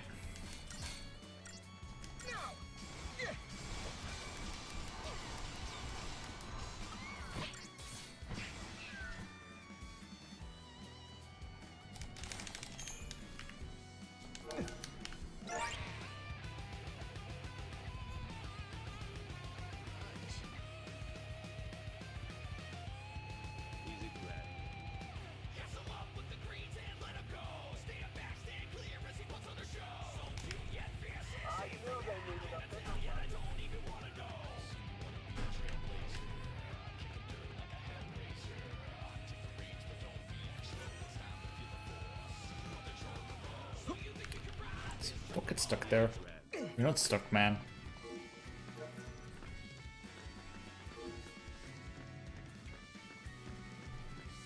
Another day, another bag full of kills.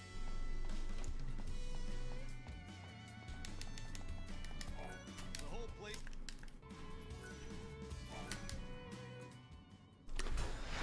Alright, one of the last puzzles. Actually, the last puzzle now that I think about it.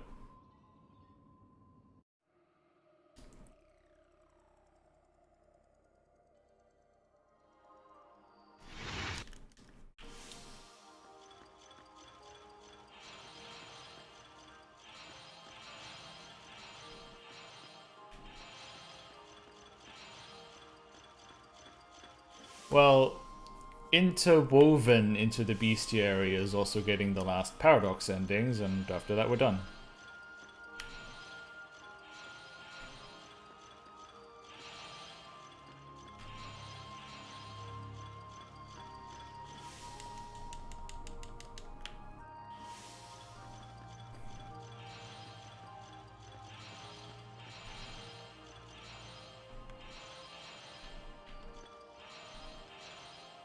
Oh. There's a crystal that somehow got lost in translation.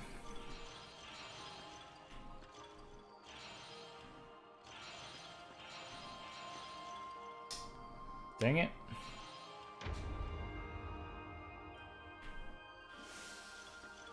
I'm definitely braining quite a bit on this puzzle right now.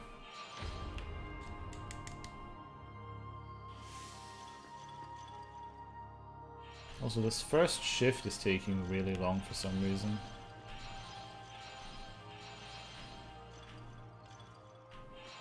Oh my god. It's not that hard.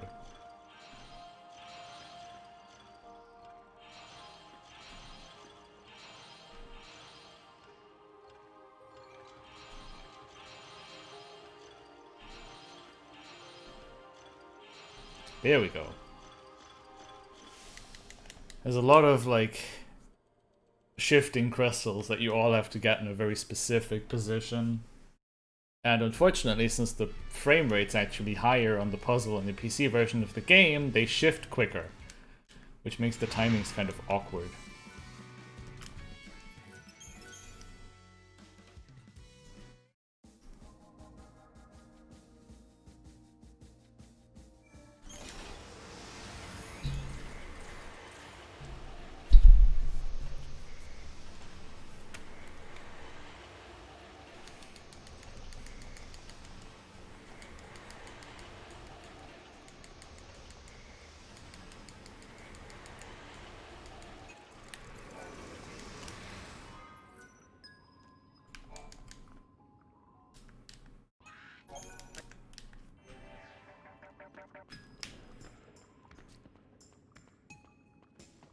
Alright, and as the last act in Brush of Ruins, we have to deal with our good old friend and buddy and pal, Kalavinka.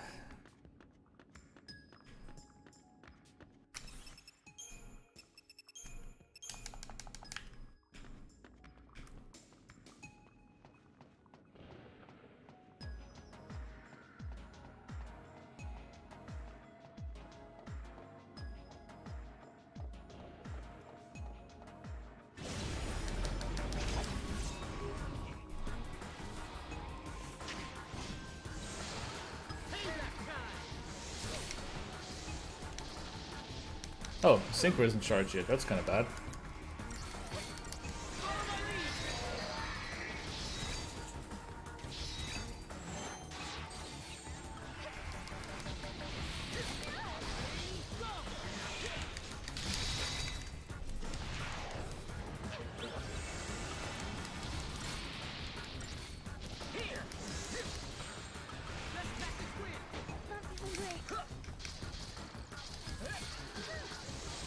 Alright, that's the one you can't debuff him, I forgot.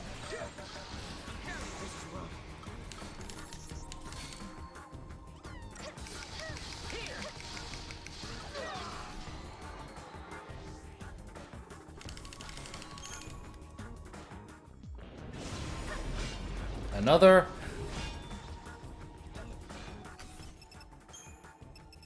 Fine, I'll turn off Battle Mania.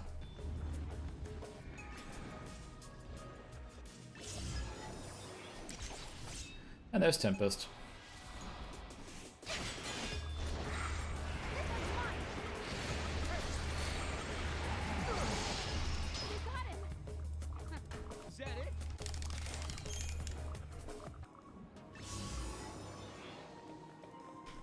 We still have quite a bit of run left. Like, we haven't fought either of the super bosses yet. We still have a couple of Paradox endings left to get.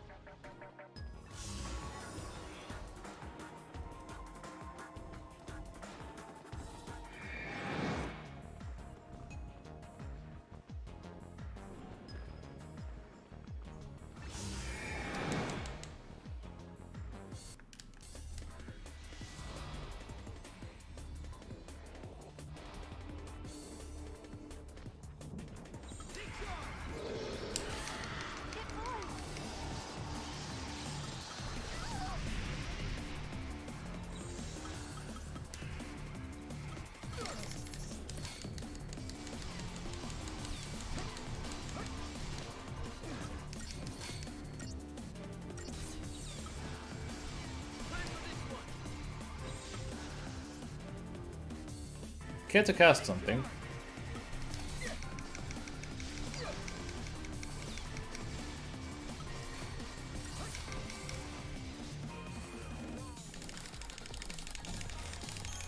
And we're gonna get an item that's kind of a bit of a meme for the current year. Will be awarded with the Kalavinka fragment and a toilet paper coupon. I'm just gonna leave that there.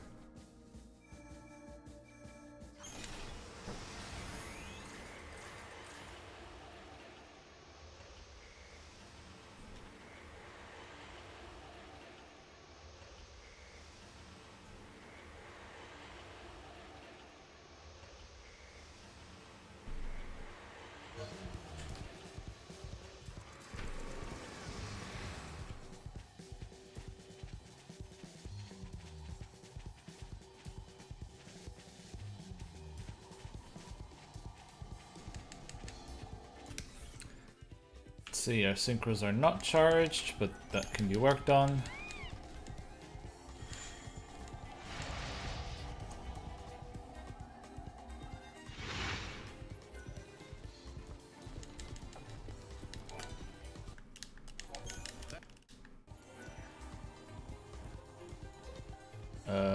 Storms would be walk forward.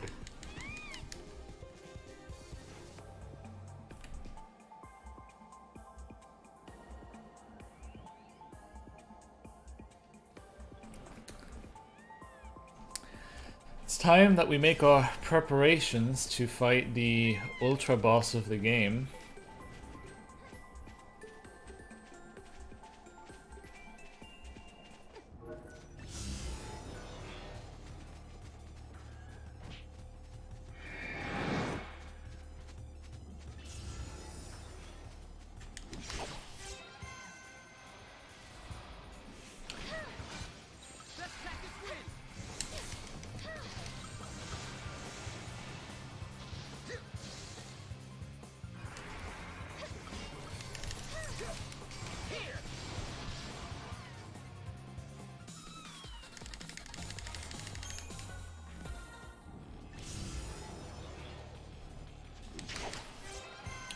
This is vampires, I believe. Yep.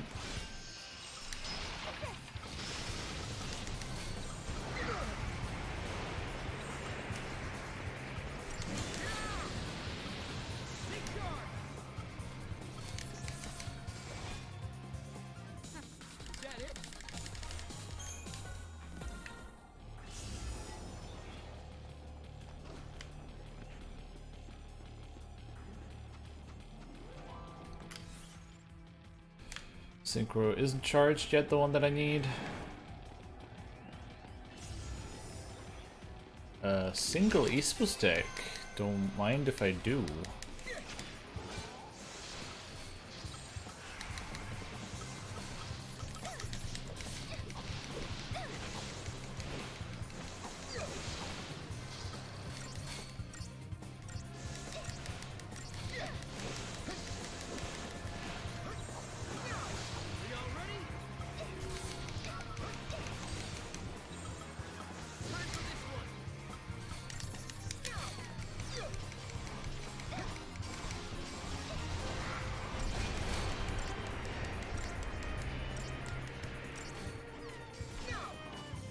Getting a single ISPA stick at this stage of the game is a very nice thing indeed.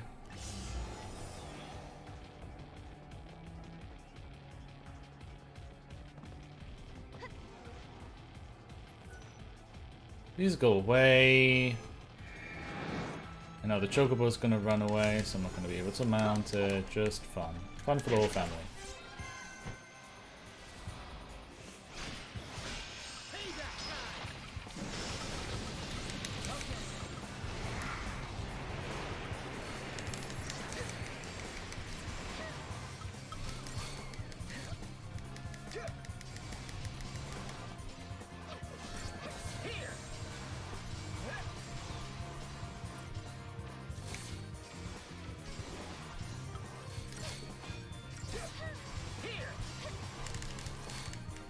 Really? You're not dead yet?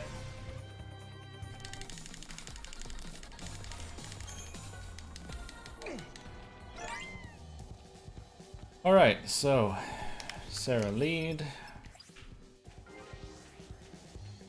And time to find the big bad.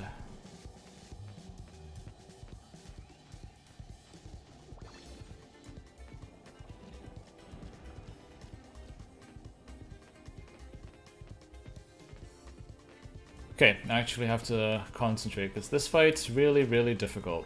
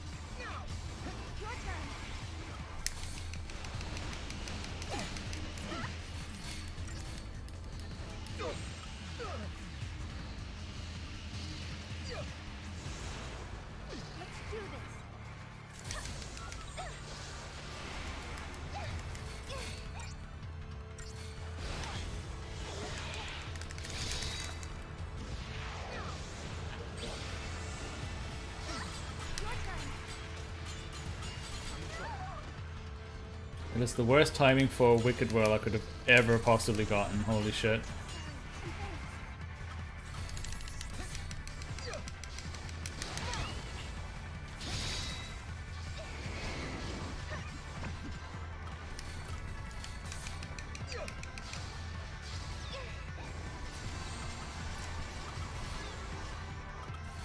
One for me. One for me.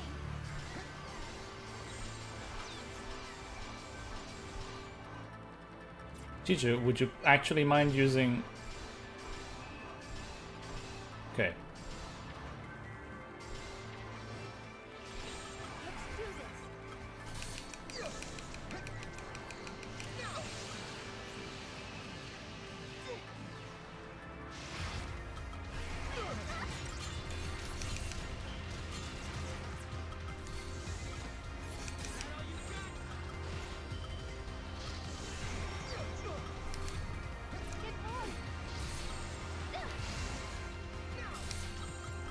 do this.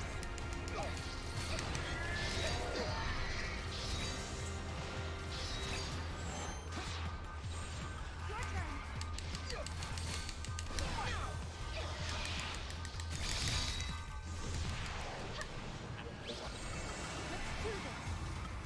do this. I need help.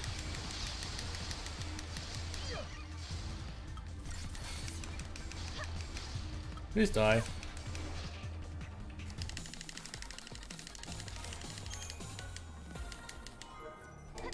Okay.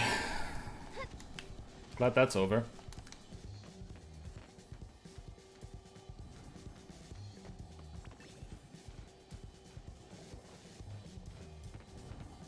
That fight's very action-packed, but the core principle is always the same. Inflict Imperil and D-Shell, stagger, use one of the supporting synchros, get end spells, and murder the shit out of him. Especially at the last phase, because the last phase he does so much damage, he can kill you so quickly that you just have to kill him faster.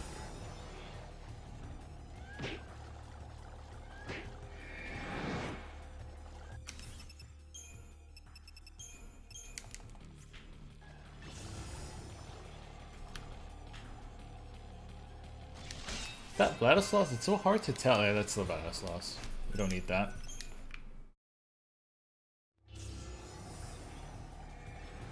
We need Melibranch and a Fomor.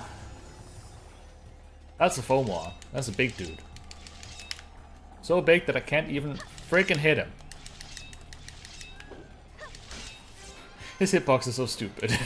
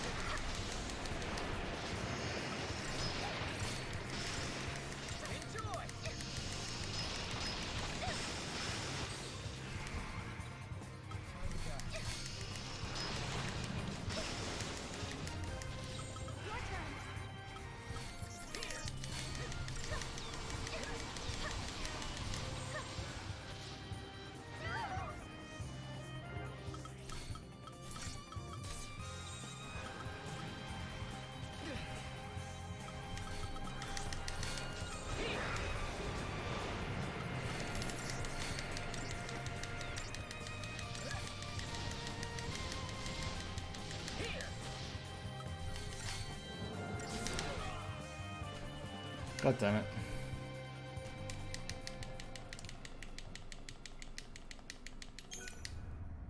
Okay.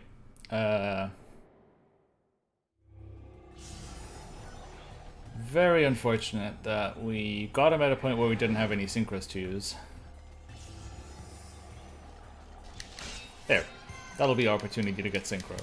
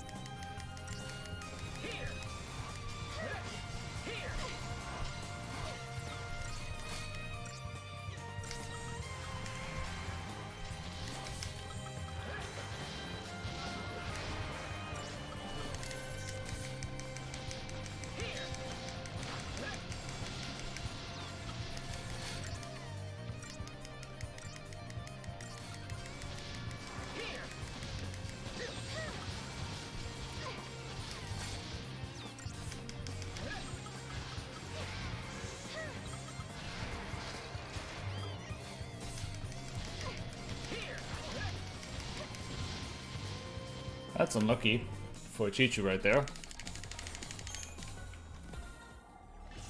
It's Malabranch done.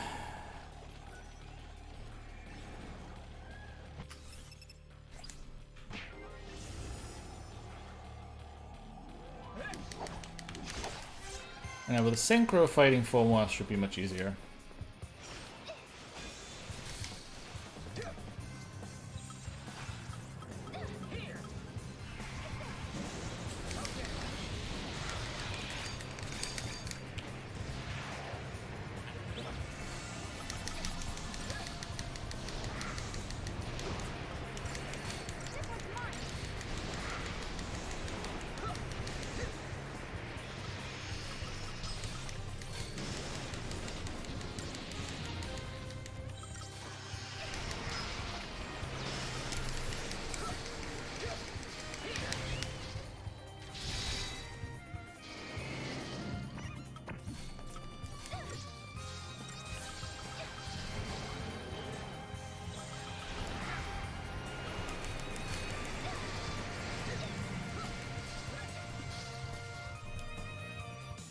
There we go.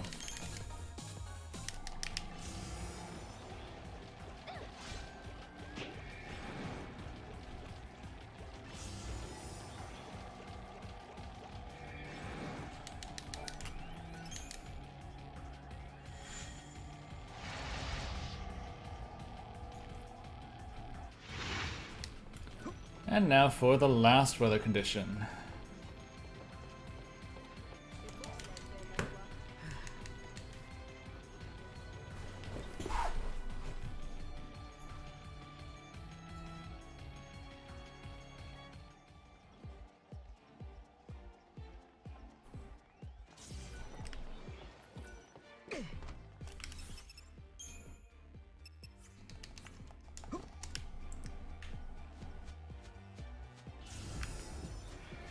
Wait, what?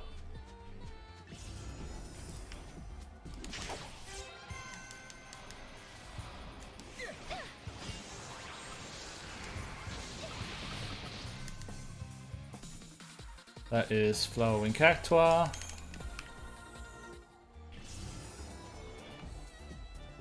That is Triffid.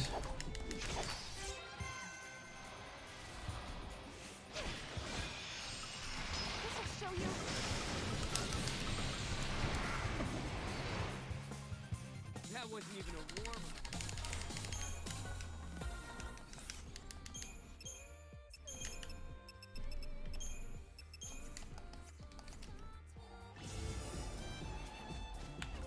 That is Flowering Cactua again.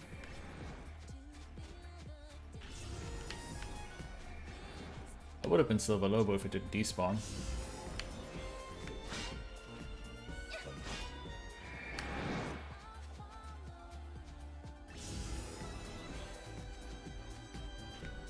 Why can't I see what's spawning?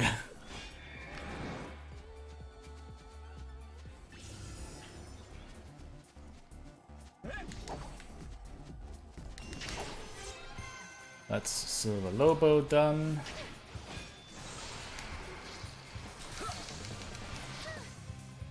Too easy.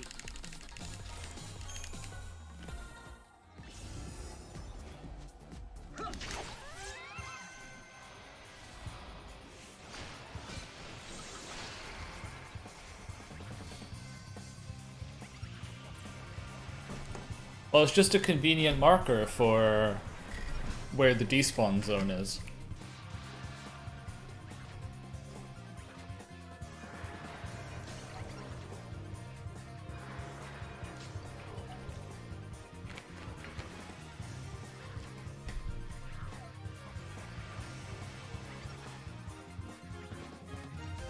Nice timing. Thank you.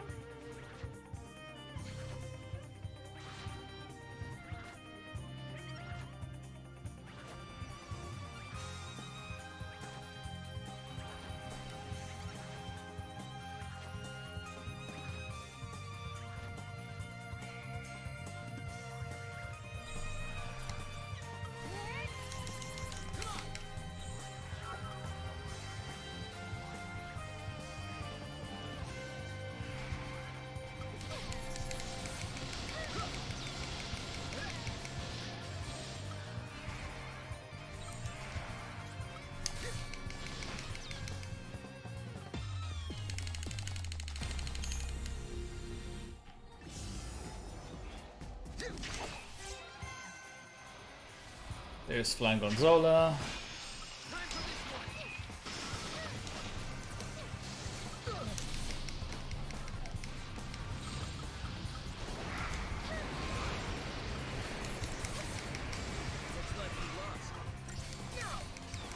Kind of unlucky how they managed to get so far away from each other.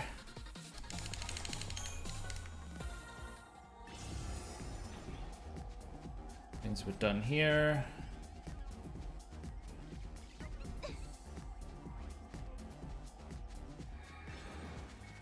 Now for Reaver. Okay, I almost just crashed the game. Wait, we already fought you. What are you doing here? You don't belong here. Go away. You smell. Our synchros are charged. I guess I'll just go fight Longui now. May as well get it out of the way.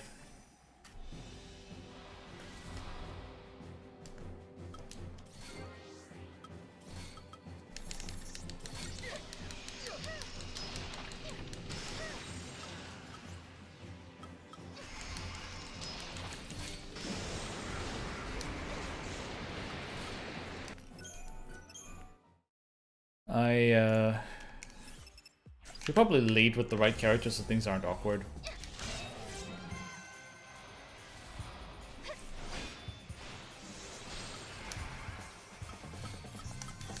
This'll show you.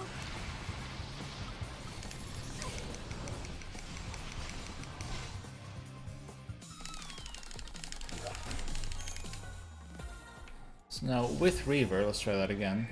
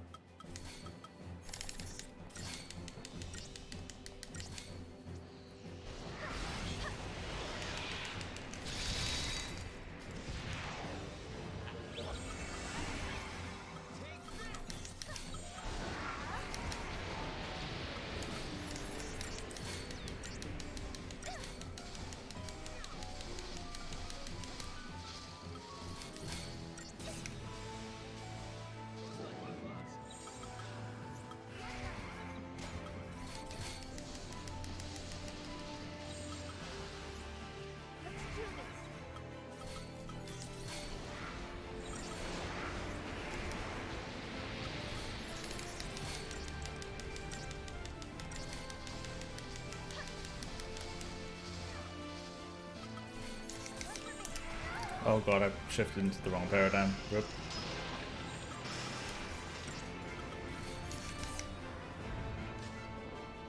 Well, this is hella awkward.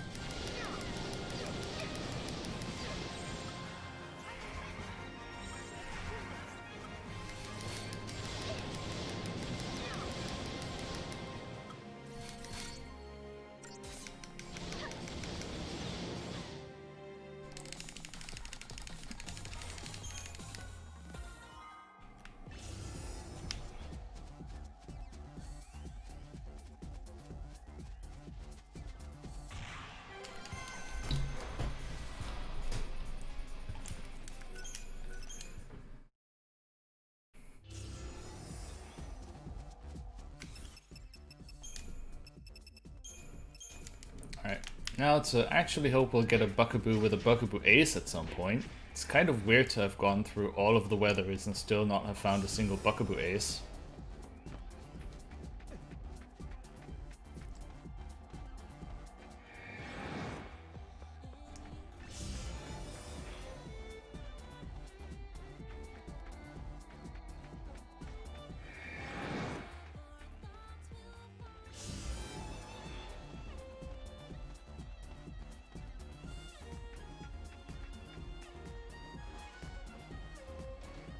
Please go away.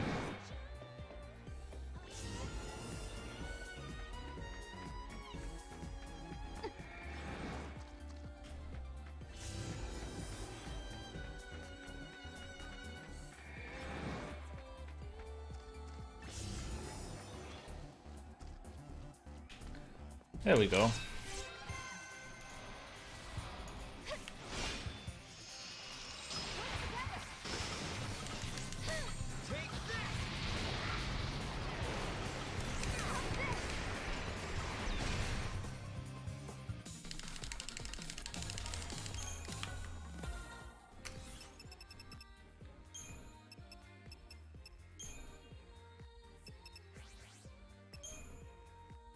Okay, I got red chocobo already. I forgot to mark that down earlier. So now all I need is debris.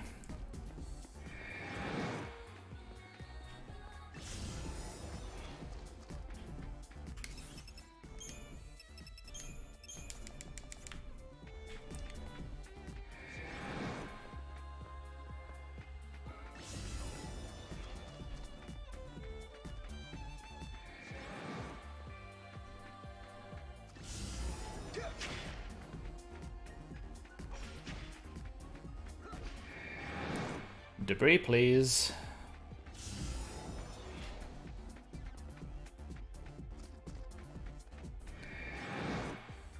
Might I have some debris?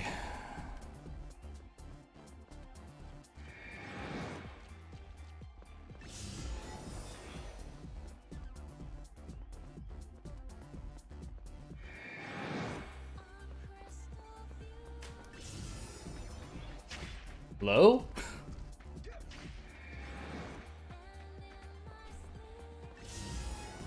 I think this is the first time I've been waiting on debris.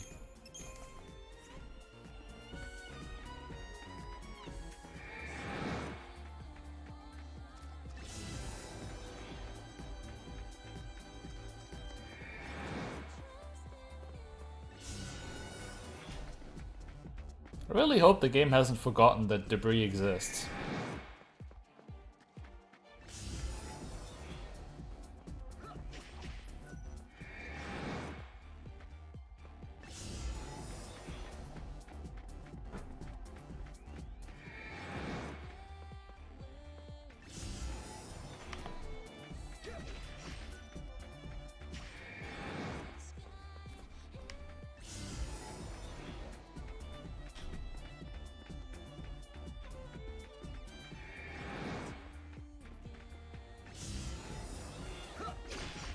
You can only get debris in Sunny.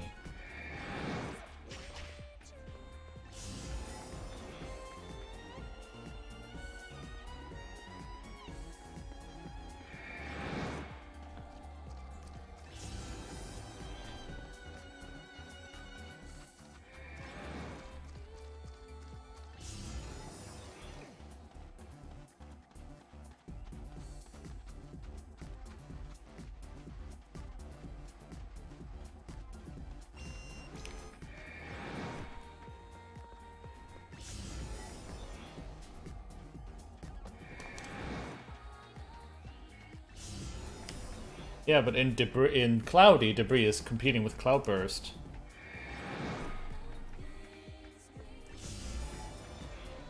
He really shouldn't be that much trouble to spawn here.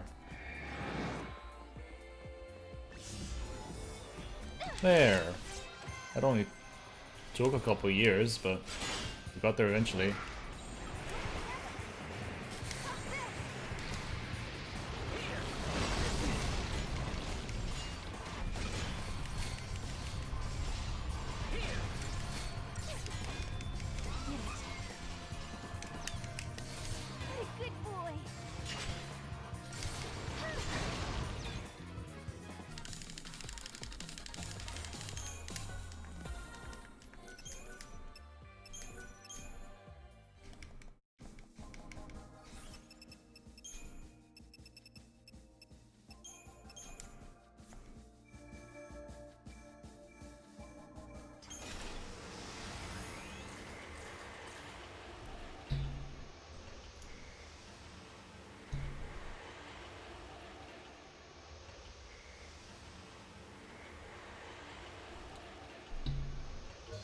Alright.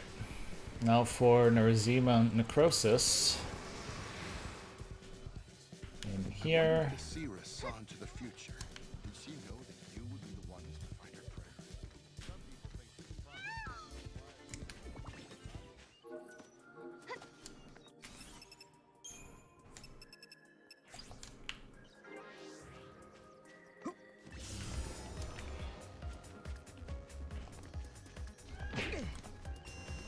I activate Battlemania and what I get is frickin' Uridimus. Really?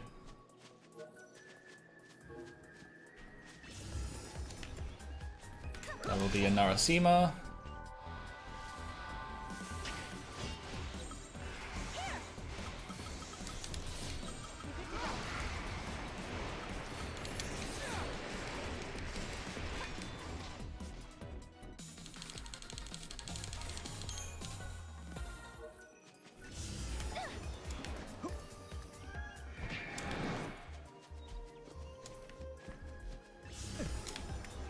And there's Necrosis.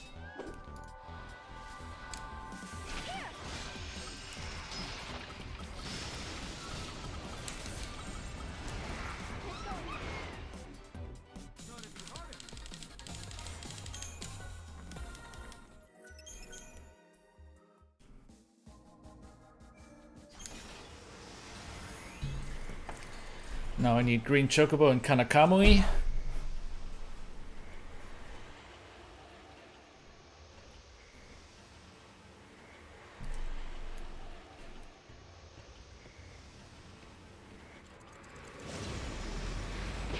Well, there we already have Kanakamui.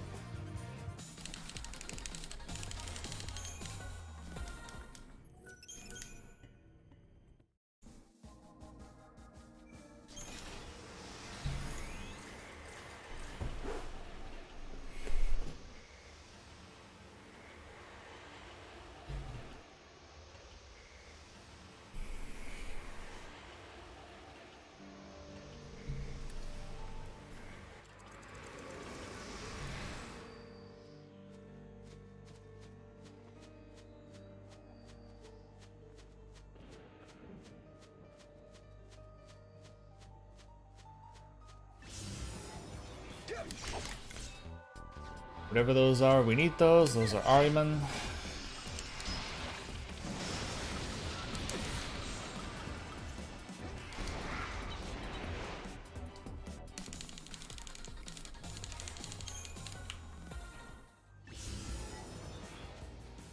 Those are all more Ariman that we already have.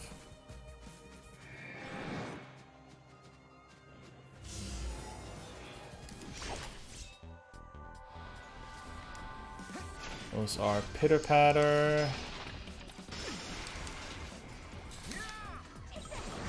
and Crawlers. Is that it?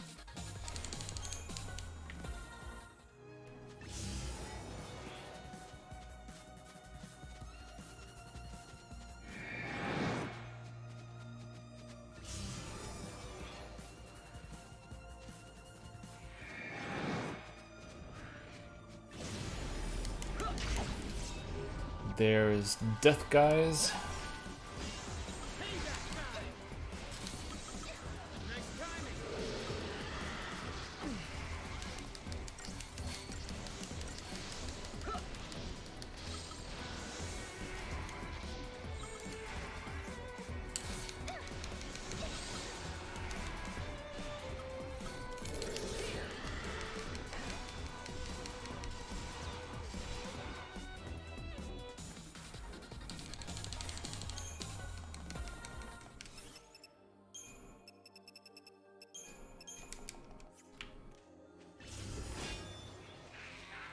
There's Bunker Beast.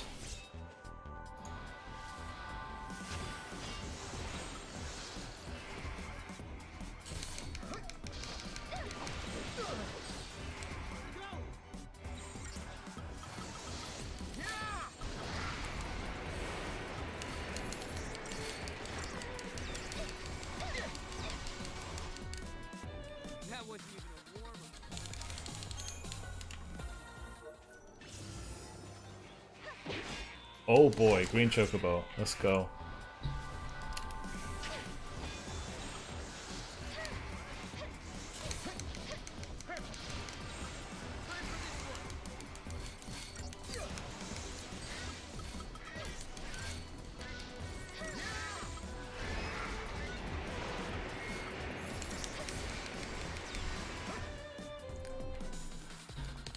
And now for Clematis. Another green chocobo, lol. Another green chocobo. RNG is stuck on chocobo.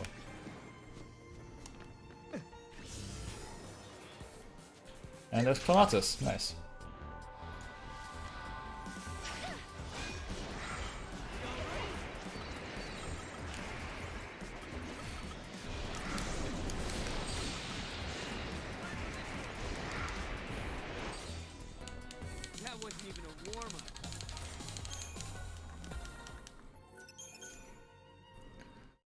Now for Urba 200, we actually have to close the gates because we'll be getting a paradox ending here.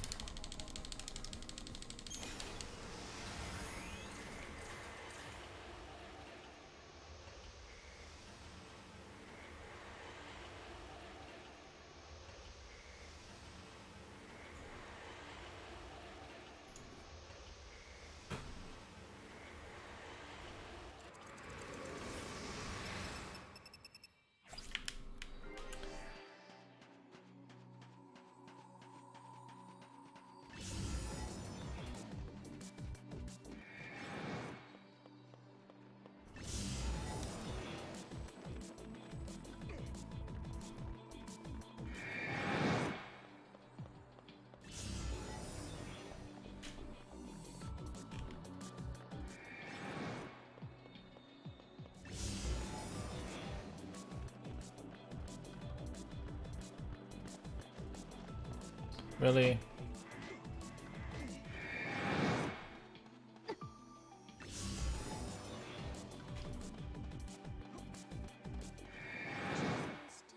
You have 1, 2, 3, 4, 5, 6, 7, 8, 9 areas left where the bestiary is incomplete.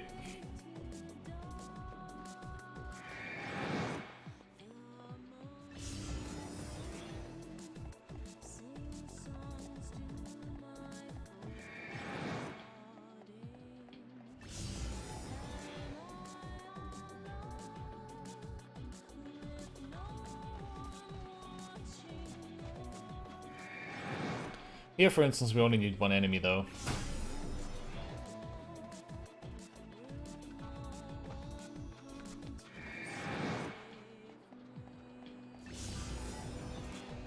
Even though it hasn't shown up yet, so that's slightly concerning.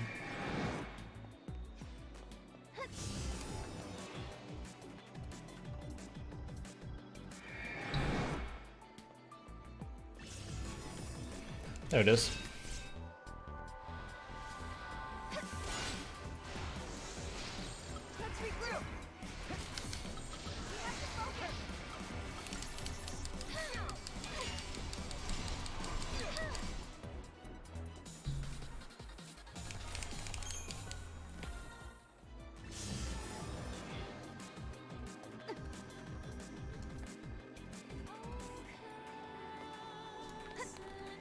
Now all that's left is to paradox the hell out of Caius for the final time.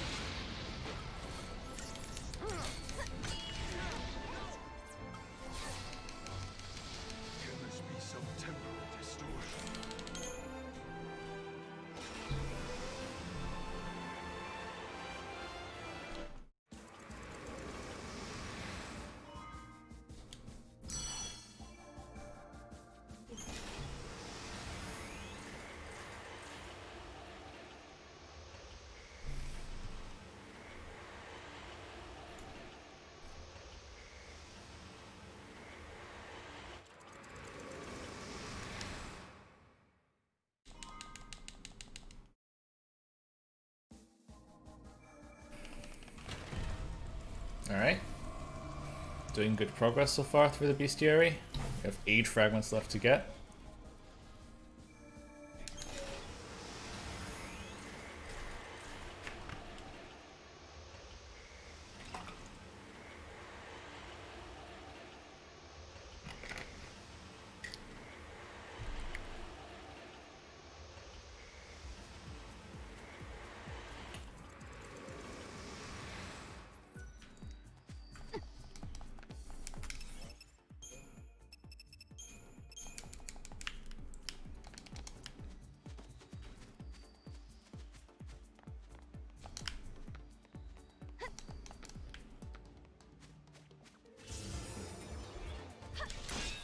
That is an Oannes, I believe. 2, in fact.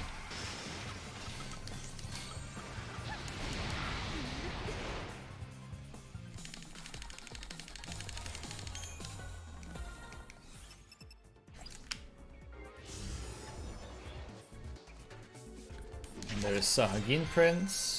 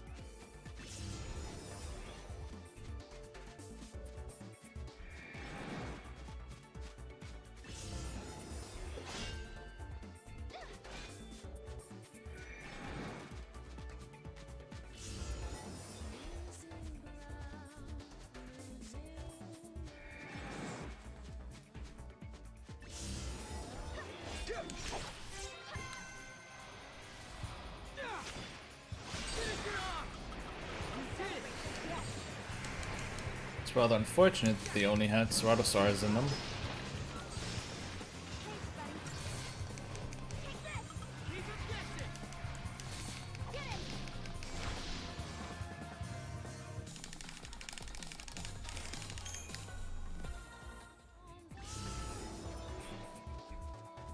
What is this spread?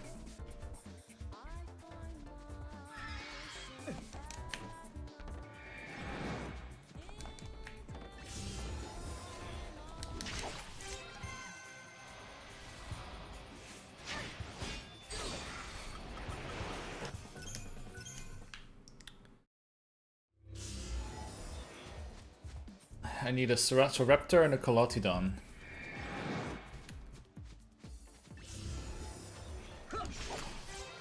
Oh, I'll be getting 2 Colotidons apparently.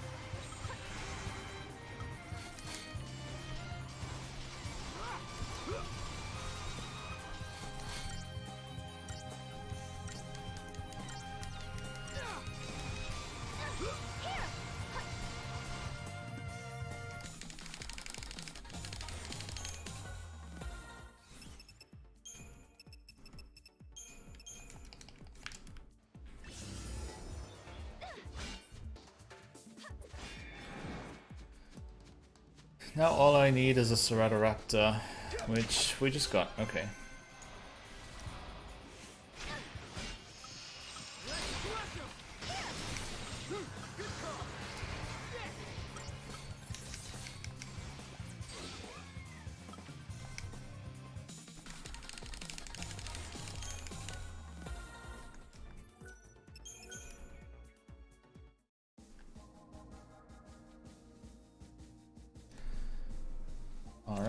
have to go back on over to Erba 300 AF. Unfortunately, we'll be going a bit overestimate, but since we started early, at least we have some room to play with.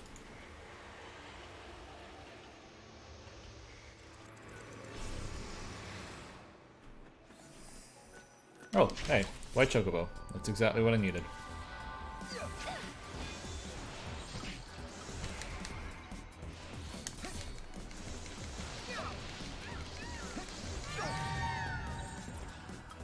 Really?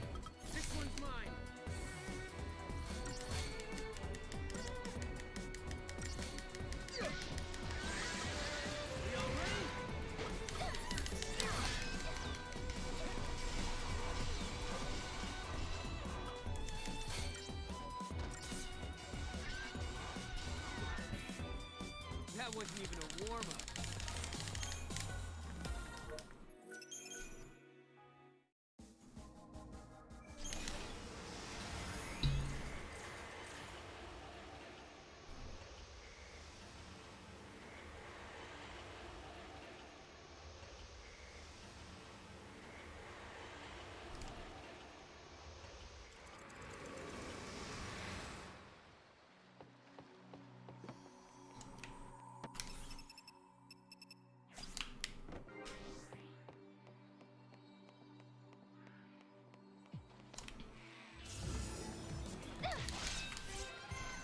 That will be a Zugna.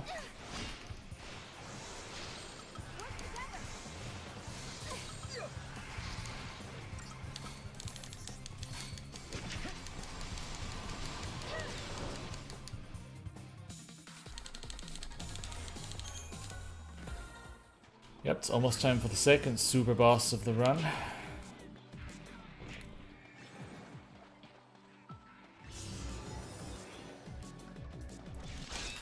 There are some grenades.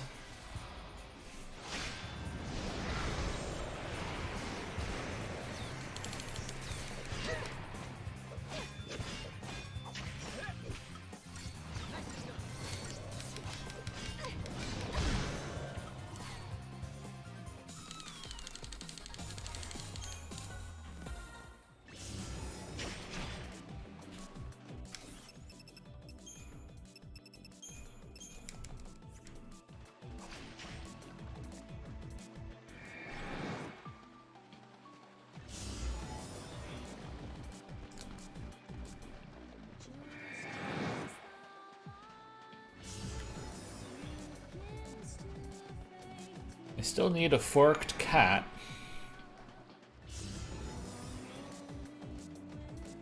But forked cat does not want to show. There's a forked cat.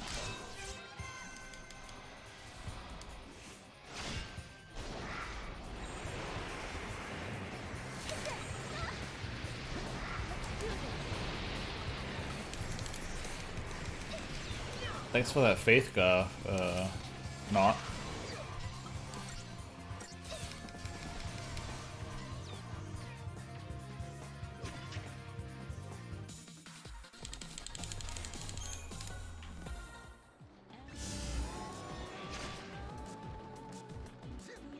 And now it's time to wait for RRSBT to happen.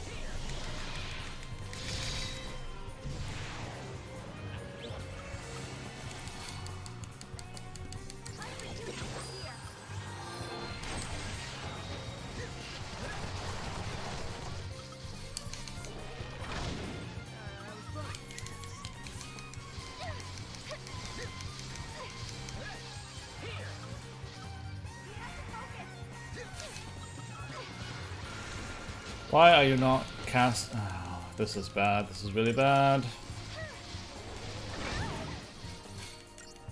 I really want to know why he wasn't casting Bravegar.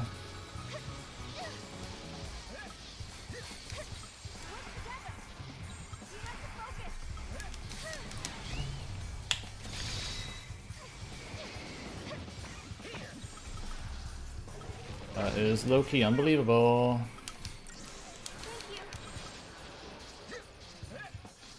I already have an end spell.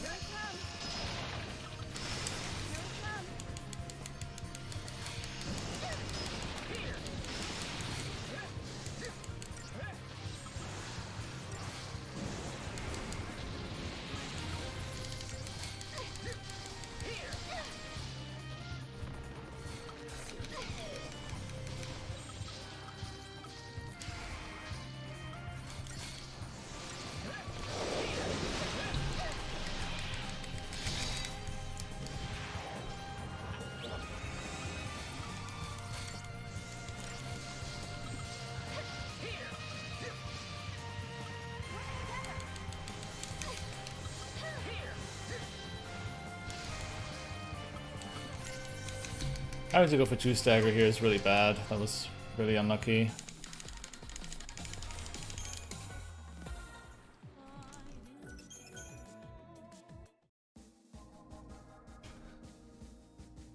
Okay, so Val Peaks 10 is still that's something we need.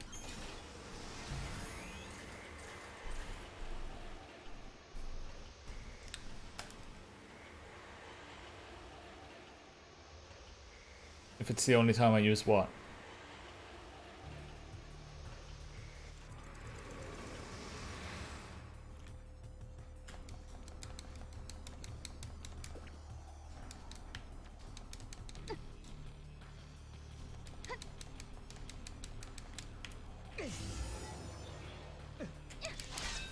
That will be Haguma and hopefully both Haguma and Shaguma.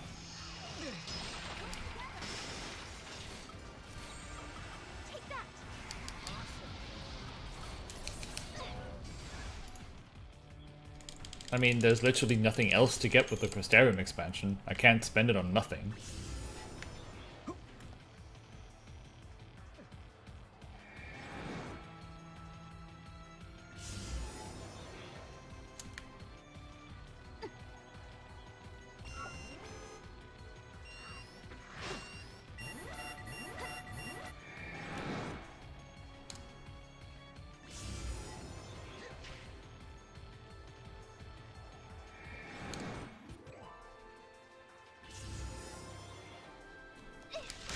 It's going.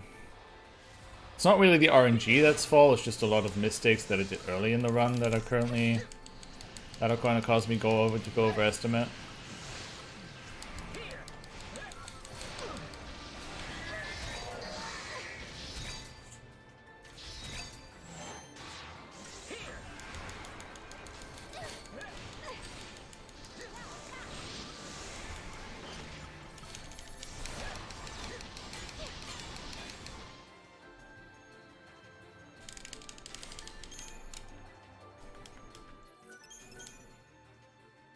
That's this area done, so now Augusta Tower for the next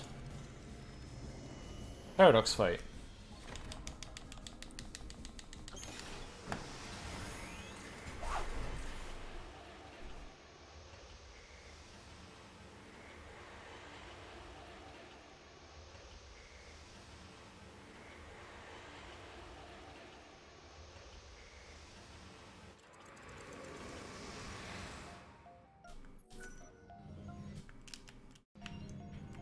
First off, let me guess. We just got one.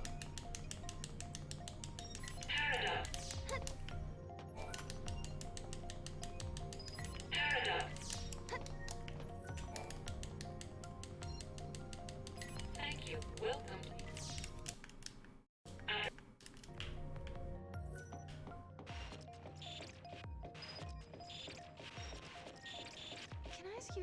question.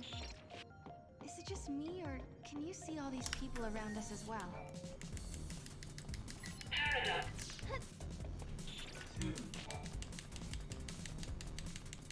Paradox. Thank you. Welcome.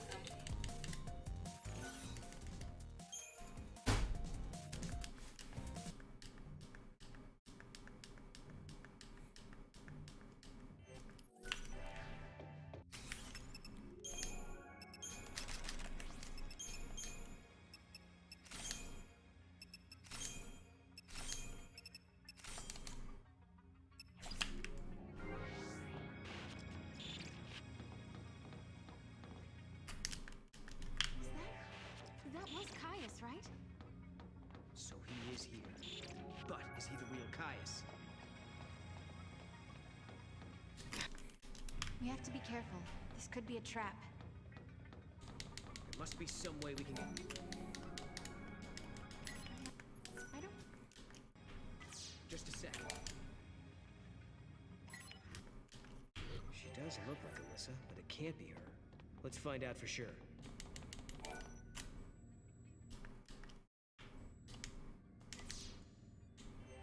Are all the people who work here the same? Yes.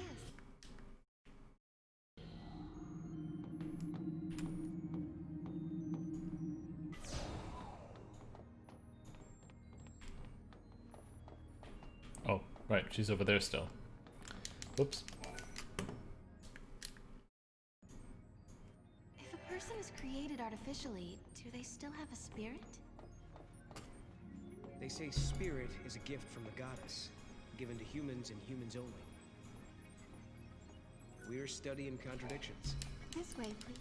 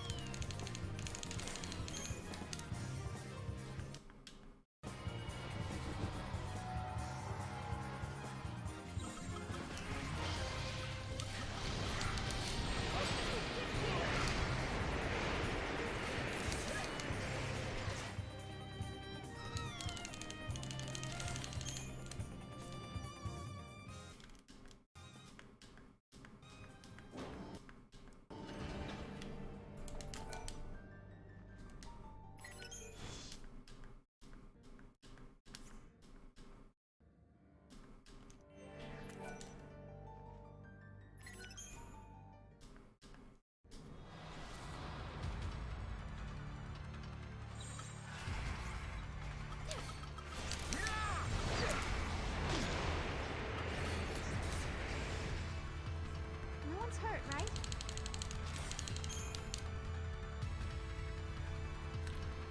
We have one more bestiary entry in 2 areas, and then we're almost at the very end. I know it's a machine, but it seems like it's almost breathing. If what Alyssa was telling us is true, Yule and Caius should be up here as well. But are they with us?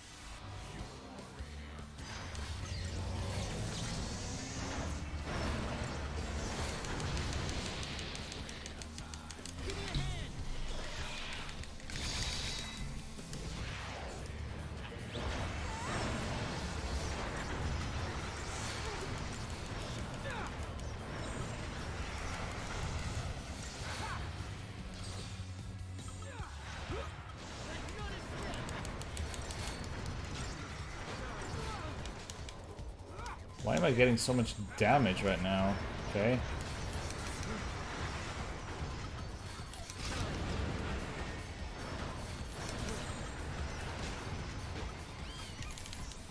Wait, what?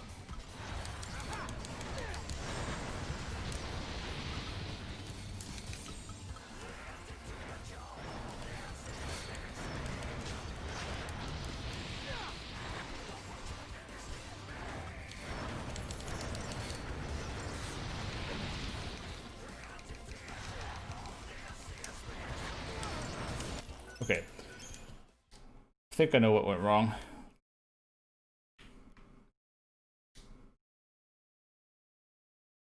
I have the bad synchro, so this kind of sucks.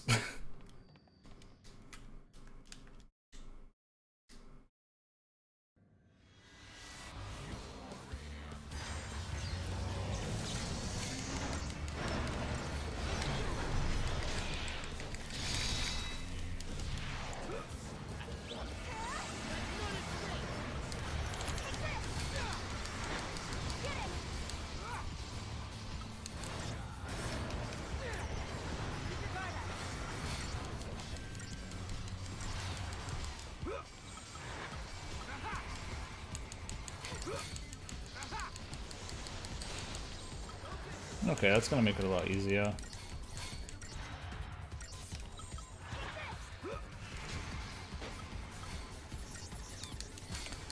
Would have made it a little bit more easier if he actually decided to kill Sarah at some point.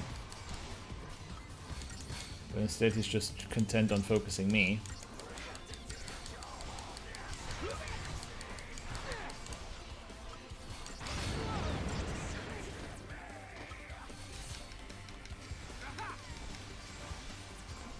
There you go.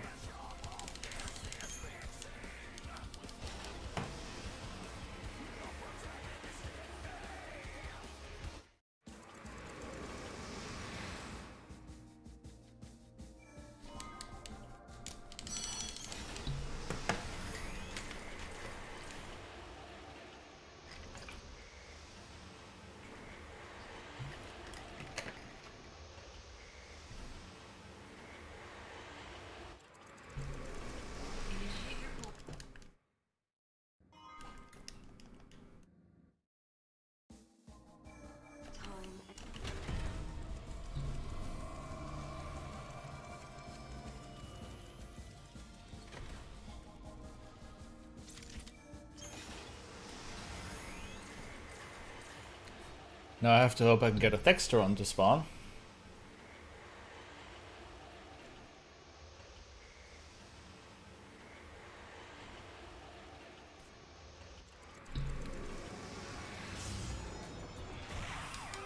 That's not a Thexteron.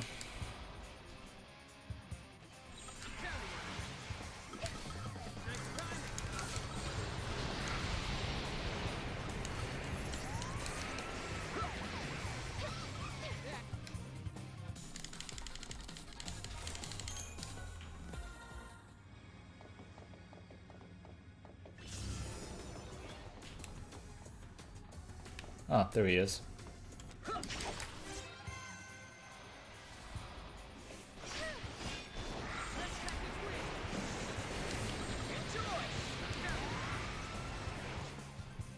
Good work, everyone.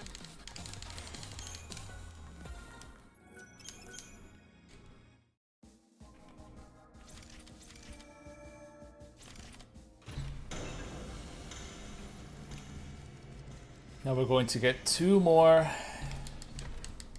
paradox endings, go through the last area to get the remaining bestiary entries, and then hand in the bestiary, get lucky coin in the last fragments, and then we're done.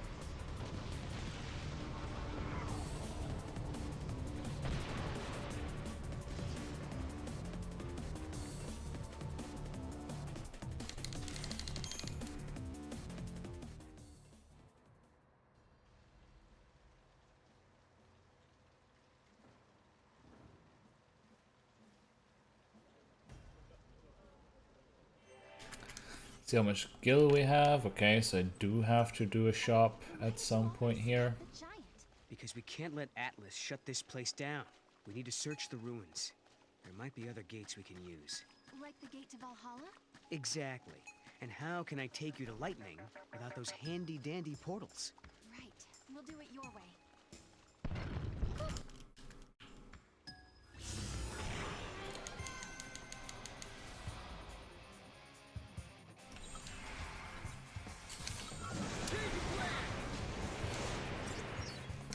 I was gonna say, how would he survive that?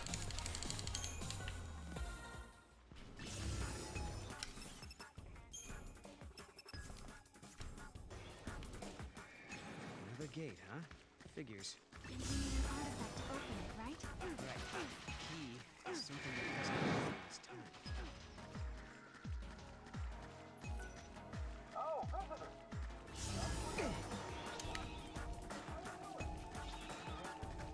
Well, now she's all flustered. Nice going, buddy. There used to be a cemetery in the ruins, but now it's gone. If you come across any gravestones, let me know.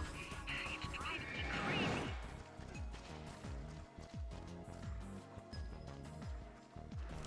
Why would I set less enemies? What are you on about?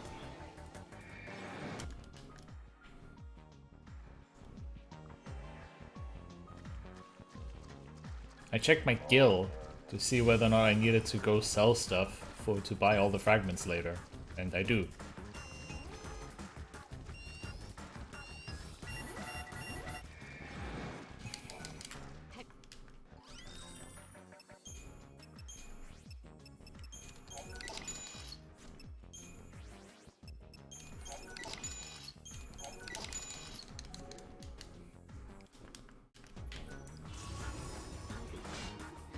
There he is!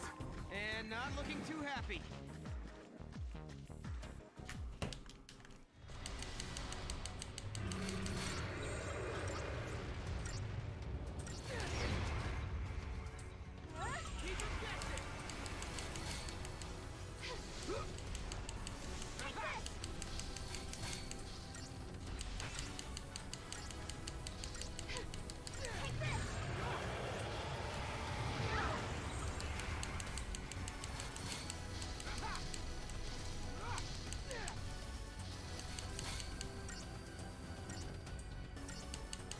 Get him!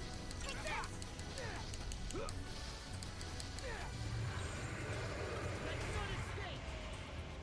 Thank you.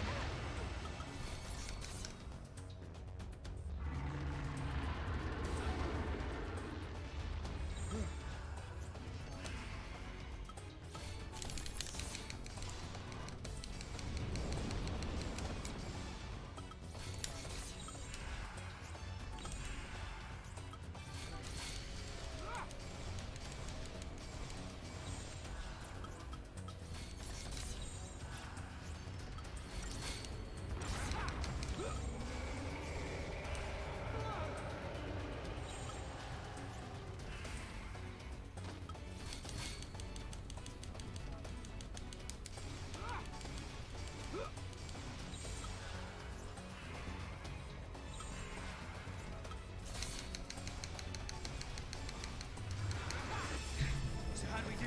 Yep. Welcome to LIKO Power Surge 2, where you can kill a Paradox fight with one character.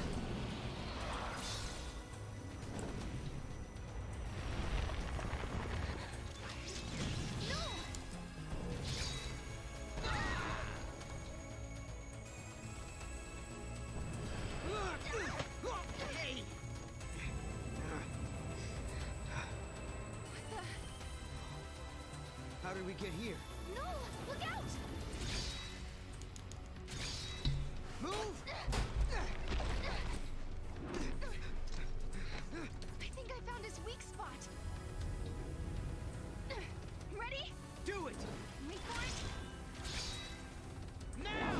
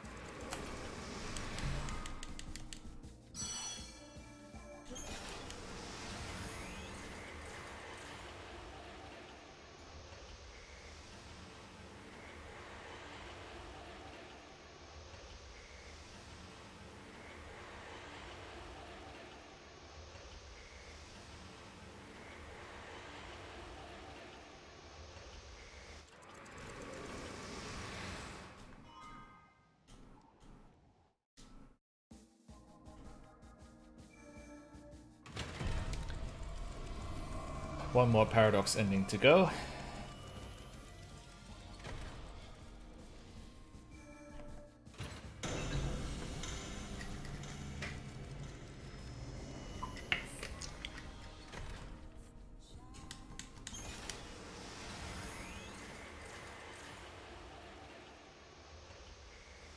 And then we have 3 more encounters left to get in Academia 500. And then we're done. More or less. Except that, unfortunately, to get the last encounters in Academia 500 AF, we have to go through the entire map again. But this time we can do it the any % way, which ought to be reasonably quick, comparatively. But why? Why did she react the way she did? Wow. That is one gigantic monster.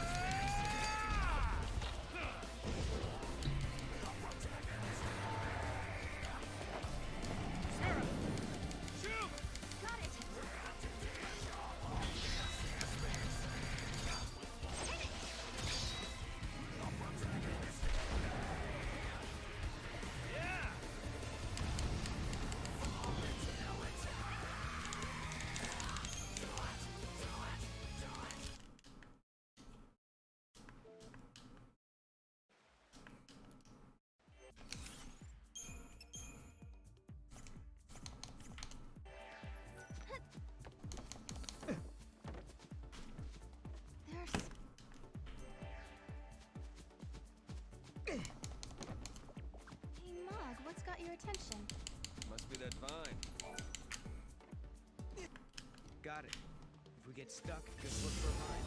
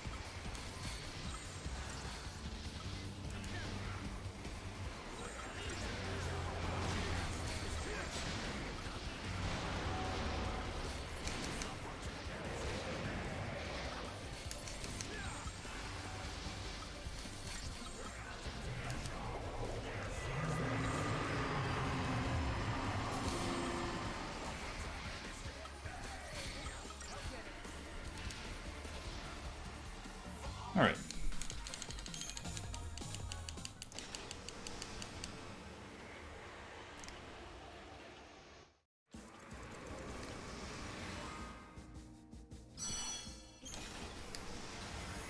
That was pretty straightforward, simply because the moment someone dies, Null starts doing upwards of 70,000 damage with Aurora. Because ally KO power surge 2 is fair and balanced.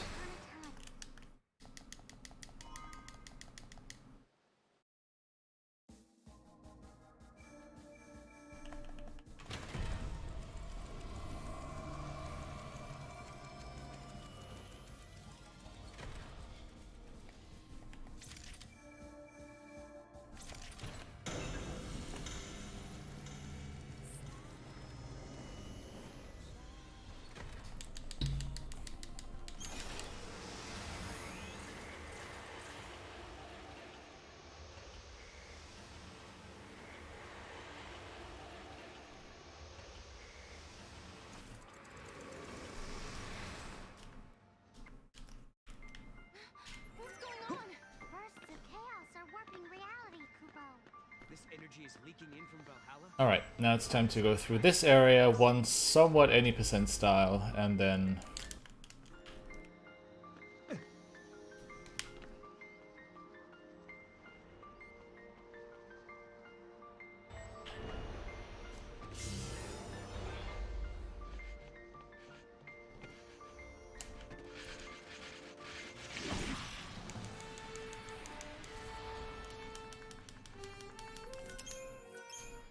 A bit awkward that the platform decided to abandon me right there. Come back.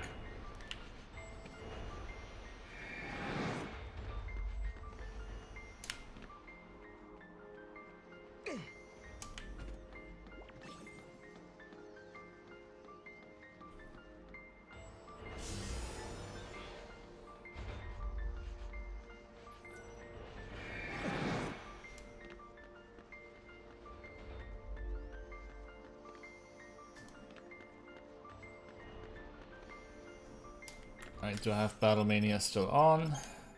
Yep.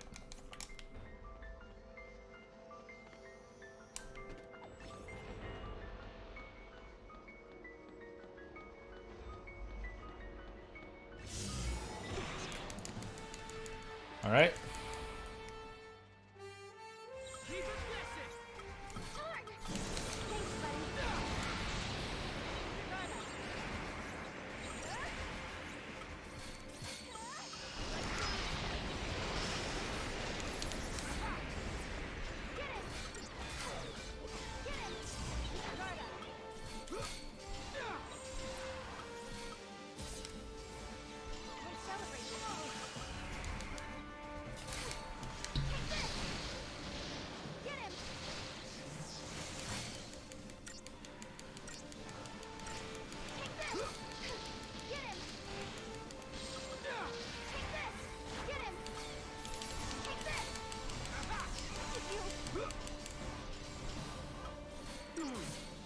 You could have at least defeated Sarah. Would have made this a bit easier. Alright, that's Pama Mimi done.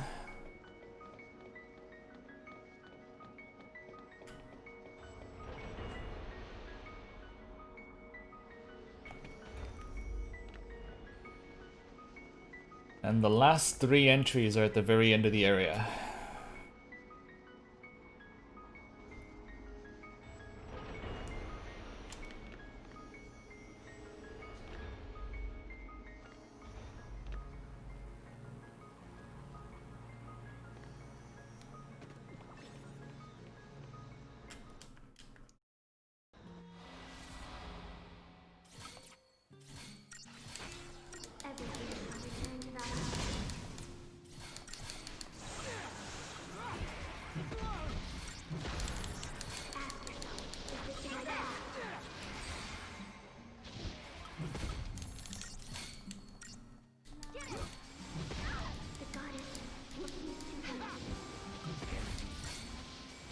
Chichu, care to attack sometime this year? Great, this ATV is fully stuck. Well, that's just a whole bunch of fun.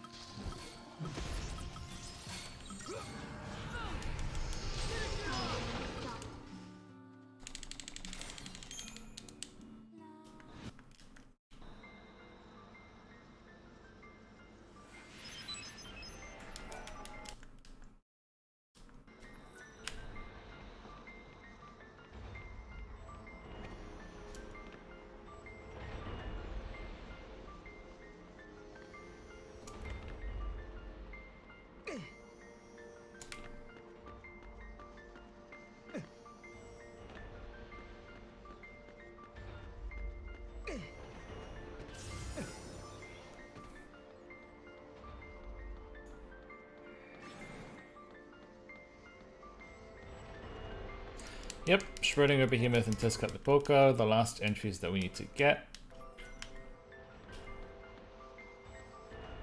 And then we have to hand in the Bestiary, buy fragments, get lucky coin, and then just win the game.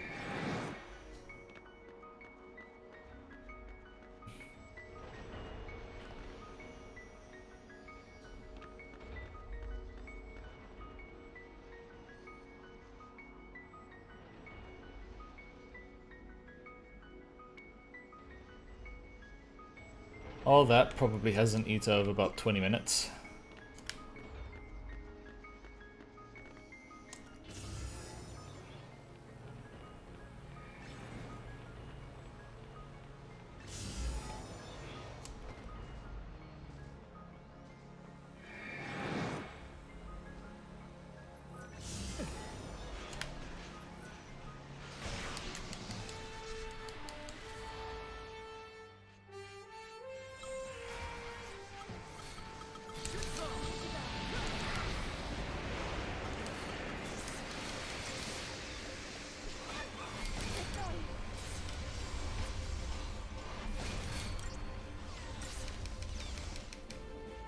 Goddess must like us.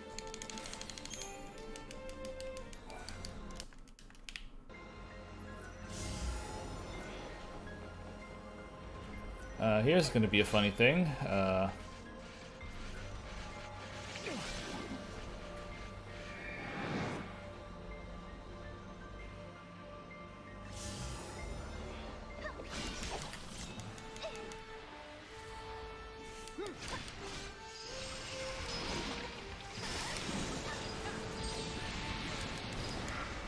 It's one other thing that I haven't really thought about, is flicking the switch is going to be kind of difficult. I'm not good at holding back.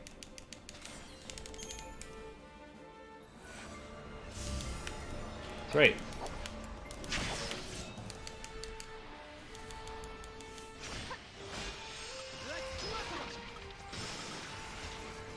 Be ready for anything.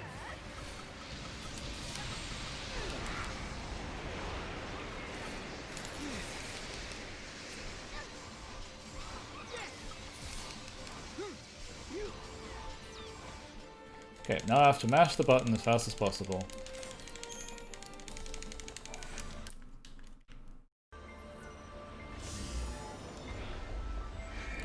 Okay, I guess that works. Since almost all of the platforms from here on are special platforms, we don't have to worry about that anymore.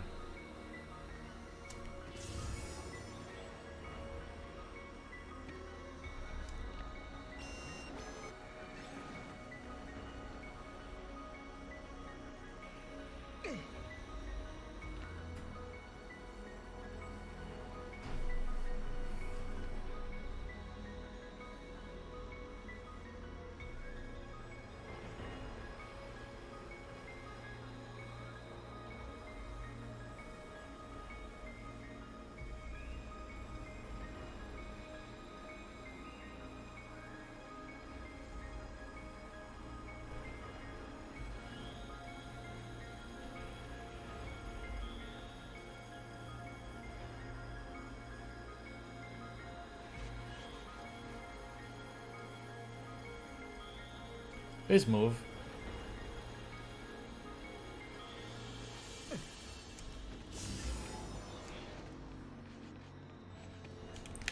Oh my god, you've got to be kidding me, really? Oh my god, I hate everything.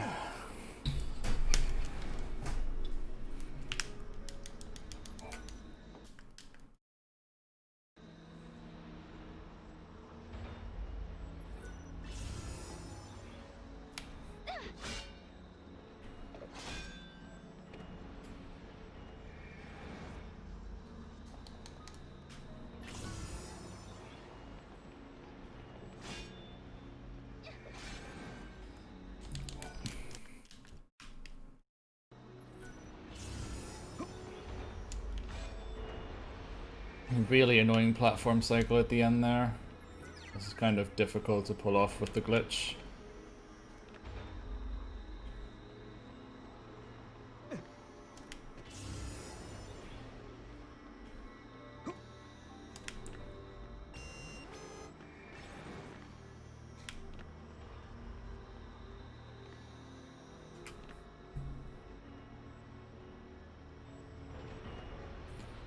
And now I get to wait another cycle. Wonderful.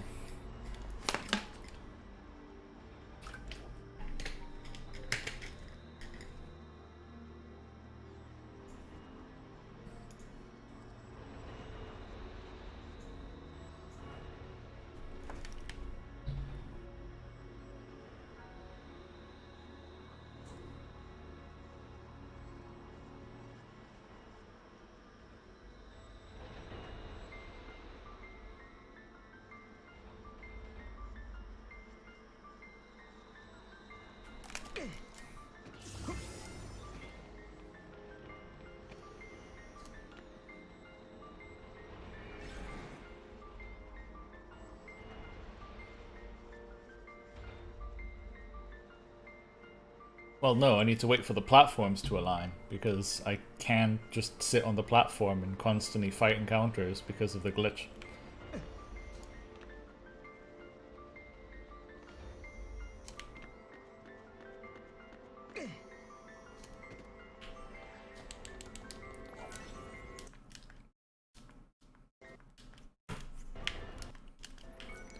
I really shouldn't have done a Kalu skip, but, you know, I'm living at the limit, I guess.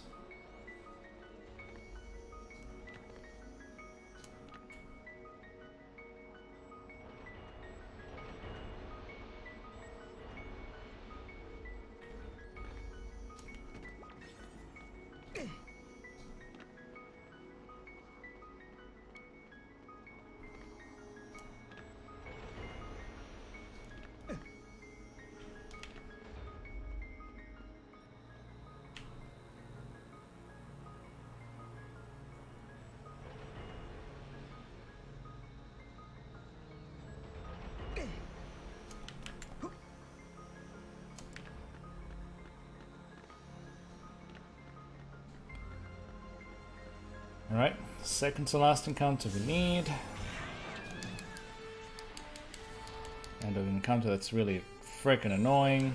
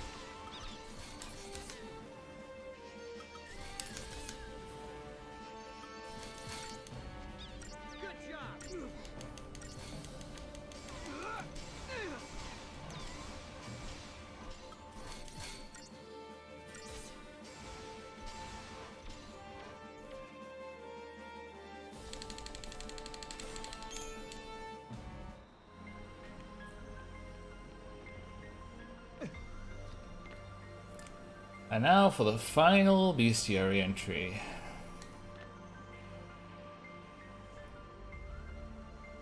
You get one here automatically too.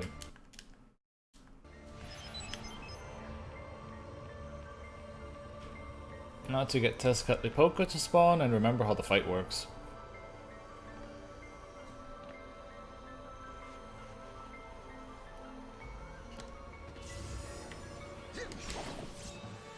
Didn't take very many attempts, but I remember this fight being very high on the annoying scale.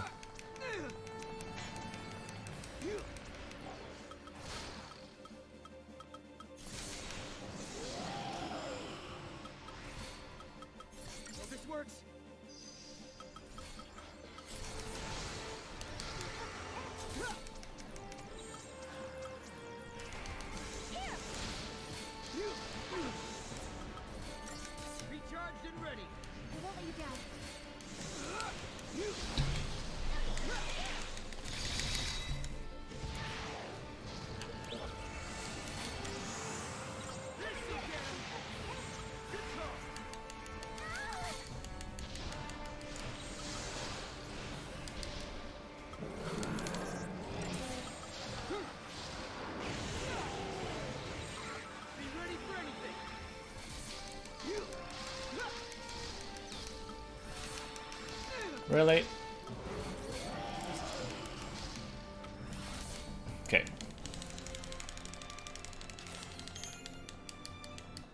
Really annoying fight. If I gotta be honest. And done. Alright. Let's get that bestiary.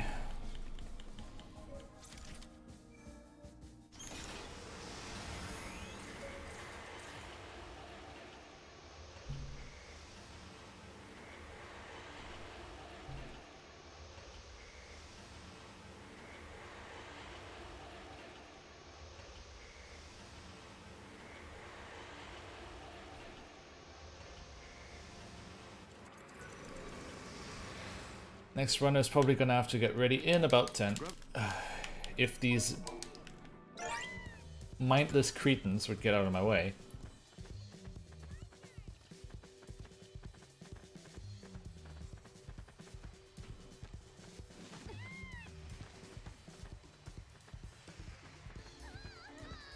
Must be handy. Wow, he's so cool. A chocobo.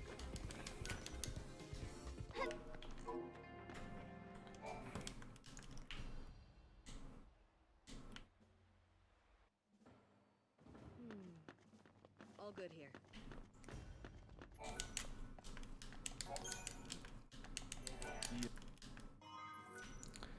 Alright, bestiary complete.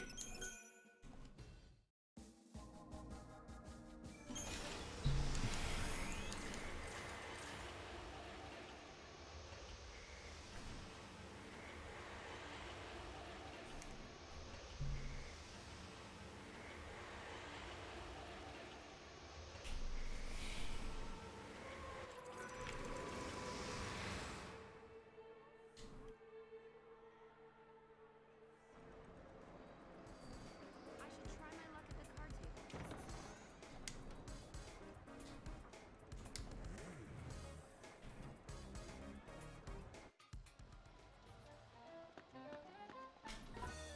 Almost there.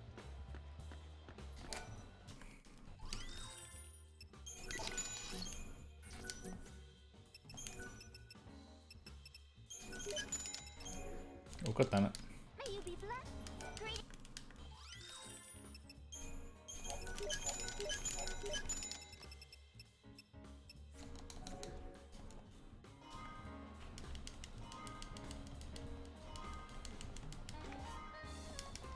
Thank you.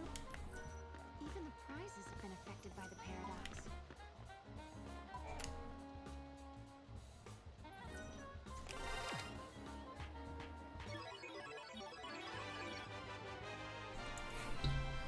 And here's where the mod comes into play, where no matter what the dice roll shows, it counts as a jackpot.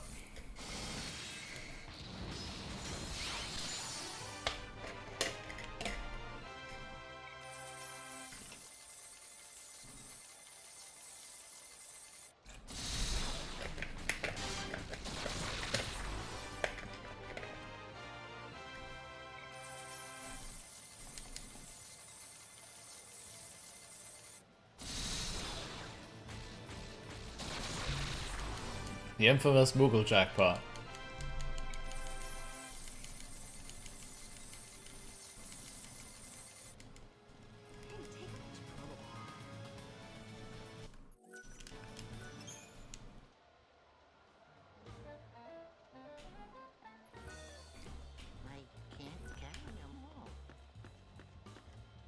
And with that, we have, in diddly deed, all 160 fragments.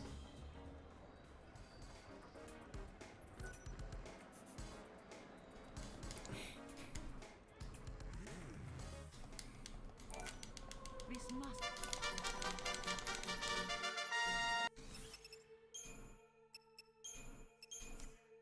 Time for the game to go brrrr.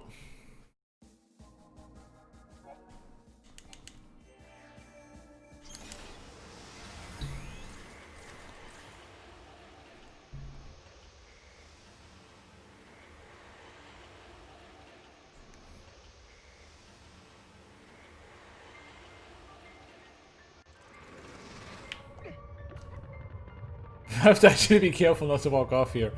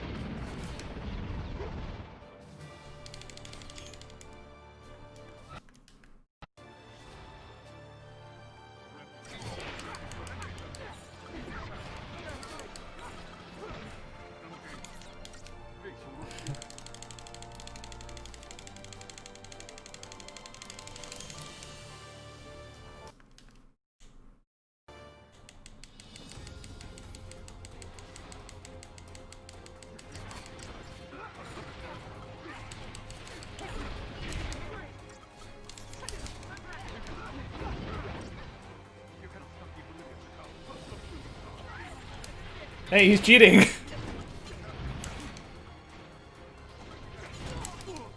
He's actually cheating. How on earth did he use Ultima while...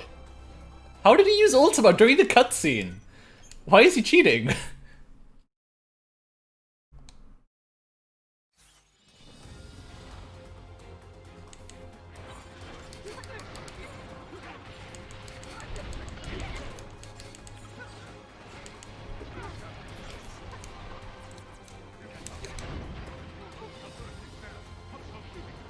He's still using Ultima during the cutscene.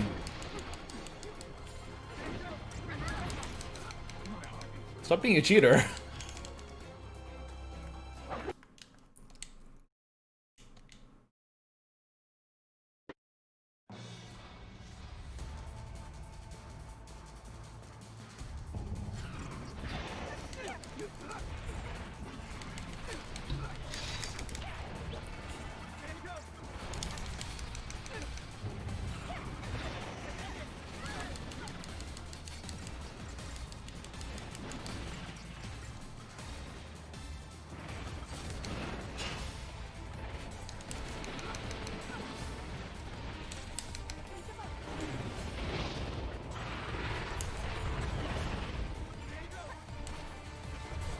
Where's the unicorn horn? There it is.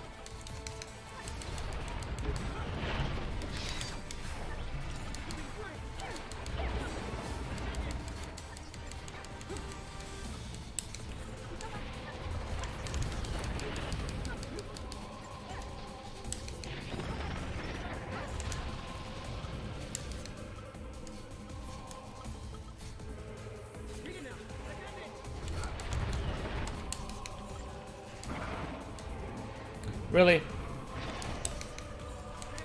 I'm getting so unlucky here.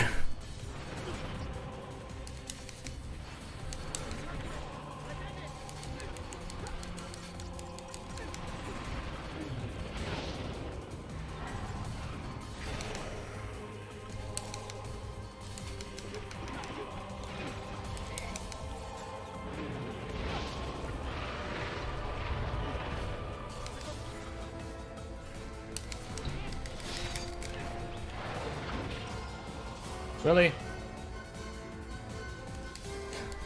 I'm getting so trolled.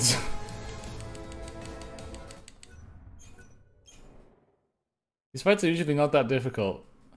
They're actually being really troll.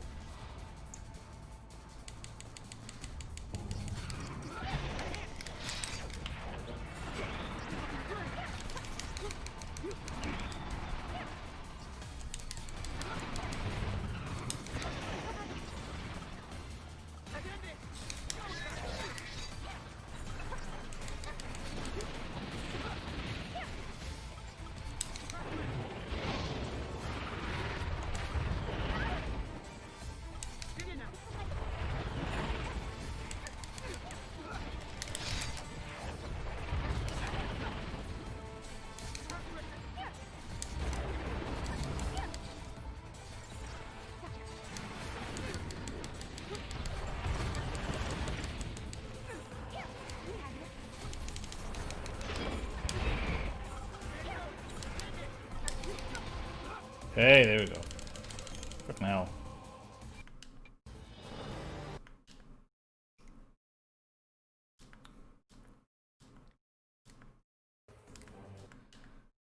Okay, we're gonna have the secret ending cutscene play in a second. And after that we get time.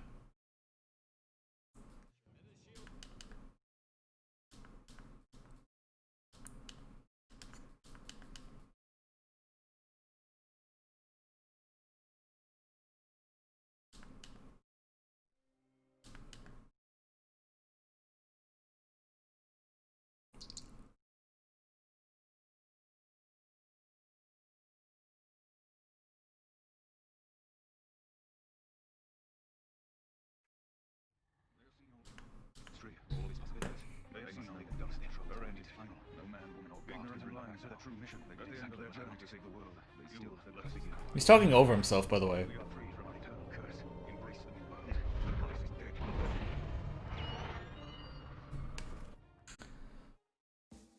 And time.